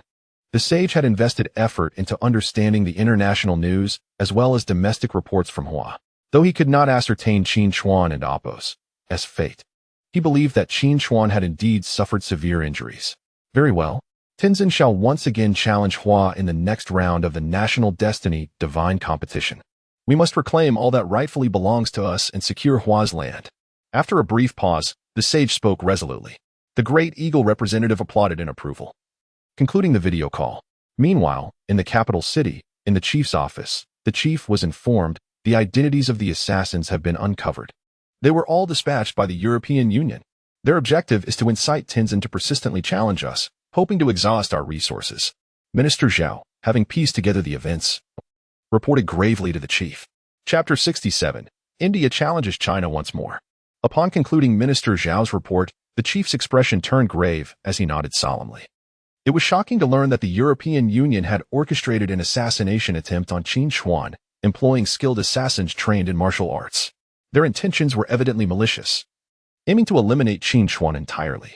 The chief, still shaken, remarked on the fortunate turn of events. Qin Huan, a prodigious talent in martial arts, had managed to master the Dhamma true scriptures to perfection within just 3 days. Had it been otherwise, the consequences could have been dire indeed. Following this, the chief entrusted Minister Zhao with a new mission. Given that the European Union sought to thwart the resurgence of our nation through the assassination of Qin Huan, we must teach them a profound lesson. Once the next round of the National Fortune Divine Championship concludes, we shall challenge the nations of the European Union. 3 days later, the 15th round of the National Fortune Divine Championship commenced. The 15th round of the National Fortune Divine Championship officially begins. India has chosen to challenge China. China, please decide whether to accept the challenge. As the grand announcement echoed through China, the populace was left in a state of uncertainty regarding whether to accept India and oppose as challenge. How was Qin Huan faring? Without him as our representative, should we even consider responding to India's challenge? To be frank, my heart is heavy with anxiety without Qin Huan to lead us. Could it be that his injuries were severe enough to render him incapable of representing China in this battle? Naturally, Qin Huan, who remained at home, was aware of the concerns expressed by the citizens, since he intended to surprise both India and the European Union. He knew he could not reveal himself at this critical juncture. Thus, he took to his social media account to post a reassuring message. Please do not worry. We shall accept India's challenge. At the last moment, I will represent China in the battle against India. The citizens of China, upon seeing Qin Huan's post, felt a wave of relief wash over them. Consequently, they unanimously agreed to accept the challenge from the Indian team. China has chosen to engage in battle. The 15th round of the National Fortune Divine Championship will enter the selection phase for Divine Champions in 10 minutes. Meanwhile, in the capital of India, Dreambai, questions arose. Had it not been said that Qin Huan was in critical condition and unable to participate in this round of the National Fortune Divine Championship? How was it that he could still post on social media? The elder sorcerer, Magic Flute, who had been keenly observing China's movements after presenting the challenge, expressed his bewilderment upon seeing Qin Huan's announcement. The surrounding Indian officials were at a loss for how to respond to his inquiry. Could it be that the representative, Great Eagle, had lied, and Qin Huan was not as incapacitated as reported? In his uncertainty, Magic Flute promptly contacted the representative, Great Eagle, insisting on clarity regarding the situation. When the video call connected, Great Eagle answered swiftly. President Magic Flute, is there something urgent? He inquired. What is the true condition of Qin Huan? How is he able to post on social media, claiming he will represent China in this round of the National Fortune Divine Championship? Magic Flute demanded, his patience wearing thin. Great Eagle, caught off guard by the turn of events, quickly devised a response. It must be the Chinese government using Qin Huan's account to issue that statement. We can be certain that Qin Huan will not represent China in battle. The Chinese government cannot afford to accept defeat without a fight. So they resorted to such desperate measures. Your chances of winning are quite high. After hearing Great Eagle's explanation, Magic Flute felt a wave of reassurance. Once he confirmed Qin Huan and Oppo's condition with Great Eagle, he ended the video call. Meanwhile, the citizens of China brimmed with confidence about triumphing over India. Wonderful. It turns out Qin Huan is indeed fine. As long as he can continue to represent China, India has no chance of winning. I believe the assassin must have been sent by India. Otherwise, why would they challenge us again so soon after their crushing defeat in the previous round? Qin Huan must once again sweep India with a resounding 3-0, demonstrating China's strength. Indeed, we must show India that their underhanded tactics will never impede China's resurgence. The fervent cries of the Chinese populace only served to heighten Magic Flute's unease. Yet, with Qin Huan still concealed, he held on to a glimmer of hope. Concurrently, Great Eagle was urgently verifying the information relayed by Magic Flute. Upon discovering that Qin Huan's social media account had indeed posted a message just moments prior, Great Eagle found himself uncertain about the severity of Qin Huan's injuries. Regardless of the circumstances, India had successfully challenged China. If Qin Huan was unable to represent China, and India secured victory, we would dispatch more assassins to ensure Qin Huan's complete elimination. After Great Eagle reported this to President Great Eagle, the president gravely remarked that unless India forced China to reveal its trump cards and both nations suffered significant losses, they would not intervene. I understand, President. Great Eagle nodded in agreement.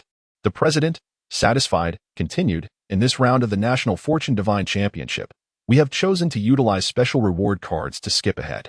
The participating nations hope to obtain rewards superior to those offered by China, due to China's previous 2 national trials yielding substantial rewards. Several nations aim to achieve even greater benefits through national trials rather than competing directly against one another. Thus, the most powerful nations opted to bypass this round. As 10 minutes swiftly passed, Magic Flute felt a sudden shift before he was transported into the circular arena by the championship system. Please, representatives of both nations, prepare to select your divine champions. Upon entering the arena, Magic Flute immediately turned his gaze toward China's representative, disregarding the 5 candidates from India. "How can it be Qin Chuan?" he exclaimed, unable to contain his astonishment at seeing the familiar face smiling back at him. Chapter 68, A Surprise for the World. The look of astonishment on the face of the old wizard of the Magic Flute had yet to fade when Qin Chuan greeted him for the first time. "Prepare yourself for another resounding defeat." After uttering these words, Qin Chuan disregarded the old wizard's shocked expression and began selecting 3 deities from the 5 candidates for battle. As he scrutinized the images of the 5 potential gods, Qin Chuan couldn't and oppose, help but frowned slightly. What was going on? Why were they all mediocre deities? The first 4 candidates presented before him were the giant spirit god, the god of wealth, the dragon king of the East Sea, and the earth god. However, when Qin Chuan finally reached the last candidate, his eyes suddenly brightened. It was none other than the great immortal Jin Yuan. Haha, this is a sure victory. Upon seeing the image representing the great immortal Jin Yuan, a smile finally broke across Qin Chuan's face, and he couldn't help but exclaim with joy. Meanwhile, the citizens of Huaguo, watching the live broadcast, were expressions of exhilaration.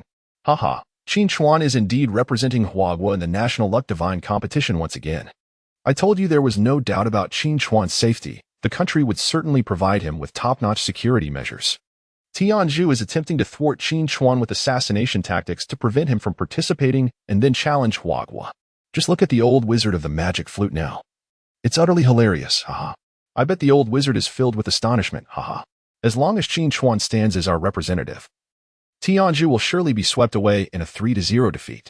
Huaguo will gain more territory, haha. Tianzhu is merely here to deliver benefits. No amount of scheming will change that. As the citizens of Huaguo had expressed, the old wizard of the Magic Flute was just beginning to recover from his shock. However, at that moment, he could not question the great eagle representative about why Qin Chuan appeared unscathed from his supposed injuries. Having confirmed his chosen deities for battle, Qin Chuan turned to address the Huaguo audience watching the live stream, rallying support for the great immortal Jin Yuan. Everyone must vote for the great immortal Jin Yuan. The other 2 deities can be chosen according to personal preference. I assure you, the great immortal Jin Yuan alone can sweep away the 3 deities from Tianzhu. Qin Chuan proclaimed confidently to the viewers. As soon as these words left his mouth, the citizens of Huaguo showed no hesitation. Votes for the great immortal Jin Yuan quickly surpassed 100 million and continued to soar, confirming his place as one of the battle deities. Meanwhile, in the capital city, the Great Hall. Chief, is the great immortal Jin Yuan truly that powerful? I've never heard of him before. Minister Zhao, watching the live stream, couldn't he help but whisper to the chief. The chief shook his head slightly, responding, I, too, have never heard of such a deity in Huaguo. However, since Qin Chuan is so confident in the great immortal Jin Yuan's strength, we need only to believe in him. Tianzhu's treachery will surely come at a cost.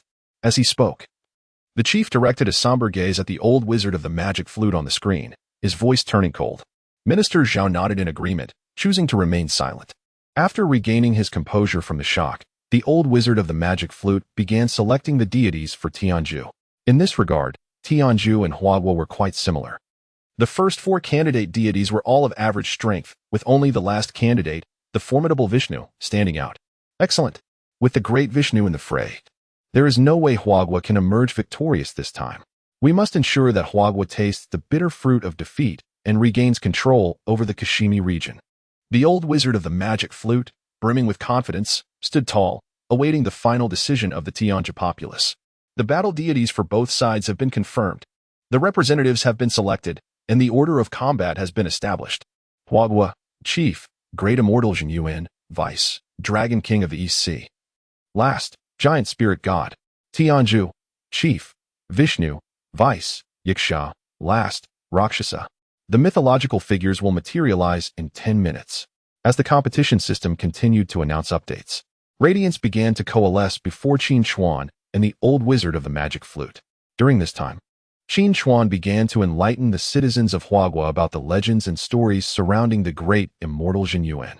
The great immortal Jin Yuan is a powerful figure, the progenitor of Earth Immortals, a friend of the 3 Pure Ones and 4 Emperors, and a mentor to the 9 luminaries, Yuanqian, in the 3 stars of happiness, prosperity, and longevity. His domain is Wuzhuang Temple, which is dedicated solely to heaven and earth. The great immortal Jin Yuan possesses a spiritual root known as the ginseng fruit tree. This tree, also called the grass returning elixir, was born during the primordial chaos, before the heavens and earth were formed. It blossoms every 3,000 years, bears fruit every 3,000 years, and only ripens after another 3,000 years, yielding a mere 30 fruits over 10 millennia. As Qin Chuan elaborated on this, the citizens of Huagua watching from their televisions became immensely intrigued by the ginseng fruit. The name ginseng fruit derives from its shape, resembling a child in its infancy, fully formed with all limbs and features. Just inhaling the aroma of this ginseng fruit grants one an additional 360 years of life. Consuming one extends life by 47,000 years. Once Qin Chuan concluded his description of the ginseng fruit and Apos' extraordinary properties, the audience in Huagua collectively swallowed in awe. This ginseng fruit is astonishing. Consuming one would lead to immortality. 47,000 years, that and Apos' not far from eternal life. Considering humanity has only been using written language for about 10,000 years, how I wish the competition system could reward Huagua with a ginseng fruit tree. I would be content just to inhale its fragrance, haha. Sensing the thoughts of the citizens of Huagua, Qin Chuan couldn't and Apos' help but smile knowingly. Continuing his introduction of the great immortal Jin Yuan's treasures and powers. The great immortal Jin Yuan wields a magical artifact known as the 7-star whip, which is especially adept at striking at souls, rendering defenses ineffective. His ability, Universe in Sleeve, is also extraordinarily powerful, capable of gathering all things with a mere flick of his sleeve. Once Qin Chuan finished detailing the various attributes of the great immortal Jin Yuan, the radiance representing him coalesced into a human form. In the next moment, the true visage of the great immortal Jin Yuan was revealed to the citizens of Huagua through their televisions. He was seen wearing a purple gold crown, adorned with a carefree crane cloak. His feet were shod in shoes, and a silk ribbon encircled his waist. His form resembled that of a youthful boy, with a face as beautiful as a maiden's. 3 wisps of beard flowed beneath his chin, and crow feathers adorned his temples. The great immortal Jin Yuan gazed at Qin Chuan and chuckled softly. I did not expect that your strength, Qin Chuan, is not inferior to that of ordinary immortals. Moreover, it is truly delightful to see such youth in you, haha. Chapter 69. The epic duel between the great immortal Jin Yuan and Vishnu. Within the arena, Qin Chuan was taken aback when the great immortal Jin Yuan, upon his entrance, praised his own prowess. Could it be that the great immortal discerned he had cultivated the demon-slaying sutra to the pinnacle of its 9th level? This thought fleetingly crossed Qin Chuan's mind, only for him to quickly realize that Jin Yuan was the progenitor of Earth Immortals. Such a mere mastery of the 9th level of the demon-slaying sutra would hardly be evident to the great immortal at a glance. My abilities are humble. Causing the great immortal to chuckle, Qin Chuan remarked, clasping his fists in greeting. Their brief exchange, though seemingly mundane, bore profound significance to the audience of Huagua. The great immortal suggested that Qin Chuan and Apos' strength rivaled that of an ordinary celestial being. Just moments ago, I thought I had misheard. How did Qin Chuan's power suddenly escalate to such heights?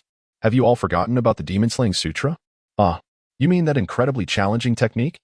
I couldn't even master the 1st level before being unable to proceed. No wonder Qin Chuan appeared unscathed after the assassination attempt. It seems his strength far surpassed that of his assailants. This implies that Qin Chuan has likely attained at least the 3rd level of the demon-slaying sutra, correct? The Huagua populace was filled with shock, speculation, envy, and a sense of resignation regarding their own lack of cultivation aptitude. Simultaneously, before the elder of the magic flute, Vishnu had fully materialized. Clad in resplendent yellow silks, his complexion was a deep azure, his visage round like a full moon, and his eyes resembled blooming lotus petals. Adorned with gems upon his chest and a grand garland, Vishnu possessed 4 arms, wielding a conch shell, divine wheel, mace, and golden lotus. At that moment, he was mounted upon a colossal Garuda bird, The emergence of the great Vishnu guarantees our victory. As the ruler of order, the great Vishnu will undoubtedly lead Huagua to a dismal defeat. It is time for us, the beings of Tianzhu, to reclaim all that is owed. Huagua, prepare to face your downfall. The mere thought of the great Vishnu sweeping through the deities of Huagua fills me with exhilaration. Ha ha ha. Meanwhile, the citizens of Tianzhu, watching from their televisions, erupted in jubilant cheers, singing and dancing with unrestrained joy. The elder of the magic flute, sensing the confidence and excitement of the Tianzhu populace, felt a swell of pride. Huagua representatives, you and your deities shall pay the price for your arrogance, he proclaimed loudly to Qin Chuan, responding to Qin Chuan's earlier greeting. In response to the elder's provocation, Qin Chuan remained silent, instead turning to the great immortal Jin Yuan to offer a caution. Great immortal. The deity Vishnu of Tianzhu is the embodiment of order and possesses formidable strength. Acknowledging this warning, Jin Yuan nodded slightly, his expression growing serious. Indeed, my friend Qin Chuan, that deity from Tianzhu is no ordinary foe. With that, the great immortal Jin Yuan ascended into the arena, confronting Vishnu directly. In response, Vishnu commanded his Garuda to soar high into the sky, flapping its wings. Observing this spectacle, both Huagua and Tianzhu viewers held their breath, eyes fixed on the television screens. Huagua deities do not engage in futile struggles, Vishnu intoned, gazing at the great immortal Jin Yuan, who floated on clouds above. Jin Yuan replied with clarity, Tianzhu deity, be aware that there are realms beyond your understanding and individuals beyond your reckoning. We have yet to engage in combat. How can one ascertain superiority? Vishnu, upon hearing this, ceased further words and merely tapped the head of his Garuda. The understanding Garuda let out a cry and flew towards Jin Yuan, brandishing its talons. Despite Jin Yuan and Apos' composed demeanor, the audacity of having a mere beast strike at him ignited his ire. Within my sleeve lies the universe, he exclaimed. With a swift command, Jin Yuan raised his left sleeve, which dramatically expanded to hundreds of feet wide. The vast sleeve resembled a black hole, engulfing the Garuda entirely. Even after consuming the Garuda, Jin Yuan did not retract his power, but instead directed it toward Vishnu. In response, Vishnu's 4 arms brandished radiant artifacts, unleashing golden light, harnessing the power of cosmic order. He sought to directly suppress Jin Yuan and Apos' universe sleeve technique. Halt, Vishnu commanded, aiming his artifact at the engulfing sleeve.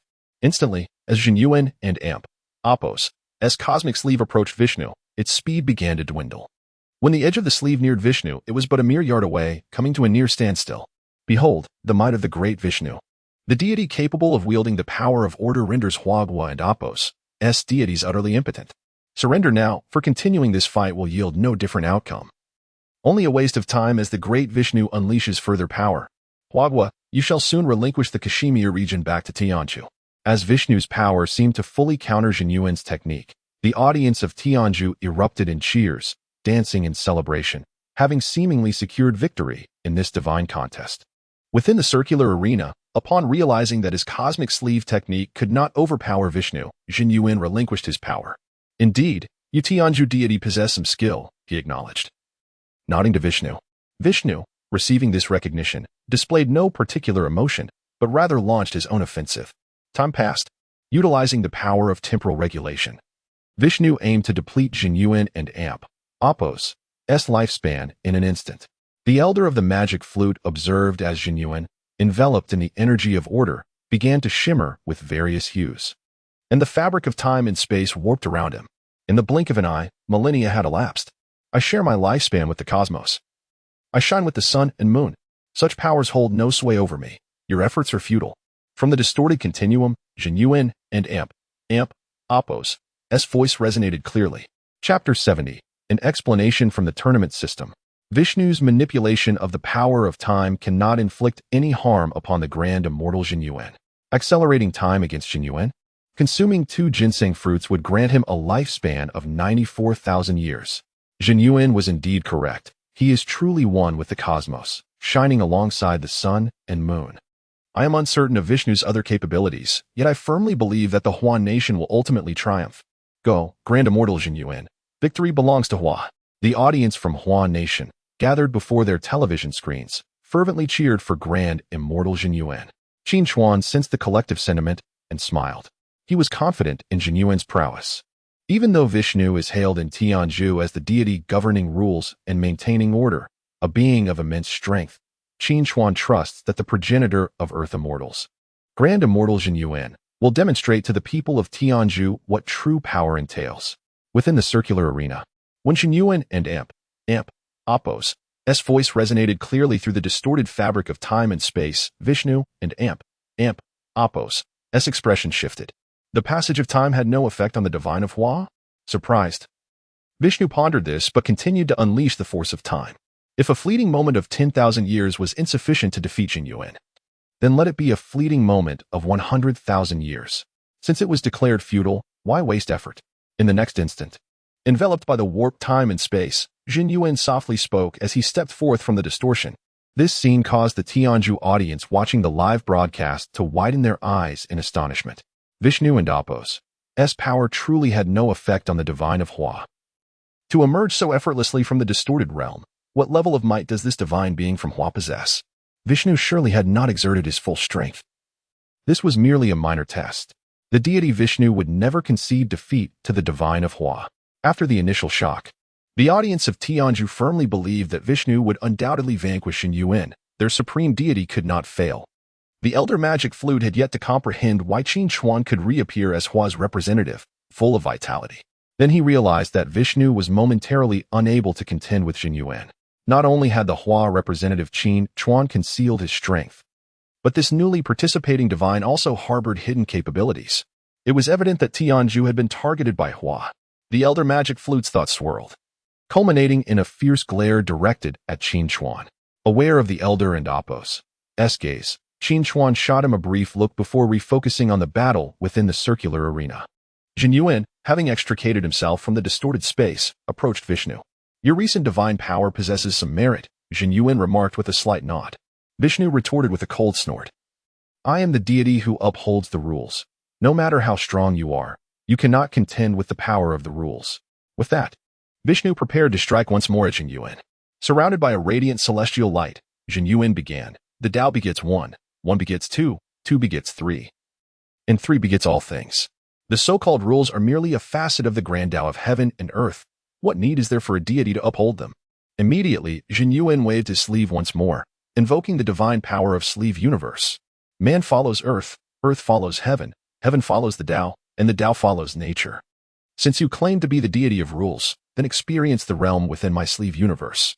This time, the sleeve universe Jin Yuan conjured was vastly different from the earlier instance when he captured Vishnu's mount, the Garuda. The sleeve unfurled, instantly enveloping the entire expanse of heaven and earth. Within the sleeve, it was no longer shrouded in darkness, but instead filled with gentle clouds and picturesque landscapes. Vishnu had no time to react before he found himself within Jin Yuan's sleeve universe.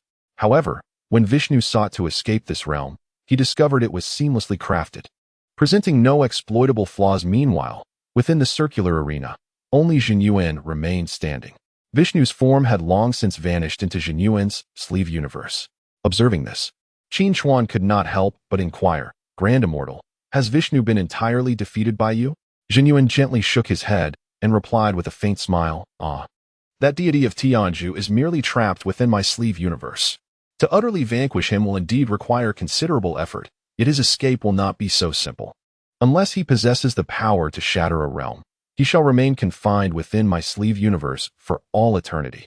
As Jin Yuan spoke, he stroked his long beard, a serene smile gracing his face. After hearing Jin Yuan's explanation, Qin Chuan felt a surge of curiosity. The National Fortune Divine Tournament had yet to witness a stalemate. And now with Vishnu ensnared within Jin Yuan's sleeve universe, it seemed uncertain how the tournament system would adjudicate this confrontation. In the 15th round of the National Fortune Divine Tournament, Hua versus Tianzhu, the result of the first battle, Hua emerges victorious. In truth, Qin Chuan did not wait long. The resounding announcement of the tournament system echoed throughout the circular arena. The Grand Immortal's skill surpasses all, ha ha ha. Upon hearing the system declare Hua the victor, Qin Chuan immediately clasped his hands in respect and smiled at Jin Yuan. With Tianzhu deemed the loser, Vishnu, deprived of the sustaining power of the tournament system, dissipated into specks of starlight within Jin Yuan's sleeve. Upon hearing the tournament system announce the outcome of the first battle, the elder magic flute's eyes widened in disbelief.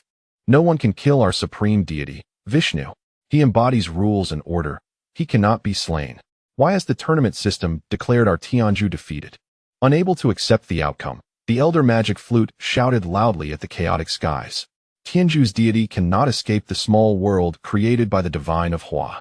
Since he cannot continue to launch attacks against the divine of Hua, he shall never have the possibility of victory, thus he is declared defeated. This time, the tournament system did not admonish the elder magic flute for underestimating the heavens, but provided an explanation for Tianzhu's defeat. After hearing the system's rationale, the elder magic flute felt as though all strength had drained from his body, collapsing to the ground. It is over. This battle shall see Tianzhu again suffer a crushing defeat at the hands of Hua. Chapter 71. The resounding defeat of the celestial realm. The venerable mage flute sat despondently on the ground, muttering to himself. In this round of the divine tournament of national fortune, the celestial realm's greatest hope for victory lay in Vishnu.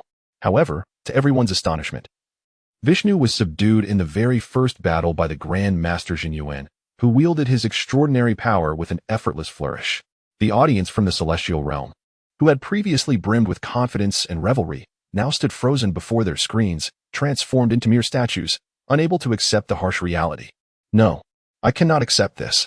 How could a deity from Huagua, whom we have never heard of, triumph over the great Vishnu? They were convinced that Qin Xuan, the representative from Huagua, must have played his trump card. Otherwise, the mighty Vishnu would not have fallen to a deity from Huagua. The tournament system explained that Vishnu was merely trapped by the Huagua deity and had not been vanquished.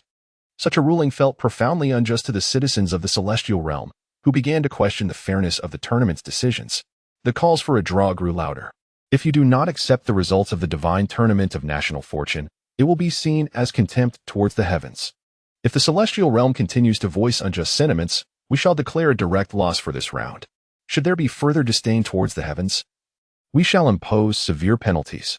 In the face of the uproar from the 15 billion citizens of the celestial realm, the tournament system and Appo's cold and resounding voice echoed throughout the land. Suddenly, silence enveloped the celestial realm. One could hear a pin drop. No one dared to question the tournament's ruling again, for none wished to face the dire consequences. In stark contrast to the hushed atmosphere of the celestial realm, the land of Huagua erupted in jubilation. Ha! What a farce of a divine rule! Why have the celestial people fallen silent? Keep cheering, ha ha ha. Grand Master Yingzhou is magnificent, truly embodying the natural way. Our deities from Huagua are the mightiest. Long live Huagua, invincible Grand Master Yingzhou. I hereby declare that Grand Master Yingzhou shall be my sole idol for life. Amidst the cheers of the Huagua populace, high-ranking officials, including the Prime Minister and Minister Zhao, finally breathed a sigh of relief. Qin Xuan's choices had never faltered. As long as Qin Xuan represents Huagua, we shall never know defeat. Grandmaster Yingzhou previously asserted that Qin Xuan's strength now rivals that of any deity, freeing us from the fear of assassination. Ha ha ha. We shall continue to achieve victory and sweep aside the deities of the celestial realm. Applause erupted within the assembly hall. Every face radiated joy, with the Prime Minister nodding and clapping enthusiastically. The 15th round of the Divine Tournament of National Fortune, Huagua versus the Celestial Realm. The second match is about to commence. Will the Huagua representative change the deity for battle? As the tournament system's prompt echoed, the attention of the Huagua populace returned to the television screens. Qin Xuan, smiling, inquired of Grandmaster Yingzhou, if you feel weary or bored, please feel free to take a respite, for the Celestial Realm's next combatants are merely average demigods. Yasha and Rakshasa, the second deity from Huagua, the giant spirit god, would easily prevail against the Celestial Realm's subsequent challengers, hence Qin Xuan's suggestion. Grandmaster Yingzhou shook his head with a smile, no need. Upon hearing this, Qin Xuan relayed to the tournament system, Huagua will not change its deity for battle. The Huagua representative has been confirmed. No change in the battling deity is required. The second match will commence in 10 minutes. The Celestial Realm's deity is being generated. 10 minutes later, the Celestial Realm and Appo's second combatant, Yasha, was swiftly obliterated by Grandmaster Yingzhou and Appo's seven-star whip, leaving no trace of its existence. The 15th round of the Divine Tournament of National Fortune, Huagua versus the Celestial Realm. Results of the second match. Huagua wins. Will the Huagua representative? As the tournament system's routine announcements concluded, the Celestial Realm's third deity, Rakshasa, made its entrance. Rakshasa, mirroring Yasha's fate, had no opportunity to strike back before being vanquished in an instant. as the predictions of the despondent mage flute had foreseen, following Vishnu's defeat. The celestial realm had completely lost any chance of a comeback. The 15th round of the Divine Tournament of National Fortune, Huagua versus the Celestial Realm. Ultimate results, Huagua wins. The final victor of this round of the Divine Tournament of National Fortune is Huagua. Ultimately, Huagua triumphed decisively with a score of 3-0, once again overwhelming the Celestial Realm. After hearing the tournament system's announcement, Qin Chuan bowed deeply in gratitude to the fading figure of Grandmaster Zhen Yuan. Thank you, Grandmaster Zhen Yuan, for securing another glorious victory for Huagua. There is no need for such formality, my friend. May we meet again by fate's design. Grandmaster Zhen Yuan replied with a gentle wave of his hand, dispersing into a cascade of starlight. Once Grandmaster Zhen Yuan's form had completely vanished, the tournament system began to distribute rewards. Huagua representative, please select 2 rewards from the following 3 options for this round of the Divine Tournament of National Fortune. Reward 1. Break through the current technological limits of Huagua. Reward 2. A volume of cultivation technique. Reward 3. 50,000 square kilometers of territory from the Celestial Realm. This time, the rewards differed slightly from the previous victory over the Celestial Realm. The original Land of Bliss had transformed into a volume of cultivation technique. However, since Huagua had achieved consecutive victories, the option to choose 2 rewards remained. After a moment of contemplation, Qin Chuan chose Reward 2 and Reward 3. Compared to breaking technological limits, the cultivation technique and territorial reward felt far more tangible. The Huagua representative has selected rewards. 1 billion cultivation techniques have been distributed. The region of Himalaya from the Celestial Realm will now be allocated to Huagua. The populace of this region must evacuate within 7 days to facilitate Huagua's acquisition of the Himalaya region. Following the conquest of the Kashmir region, a countdown of 7 days loomed over the heads of the celestial citizens of Himalaya, compelling those who had just relocated from Kashmir to pack their belongings once more and leave the territory soon to belong to Huagua. Special rewards for Huagua and Appos, S7 consecutive victories. Special Reward 1. 3 random effect special reward item cards. Special Reward 2.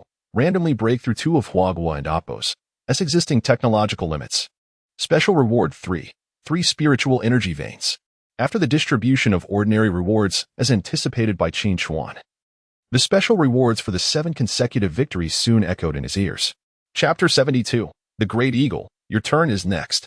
When Qin Chuan was teleported back to the real world by the tournament system, he returned to the Grand Hall to an enthusiastic welcome. The chief approached Qin Chuan, patting him on the shoulder with a smile. Yingzhou has chosen Vishnu, one of the 3 supreme deities, to compete this time. They believed they would surely triumph over Huagua. But with the presence of Master Zhen Yuan, their dreams were shattered right before their eyes. All of this is thanks to you, ha ha ha. It was evident to all that the chief was genuinely delighted. The strength of Yingzhou should not be underestimated. Vishnu, as one of the 3 supreme deities, possessed power that surpassed the S rank. Yet, in the face of Huagua, Yingzhou suffered a crushing defeat of 3-0. How could this not bring joy to the hearts of the people of Huagua? Qin Chuan smiled and replied to the chief. Chief, Huagua will certainly not be defeated. The chief, Minister Zhao, and the high-ranking officials and scholars present in the Grand Hall nodded in agreement, struck by Qin Chuan's confidence. Qin Chuan then shared the details of the special rewards, which elicited cheers and warm applause. The strength of Huagua had improved dramatically compared to 7 months ago. Now, Huagua had amassed a remarkable 12 special reward item cards for celestial realms and 6 spiritual energy mines, including this latest special reward. Moreover, cutting-edge technology had achieved breakthroughs in 3 areas, and they had finally acquired a second cultivation technique. It could be said that Huagua's capabilities had seen tremendous progress. Additionally, with the acquisition of 1 million square kilometers of territory from Yingzhou, the rise of Huagua was unstoppable. While Huagua celebrated its victory, the Great Eagle and other European coalition nations, who had instigated Yingzhou to challenge Huagua, were shaken to their cores upon hearing the news of Huagua's resounding 3-0 victory over Yingzhou. Have you investigated thoroughly? Why was Qin Chuan, who was clearly gravely injured and hospitalized in the ICU, still able to represent Huagua in battle? In the capital of the Great Eagle, within the president's office, the representative of the Great Eagle was being interrogated by the president. We have yet to receive any reports from the investigators we dispatched to Huagua, and we have lost contact with them. The Great Eagle representative nearly buried his head in his own lap, finally managing to stammer a response. A bunch of useless fools. How could you fail at such a trivial task? It was merely a matter of eliminating a representative of Huagua. An ordinary person, how could it be so difficult? The president of the Great Eagle berated the representative, utterly perplexed as to why Qin Chuan, despite being targeted by 10 elite assassins, emerged unscathed. Not only the Great Eagle, but also Gallia, the Bear, Hellas, and the Pyramid Nation were baffled by the failure of this plan. Furthermore, with the emergence of a powerful deity in Huagua who could surpass Vishnu, the Western nations grew even more wary of Huagua. Our participation in the national trials has yielded rich rewards. It seems we must employ even more manpower and resources next time to curb Huagua's development, especially to eliminate Qin Chuan. Indeed, once we encounter Huagua in the divine championship of national fortune, we cannot be assured of victory. After the conclusion of the national trials, representatives from various countries gathered again at the headquarters of the European coalition. Apart from the chastised representative from the Great Eagle, all other country representatives were present. The atmosphere in the conference room gradually lightened as representatives took turns speaking. A hint of smiles appeared on their faces at the mention of their gains from the national trials. Since Yingzhou has once again suffered defeat at the hands of Huagua, we do not wish to expend significant resources in a direct confrontation. Moreover, the rewards obtained from the national trials are by no means inferior to those from battling other nations in the divine championship of national fortune. Then let us opt for the national trials once more in the next round of the divine championship. This way, we can avoid Huagua while continuing to strengthen our own capabilities. Truly a win-win situation. At that moment, the representative from Gallia passionately expressed his opinion in the conference room. The representatives from Hellas, the Pyramid Nation, and other European countries applauded in agreement. Meanwhile, as the European coalition convened, Huagua, having celebrated its 7 consecutive victories and reaped substantial rewards, was also holding a meeting. The true strength of Qin Chuan had yet to be uncovered by other nations. They were likely still speculating on how he had evaded the assassination attempts of the 10 elite assassins. In the meeting room, Minister Zhao spoke with a smile. I believe these Western nations will not give up easily. Qin Chuan responded with a grin, Minister Zhao. These Western countries have been tirelessly attempting to obstruct Huagua and Apos' development since before the divine championship of national fortune arrived, employing various forms of slander, economic sanctions, and resource blockades. This assassination attempt did not yield the expected results. They will surely return. Minister Zhao nodded in agreement and then asked Qin Chuan, do you have any good ideas? The chief and other high-ranking officials in the meeting room turned their attention to Qin Chuan, whose insights had gained increasing significance with each consecutive victory he brought to Huagua. After our victory over Yingzhou, I believe there is no longer a need to conceal my true strength. I propose that, with 7 days remaining before the next round of the Divine Championship of National Fortune, I publicly reveal my abilities and invite experts from various countries to challenge me, providing them with a fair opportunity to confront me. This will demonstrate to those Western nations who are intent on employing underhanded tactics that their efforts are in vain. With great authority, Qin Chuan declared. He surveyed the room, noting that no one voiced dissent. Qin Chuan's proposal is excellent. We must make it clear to those who wish to hinder Huagua's resurgence that our dignity cannot be violated. The chief was the first to express his support for Qin Chuan's decision. Furthermore, he did not forget the previous assassination attempt led by the Great Eagle to eliminate Qin Chuan. When the next round of the Divine Championship of National Fortune arrives, we will promptly challenge the Great Eagle, ensuring they cannot evade our retribution by participating in the national trials. Chapter 73. The Anxious Eagle unveils its secret weapon. The day following the conclusion of the 15th round of the National Fortune Deity competition, the leadership had already resolved during yesterday's meeting to challenge the Great Eagle in the upcoming round. Qin Chuan had also declared that he would no longer conceal his true strength. Therefore, a press conference was convened this morning in Huagua. At the press conference, a foreign journalist in attendance seized the opportunity to inquire, Mr. Qin Chuan, have you fully recovered from the assassination attempt? Qin Chuan smiled at the reporter and replied, there have been persistent rumors suggesting that I was gravely injured during that assassination. In truth, I sustained no harm whatsoever, and all 10 assassins have met their demise. After addressing the foreign journalist and Apos' question, Qin Chuan gestured for the next reporter to proceed. Mr. Qin Chuan, what is your perspective on the assassination attempt? And how does Huagua plan to respond? This question came from a journalist representing the Great Eagle, directly seeking Huagua's stance. Qin Chuan fixed the Great Eagle journalist with a penetrating gaze before responding. Such underhanded tactics strike me as utterly laughable. In addressing the Great Eagle reporter, Qin Chuan showed no inclination to be cordial, his words sharp and incisive. As for Huagua's response, it is rather straightforward. We shall issue a challenge to the Eagle Nation in the next round, specifically the 16th National Fortune Deity Competition. At this juncture, the journalist from the Great Eagle was momentarily taken aback by Qin Chuan's imposing presence, instinctively stepping back. Meanwhile, reporters from other nations hurriedly scribbled notes, eager not to miss a single word. As camera shutters clicked and flashes illuminated the room, Qin Chuan paused before continuing. The Eagle Nation must pay the appropriate price for their actions. The use of assassins serves no purpose but to incite our wrath. Prepare to face the fury of Huagua in the next round of the National Fortune Deity Competition. With that, Qin Chuan concluded the QA session. Subsequently, Minister Zhao took the stage to address some of the foreign journalists' inquiries. Prior to responding, Minister Zhao delivered a brief statement. Huagua solemnly warns all nations of the world that sending assassins to eliminate Qin Chuan is a futile endeavor. Qin Chuan has perfected the Huagua's special reward technique, the demon-dispelling true scripture, to a pinnacle of 9-layered completion. Unless a true deity intervenes, no one can match Qin Chuan's prowess. Upon revealing this information, the journalists present were momentarily rendered speechless, their expressions a mixture of shock and disbelief as they attempted to process Minister Zhao and Appo's declarations. 9-layered completion of the demon-dispelling true scripture. Invincible beneath the deities. Assassination holds no consequence for Qin Chuan. These 3 critical points flashed through the minds of all the reporters. Finally regaining their composure, they clamored to pose questions to Minister Zhao. Minister Zhao, has Qin Chuan truly attained such a level of power? What tier is the demon-dispelling true scripture? How can you ascertain that Qin Chuan's strength is only beneath the deities? The barrage of inquiries and raised hands caused Minister Zhao to feel a twinge of headache. Silence, he bellowed, and at last, the press conference fell into a brief hush. I have understood your questions and will address them collectively. First, there is no doubt that Qin Chuan has reached an extraordinary level of strength. The demise of the 10 elite assassins, contrasted with Qin Chuan's unscathed condition, serves as irrefutable evidence. Second, the special reward technique, the demon-dispelling true scripture, is classified as an S-grade technique. Finally, our assessment is based on the direct acknowledgement of Huagua and Appo's deities in the previous round of the National Fortune Deity Competition.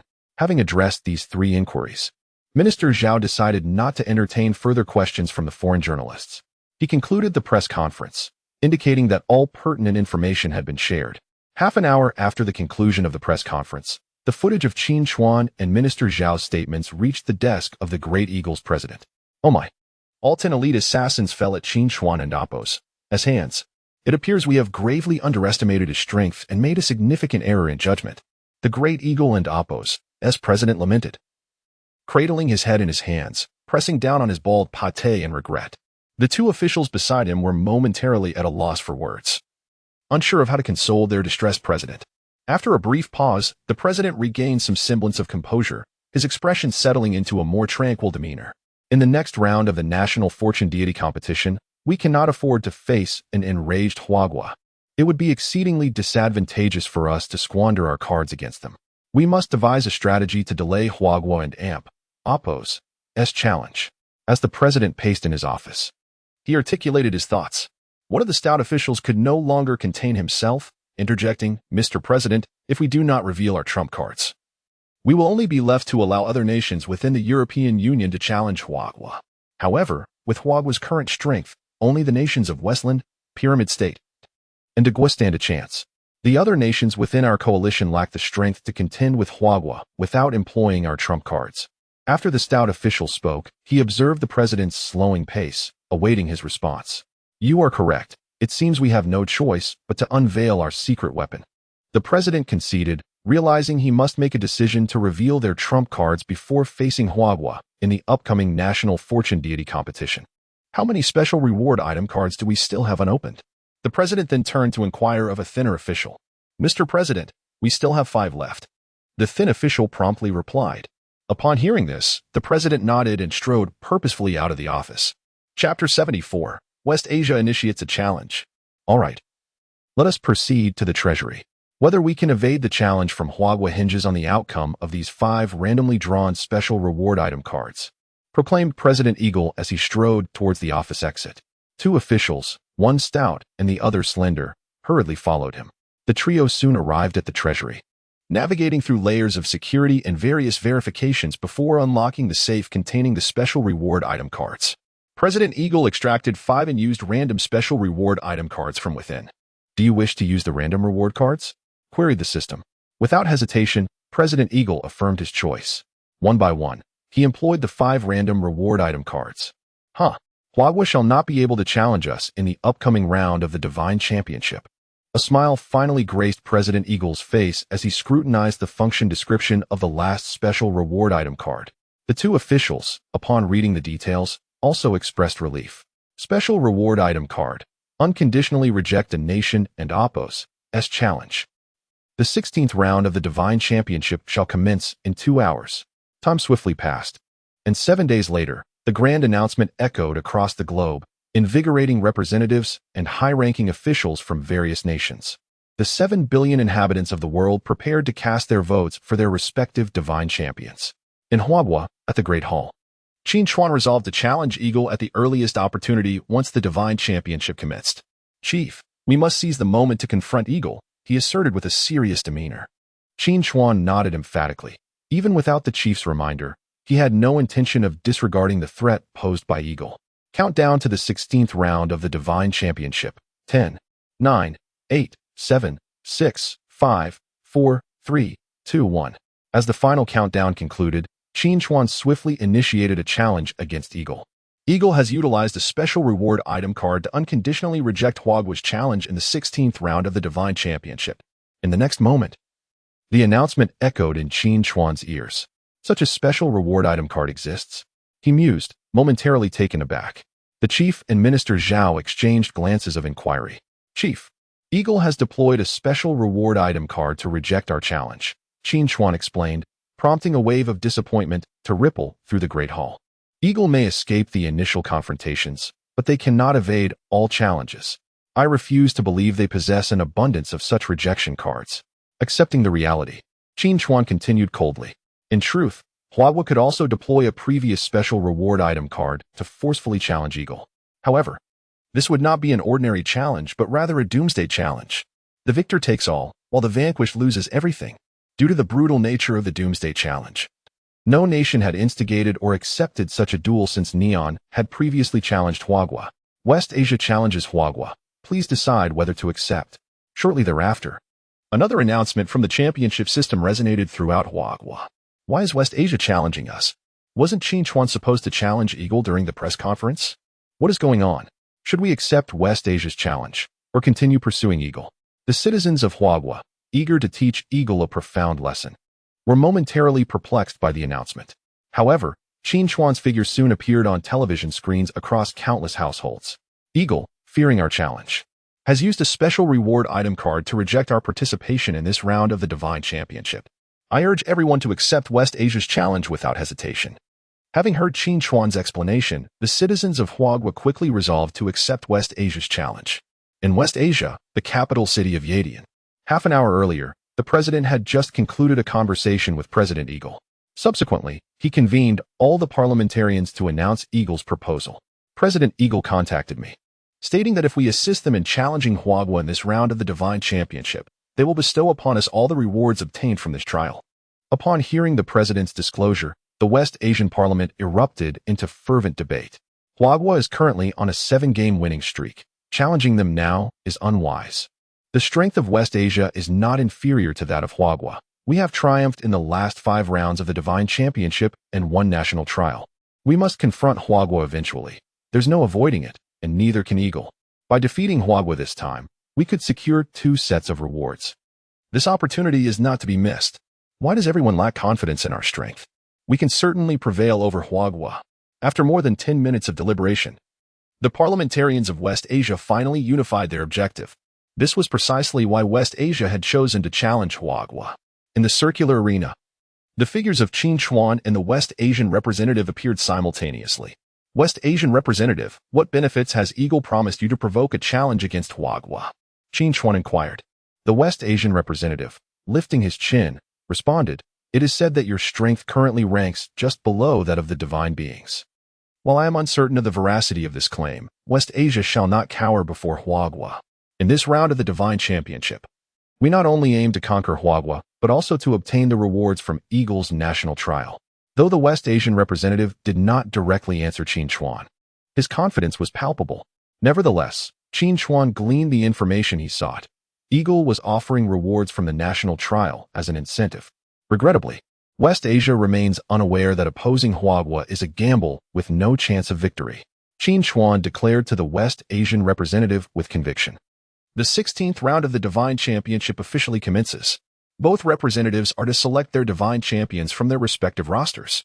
The announcement from the championship system interrupted their discourse, prompting Qin Chuan to direct his gaze towards the images of his 5 chosen Divine Champions. Chapter 75. Astonishing Coincidence. Before Qin Chuan stood 5 candidates for divine beings hailing from Huagua, among whom 3 were familiar faces from previous battles: the Great Emperor Yingzhou, the Great Emperor Yingzhou, and the Dragon King of the East Sea. It is worth mentioning that the Dragon King had only participated previously to fulfill the required number of participants and had not truly engaged in combat.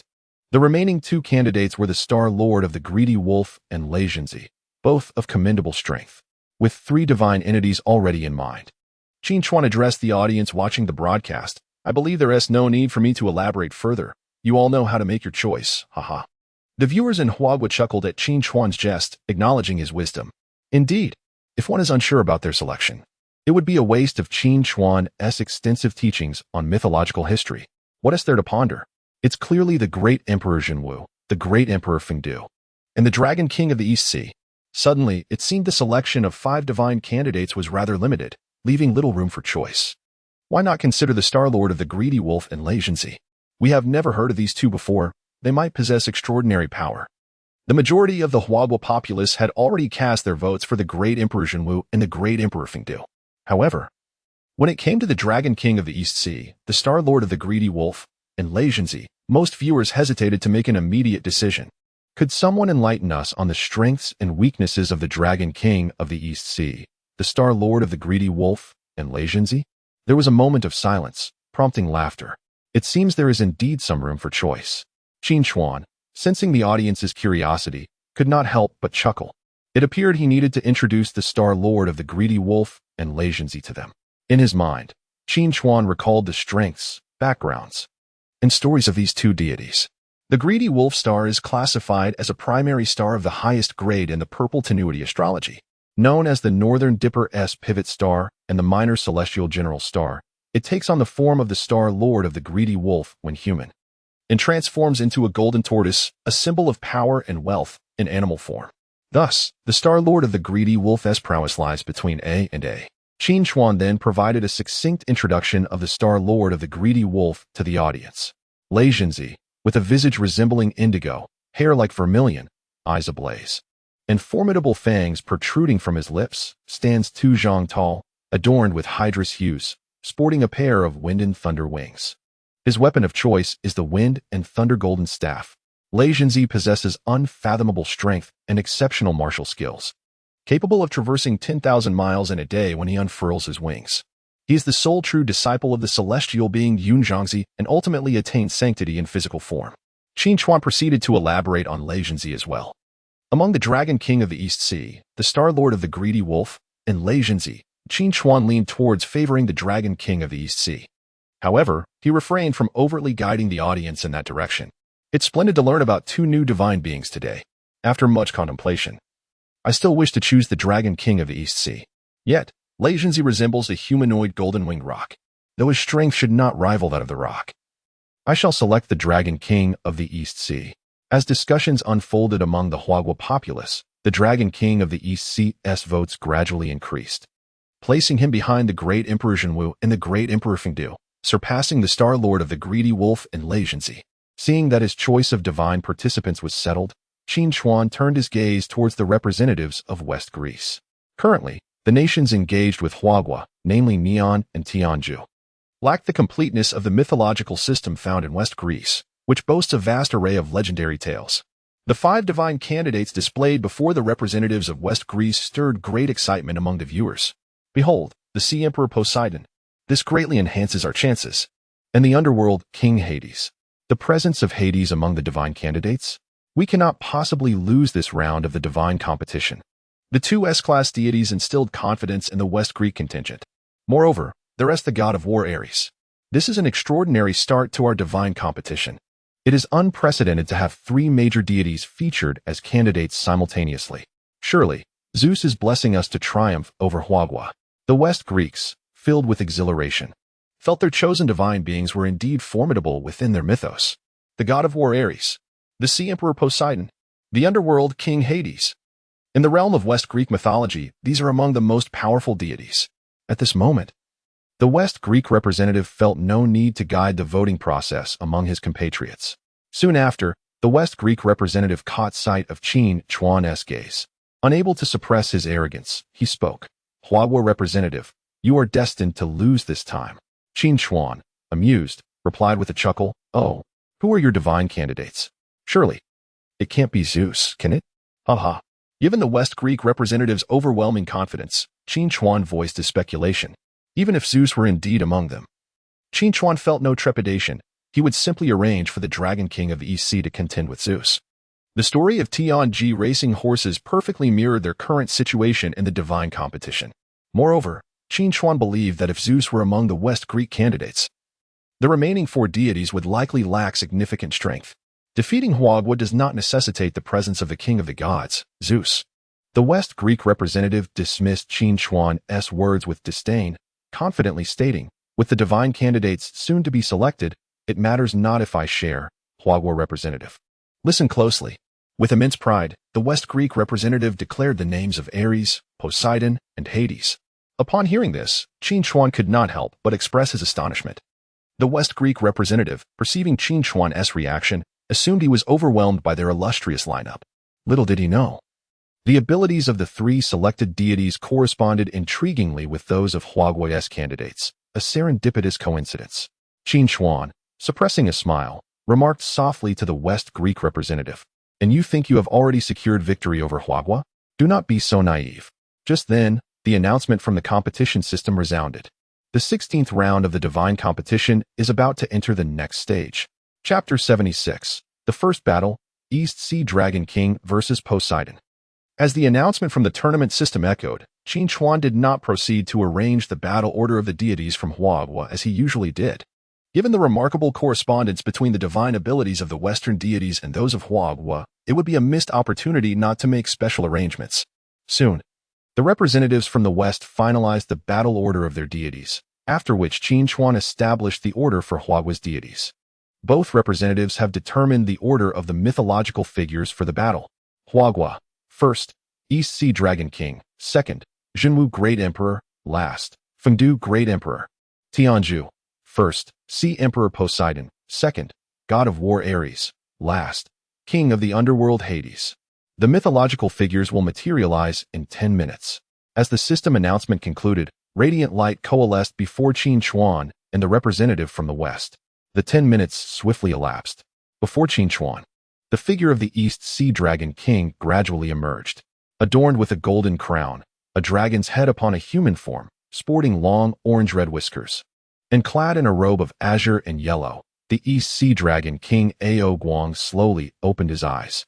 Greetings, Dragon King. Qin Chuan stepped forward with cupped hands in reverence. No need for such formalities, my friend, Ao Guang replied, fully aware of the purpose of his presence here. As he extended a hand to lift Qin Chuan with a smile. Dragon King, your next opponent will be the Western deity, Sea Emperor Poseidon. Qin Chuan straightened up and proceeded to introduce Poseidon to Ao Guang. The Western deity, Sea Emperor Poseidon, wields dominion over the oceans as one of the 12 Olympian gods, and possesses formidable strength. As Qin Chuan elaborated on Poseidon, the representative from the West was simultaneously introducing Ao Guang to Poseidon. Despite their overwhelming confidence in victory, the representative from the West did not underestimate the deities of Huagua. Regardless, you must decisively defeat the deities of Huagua. The representative urged Poseidon. With a golden trident in hand, disheveled hair, a thick beard, and a robust bronze torso barely clad, Sea Emperor Poseidon grinned widely. Very well. Let the Dragon King of Huagua meet his demise beneath the waves. With that, Poseidon raised his golden trident and swung it vigorously toward the sky. Instantly, The sound of surging tides reverberated throughout the circular arena. The East Sea Dragon King, witnessing the scene, summoned dark clouds beneath his feet, while thunder rumbled overhead. The two oceanic deities were poised for an epic clash. This marked the first time the East Sea Dragon King would engage in battle. Poseidon was an S-class deity of immense power. Could the East Sea Dragon King secure victory in this confrontation? Truthfully, I felt a tinge of uncertainty. After all, it was the Dragon King's debut in combat. Do not fret. Even if the East Sea Dragon King cannot match Poseidon, Yingzhou Great Emperor and Fengdu Great Emperor will surely prevail. The audience from Huaghua, glued to their screens, harbored a sense of anxiety regarding the impending duel. Within the circular arena, the overwhelming presence of both the East Sea Dragon King Ao Guang and Sea Emperor Poseidon intensified, creating a palpable tension. Raging seas. Sea Emperor Poseidon initiated the assault, pointing his golden trident at Ao Guang and bellowing. The arena, already submerged in seawater, was suddenly engulfed by towering waves, surging toward the East Sea Dragon King like an unstoppable force. Humph. A mere display. Ao Guang, facing the oncoming deluge, gently twirled his dragon whiskers and snorted disdainfully. In an instant, the 100-foot-high wave before him split apart.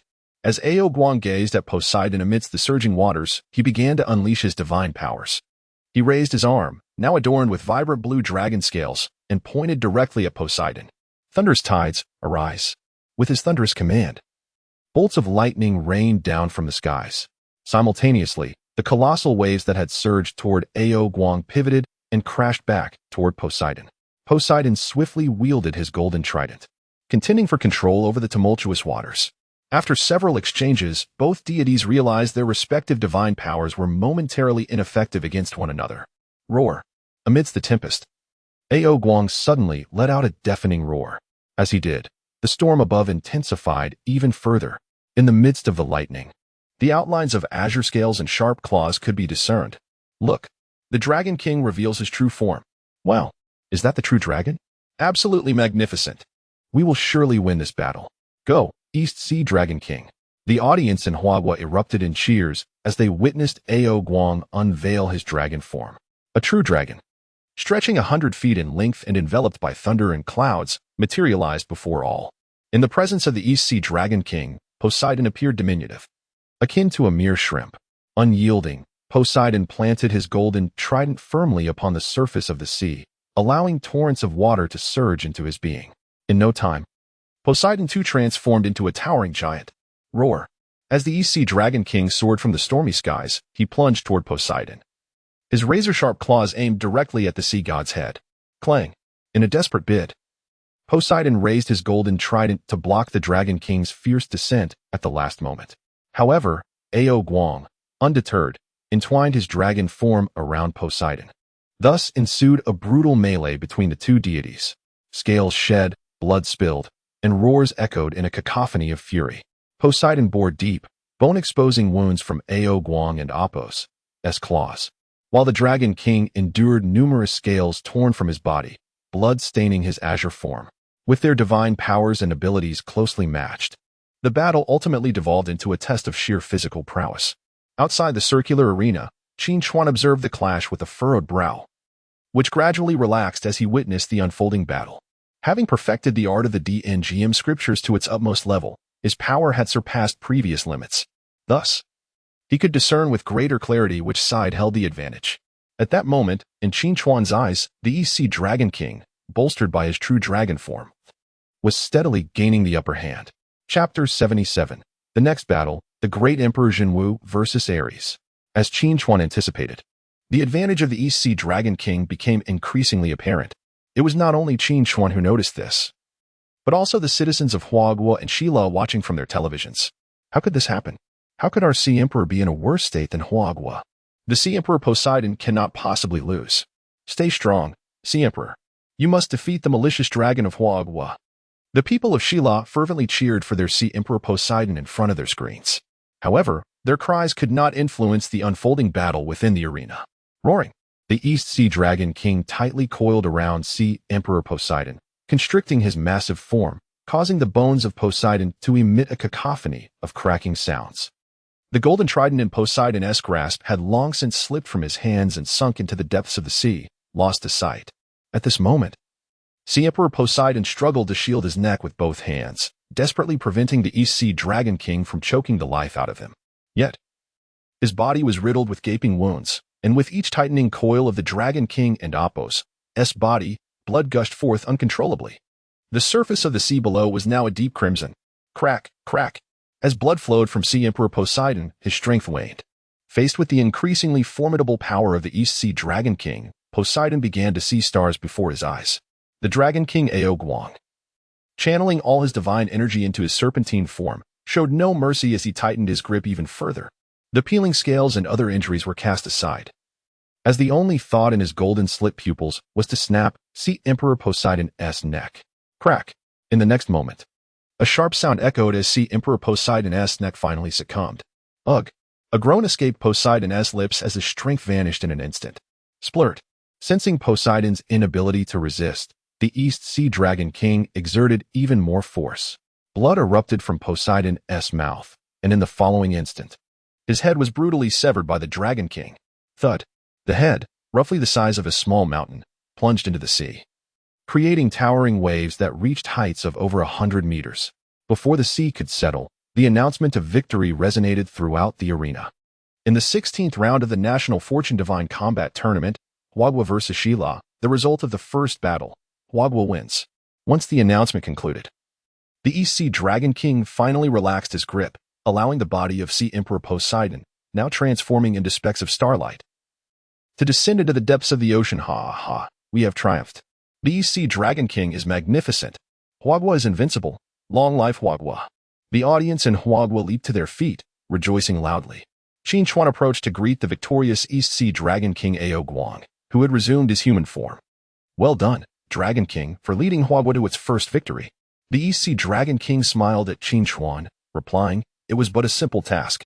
At that moment, the Dragon King bore no resemblance to the fierceness he had displayed while severing Poseidon's head. May I ask the representative of Huagua if they wish to change the deity for the second battle? The announcement of the tournament system echoed. To which Qin Chuan responded, please allow the Dragon King to rest first. He then declared, Huagua will substitute its deity for the second battle. Huagua representative has substituted the deity for the second battle, Great Emperor Yingzhou. The deities of both sides will materialize in 10 minutes. As the system's announcement concluded, the figure of the East Sea Dragon King gradually dissipated into starlight within the arena.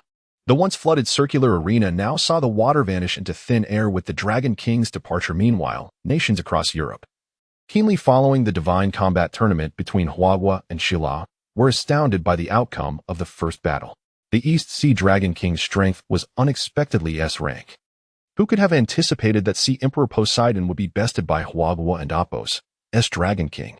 How could every deity representing Huagua possess such formidable power? The might of Huagua became increasingly unfathomable. It is worth noting that Huagua had yet to reveal its trump cards. Yet they had already triumphed over Shila in the first battle.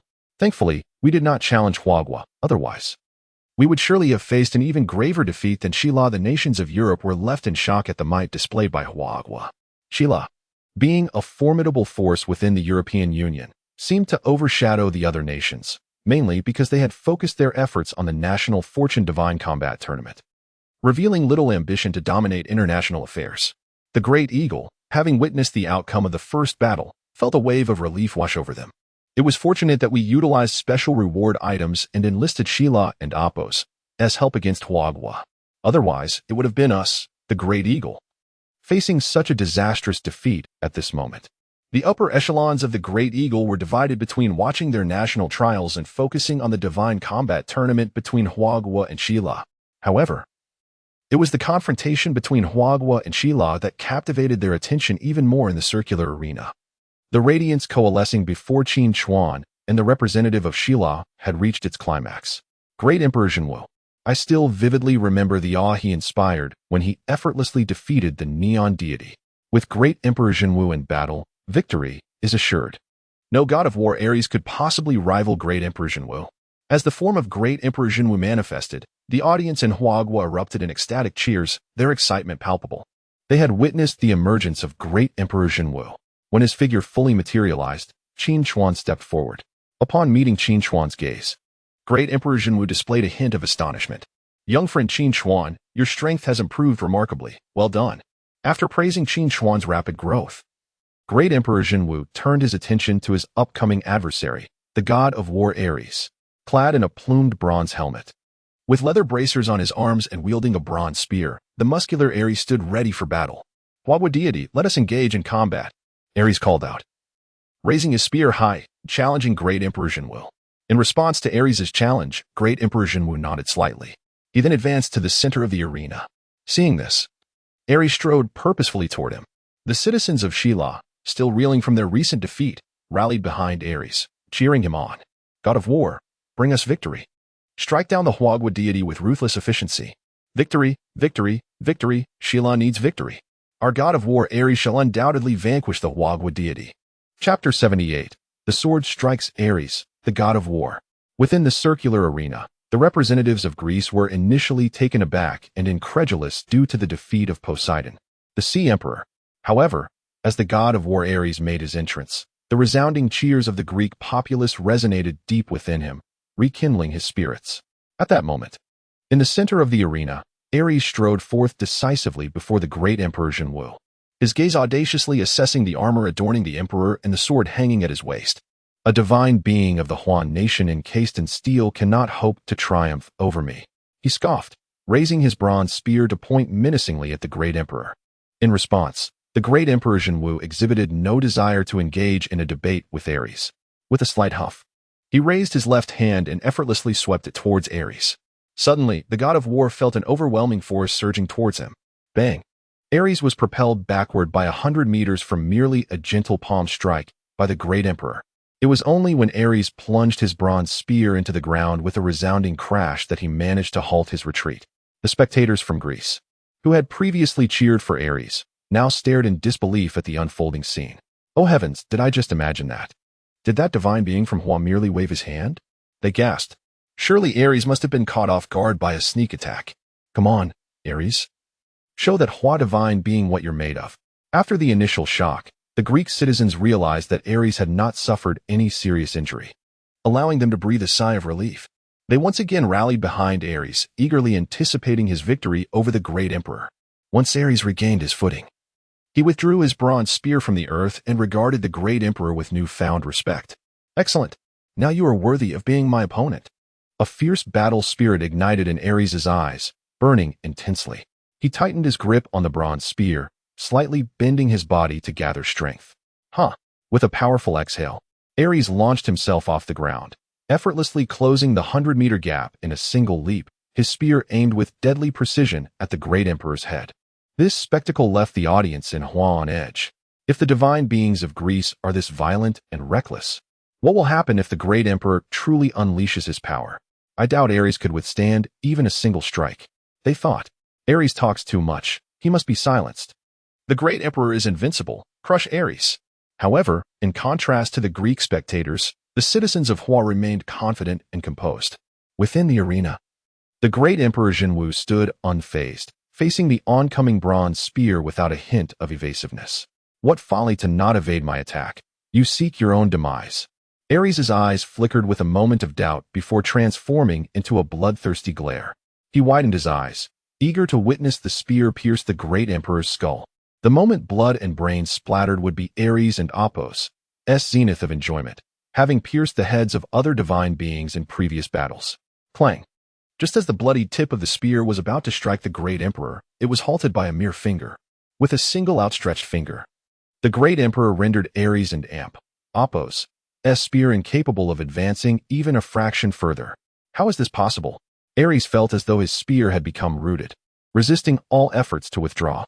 Yet, when he finally managed to pull it back, he was met with an unexpected result.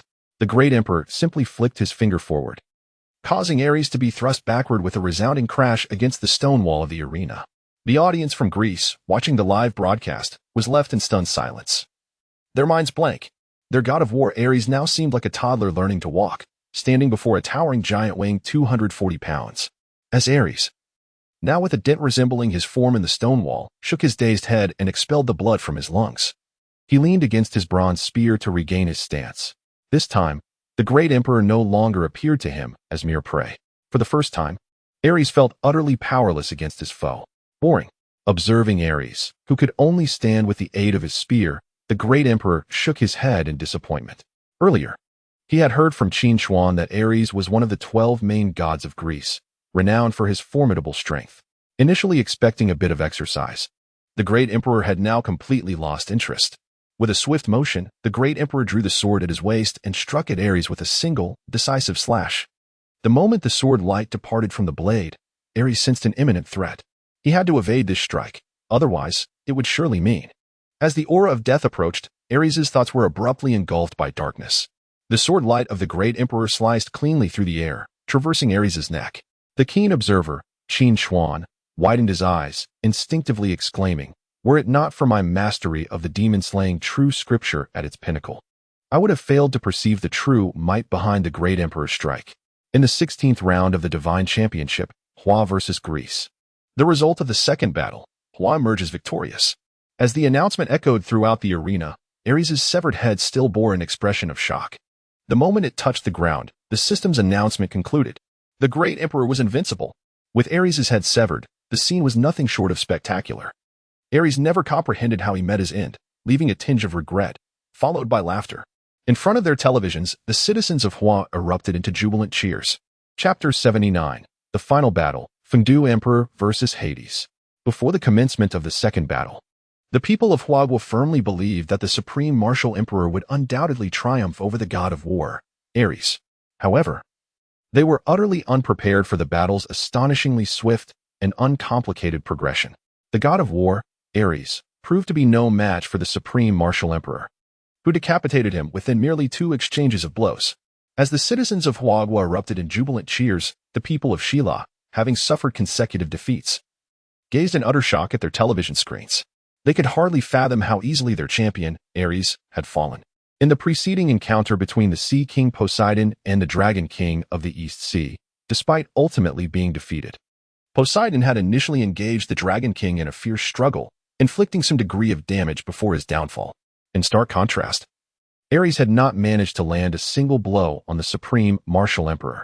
Was this newly emerged deity truly the god of war of Shala?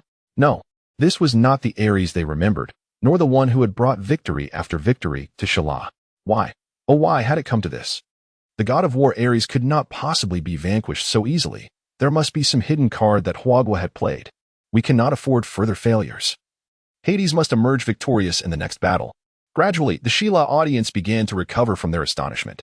However, they still struggled to accept the grim reality of Ares and Apos' humiliating defeat at the hands of the supreme martial emperor. Will Huagua change its deity for the final battle? The competition system inquired of Qin Xuan. Qin Xuan nodded affirmatively. Huagua will replace its deity. Huagua confirms the replacement of its deity, Fengdu Emperor. The deities of both sides will materialize in 10 minutes. After the announcement concluded, Qin Xuan finally turned his attention to the supreme martial emperor. Your blade has struck with such ferocity that few in this world could withstand it, he praised sincerely. The deeper one delved into the realms of power, the more one could appreciate the might of the supreme martial emperor. The supreme martial emperor chuckled at Qin Xuan's flattery. You flatter me, my friend. Ares simply does not deserve the title of god of war, and thus could not withstand a single strike from me. As he mentioned Ares, his smile was replaced by disdain. In his eyes, Ares was unworthy of the title. Indeed, your words ring true, great emperor. I humbly request your assistance in securing victory in this battle. Qin Xuan expressed his gratitude with a respectful salute, before gradually dissipating into starlight within the arena. Soon, the image representing the Fengdu Emperor began to coalesce before Qin Xuan. Meanwhile, the pallid representative of Shila watched as Hades' image also took form, gathering luminous energy. After the previous 2 devastating defeats, all hope for a turnaround rested upon Hades. If Hades could successfully vanquish the Fengdu Emperor of Huagua, Shila would still have a chance to reclaim victory against the supreme martial emperor. Compared to Poseidon and Ares, the Shila representative firmly believed that Hades was their trump card, which is why he had been reserved for the final showdown. In hindsight, had they known the earlier battles would result in such crushing defeats, they might have sent Hades to fight first.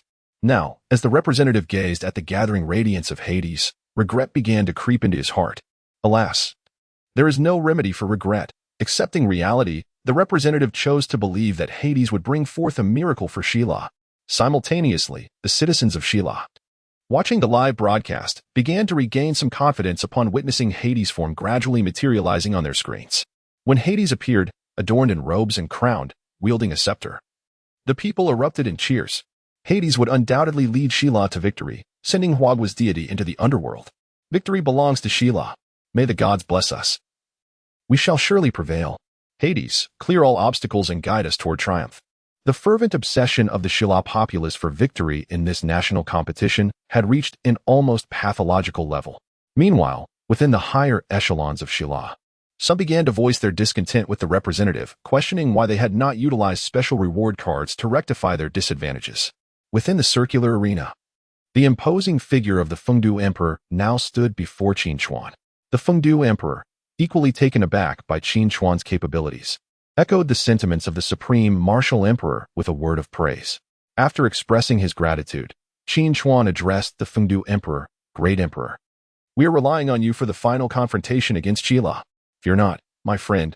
I shall ensure victory, the Fengdu Emperor replied solemnly. Meanwhile, the Sheila representative was earnestly pleading with Hades, My lord, we have already suffered 2 defeats at the hands of Huagua. You must lead us to victory in this battle, or we risk losing our lands to them.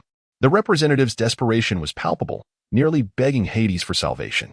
Upon hearing the representative's words, Hades cast a furious glare at the Fengdu Emperor and Qin Chuan. He then addressed the Sheila representative. I shall seize the souls of Huagua's deities and deliver victory to you. The audience of Sheila, placing all their hopes for victory upon Hades, rose to their feet, cheering fervently at his declaration. With determination, Hades tightened his grip on his scepter and struck it forcefully against the ground. A wave of dark mist erupted at his feet, followed by a cacophony of wails and roars emanating from within the shadows. Amidst the tumult, deep growls and the sound of claws scraping against stone could be heard. In a breath's time, a monstrous 3-headed hound materialized at Hades' side. Its gleaming white fangs dripped with foul saliva, corroding the ground beneath. It was the infernal Cerberus, the guardian of the underworld. Upon witnessing the monstrous creature, the Sheila representative and Imp, Apos, eyes brightened with hope. Soon, not only the representative, but also the audience at home recognized the infernal guardian summoned by Hades. In stark contrast, the Fengdu Emperor maintained his poised demeanor, standing with hands clasped behind his back, calmly observing as Hades wielded his divine powers. Chapter 80, The Netherworld Versus. The 18 Layers of Hell. As the fearsome 3-headed dog of the underworld appeared at the feet of Hades, the king of the underworld, it sat patiently on the ground. Without receiving a command from Hades, the Hellhound refrained from launching an immediate assault on the Emperor of Fengdu. Since you oversee the Netherworld as well, let us determine the victor using the realms we govern. Hades addressed the Emperor of Fengdu, who, having heard the introduction from the representative of the West, was not entirely unfamiliar with him. The Emperor had initially intended to wait for Hades to display his divine power before striking to eliminate him, avoiding any accusations of denying the Western deity an opportunity to act. Upon hearing Hades' proposal, the Emperor of Fengdu nodded in agreement. Very well, I share the same intent. Hades, seeing the Emperor's assent to the duel, allowed a slight smirk to grace his lips. Hellhound, open the gate to the Netherworld. With a wave of his scepter, Hades commanded the Hellhound. At your command, my lord, the central head of the Hellhound responded. Subsequently, a deep passage began to open behind the creature, accompanied by the sound of the river Styx and the anguished wails of souls struggling to reach the shore. As Hades summoned the Netherworld into the arena, viewers from Hua country watching the live broadcast of the divine competition could not suppress their astonishment. So this is what the entrance to the Netherworld looks like a deep well. The river Styx, a legendary river that no living being can leap across. Hades' abilities seem to surpass those of Poseidon and Ares. Finally, it's not a one-hit knockout. I can enjoy a thrilling battle in the Netherworld. Some citizens of Hua country began to revel in their fortune, claiming that it was the lack of an instant defeat that allowed them to truly appreciate the match. Meanwhile, within the circular arena as the entrance to the Netherworld expanded, not only the river Styx, but also lakes of magma burning with eternal flames and billowing sulfur smoke began to materialize.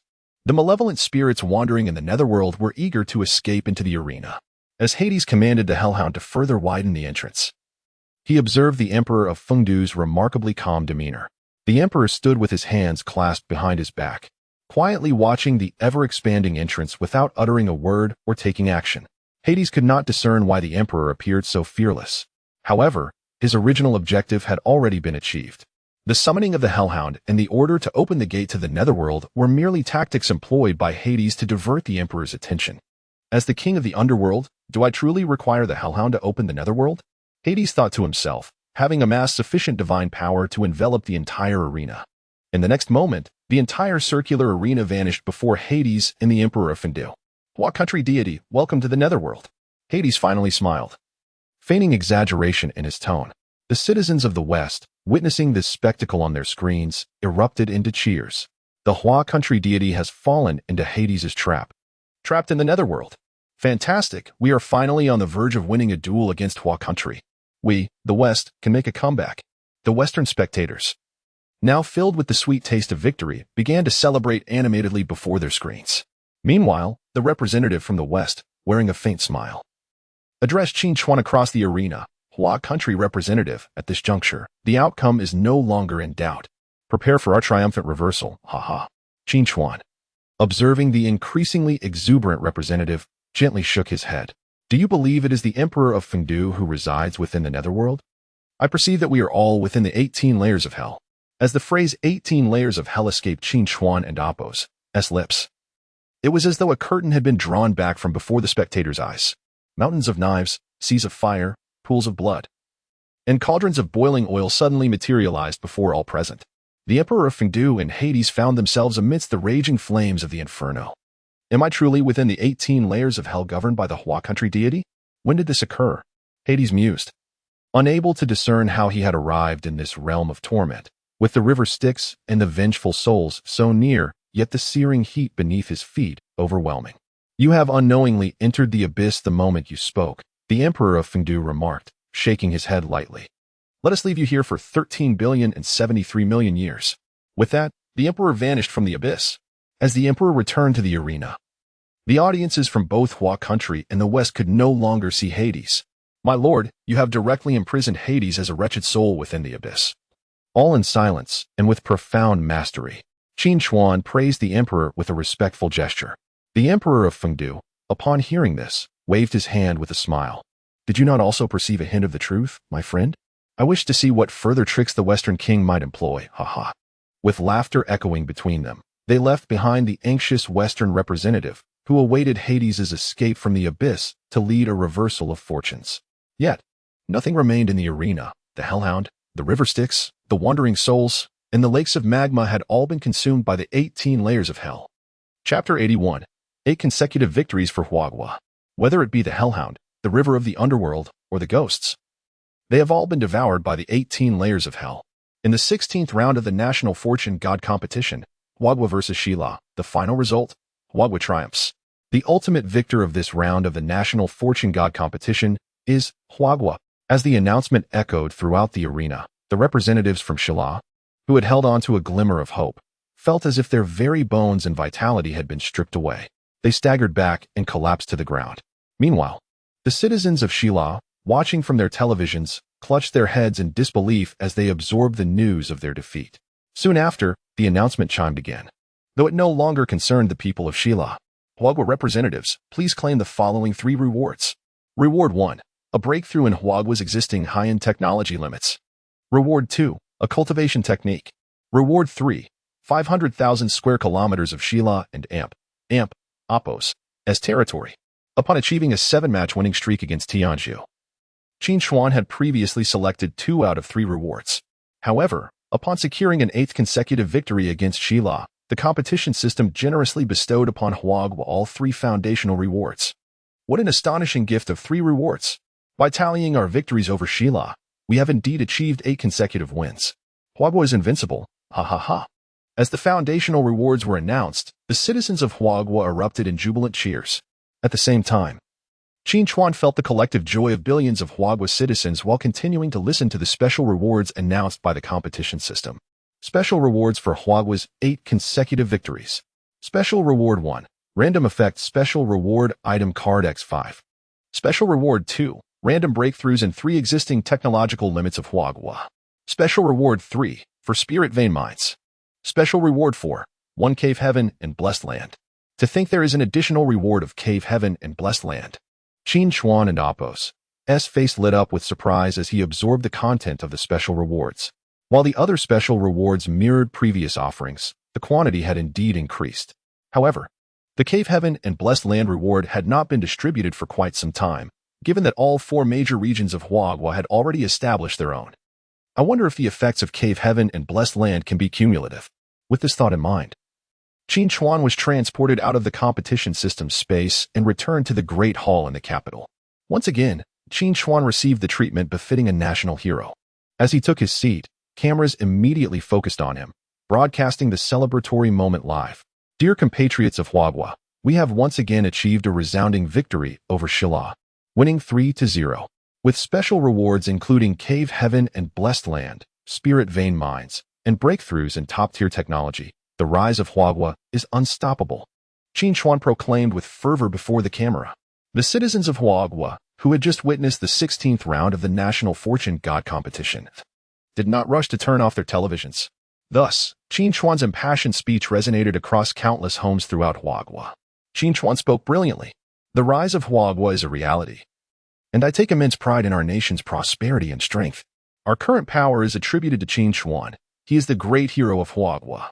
Long live Hero Qin Chuan. Long live Huagua. Various cheers erupted from all corners of Huagua. Tonight would surely be another night of celebration. The day following the conclusion of the 16th round of the National Fortune God competition, the trials faced by the nations of the European Union, such as the Great Eagle and Gaul, had also concluded yesterday. The highly anticipated duel between Huagua and Shila ended in a resounding victory for Huagua once more. At this moment, a cloud of despair loomed over the heads of the European nations. We demand not only all the rewards from this national trial, but also the 500,000 square kilometers of territory ceded to Huagua. The Great Eagle must find a way to compensate us. The representative from Shila asserted loudly to the Great Eagle representative within the Grand Conference Room of the European Union. This challenge had been prompted by the Great Eagle, which had persuaded Shila to confront Huagua, with the promise of providing all rewards earned from this national competition as a precondition. Thus, when the Shila representative mentioned this, the Great Eagle representative remained silent. It was only when the topic of territory arose that the Great Eagle representative finally spoke. Shila representative. Our previous agreement did not include any solutions regarding compensating for territorial losses after failure. Before the Great Eagle representative could finish, he was interrupted by the Shila representative. If the Great Eagle does not provide us with land compensation measures, Shila will declare war on the Great Eagle in the next round of the National Fortune God competition. Faced with such an assertive Shila representative, the Great Eagle representative found himself at a loss for words. As the atmosphere in the conference room grew increasingly awkward, the Gaul representative finally broke the silence. Dear colleagues, I implore you not to become overly agitated. There will undoubtedly be a resolution to the territory lost by Shila. However, if we descend into internal strife here, the ultimate victor will surely be Huagua. Therefore, let us remain calm and devise a strategy to address this great dilemma posed by Huagua. Upon the Gaul representative's interjection, the Shila representative conceded and refrained from further pressuring the Great Eagle representative. However, the goal proposed by the Gaul representative left the representatives from various nations momentarily perplexed. After a brief pause, the representative from the Pyramid Nation spoke up. In this national trial format, we have received a special reward. This special reward item card can seal the divine powers of an opponent's deity for 10 seconds after the battle begins. I believe that if Shila possessed such a powerful special reward item card, they would not have suffered such a devastating defeat against Huagua. As a nation comparable in strength to Shila, the Pyramid Nation and Apos' representative expressed discontent at Shila and Apos' reluctance to utilize their hidden cards while simultaneously offering a potential solution. Upon hearing the suggestion from the Pyramid Nation representative, the Great Eagle representative's face brightened with excitement.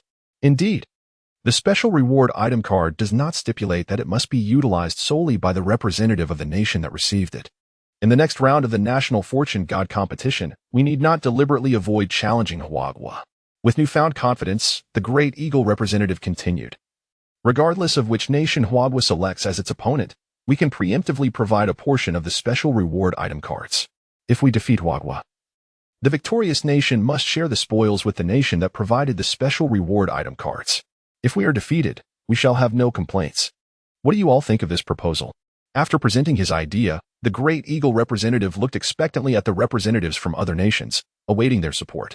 Chapter 82. The Targeted Huagua Again. Within the conference room of the European Union, after the representatives had pondered over the suggestions put forth by the Great Eagle's representative, they concluded that the proposal would be advantageous to their respective nations. Very well, we from Gaul support the Great Eagle. Our nation concurs. Pyramid Nation chooses to support the Great Eagle. One by one, representatives from various countries voiced their endorsement, culminating in the representative from Shila also aligning with the Great Eagle's plan. Excellent. Since everyone is in accord with this joint operational strategy, I hope the preparations for the special reward item cards can be completed within 2 days. This will grant us ample time to prepare for the forthcoming National Fortune Divine competition. Seeing the representatives from various nations support him, the Great Eagle's representative then rose to speak. The remaining representatives nodded in agreement. As the European Union formulated its response to Huagua, the American alliance convened a meeting. The leading representative from the United States, with a grave demeanor, addressed the representatives from Canada, Mexico, Cuba, and other nations, elucidating the threat posed by Huagua's rise.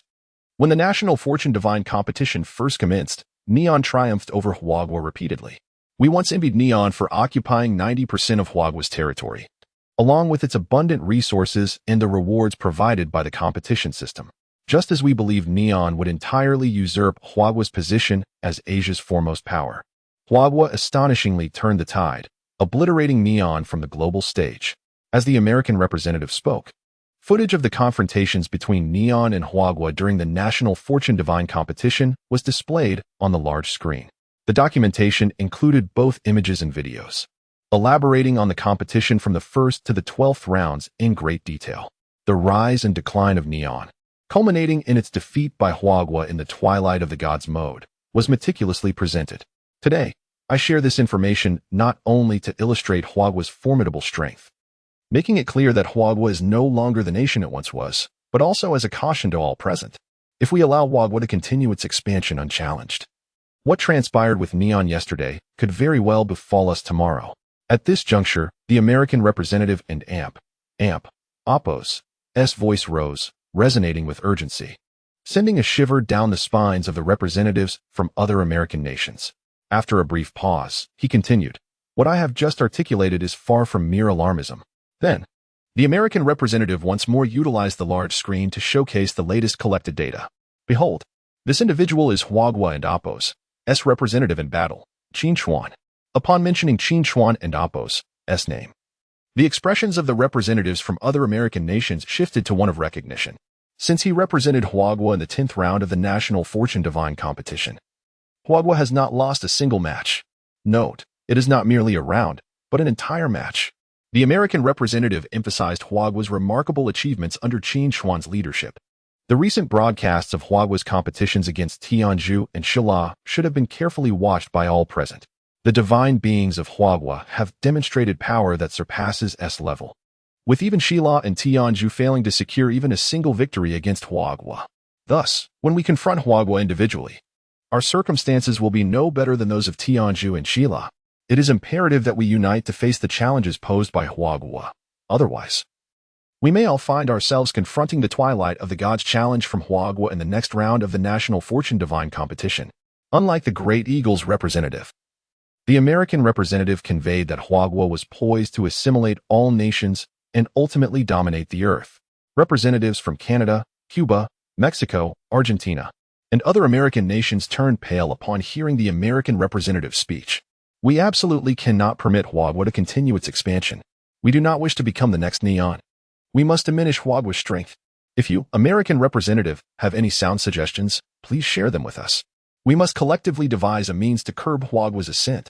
Subsequently, the atmosphere in the conference room grew lively as representatives from various American nations stood to voice their opinions.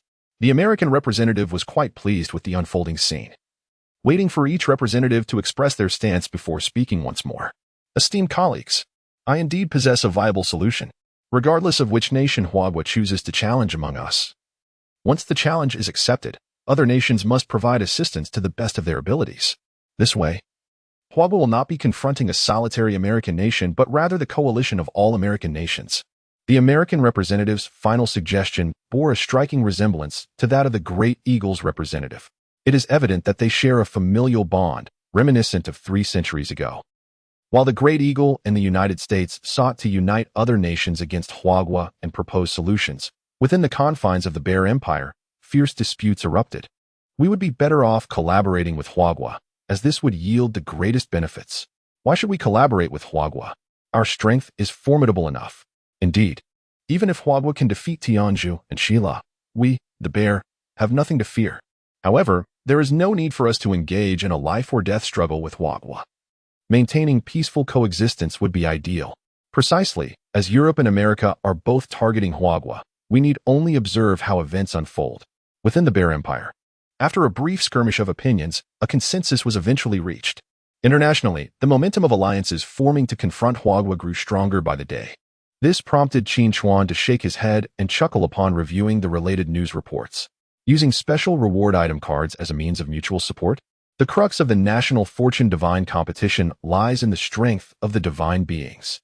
No matter how many special reward item cards you possess, can they surpass the divine beings of Huagua? Qin Chuan felt no apprehension or concern regarding the threats from Western nations. With Huagua boasting a multitude of powerful divine beings, those currently in play represent less than 1%. The true source of anxiety should be the United Western Nations. Chapter 83. When soldiers come, generals stand ready. When water comes, earth is there to conceal. In the capital, within the office of the leader, there remain only Qin Chuan and Minister Zhao, aside from the leader himself. With merely 5 days remaining until the commencement of the 17th National Luck Divine Competition, Minister Zhao has just posed a pressing concern to Qin Chuan. Not only is the European Union intent on confronting us, but the American alliance is also preparing to take action against us. Facing numerous adversaries simultaneously, can our divine entities withstand the onslaught? Despite achieving an unprecedented 8 consecutive victories, which is commendable, it merely reflects our triumph over a single nation at a time. Now, witnessing the burgeoning strength of our nation, Western countries have begun to unite against us, a development that fills Minister Zhao with trepidation. Upon hearing Minister Zhao's inquiry, Qin Chuan smiled and gently shook his head. Minister Zhao, there is truly no need for excessive concern. Let us first consider the strength of our divine beings. Currently, our nation boasts a total of 15 S-class deities, including the illustrious Yingzhou, the true monarch of Erlang. Additionally, we have 4 supreme beings surpassing the S-class, the Jade Emperor, the Grand Master Laozi, the true martial emperor, and the Emperor of Fengdu. Furthermore, we possess over 20 special reward item cards. Qin Chuan expressed his confidence regarding the divine entities and hidden strategies at his disposal. Minister Zhao's previously furrowed brow and troubled expression began to ease upon hearing Qin Chuan's words. And let us not forget, in the arena of the National Luck Divine Competition, no rule has ever permitted multiple nations to challenge a single nation simultaneously. This implies that even if every country were to turn against us, we could still address them one by one. Qin Chuan continued, his tone now imbued with a palpable sense of determination. He had not forgotten the Dusk of the Gods confrontation mode, and during their victory over Neon, a special reward item card was granted, compelling the challenged nation to accept the Dusk of the Gods format. If some nations are eager to take the initiative, Qin Chuan would not hesitate to obliterate them. Old Zhao, Qin has weighed the situation. We need not worry excessively. Our nation welcomes challenges. When soldiers come, we shall meet them. When water comes, the earth shall conceal.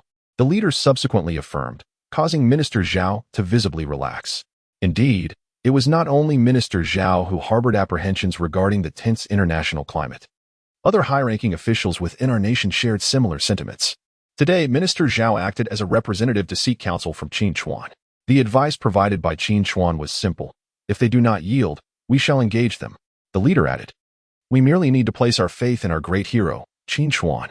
Laughter erupted in the office, filling it with a buoyant atmosphere. Meanwhile, across the internet in our nation, many citizens expressed their views on the current international situation. Goodness, I woke up to find we have become the world's enemy. Europe, America, Africa, even Oceania have united to confront us. It seems we are the final boss. The National Luck Divine Competition is not merely about numbers. It is a realm where top-tier deities dominate. Our nation is replete with such divine beings. Who among them wishes to become the next Neon? I eagerly anticipate another Dusk of the Gods confrontation. I believe we can engage in the Dusk of the Gods for every subsequent round of the National Luck Divine Competition. Wow, the brothers upstairs are utterly insane. Unlike the high-ranking officials, the citizens of our nation believed we were already invincible. Some even suggested perpetually engaging in the Dusk of the Gods to instill fear in all nations of the world. Such sentiments provoked a flurry of articles from Western nations that harbor animosity towards us. After 8 consecutive victories, the citizens of our nation have become unbearably arrogant, claiming to be invincible. The Great Eagle Weekly. The citizens of our nation threaten to engage in the dusk of the gods against any nation that dares to challenge them, vowing to fight to the bitter end. The Gallic Gazette. The entire world must unite to crush our nation. American news. Dealing with our nation requires utmost caution. Bear News. Articles with similar headlines rapidly inundated Western media. In their portrayals, our nation had transformed into a malevolent force intent on dominating the globe, seeking to subdue all other nations through sheer brutality. Under the incessant emphasis and dramatization by Western media, fear and animosity towards our nation burgeoned among the populace. The voices of the people from India and Greece, who had once tasted defeat at our hands, grew the loudest, clamoring for the downfall of our nation. We could enhance our strength through national trials, but our nation covets our territory. Our nation is the greatest source of instability in this world, and its citizens are exceedingly proud and arrogant. If we unite, we can reclaim all that we have lost. With India housing the largest population globally, a mere 2/3 of its 1.5 billion citizens voicing their opinions online would already create a significant wave. This incited discontent among the citizens of our nation, who, however, were not fewer than keyboard warriors themselves. Yingzhou, having set aside 2 rare days of rest to complete the latest installment of his mythological history series, had intended to revisit the northwestern plateau, now transformed into a paradise. Yet, the shifting tides of international opinion compelled him to cancel his travel plans. It appears that we must quell the unrest in India. Frustrated, Yingzhou opened his computer and logged into his social media account. Friends who agreed to initiate the Dusk of the Gods against India in the next round of the National Luck Divine competition, please respond with a 1. After posting this message, Yingzhou departed for dinner, leaving the computer screen still devoid of replies. Upon returning from his meal, he refreshed the page, only to find the response count had soared to over 999. Each reply was uniformly a 1. Hey, Minister Zhao, I have a link for you. It would make for perfect news material, huh? Yingzhou then called Minister Zhao, forwarding him the message. Upon opening the link, a delighted smile spread across Minister Zhao's face. Chapter 84. The Great Eagle Accepts the Challenge. Ha ha ha, Yingzhou and Apo's ideas are truly abundant. At this moment, Minister Zhao, seated in his office, could not help but chuckle as he perused the comments beneath the link forwarded by Yingzhou. He had fully grasped why Yingzhou deemed it worthy of news. Once this was disseminated, it would be intriguing to see if the people of Yingzhou dared to continue their brazen proclamations online. Minister Zhao, acutely aware of the recent attempts by Yingzhou to tarnish and slander Huagua, understood that instilling a lesson upon them before the 17th round of the National Fortune Divine Championship would not be an easy task. Just then, Yingzhou and Apo's comment arrived at a most opportune moment. Shocking. Huagua will initiate the Twilight of the Gods duel against Yingzhou in the next round of the National Fortune Divine Championship. Huagua's populace ardently supports this. Over 10 million comments within an hour. Yingzhou citizens, prepare yourselves to be Huagua's dogs. With Yingzhu's remark, Minister Zhao swiftly crafted several news articles to counter Yingzhou's provocations.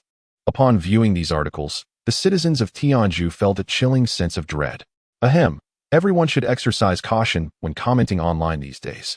I believe we are not yet prepared to accept Huagua's challenge for the Twilight of the Gods duel. Indeed, we require more time to prepare.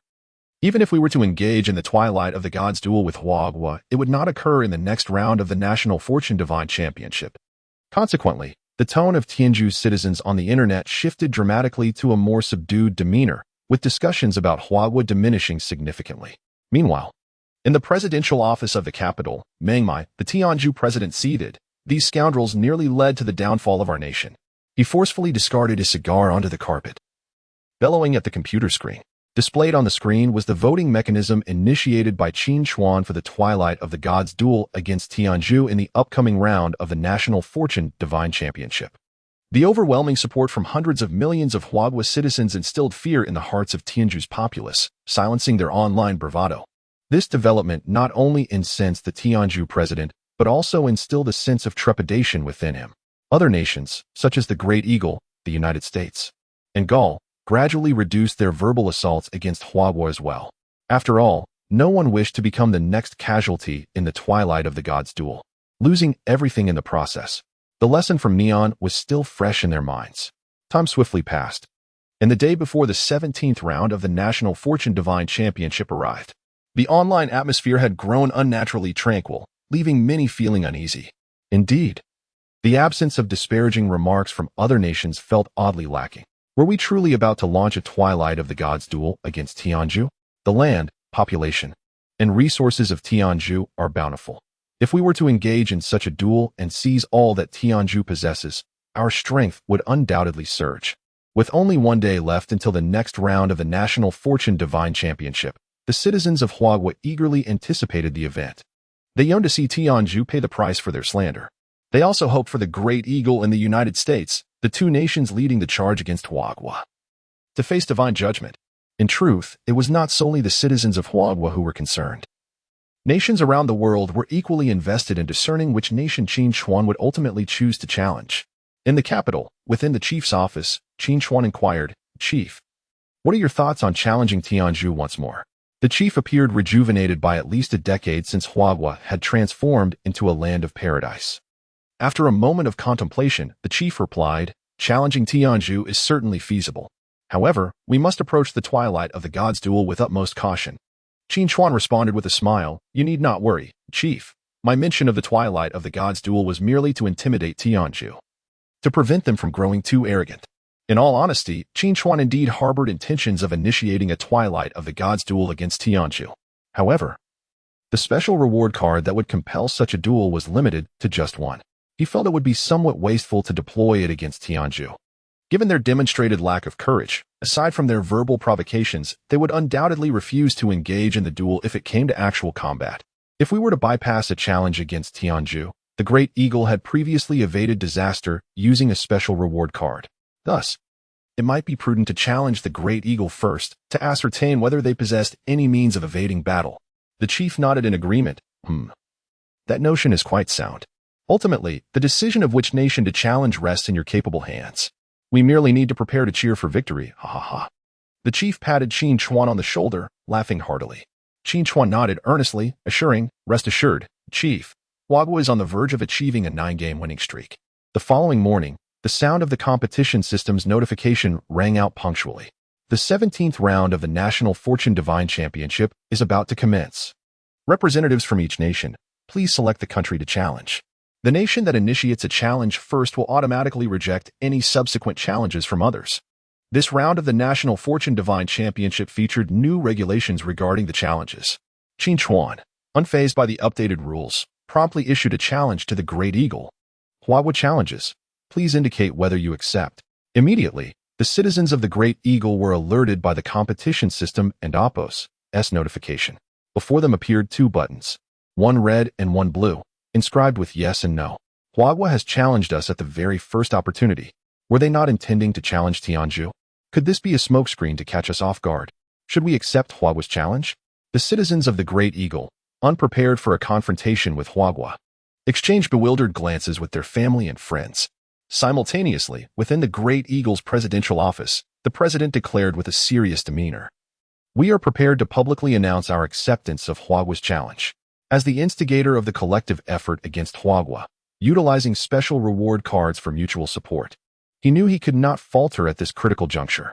Soon, the president's stern visage appeared before the citizens of the Great Eagle. "People of the Great Eagle Empire, we are ready to confront Huagua. There is no need for hesitation," the president concluded, firmly pressing the red button marked yes. Chapter 85, The Dreamlike Alternative Divine Lineup of Hua Country. After President Eagle set an exemplary standard for all citizens, many chose to embrace the challenge posed by Hua Country. The Eagle Empire has accepted the challenge from Hua Country. The 17th round of the divine competition of National Fortune will commence in 2 hours. The competition system has made some adjustments to the timing of the main event. Now, after confirming the challengers, there is a 2-hour period for pre-competition preparations. Furthermore, the time allocated for the public voting on the divine warriors has not been shortened. Representatives, we, the Eagle Empire, have accepted the challenge from Hua Country. I urge everyone to fulfill our consensus reached during the meeting by providing special reward item cards as support.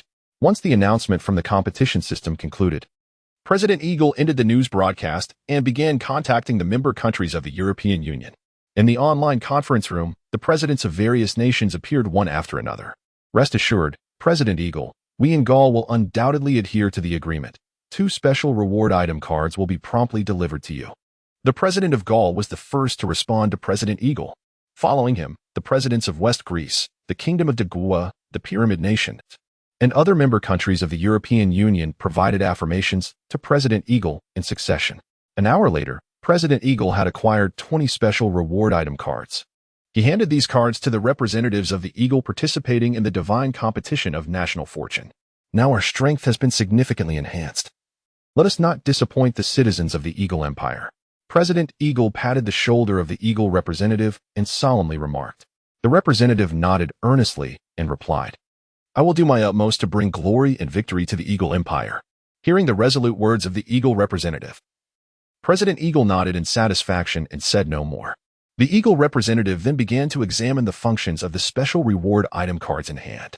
Would you like to use the special reward item cards to preview the divine candidates for this round?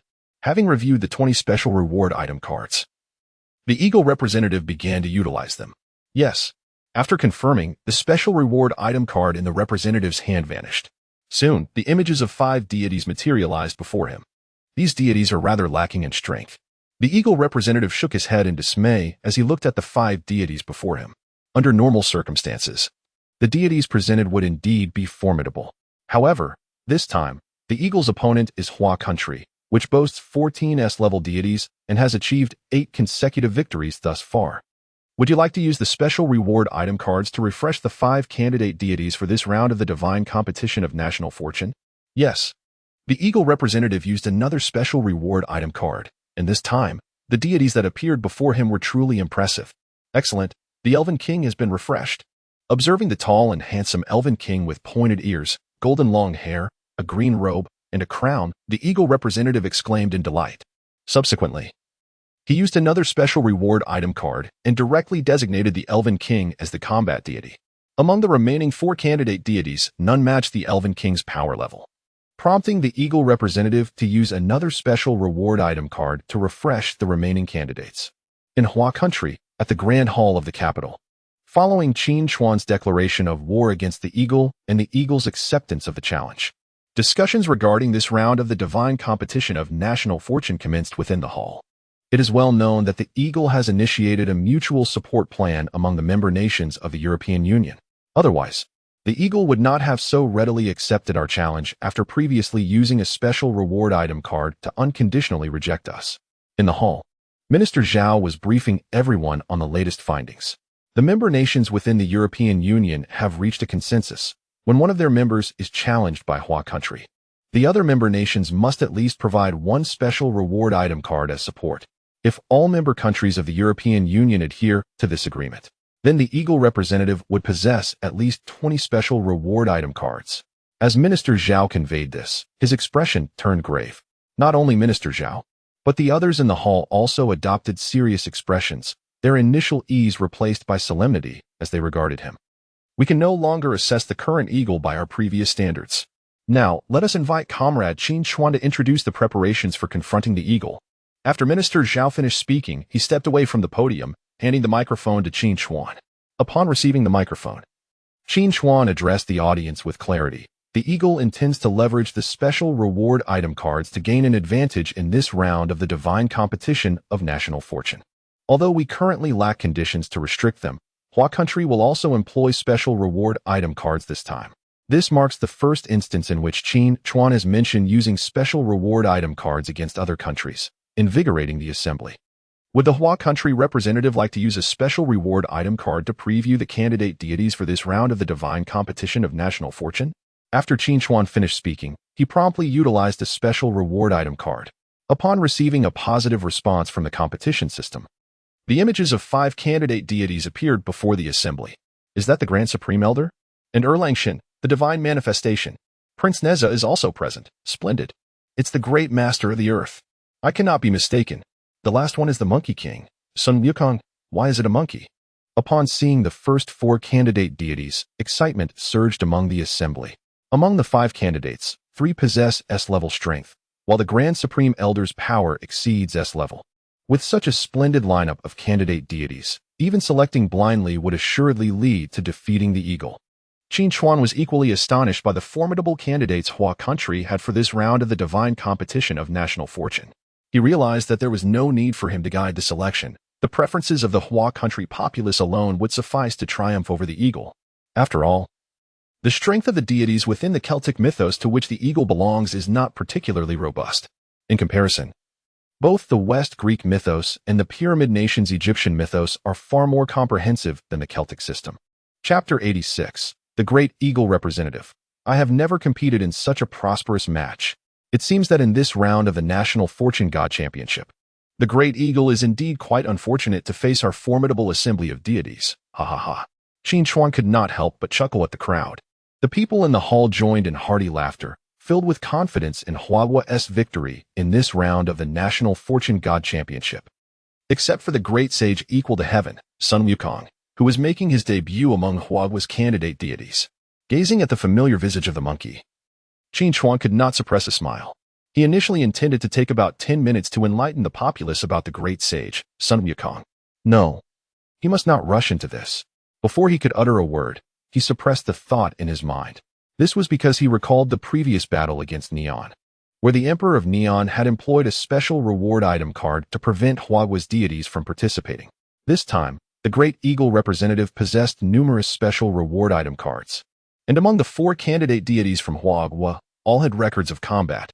Qin Chuan believed that if the Great Eagle representative had an item card capable of sealing deities from battle, he would surely not hesitate to employ it against Huagua.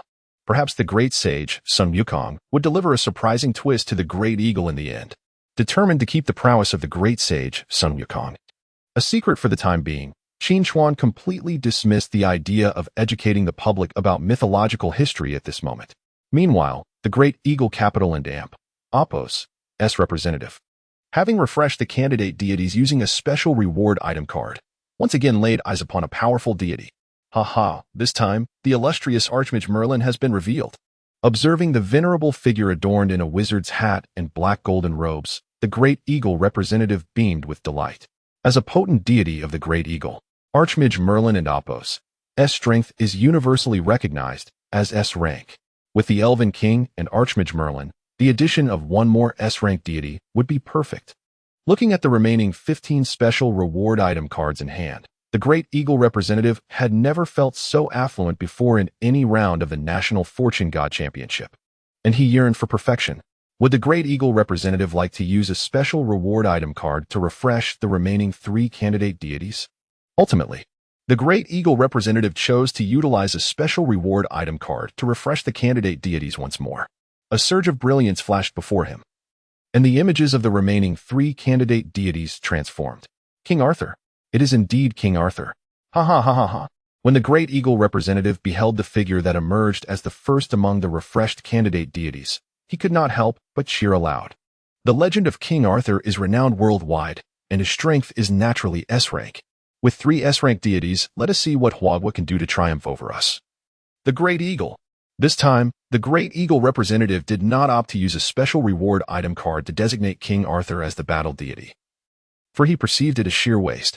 He believed that when the time came for the Great Eagle populace to make their final choice, they would undoubtedly cast their votes for King Arthur. Moments later, the Great Eagle representative returned to the presidential office to report to the president of the Great Eagle. Mr. President, I have utilized 7 special reward item cards and have selected Archmage Merlin and the Elven King as the deities for this round of the National Fortune God Championship. Among the remaining 3 candidate deities, we also have King Arthur. Mr. President, in this battle, our strength is not inferior to Huagua's. The Great Eagle representative reported with an expression of excitement, his voice filled with fervor. Upon hearing the report, the Great Eagle president erupted with enthusiasm, exclaiming, "Damn! This is absolutely fantastic. George, you've done splendidly, ha ha ha." The president of the Great Eagle then gave a thumbs up to the representative, praising him loudly. Suddenly, the Great Eagle president recalled something and asked, "George, how many special reward item cards do we have left? I mean, the special reward item cards aided by other member nations." Upon hearing this, the Great Eagle representative promptly replied, "Mr. President, we still have 14 special reward item cards provided by member nations."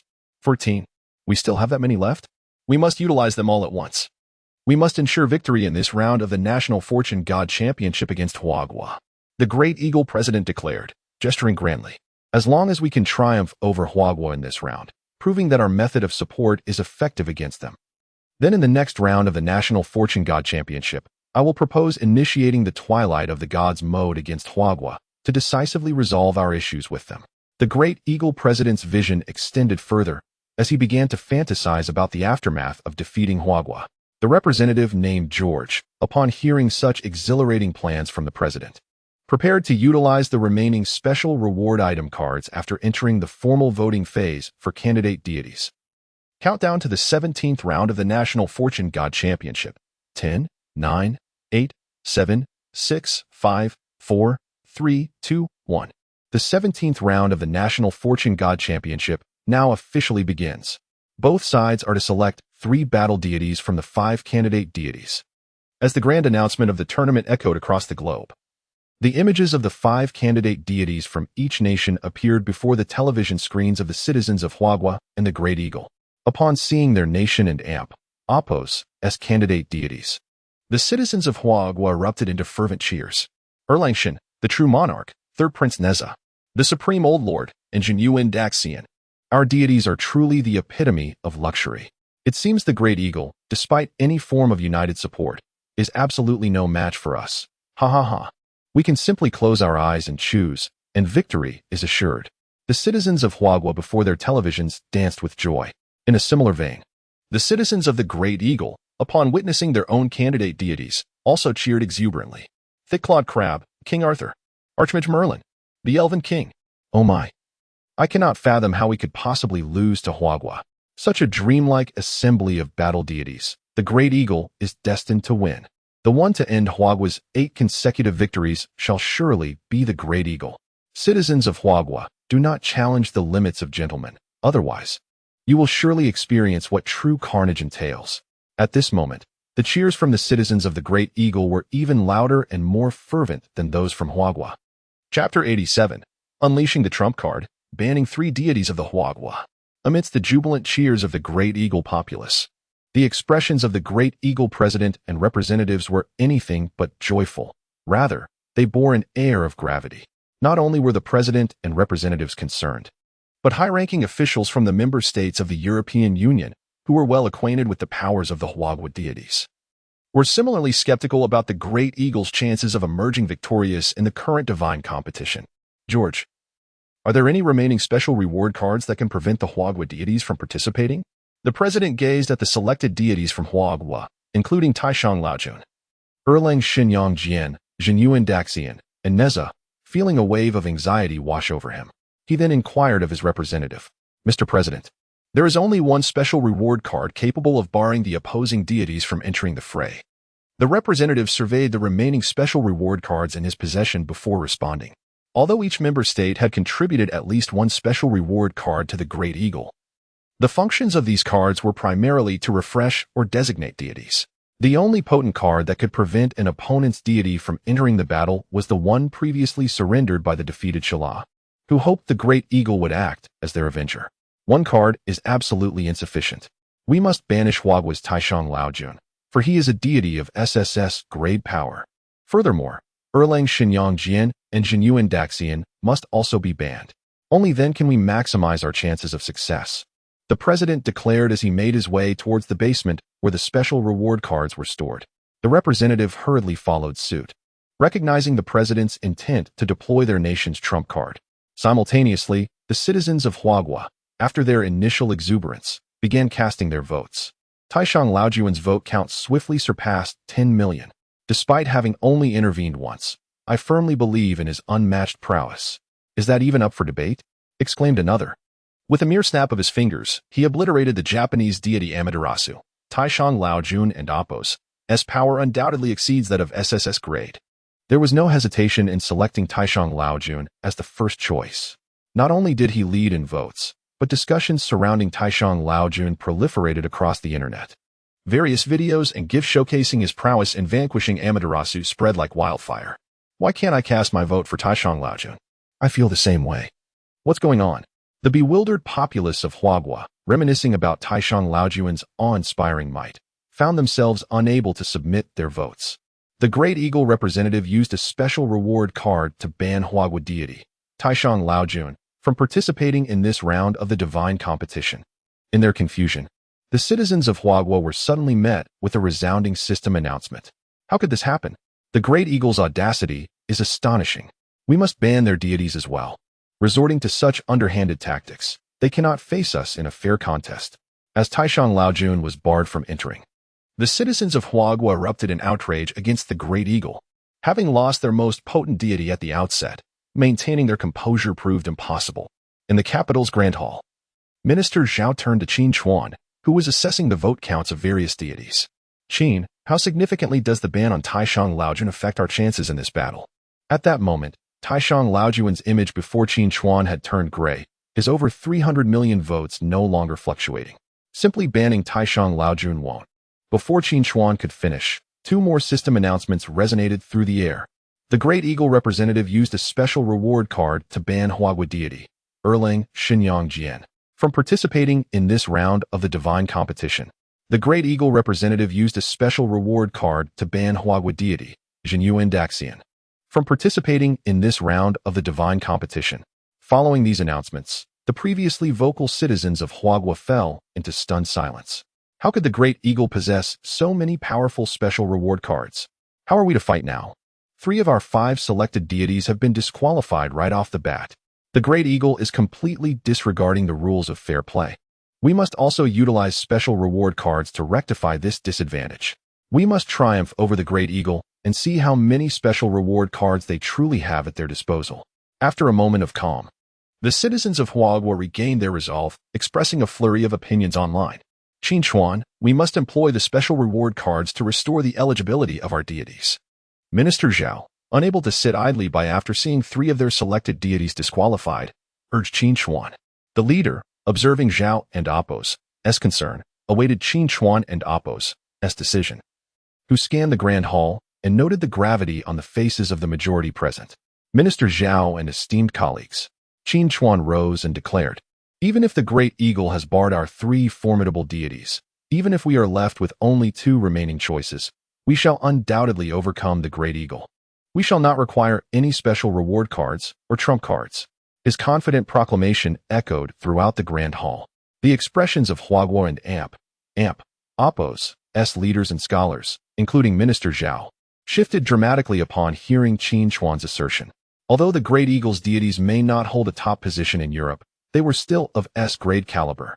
Huagua's remaining deities included Neza, of S-grade, and the enigmatic Sun Wukong, whose strength remained unknown. Thus, neither Minister Zhao nor the others could reconcile Qin Chuan and Appo's claim that Huagua could prevail without resorting to their trump cards. Everyone, remain calm and have faith in Qin Chuan, the leader finally voiced, establishing a sense of order. With the leader's endorsement, the discussions of utilizing trump cards ceased. Yet the concern in their eyes remained palpable as they observed Qin Chuan, who appeared contemplative. Noticing their apprehension, Qin Chuan smiled and elucidated, this time, let the Great Eagle witness the true might of Sun Wukong. With that, the scene shifted, and in the blink of an eye, Qin Chuan and the Great Eagle representative found themselves in the competitive arena of the tournament system. Chapter 88, The Great Sage, Equal to Heaven, Sun Wukong. Within the grand arena of the competition, as the figures of Qin Chuan and the representative of the Great Eagle appeared simultaneously, the announcement of the contest resonated. The deities of both sides have been selected, and the order of combat confirmed. The deities of Huan Nation, first battle, the Great Sage, Sun Wukong. Second battle, Prince Neza, third battle, none. The deities of the Great Eagle, first battle, the Elf King, second battle, the Grand Mage Merlin, third battle, King Arthur. The deities of both sides will commence the first battle in 10 minutes. As the system notification concluded, Qin Chuan turned his gaze toward the representative of the Great Eagle. Noticing Qin Chuan's unwavering stare, the Great Eagle representative could not help but scoff. Huan Nation representative, you should temper that hostile glare. I suggest you contemplate how to apologize to your countrymen after this round of divine competition. At that moment, the Great Eagle representative was brimming with confidence, mercilessly taunting Qin Chuan. In response, Qin Chuan gently shook his head and replied, After this round of divine competition, I will ensure that your assassins pay with their lives. Faced with such a blatant threat, the expression of the Great Eagle representative shifted dramatically. The intelligence gathered by the Great Eagle had already indicated Qin Shuan's formidable strength. With his mastery of the 9 layers of the demonic sutra, Qin Shuan and Apos' power rivaled that of an A-class deity. Thus, the Great Eagle representative did not dismiss Qin Shuan and Apos' words as mere bravado. He firmly believed in Qin Shuan and Apos' capability to follow through on his threats. The Great Eagle Empire fears nothing. After your defeat in this divine competition, you are welcome to visit the Great Eagle, he proclaimed loudly, attempting to mask his inner fear. As their conversation unfolded, the images representing Sun Wukong and the Elf King gradually coalesced into human forms before them. Both the citizens of the Great Eagle and those of Huan Nation were well acquainted with the Elf King. The former revered him as their national deity, while the latter admired his striking appearance and the favorable portrayals in various media. Though the battle was about to commence, many in the Great Eagle could not help but admire the Elf King's handsome visage. The thought that soon he would be pummeled into a state of disarray by Prince Neza elicited a peculiar pang of sympathy. Who cares about that? Our first battle features the great sage, Sun Wukong. Indeed, it is the great sage, Sun Wukong, who will turn the Elf King into a mockery. Pray tell, what is this monkey's origin that grants him such a prestigious title? Who knows? We are all eagerly awaiting Qin Shuan's enlightening words. The focus of the Huan Nation citizens swiftly shifted from the Elf King to the great sage, Sun Wukong, as this marked their inaugural encounter with him. In the circular arena, Qin Shuan sensed the curiosity of the Huan Nation populace and glanced at Sun Wukong, who required a few more moments to fully materialize. He decided it would be more prudent to introduce the great sage after the first battle concluded. The deities of both sides have fully materialized. The first battle begins. As the announcement echoed once more, the forms of the great sage, Sun Wukong, and the Elf King fully manifested within the circular arena. Adorned with a golden crown and clad in shining armor, Sun Wukong exuded an impressive aura. Ha ha ha, the deity of Huan Nation is but a monkey. How hilarious. A monkey cannot possibly defeat our Elf King. Victory is assured. The special reward cards we possess are numerous, even before the battle. Huan Nation has already lost 90% of its combat prowess. The Great Eagle Empire shall triumph. The audience from the Great Eagle erupted into laughter upon witnessing Sun Wukong's entrance. They even took to the internet to mock Huan Nation further. I believe our great sage, Sun Wukong, is quite cool. His combat prowess cannot be underestimated. Since Qin Shuan has placed Sun Wukong first, he surely believes in his ability to conquer the Great Eagle's Elf King. Indeed, after all, Qin Shuan has never allowed us to lose a round. The Elf King is of no use against us. Watch as Sun Wukong triumphs. Brothers, I suddenly recalled that Marshal Tianping, Zhubeiji, once mentioned that he learned to conceal his weapon in his ear from the Monkey King. Could the Monkey King he referred to be the great sage, Sun Wukong? Before us? Goodness, how impressive is your memory. I had forgotten about that. Regardless, the citizens of Huan Nation, trusting in Qin Shuan, did not question Sun Wukong's abilities. At that moment, Qin Shuan was surprised to discover that among the citizens of Huan Nation were indeed those with keen insight, who had deduced Sun Wukong's identity from subtle hints. Having encountered the great sage, Qin Shuan approached Sun Wukong, excitement evident in his voice.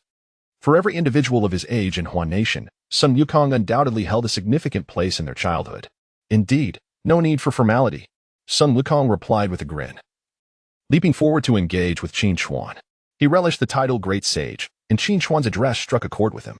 Great Sage, I implore you to display your true strength for the Great Eagle to witness. Qin Shuan refrained from sharing details about the Elf King with Sun Wukong not due to a lack of research, but rather because he deemed it unnecessary. In his estimation, the Elf King's strength would hardly breach Sun Wukong's indomitable body. Of course. Sun Wukong nodded eagerly, then turned to face the Elf King, who was engaged in hushed conversation with the Great Eagle representative. Thus, we must not underestimate the strength of the deities of Huan Nation. I implore you to secure victory for us in this first battle. The Great Eagle representative urged the Elf King after briefing him on the prowess of Huan Nation's Prince Neza. Chapter 89. To what extent can a monkey be powerful? The Elf King of the Great Eagle nodded in acknowledgement and spoke to the representative of the Great Eagle with a voice rich in magnetism. There is no need for concern. Defeating the monkey from the Hua Kingdom is not a formidable task. As for that abomination with 3 heads and 6 arms, it is merely a prime target for arrows. Upon hearing such arrogant words from the Great Eagle Elf King, Qin Shuan could not help but let out a cold laugh.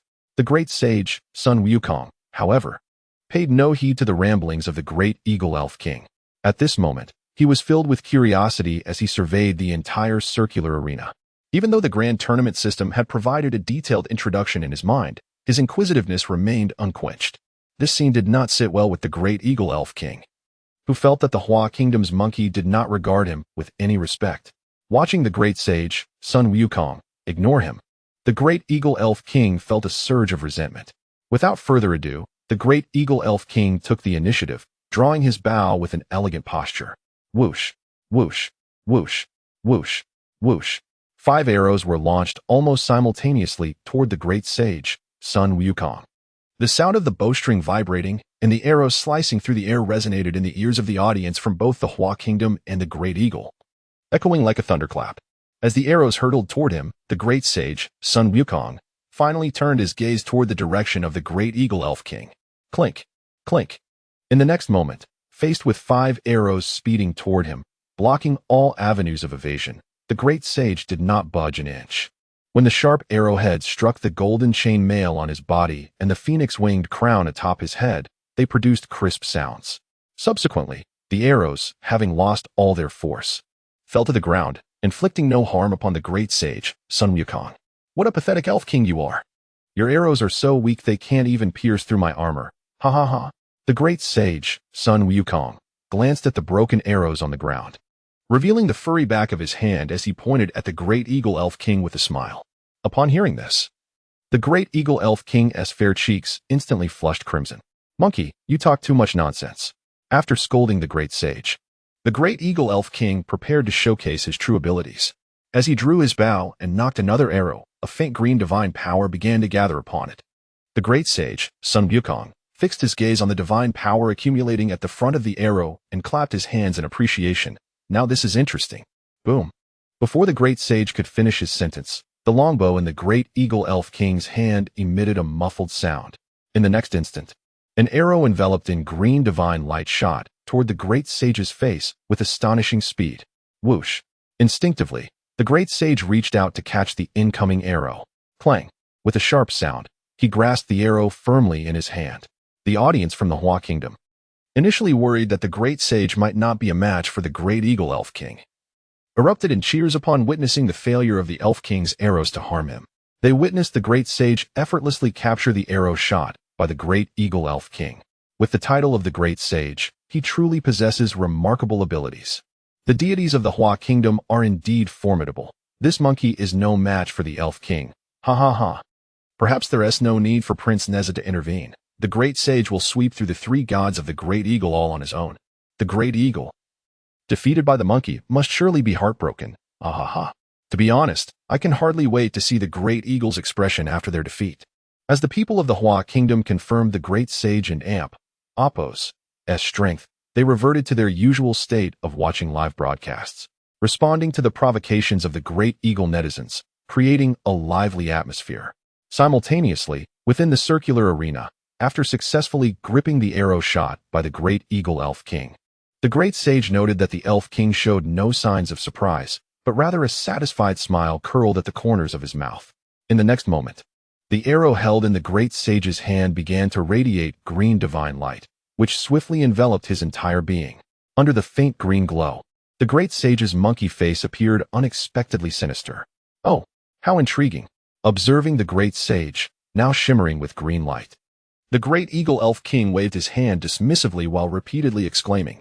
Seeing this, the great eagle elf king drew his bow once more, unleashing a rain of arrows imbued with green divine light upon the great sage. Whoosh, whoosh, whoosh, whoosh, whoosh. The arena was filled with the sounds of bowstrings and the whistling of arrows. The great sage, now increasingly shrouded in green divine light, felt no threat emanating from the great eagle elf king's assault. What exactly are you up to, you pointy-eared elf king? Growing impatient with the incessant shower of arrows, the great sage couldn't help but shout at the great eagle elf king. You will understand soon enough, monkey. After releasing the arrows, the great eagle elf king replied to the great sage. As soon as he finished speaking, the green divine light surrounding the great sage began to drift toward the ground littered with broken arrows. The absorbed divine light transformed the arrows into rapidly growing vines. ensnaring the unprepared great sage in an instant. These vines grew at an astonishing rate, robust and resilient, with sharp thorns glinting ominously. As the audience from the Great Eagle beheld the great sage bound by divine power, they erupted into applause and cheers. Ha ha ha. We've finally captured the monkey from the Hua kingdom. A monkey is still just a monkey, even with the title of the great sage. It remains a creature of instinct. No monkey can ever triumph over the great elf king. The Great Eagle was on the verge of claiming the first victory in this round of the divine battle of nations. The citizens prepared for even more exuberant celebrations. The Great Eagle was transformed into a sea of jubilation. Every viewer from the Great Eagle, watching the great sage engulfed in intertwining vines on their screens, wore radiant smiles. Yet, they remained unaware that beneath layer upon layer of vines, the great sage was simply bored, idly picking at his ears. Chapter 90. Taste the might of my staff. In the circular arena, the great sage Sun Wukong unveiled his Rui Jinggu Bang, placing it upright beside him. It grew longer and thicker. As he pointed to the diminutive staff on the ground, he uttered a soft command. Meanwhile, the citizens of Huagua, watching the live broadcast, felt a wave of apprehension for the great sage Sun Wukong. Not only the ordinary citizens, but also the dignitaries and Minister Zhao, gathered in the great hall, were furrowed brows. A seriousness enveloped the atmosphere. The great sage Sun Wukong, amidst the vines, methodically urged the Rui Jinggu Bang, watching it expand in girth and length. With a resounding thud, the staff struck the vines, creating a muffled sound. Yet, the Eagle Spirit King, having ensnared the great sage within the vines, did not cease his assault. He murmured incantations, and the once lush green vines began to wither and harden rapidly from their roots. Then, drawing his bow once more, the Eagle Spirit King ignited an arrow in flames, intent on roasting the great sage Sun Wukong. However, in the next moment, a large hole suddenly tore open above the hardened vine prison. The voice of Sun Wukong resonated, accompanied by the thickening and towering Rui Jinggu Bang. What weapon is this? The Eagle Spirit King, momentarily forgetting to release the bowstring, gazed in awe at the staff that extended over 10 meters. Sun Wukong, satisfied with the size of his staff, declared, "Taste my staff." He pointed at the Eagle Spirit King, his voice booming. The staff, now 100 meters high and over 10 meters thick, descended like a celestial force upon the Eagle Spirit King. Enveloped in its shadow, the Eagle Spirit King felt a chill run down his spine. He hurriedly summoned a faint green aura to shield himself, attempting to evade the impending strike. With a thunderous impact, the Rui Jinggu Bang crashed onto the ground, erupting clouds of dust and a deafening roar.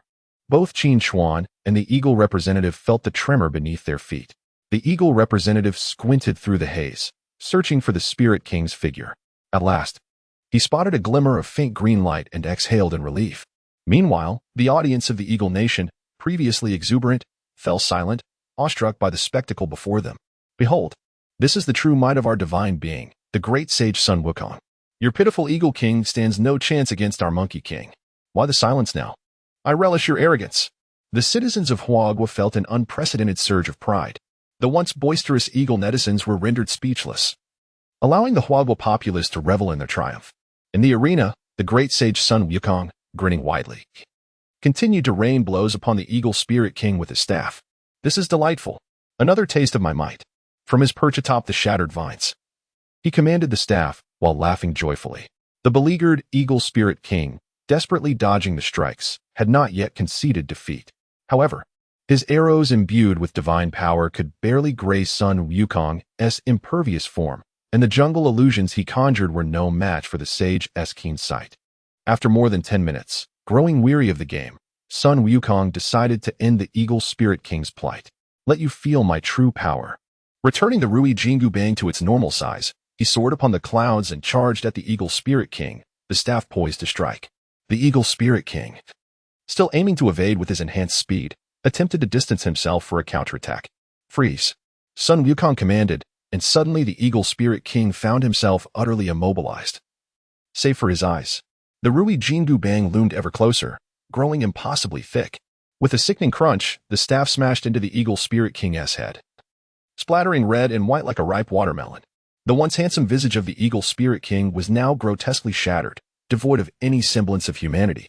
Sun Wukong, savoring the metallic scent of blood, wore a sinister grin. Turning abruptly, he cast his gaze upon the Eagle representative. Startled, The representative, still grappling with the reality of the Spirit King's demise, weakened and sank to his knees under the weight of Sun Wukong's bloodthirsty stare. Simultaneously, a resounding announcement echoed throughout the arena. In the 17th round of the National Deities Championship, Wagwa versus Eagle, result, Wagwa victorious. Upon hearing this, Qin Chuan wore a knowing smile. How could the great sage Sun Wukong not dispatch the Eagle Spirit King with ease? Had he not initially toyed with his opponent? The Eagle Spirit King would have perished long ago. Chapter 91. The Unfulfilled Sun Wukong. With a single swing of the Rui Jingu Bang, the great sage Sun Wukong obliterated the head of the great Eagle Spirit King. A mere glance from him left the Eagle representative paralyzed on the ground, prompting the tournament system to announce once more. Chinese representative, will you change the divine fighter for the second battle? In response to the system's inquiry, Qin Chuan firmly stated, China will not change its divine fighter. The great Eagle God is being summoned. The second battle will commence in 10 minutes. As the system's announcement came to a close, the citizens of China gathered before their televisions erupted in jubilant cheers. Incredible! With just one strike, the great Eagle Spirit King was defeated. Ha ha ha. The great sage Sun Wukong is truly magnificent. That decisive moment left me utterly captivated.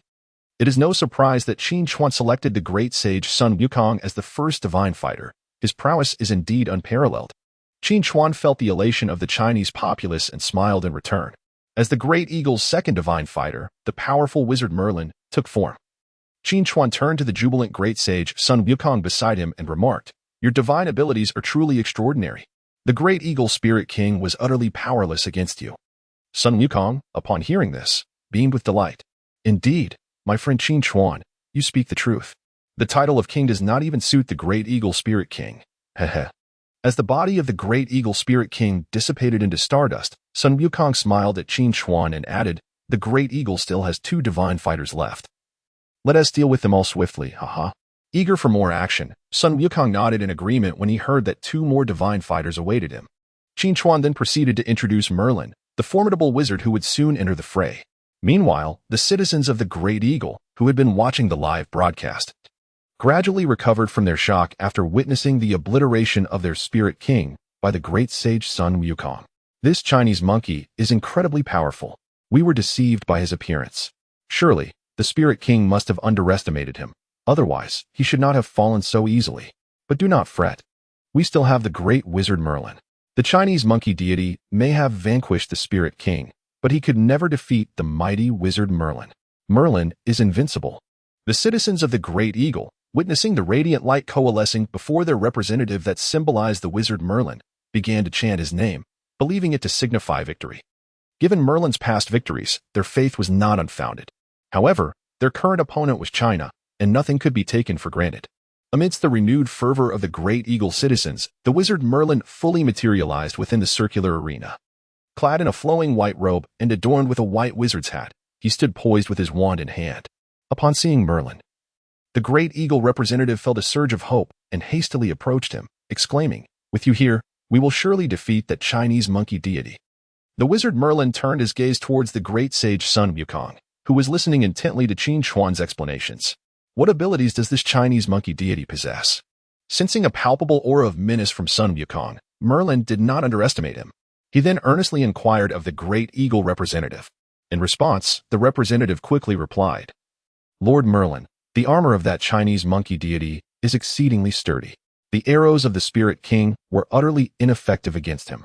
As he recalled how the Spirit King and Appo's arrows had failed to harm Sun Wukong, he continued, moreover, the monkey deity possesses a remarkable resistance to magic. The Spirit King's spells could not fully restrain him. Most importantly, he wields a staff that can alter its size and length, which is incredibly formidable. After detailing Sun Wukong's capabilities to Merlin, the wizard's brow furrowed slightly. Simultaneously, Qin Chuan completed his briefing on Merlin to Sun Wukong. Old man, out of respect for your age, I shall grant you a swift end, Sun Wukong declared, raising his Rui Jingu Bang toward the wizard Merlin. Faced with this provocation, Merlin maintained a serious expression, refraining from an immediate verbal retort. He raised his wand, which began to emit a radiant glow. The light encircled him before transforming his white robe and hat into gleaming silver armor and a helmet. Oh, this is rather intriguing, Qin Chuan mused quietly. surprised by Merlin's cautiousness in donning an entire suit of armor right from the outset. While this was indeed prudent, it would prove of little consequence. Observing Merlin as he continued to cast various enhancement spells, Qin Xuan shook his head lightly. Meanwhile, Sun Wukong, treating Merlin with the same disdain he had shown the great Eagle Spirit King, watched as the wizard cast his spells. Since he had promised to grant Merlin a swift end, he decided to allow him the opportunity to strike first. Seeing that Sun Wukong did not seize the moment to attack during his spellcasting, Merlin continued to amplify his own powers. Moments later, he was enveloped in a dazzling array of magical lights, which gradually seeped into his being, vanishing from sight. At this juncture, Sun Wukong's interest was piqued. He sensed the surge of battle intent from Merlin, aware that the wizard was preparing to make his move. Old man, do not disappoint me, Sun Wukong thought, eager to engage in a vigorous contest. Chapter 92. Attempting to turn me, old son, back to stone? Freeze. Within the circular arena, the mighty sorcerer Merlin, having prepared various augmentations and defenses, pointed his staff at the feet of the great sage, Sun Wukong, while loudly proclaiming his incantation. Instantly, a thick layer of frost enveloped the cloud-walking shoes of Sun Wukong. Yet, with a mere slight movement of his feet, the solid ice shattered effortlessly. The sight caused Merlin and Athos' pupils to constrict. The power of this divine being from the eastern realms was indeed formidable, effortlessly dispelling my magic without a hint of strain. At this moment, Merlin's vigilance towards Sun Wukong escalated significantly. He then abandoned his plan to restrain Sun Wukong with magic. Fire Dragon. In the next instant, Merlin vigorously waved his wand, swiftly tracing intricate patterns in the air. A colossal dragon head, engulfed in roaring flames, materialized abruptly from the void. Merlin directed his wand towards Sun Wukong. How intriguing. Observing this, Sun Wukong rapidly blinked his fiery golden eyes, seemingly analyzing the nature of the spell. The representative of the great Eagle Empire beamed with excitement. His cheeks flushed and fists clenched so tightly that his knuckles turned white. It was the fire dragon magic. At least 10 deities had been consumed by this very spell before. Merlin was serious now. The monkey deity from the east was in grave danger. The great Eagle Empire would never concede defeat. As the immense fire dragon, stretching dozens of meters, unleashed a torrent of flames towards Sun Wukong. The audience before their television screens in the great Eagle Empire erupted in cheers. They had previously witnessed Merlin's triumph over numerous foreign deities using this very spell. Boom. On the television screen, the dragon's maw spewed forth flames, and in the next moment, it swallowed Sun Wukong whole. The thunderous roar of the closing jaws and the sparks that flew out caused the viewers from the eastern realms to tremble in shock. Would Sun Wukong be all right? This sorcerer Merlin indeed appeared formidable. The spectacle of his fire dragon magic was awe-inspiring. Oh heavens, Sun Wukong has been devoured by the fire dragon. What shall we do now? Qin Xuan displayed no signs of panic, instilling a sense of calm in the viewers from the east. Inside the circular arena, having been consumed by the fire dragon, Sun Wukong couldn't help but reminisce about his time spent in the furnace of the Supreme Old Lord. The heat was still far too lacking. How dull. Moments later, he waved his hand dismissively. Meanwhile, Merlin, having unleashed the fire dragon spell, sensed the vibrant life force of Sun Wukong still thriving within the dragon's belly, leading him to furrow his brow. Under his command, the fire dragon began to spiral in place. Tempest, heed my command. Merlin summoned a tempest around the fire dragon. The howling winds surged through the arena, intensifying the flames. Mere seconds later, the original fire dragon, bolstered by the tempest, transformed into a colossal fire vortex, towering over 100 meters and spanning over 10 meters in diameter. The air within the arena became so searingly hot that visibility was severely compromised. Excellent. Surely the monkey deity from the east cannot withstand this. The representative of the great Eagle Empire gaped at the infernal vortex, exhilarated by the sight. However, he overlooked the fact that Merlin bore no semblance of relaxation. This eastern deity displayed an uncanny resilience to the infernal temperatures. Though unable to see the interior of the fire vortex, Merlin, skilled in the manipulation of magical energy, could still perceive Sun Wukong's unwavering vitality. It appeared that he would have to resort to his true trump card. A sheen of sweat began to beat on Merlin's forehead. Continuous high-intensity spellcasting would tire even the most powerful sorcerer. Determined to end this swiftly, Merlin summoned all of his magical energy. Death gaze turned to stone. Merlin and Athos' eyes suddenly transformed into slits, glowing with a deep emerald radiance. Anything touched by this light was instantly petrified. Following his gaze, the roaring flames in the tumultuous vortex were swiftly reduced to lifeless stone sculptures. In the very center of the fire vortex, Sun Wukong felt the encroaching power of petrification. Attempting to turn me, old son, back to stone? You old man could never possess the might of the goddess Nuwa. As the stone-casting energy spread towards him, Sun Wukong coldly muttered, break. In an instant, he swung his Rui Jingu Bang, the magical staff, around him with tremendous force. Under his might, the staff became an indomitable blade, shattering the petrified flames and tempest into countless fragments. Bang! Crack! Boom! The arena resonated with the thunderous sounds of stone shattering and collapsing. At the same moment, sensing Sun Wukong and Appo's counterattack, Merlin and Appo's emerald gaze became almost tangible. It seems your powers are limited, old man. Prepare to feel the weight of my staff, Sun Wukong proclaimed as he braced his Rui Jingu Bang against the petrifying beam aimed at him by Merlin. In the next moment, the once ordinary staff expanded dramatically, one end hurtling towards Merlin and Appo's forehead. If struck, even with his demonic lineage, Merlin would surely meet the same fate as the Elf King. Yet, he sensed himself teetering on the brink of life and death. Freeze! Merlin shouted, and then coughed blood. Chapter 93. Behold what kind of heart you possess. As the word stand still escaped his lips, the great sage Sun Wukong felt an unmistakable deceleration in the speed of his Rui Jingu Bang as it aimed toward the head of the formidable wizard Merlin. It was as though a vast distance of hundreds of miles lay between them. Time magic. The great wizard Merlin, cornered into resorting to time magic, indicated a dire situation. Even with Merlin unleashing his full power, the outcome of the second battle was sealed in favor of the Huagua. The citizens of the Great Eagle, glued to their screens, gasped in astonishment as they witnessed the wizard and Appo's final incantation. Time and space magic could only be wielded by deities of S-rank strength, and even such powerful beings could not effortlessly conjure these spells as one might sip water. Upon seeing Merlin and Appo's full-scale efforts, the citizens of the Great Eagle felt their hopes rekindled. In the arena, the great sage Sun Wukong found himself uncertain as to when his Rui Jingu Bang would pierce through the wizard's forehead. He resolved to release his grip on the weapon. Then, with a swift somersault, he vanished from sight for a fleeting moment before reappearing behind the great wizard Merlin. Even the magic that nearly froze time could not counteract the great sage's astonishing speed, which rendered Merlin's efforts futile. After all, the great wizard Merlin had not truly halted time within the circular arena. A cruel smile crept across Sun Wukong and Appo's face as he materialized behind Merlin. Suddenly, there was a muffled thud, followed by a chilling sensation piercing through Merlin's heart. He felt his magical essence rapidly dissipating and the petrifying glow in his eyes, along with the time-stopping spell, began to falter. My protective magic, how is it ineffective? Blood trickled from the corner of Merlin and Appo's mouth as he glanced down at his chest. There lay his beating heart, radiating warmth, exposed to the air. Beneath that pulsating heart rested Sun Wukong's blood-soaked hand. Let me see what kind of heart this great eagle deity possesses, Sun Wukong whispered in Merlin's ear, leaning closer to the wizard and Appo's shoulder. It was a heart tainted with demonic blood. To the viewers in Huagua and the Great Eagle, the heart in Sun Wukong's grasp appeared vividly crimson. Yet, with his keen insight, the great sage discerned the true nature of the wizard's bloodline. With a decisive grip, he crushed the still beating heart, scattering flesh and blood across Merlin and Appo's beard and armor. Sun Wukong then withdrew his hand from Merlin and Appo's chest, shaking off the remnants of blood and gore. At that moment, the great wizard could no longer maintain any spell.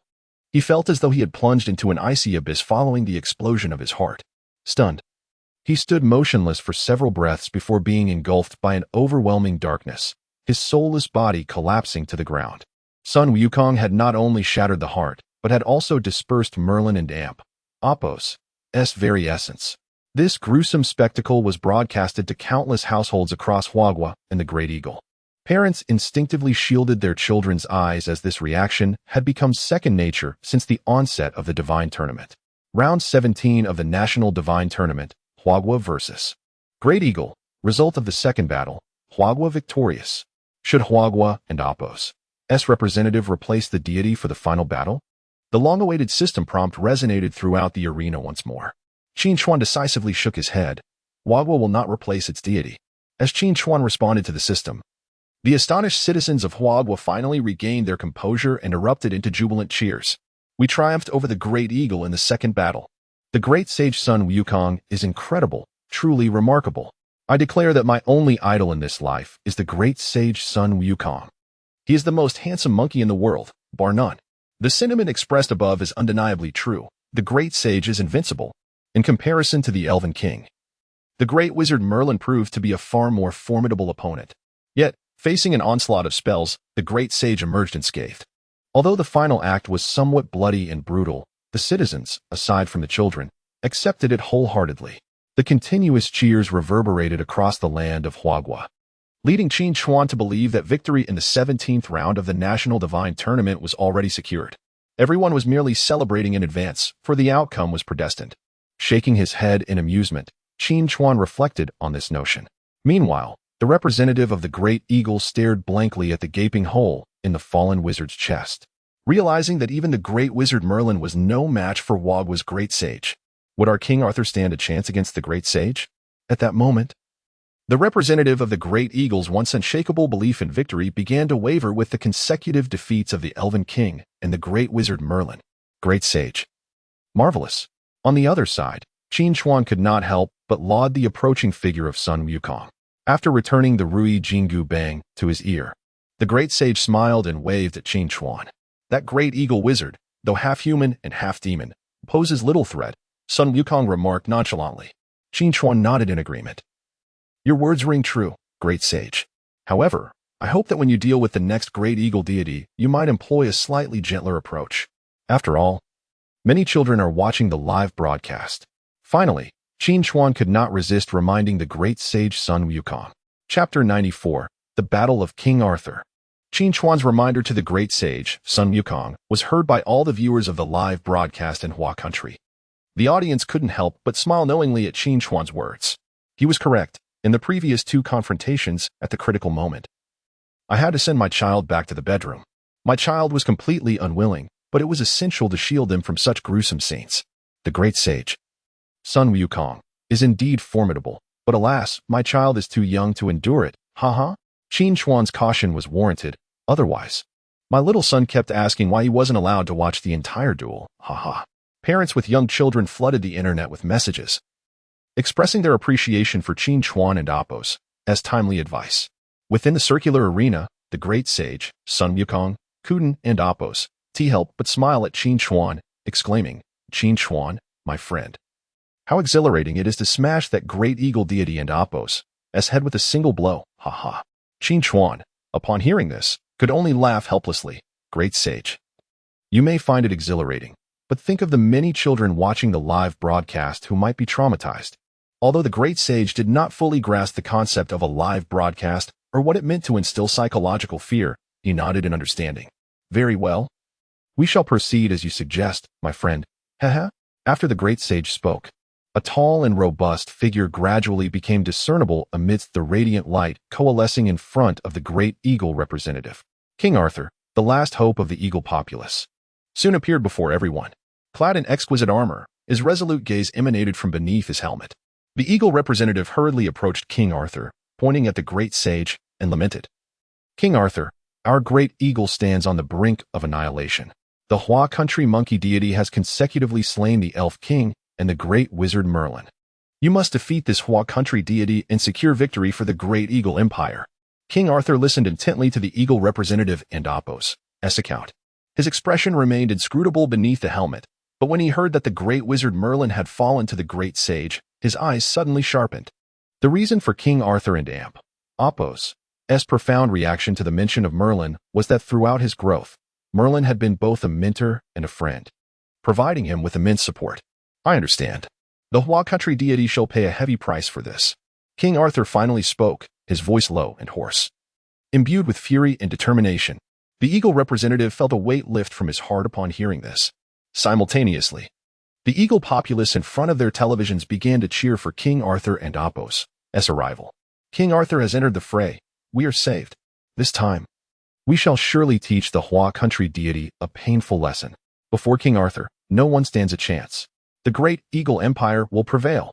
Amid the cheers of countless eagle citizens, King Arthur turned to the great sage, slowly drawing the long sword from his back. The blade gleamed with a sharp, cold radiance, making it impossible to behold directly. Anyone who laid eyes upon this sword would understand that it was no ordinary weapon. Indeed, it was the legendary sword in the stone, a blade that only a true king could draw and wield. Meeting King Arthur and Apos' icy gaze, the great sage, Sun Wukong, grinned, revealing his sharp canine teeth. He then tilted his head slightly and produced his Rui Jingu bang from his ear. In the eyes of the great sage, this final great eagle deity before him was a worthy opponent upon whom he could unleash his full prowess. Immediately, the great sage moved to the sides, beckoning to King Arthur. Come on. Upon seeing this, King Arthur's fury intensified. He was determined to reduce this Hua country monkey deity to mere pulp. This was not only to aid the great eagle empire in securing victory in this divine contest, but also to avenge his mentor. Kill. With the sword in the stone held aloft, King Arthur bellowed, charging toward the great sage. The sounds of clashing armor and the sword scraping against the stone arena floor blended together as he rapidly approached the great sage, though neither had formally engaged. The arena was already thick with an atmosphere of impending violence. In the next moment, King Arthur's sword in the stone clashed violently against the great sage's Rui Jingu bang. The resounding clang echoed throughout the arena, accompanied by dazzling sparks. Aha! This is splendid. The great sage's face lit up with satisfaction as he felt the force emanating from the Rui Jingu bang. Unlike the Elf King, who merely shot arrows and dabbled in flowers, or the great wizard Merlin, who cast flashy spells that posed no threat to the great sage. He relished the clash of weapons with King Arthur, seeing that the great sage withstood his powerful strike without flinching, and that the force from the Rui Jingu bang matched his own. King Arthur's eyes, hidden beneath the helmet, reflected not only rage, but also a hint of gravity. Suddenly, King Arthur ceased grappling with the great sage and, with a swift motion, slashed the sword in the stone along the length of the Rui Jingu bang, aiming for the fingers gripping it. Clang! The sharp blade struck the great sage's furry fingers with astonishing speed. However, contrary to expectations, not a single hair was dislodged from his fingers. Was it possible that even the sword in the stone could not sever his fingers? At this moment, astonishment filled King Arthur's eyes, overshadowing his previous seriousness. Countless foreign deities and their powerful weapons had been cleaved in twain by the sword in the stone. Yet the Hua country monkey deity before him had sustained no injury whatsoever. King Arthur, that Hua country deity's body is incredibly resilient. You must strike at his vital points, urged the eagle representative, who was tense and focused on the battle. Hearing this, King Arthur felt a sinking sensation and took a step back, fixating intently on the great sage before him. Chapter 95. Is this all you can do? King Arthur, creating distance from the great sage, Sun Wukong, held his sword before him, casting a penetrating glance at the vulnerable throat of the great sage. King Arthur could hardly believe that Sun Wukong was impervious to the lethal strikes of the sword in the stone, capable of withstanding its blows with his entire being. With a fierce determination, King Arthur stomped his feet against the ground, transforming himself into a whirlwind that surged towards Sun Wukong. The sword in the stone glimmered like a flash of lightning as it aimed for the great sage's throat. Observing this, Sun Wukong brandished his Rui Jingu bang, lifting it upward with great force. The clash of weapons reverberated throughout the arena once more, witnessing his strike being deflected by Sun Wukong. King Arthur chose not to retreat but instead swung his sword in a wide arc, unleashing a sharp glint as it again targeted the great sage and Apos' neck. Too slow. Sun Wukong, while wielding his Rui Jingu bang to form an unyielding barrier, called out to King Arthur. Initially, Sun Wukong had hoped that King Arthur would offer more surprises, providing him the opportunity to stretch his muscles. However, King Arthur's repetitive slashes had left him disappointed and impatient, enraged by the disappointment reflected in Sun Wukong's gaze. King Arthur let out a fierce shout, and his sword danced through the air like a soaring dragon, striking from angles unimaginable to ordinary people. Clang, clang, clang, clang, clang. A series of clashing sounds erupted, culminating in a cacophony. At that moment, spectators from Hua Nation and the Great Eagle Nation, watching from their screens, found themselves unable to discern the duel between Sun Wukong and King Arthur. All they could hear were the continuous clangs and see the sparks flying, with nothing else in sight. Incredible. What speed is this? I can see nothing but afterimages. This exceeds human speed. I suspect that only by mastering the demon-dispelling True Sutra to perfection could one perceive the details of their clash. Previously, there was too much bloodshed and violence. Now, everything is obscured. What a loss. The citizens of Hua Nation couldn't help but voice their frustrations online. Meanwhile, within the circular arena, King Arthur's sword in the stone had transformed into a shimmering silver dragon, while Sun Wukong's Rui Jinggu Bang had become an impenetrable shield of purple gold, protecting him thoroughly. The incredibly swift exchanges went on for about a minute before concluding. Ultimately, King Arthur realized that he could gain no advantage against the Rui Jinggu Bang wielded by Sun Wukong, despite his skill. Taking a breath, King Arthur distanced himself from the great sage, releasing a heavy sigh. His robust chest, concealed beneath armor, heaved with each breath. The power of this Huan Nation deity was indeed formidable. No wonder my mentor, the great wizard Merlin, could not handle him. As King Arthur sought to calm his breath, he pondered the performance he had just exhibited. Meanwhile, Sun Wukong, having just warmed up, felt quite satisfied with King Arthur's display. The back-and-forth exchanges of divine powers did not compare to the sheer thrill of a direct, physical confrontation.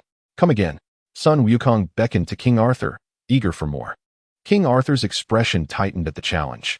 He was already breathless from their earlier encounter, and with only his sword in the stone, he found himself unable to achieve the goal of vanquishing Sun Wukong. Simultaneously, the citizens of the great Eagle Nation watched anxiously. In his previous battles against the deities of other nations, King Arthur's sword in the stone had swiftly dispatched his foes. This was not solely due to his unparalleled swordsmanship, but also because the sword itself possessed the power to cut through anything. Yet, against the great sage, these advantages proved futile. Go, King Arthur. We cannot lose. We must defeat the deity of Huan Nation and secure victory for the great Eagle Empire. The citizens rallied behind him, convinced that King Arthur had yet to reveal his true strength, and they would not accept defeat. The citizens of Huan Nation, however, remained unfazed by the prospect of Sun Wukong's defeat. In their eyes, the formidable Prince Neza had yet to enter the fray. Defeating King Arthur was surely within reach. Moreover, the current circumstances showed that Sun Wukong held the upper hand. Within the circular arena, intricate magical patterns began to glow upon King Arthur's armor. Realizing that his swordsmanship and the sword in the stone and Apos' sharpness could not inflict harm upon Sun Wukong, he resolved to unleash a greater power to demonstrate his true strength. A golden magical light radiated from King Arthur, catching the attention of Sun Wukong. He genuinely hoped for King Arthur to grow stronger and more resilient, so their battle could be even more exhilarating. As excitement surged within him, Sun Wukong did not wait for King Arthur to strike first. Take this. With a thunderous roar, he swung his Rui Jinggu Bang, imbued with the sounds of wind and thunder, aiming a heavy blow at King Arthur's head. In response, King Arthur, now empowered by magic, swung his sword in the stone with all his might to meet Sun Wukong's onslaught. Boom! The clash of sword and staff did not produce a sharp sound, nor did it spark. Instead, it resonated with a dull thud. The entire arena trembled around the two combatants. The onlookers from both nations could perceive the immense power contained within this encounter. Crack! Crack! Following the muffled sound, faint noises emanated from the joints of King Arthur's armor, rapidly escalating. It appeared that what seemed to be an ordinary Rui Jinggu Bang was now exerting its full weight, over 100,000 pounds, upon King Arthur and Apos' arms. Feeling the overwhelming force bearing down upon him, King Arthur's expression finally revealed signs of strain and alarm. Chapter 96. Reveal the cards and summon the 12 knights of the Round Table. With a resounding crack, the very ground beneath King Arthur's feet began to splinter under the tremendous weight of the Rui Jinggu Bang, which he could barely withstand. Realizing the imminent peril, he understood that continuing to contest against the Monkey King, Sun Wukong, would surely lead to his demise. With a fierce battle cry, Arthur summoned every ounce of his strength and deftly parried the descending staff with Excalibur before hastily retreating. The Rui Jinggu Bang crashed down, leaving a gaping fissure hundreds of meters long and over 10 meters deep in the stone arena. Although the competition system would soon restore the damaged ground, Arthur's back was drenched in cold sweat from narrowly escaping the devastating blow. Sun Wukong, witnessing Arthur's survival, could not help but shake his head in disappointment. The king realized that defeating the Monkey King solely through his own might was nearly impossible. Summon the 12 knights, Arthur proclaimed, thrusting Excalibur into the earth. As his voice echoed, 12 brilliant beams of light illuminated the circular arena, revealing the formidable figures of the knights amidst the golden glow. This marked the first occasion that Arthur had been driven to such desperation, calling upon the knights of the Round Table for aid. As their forms materialized, the viewers from the great Eagle Nation erupted in excitement. Yes, the 12 knights of the Round Table, at last, Arthur has unleashed his full power. The monkey god from Huagua is bound to be defeated. The crowd erupted into thunderous cheers as each knight appeared. Lancelot, Gawain, Lamorak, and others, each inciting waves of enthusiasm among the spectators. Meanwhile, the representatives from the Great Eagle Nation were flushed with excitement, shouting with fervor, while the audience from Huagua sat in stunned disbelief. Can he really summon allies? I know Arthur and the knights well, but can they all participate in the battle? The Huagua audience was taken aback, grappling with the unfairness of 12 against 1. How despicable! Unable to win on his own, he resorts to summoning help. I wonder if the Monkey King can call for reinforcements. As they regained their composure, the Huagua spectators voiced their frustration at the 12 knights appearing on screen. No one anticipated that Arthur's true trump card was summoning allies. He was indeed a summoner.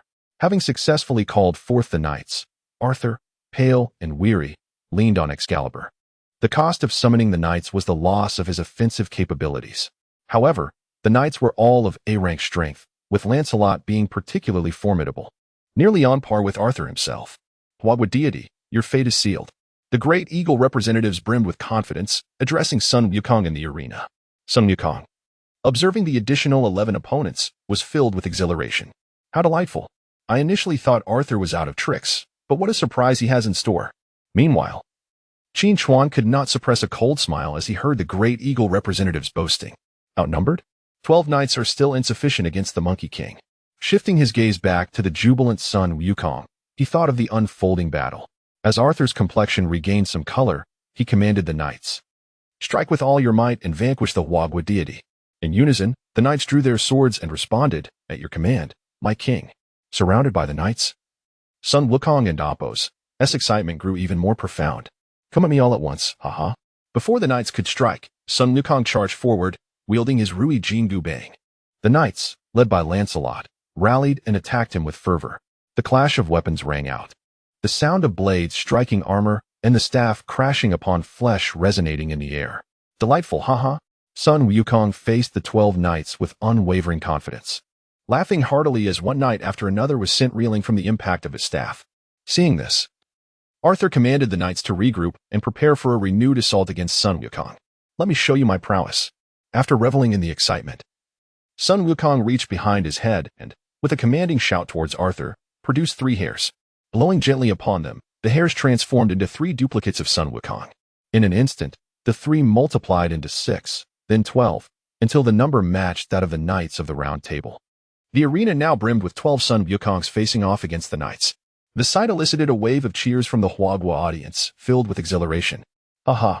Stunned. Are you? We have allies too.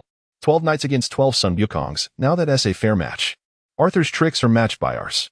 The brilliance of Sun Wukong and Appo's power shone through, dispelling any notions that they were without their own secrets. Chapter 97. A grand victory for the Great Eagle.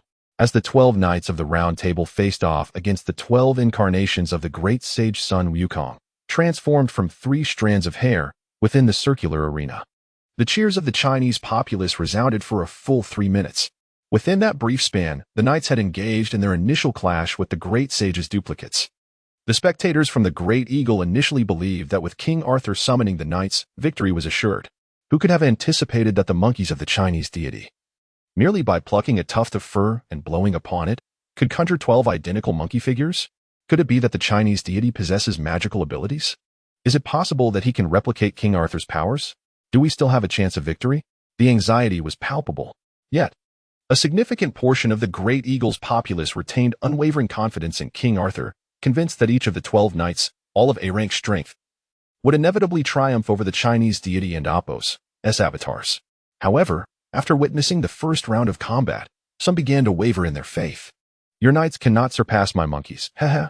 Sun Wukong chuckled, observing King Arthur, who stood behind the knights, leaning on the sword in the stone. In their initial encounter, the knights had not gained the slightest advantage. Now, utterly exhausted, King Arthur was astounded to see Sun Wukong effortlessly employing magic akin to his own, with a power level on par with the knights. In disbelief, King Arthur thought to himself, this Chinese deity can wield such formidable magic and still engage in casual banter? Faced with the unyielding presence of Sun Wukong, who showed no signs of fatigue, King Arthur felt his confidence waning. The 12 avatars, equal to the knights in strength, could easily hold off the knights, while the true great sage would come to finish him off. Cold sweat trickled down King Arthur's back, saturating the silk lining of his armor. Launch a full-scale assault on the Chinese deity. He commanded the knights, who, upon receiving the order, abandoned their skirmish with the avatars and charged towards Sun Wukong, even at the risk of injury. Is that all you can muster? Sun Wukong inquired, unable to suppress his curiosity as he observed the knights' desperate advance. When King Arthur remained silent, Sun Wukong shook his head in disappointment. So this is your full capability. How dull. With that, he brandished his Rui Jinggu Bang and strode towards King Arthur. The knights, already exhausted from their arduous journey, found themselves mercilessly sent flying by a single strike from Sun Wukong.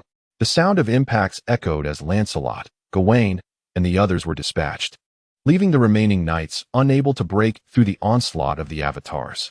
Sun Wukong approached the beleaguered King Arthur, who could only support himself with the sword and the stone. No, stay away from King Arthur. Quickly, strike down the Chinese deity. The great eagle populace watched in horror as Sun Wukong approached with a leisurely gait. Some screamed in despair, unable to accept the impending defeat, while others clung to a flicker of hope, wishing to see King Arthur retaliate. Many, however, had already lost faith in their king, while a greater number silently awaited the outcome on their screens. Within the arena, Sun Wukong stood before King Arthur, raising his Rui Jinggu Bang and swinging it towards the king's head. The sound of her splitting echoed ominously. Yet, in the next moment, King Arthur's head did not explode as expected. I almost forgot my friend Qin Chuan's warning. Heh. Sun Wukong halted the swing when the Rui Jinggu Bang was but a mere centimeter from King Arthur's skull. King Arthur, who had resigned himself to his fate, heard Sun Wukong's muttering and opened his eyes in surprise. Let us be a bit gentler. Sun Wukong retracted his weapon and, in an instant, pierced through King Arthur's armor and heart. Ugh! King Arthur's face turned pale as he coughed up a fountain of blood. In his final moments, he did not scream. After a couple more coughs, he bowed his head in defeat. Sun Wukong, having slain King Arthur, glanced towards Qin Chuan outside the arena, as if seeking validation for his actions. Understanding the unspoken inquiry, Qin Chuan offered a resigned smile and gave a thumbs up. Haha. Sun Wukong tucked his Rui Jinggu Bang away and scratched his head, finally smiling broadly. In the 17th round of the National Destiny Divine Competition, China vs. Great Eagle. The final result, China emerges victorious. The ultimate victor of this round of the National Destiny Divine Competition is China. In the next moment, the grand announcement of the competition echoed throughout the arena. The spectators from both China and the Great Eagle heard the resounding proclamation from their televisions. Great sage, thank you for your efforts. Qin Chuan earnestly greeted the approaching Sun Wukong. Today, I fought with joy and vigor. There is no hardship to speak of. Rather, I must express my gratitude to you, my friend Qin Chuan, for giving me this exhilarating opportunity. Should such an event arise again, do not forget about me. As he spoke, Sun Wukong gradually transformed into shimmering starlight and vanished from the arena. Chapter 98. From now on, let us call him Little Eagle. Rest assured, great sage, as long as there is an opportunity, you will undoubtedly take to the battlefield. Qin Chuan earnestly expressed as he gazed at the fading starlit figure of the Monkey King, Sun Wukong. Upon hearing this, the great sage smiled and nodded, and with that, the last glimmer of starlight disappeared without a trace, while Qin Chuan stood in a daze, staring at the chaotic arena above. The citizens of Huagua were already in a state of ecstatic fervor. Each individual in Huagua erupted in loud cheers from their homes, exuberantly expressing their excitement and joy. We won again! Haha! 9 consecutive victories! Huagua is invincible in battle. From now on, let us call the Great Eagle Little Eagle. A mere trash that only knows how to play assassination. The great sage, Sun Wukong, is fearless and unmatched. I declare that the great sage, Sun Wukong, is my sole idol in this lifetime. Little Eagle, remember this well. Before Huagua, you hold no right to be arrogant. At this moment, Huagua was immersed in a sea of joy. Every household resonated with jubilant cheers and boisterous laughter. Meanwhile, those who remembered how the Great Eagle had initially employed despicable assassination tactics against Qin Chuan and manipulated international public opinion to suppress Huagua, rallying the European Union against it, began to unleash a torrent of scorn online against the Great Eagle. Conversely, the citizens of the Great Eagle were utterly disinterested in retaliating against Huagua. Unlike the jubilant atmosphere in Huagua, the entire Great Eagle was enveloped in a suffocating silence. They stared blankly at the dimming television screens, Unable to accept the stark reality that the three most formidable deities of the Great Eagle had been completely vanquished by Huagua's great sage, Sun Wukong. Huagua representatives, please claim the following 3 rewards. Reward 1. Break through the current technological limit of Huagua. Reward 2. 1 spirit or mind. Reward 3. 500,000 square kilometers of territory from the Great Eagle. After hearing the ordinary rewards announced by the competition system for this national fortune tournament, Qin Chuan felt no emotional stir. In fact, he found the ordinary rewards for 9 consecutive victories to be only marginally superior to those for 8 consecutive victories, leaving him somewhat disappointed. Special rewards for Huagua's 9 consecutive victories. Special Reward 1. 5 random effect special reward item cards. Special Reward 2. 1 National Trial Challenge card. Special Reward 3. 1 Supreme Experience card for 9 consecutive victories. Special Reward 4. 1 S-level National Cultivation Method.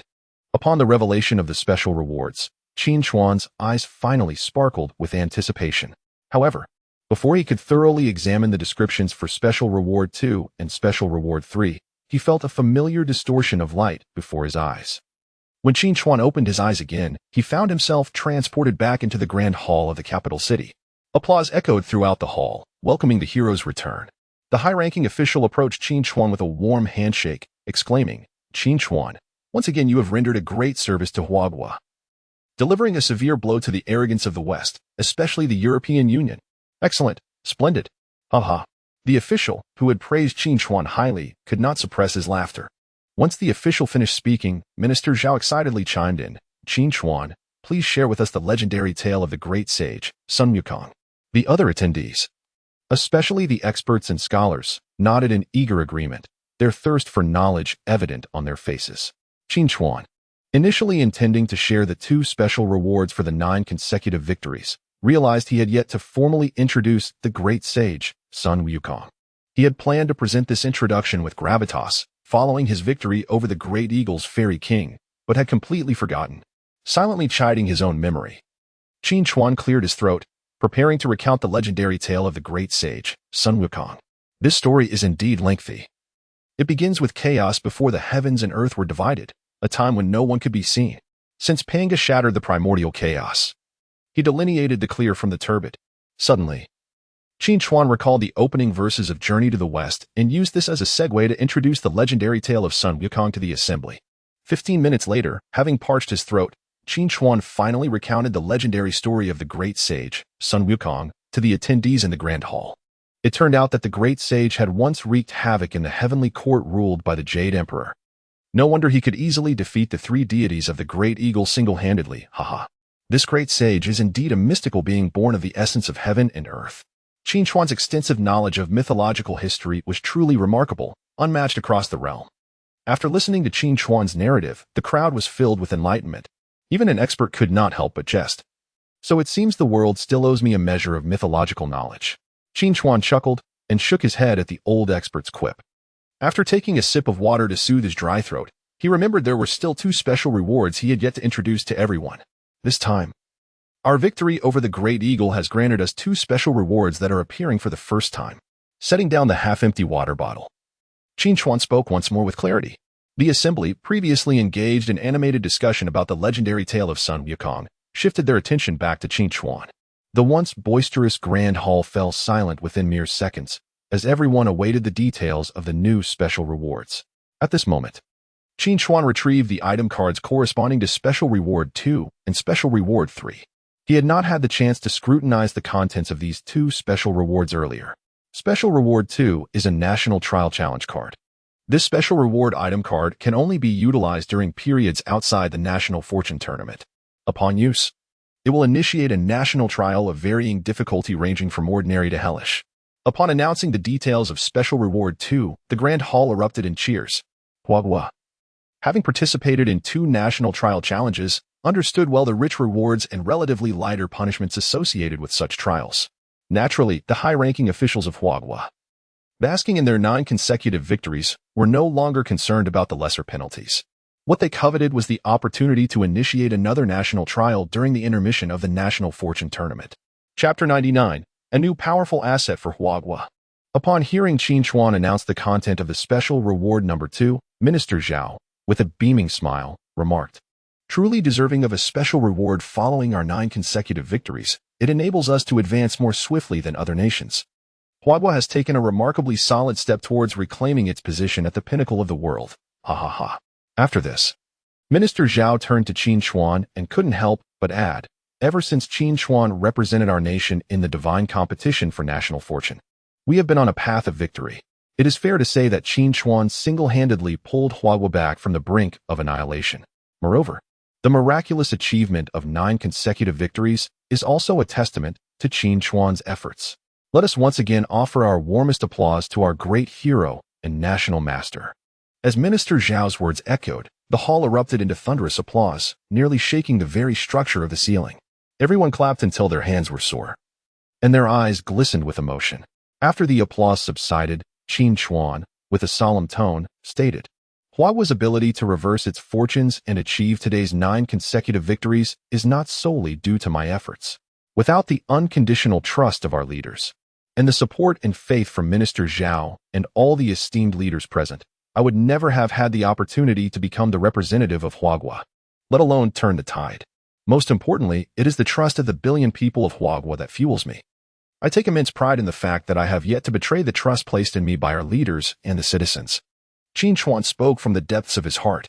As the saying goes, a good horse is often found, yet a true talent is rare.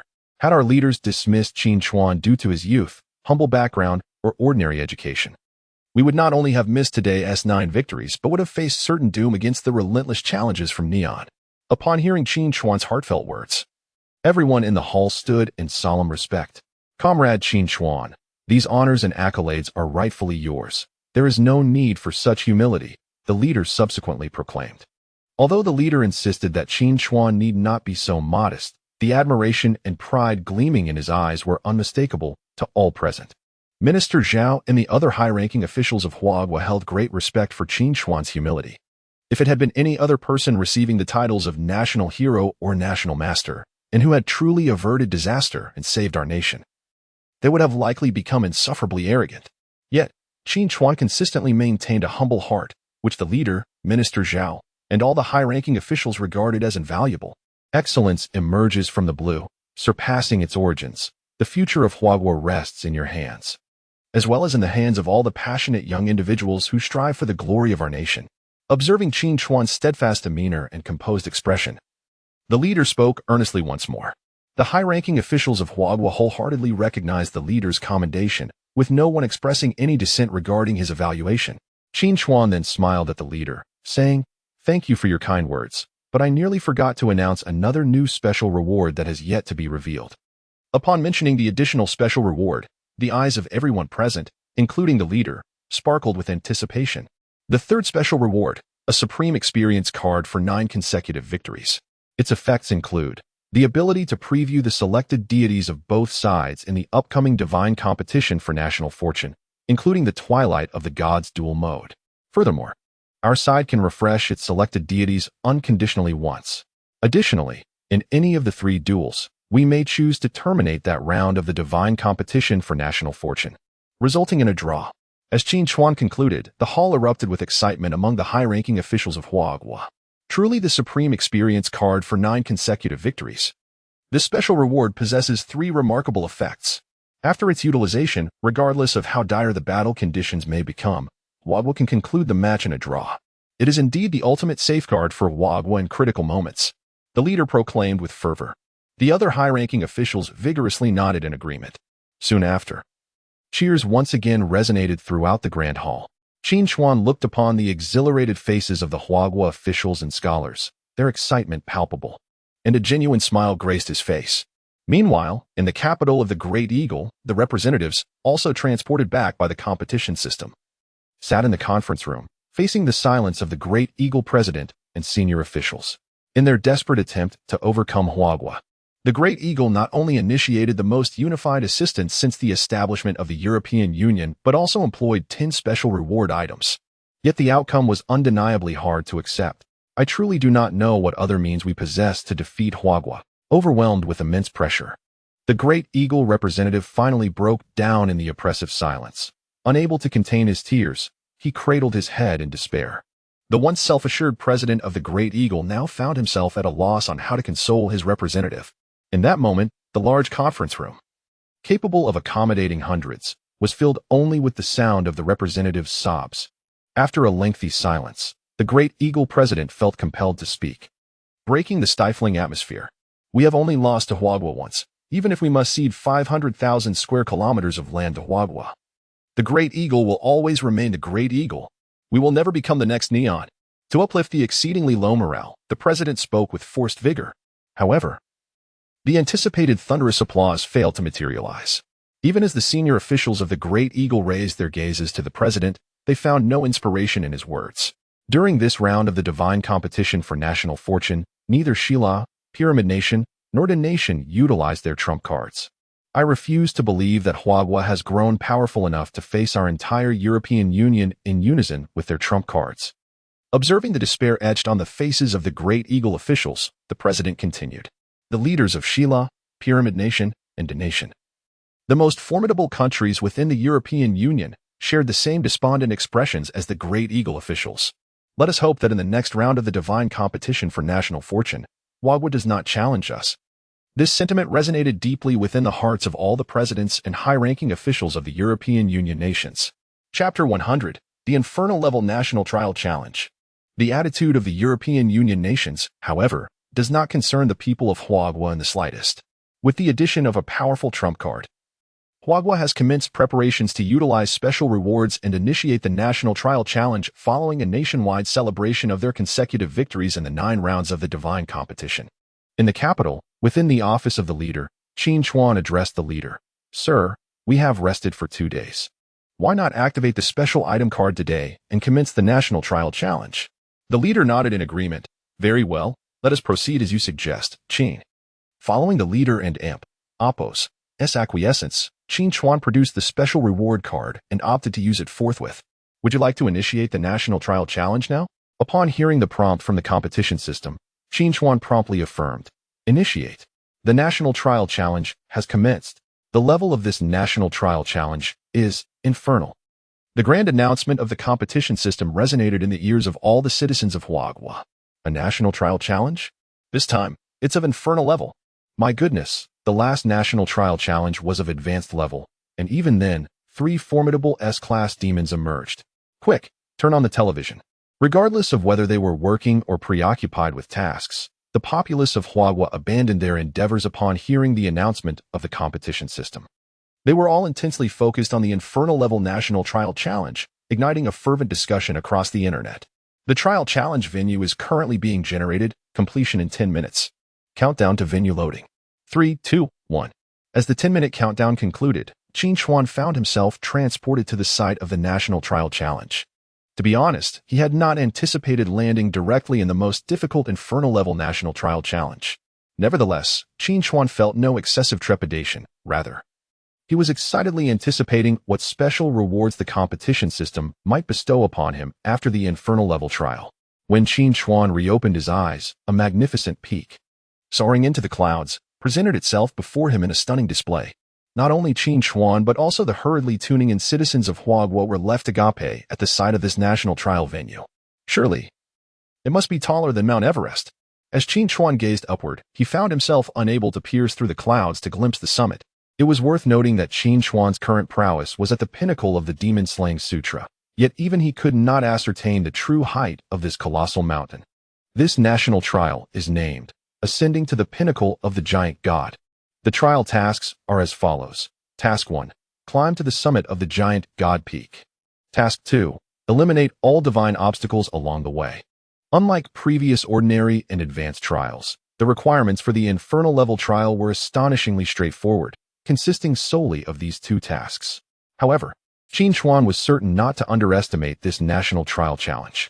After all, the highest level of infernal trials meant that the simpler the tasks, the more formidable the challenges ahead. Pray tell, competition system, how many divine obstacles will I encounter? Qin Chuan inquired loudly before the competition system could present the potential divine adversaries. After a brief silence, the competition system provided an answer.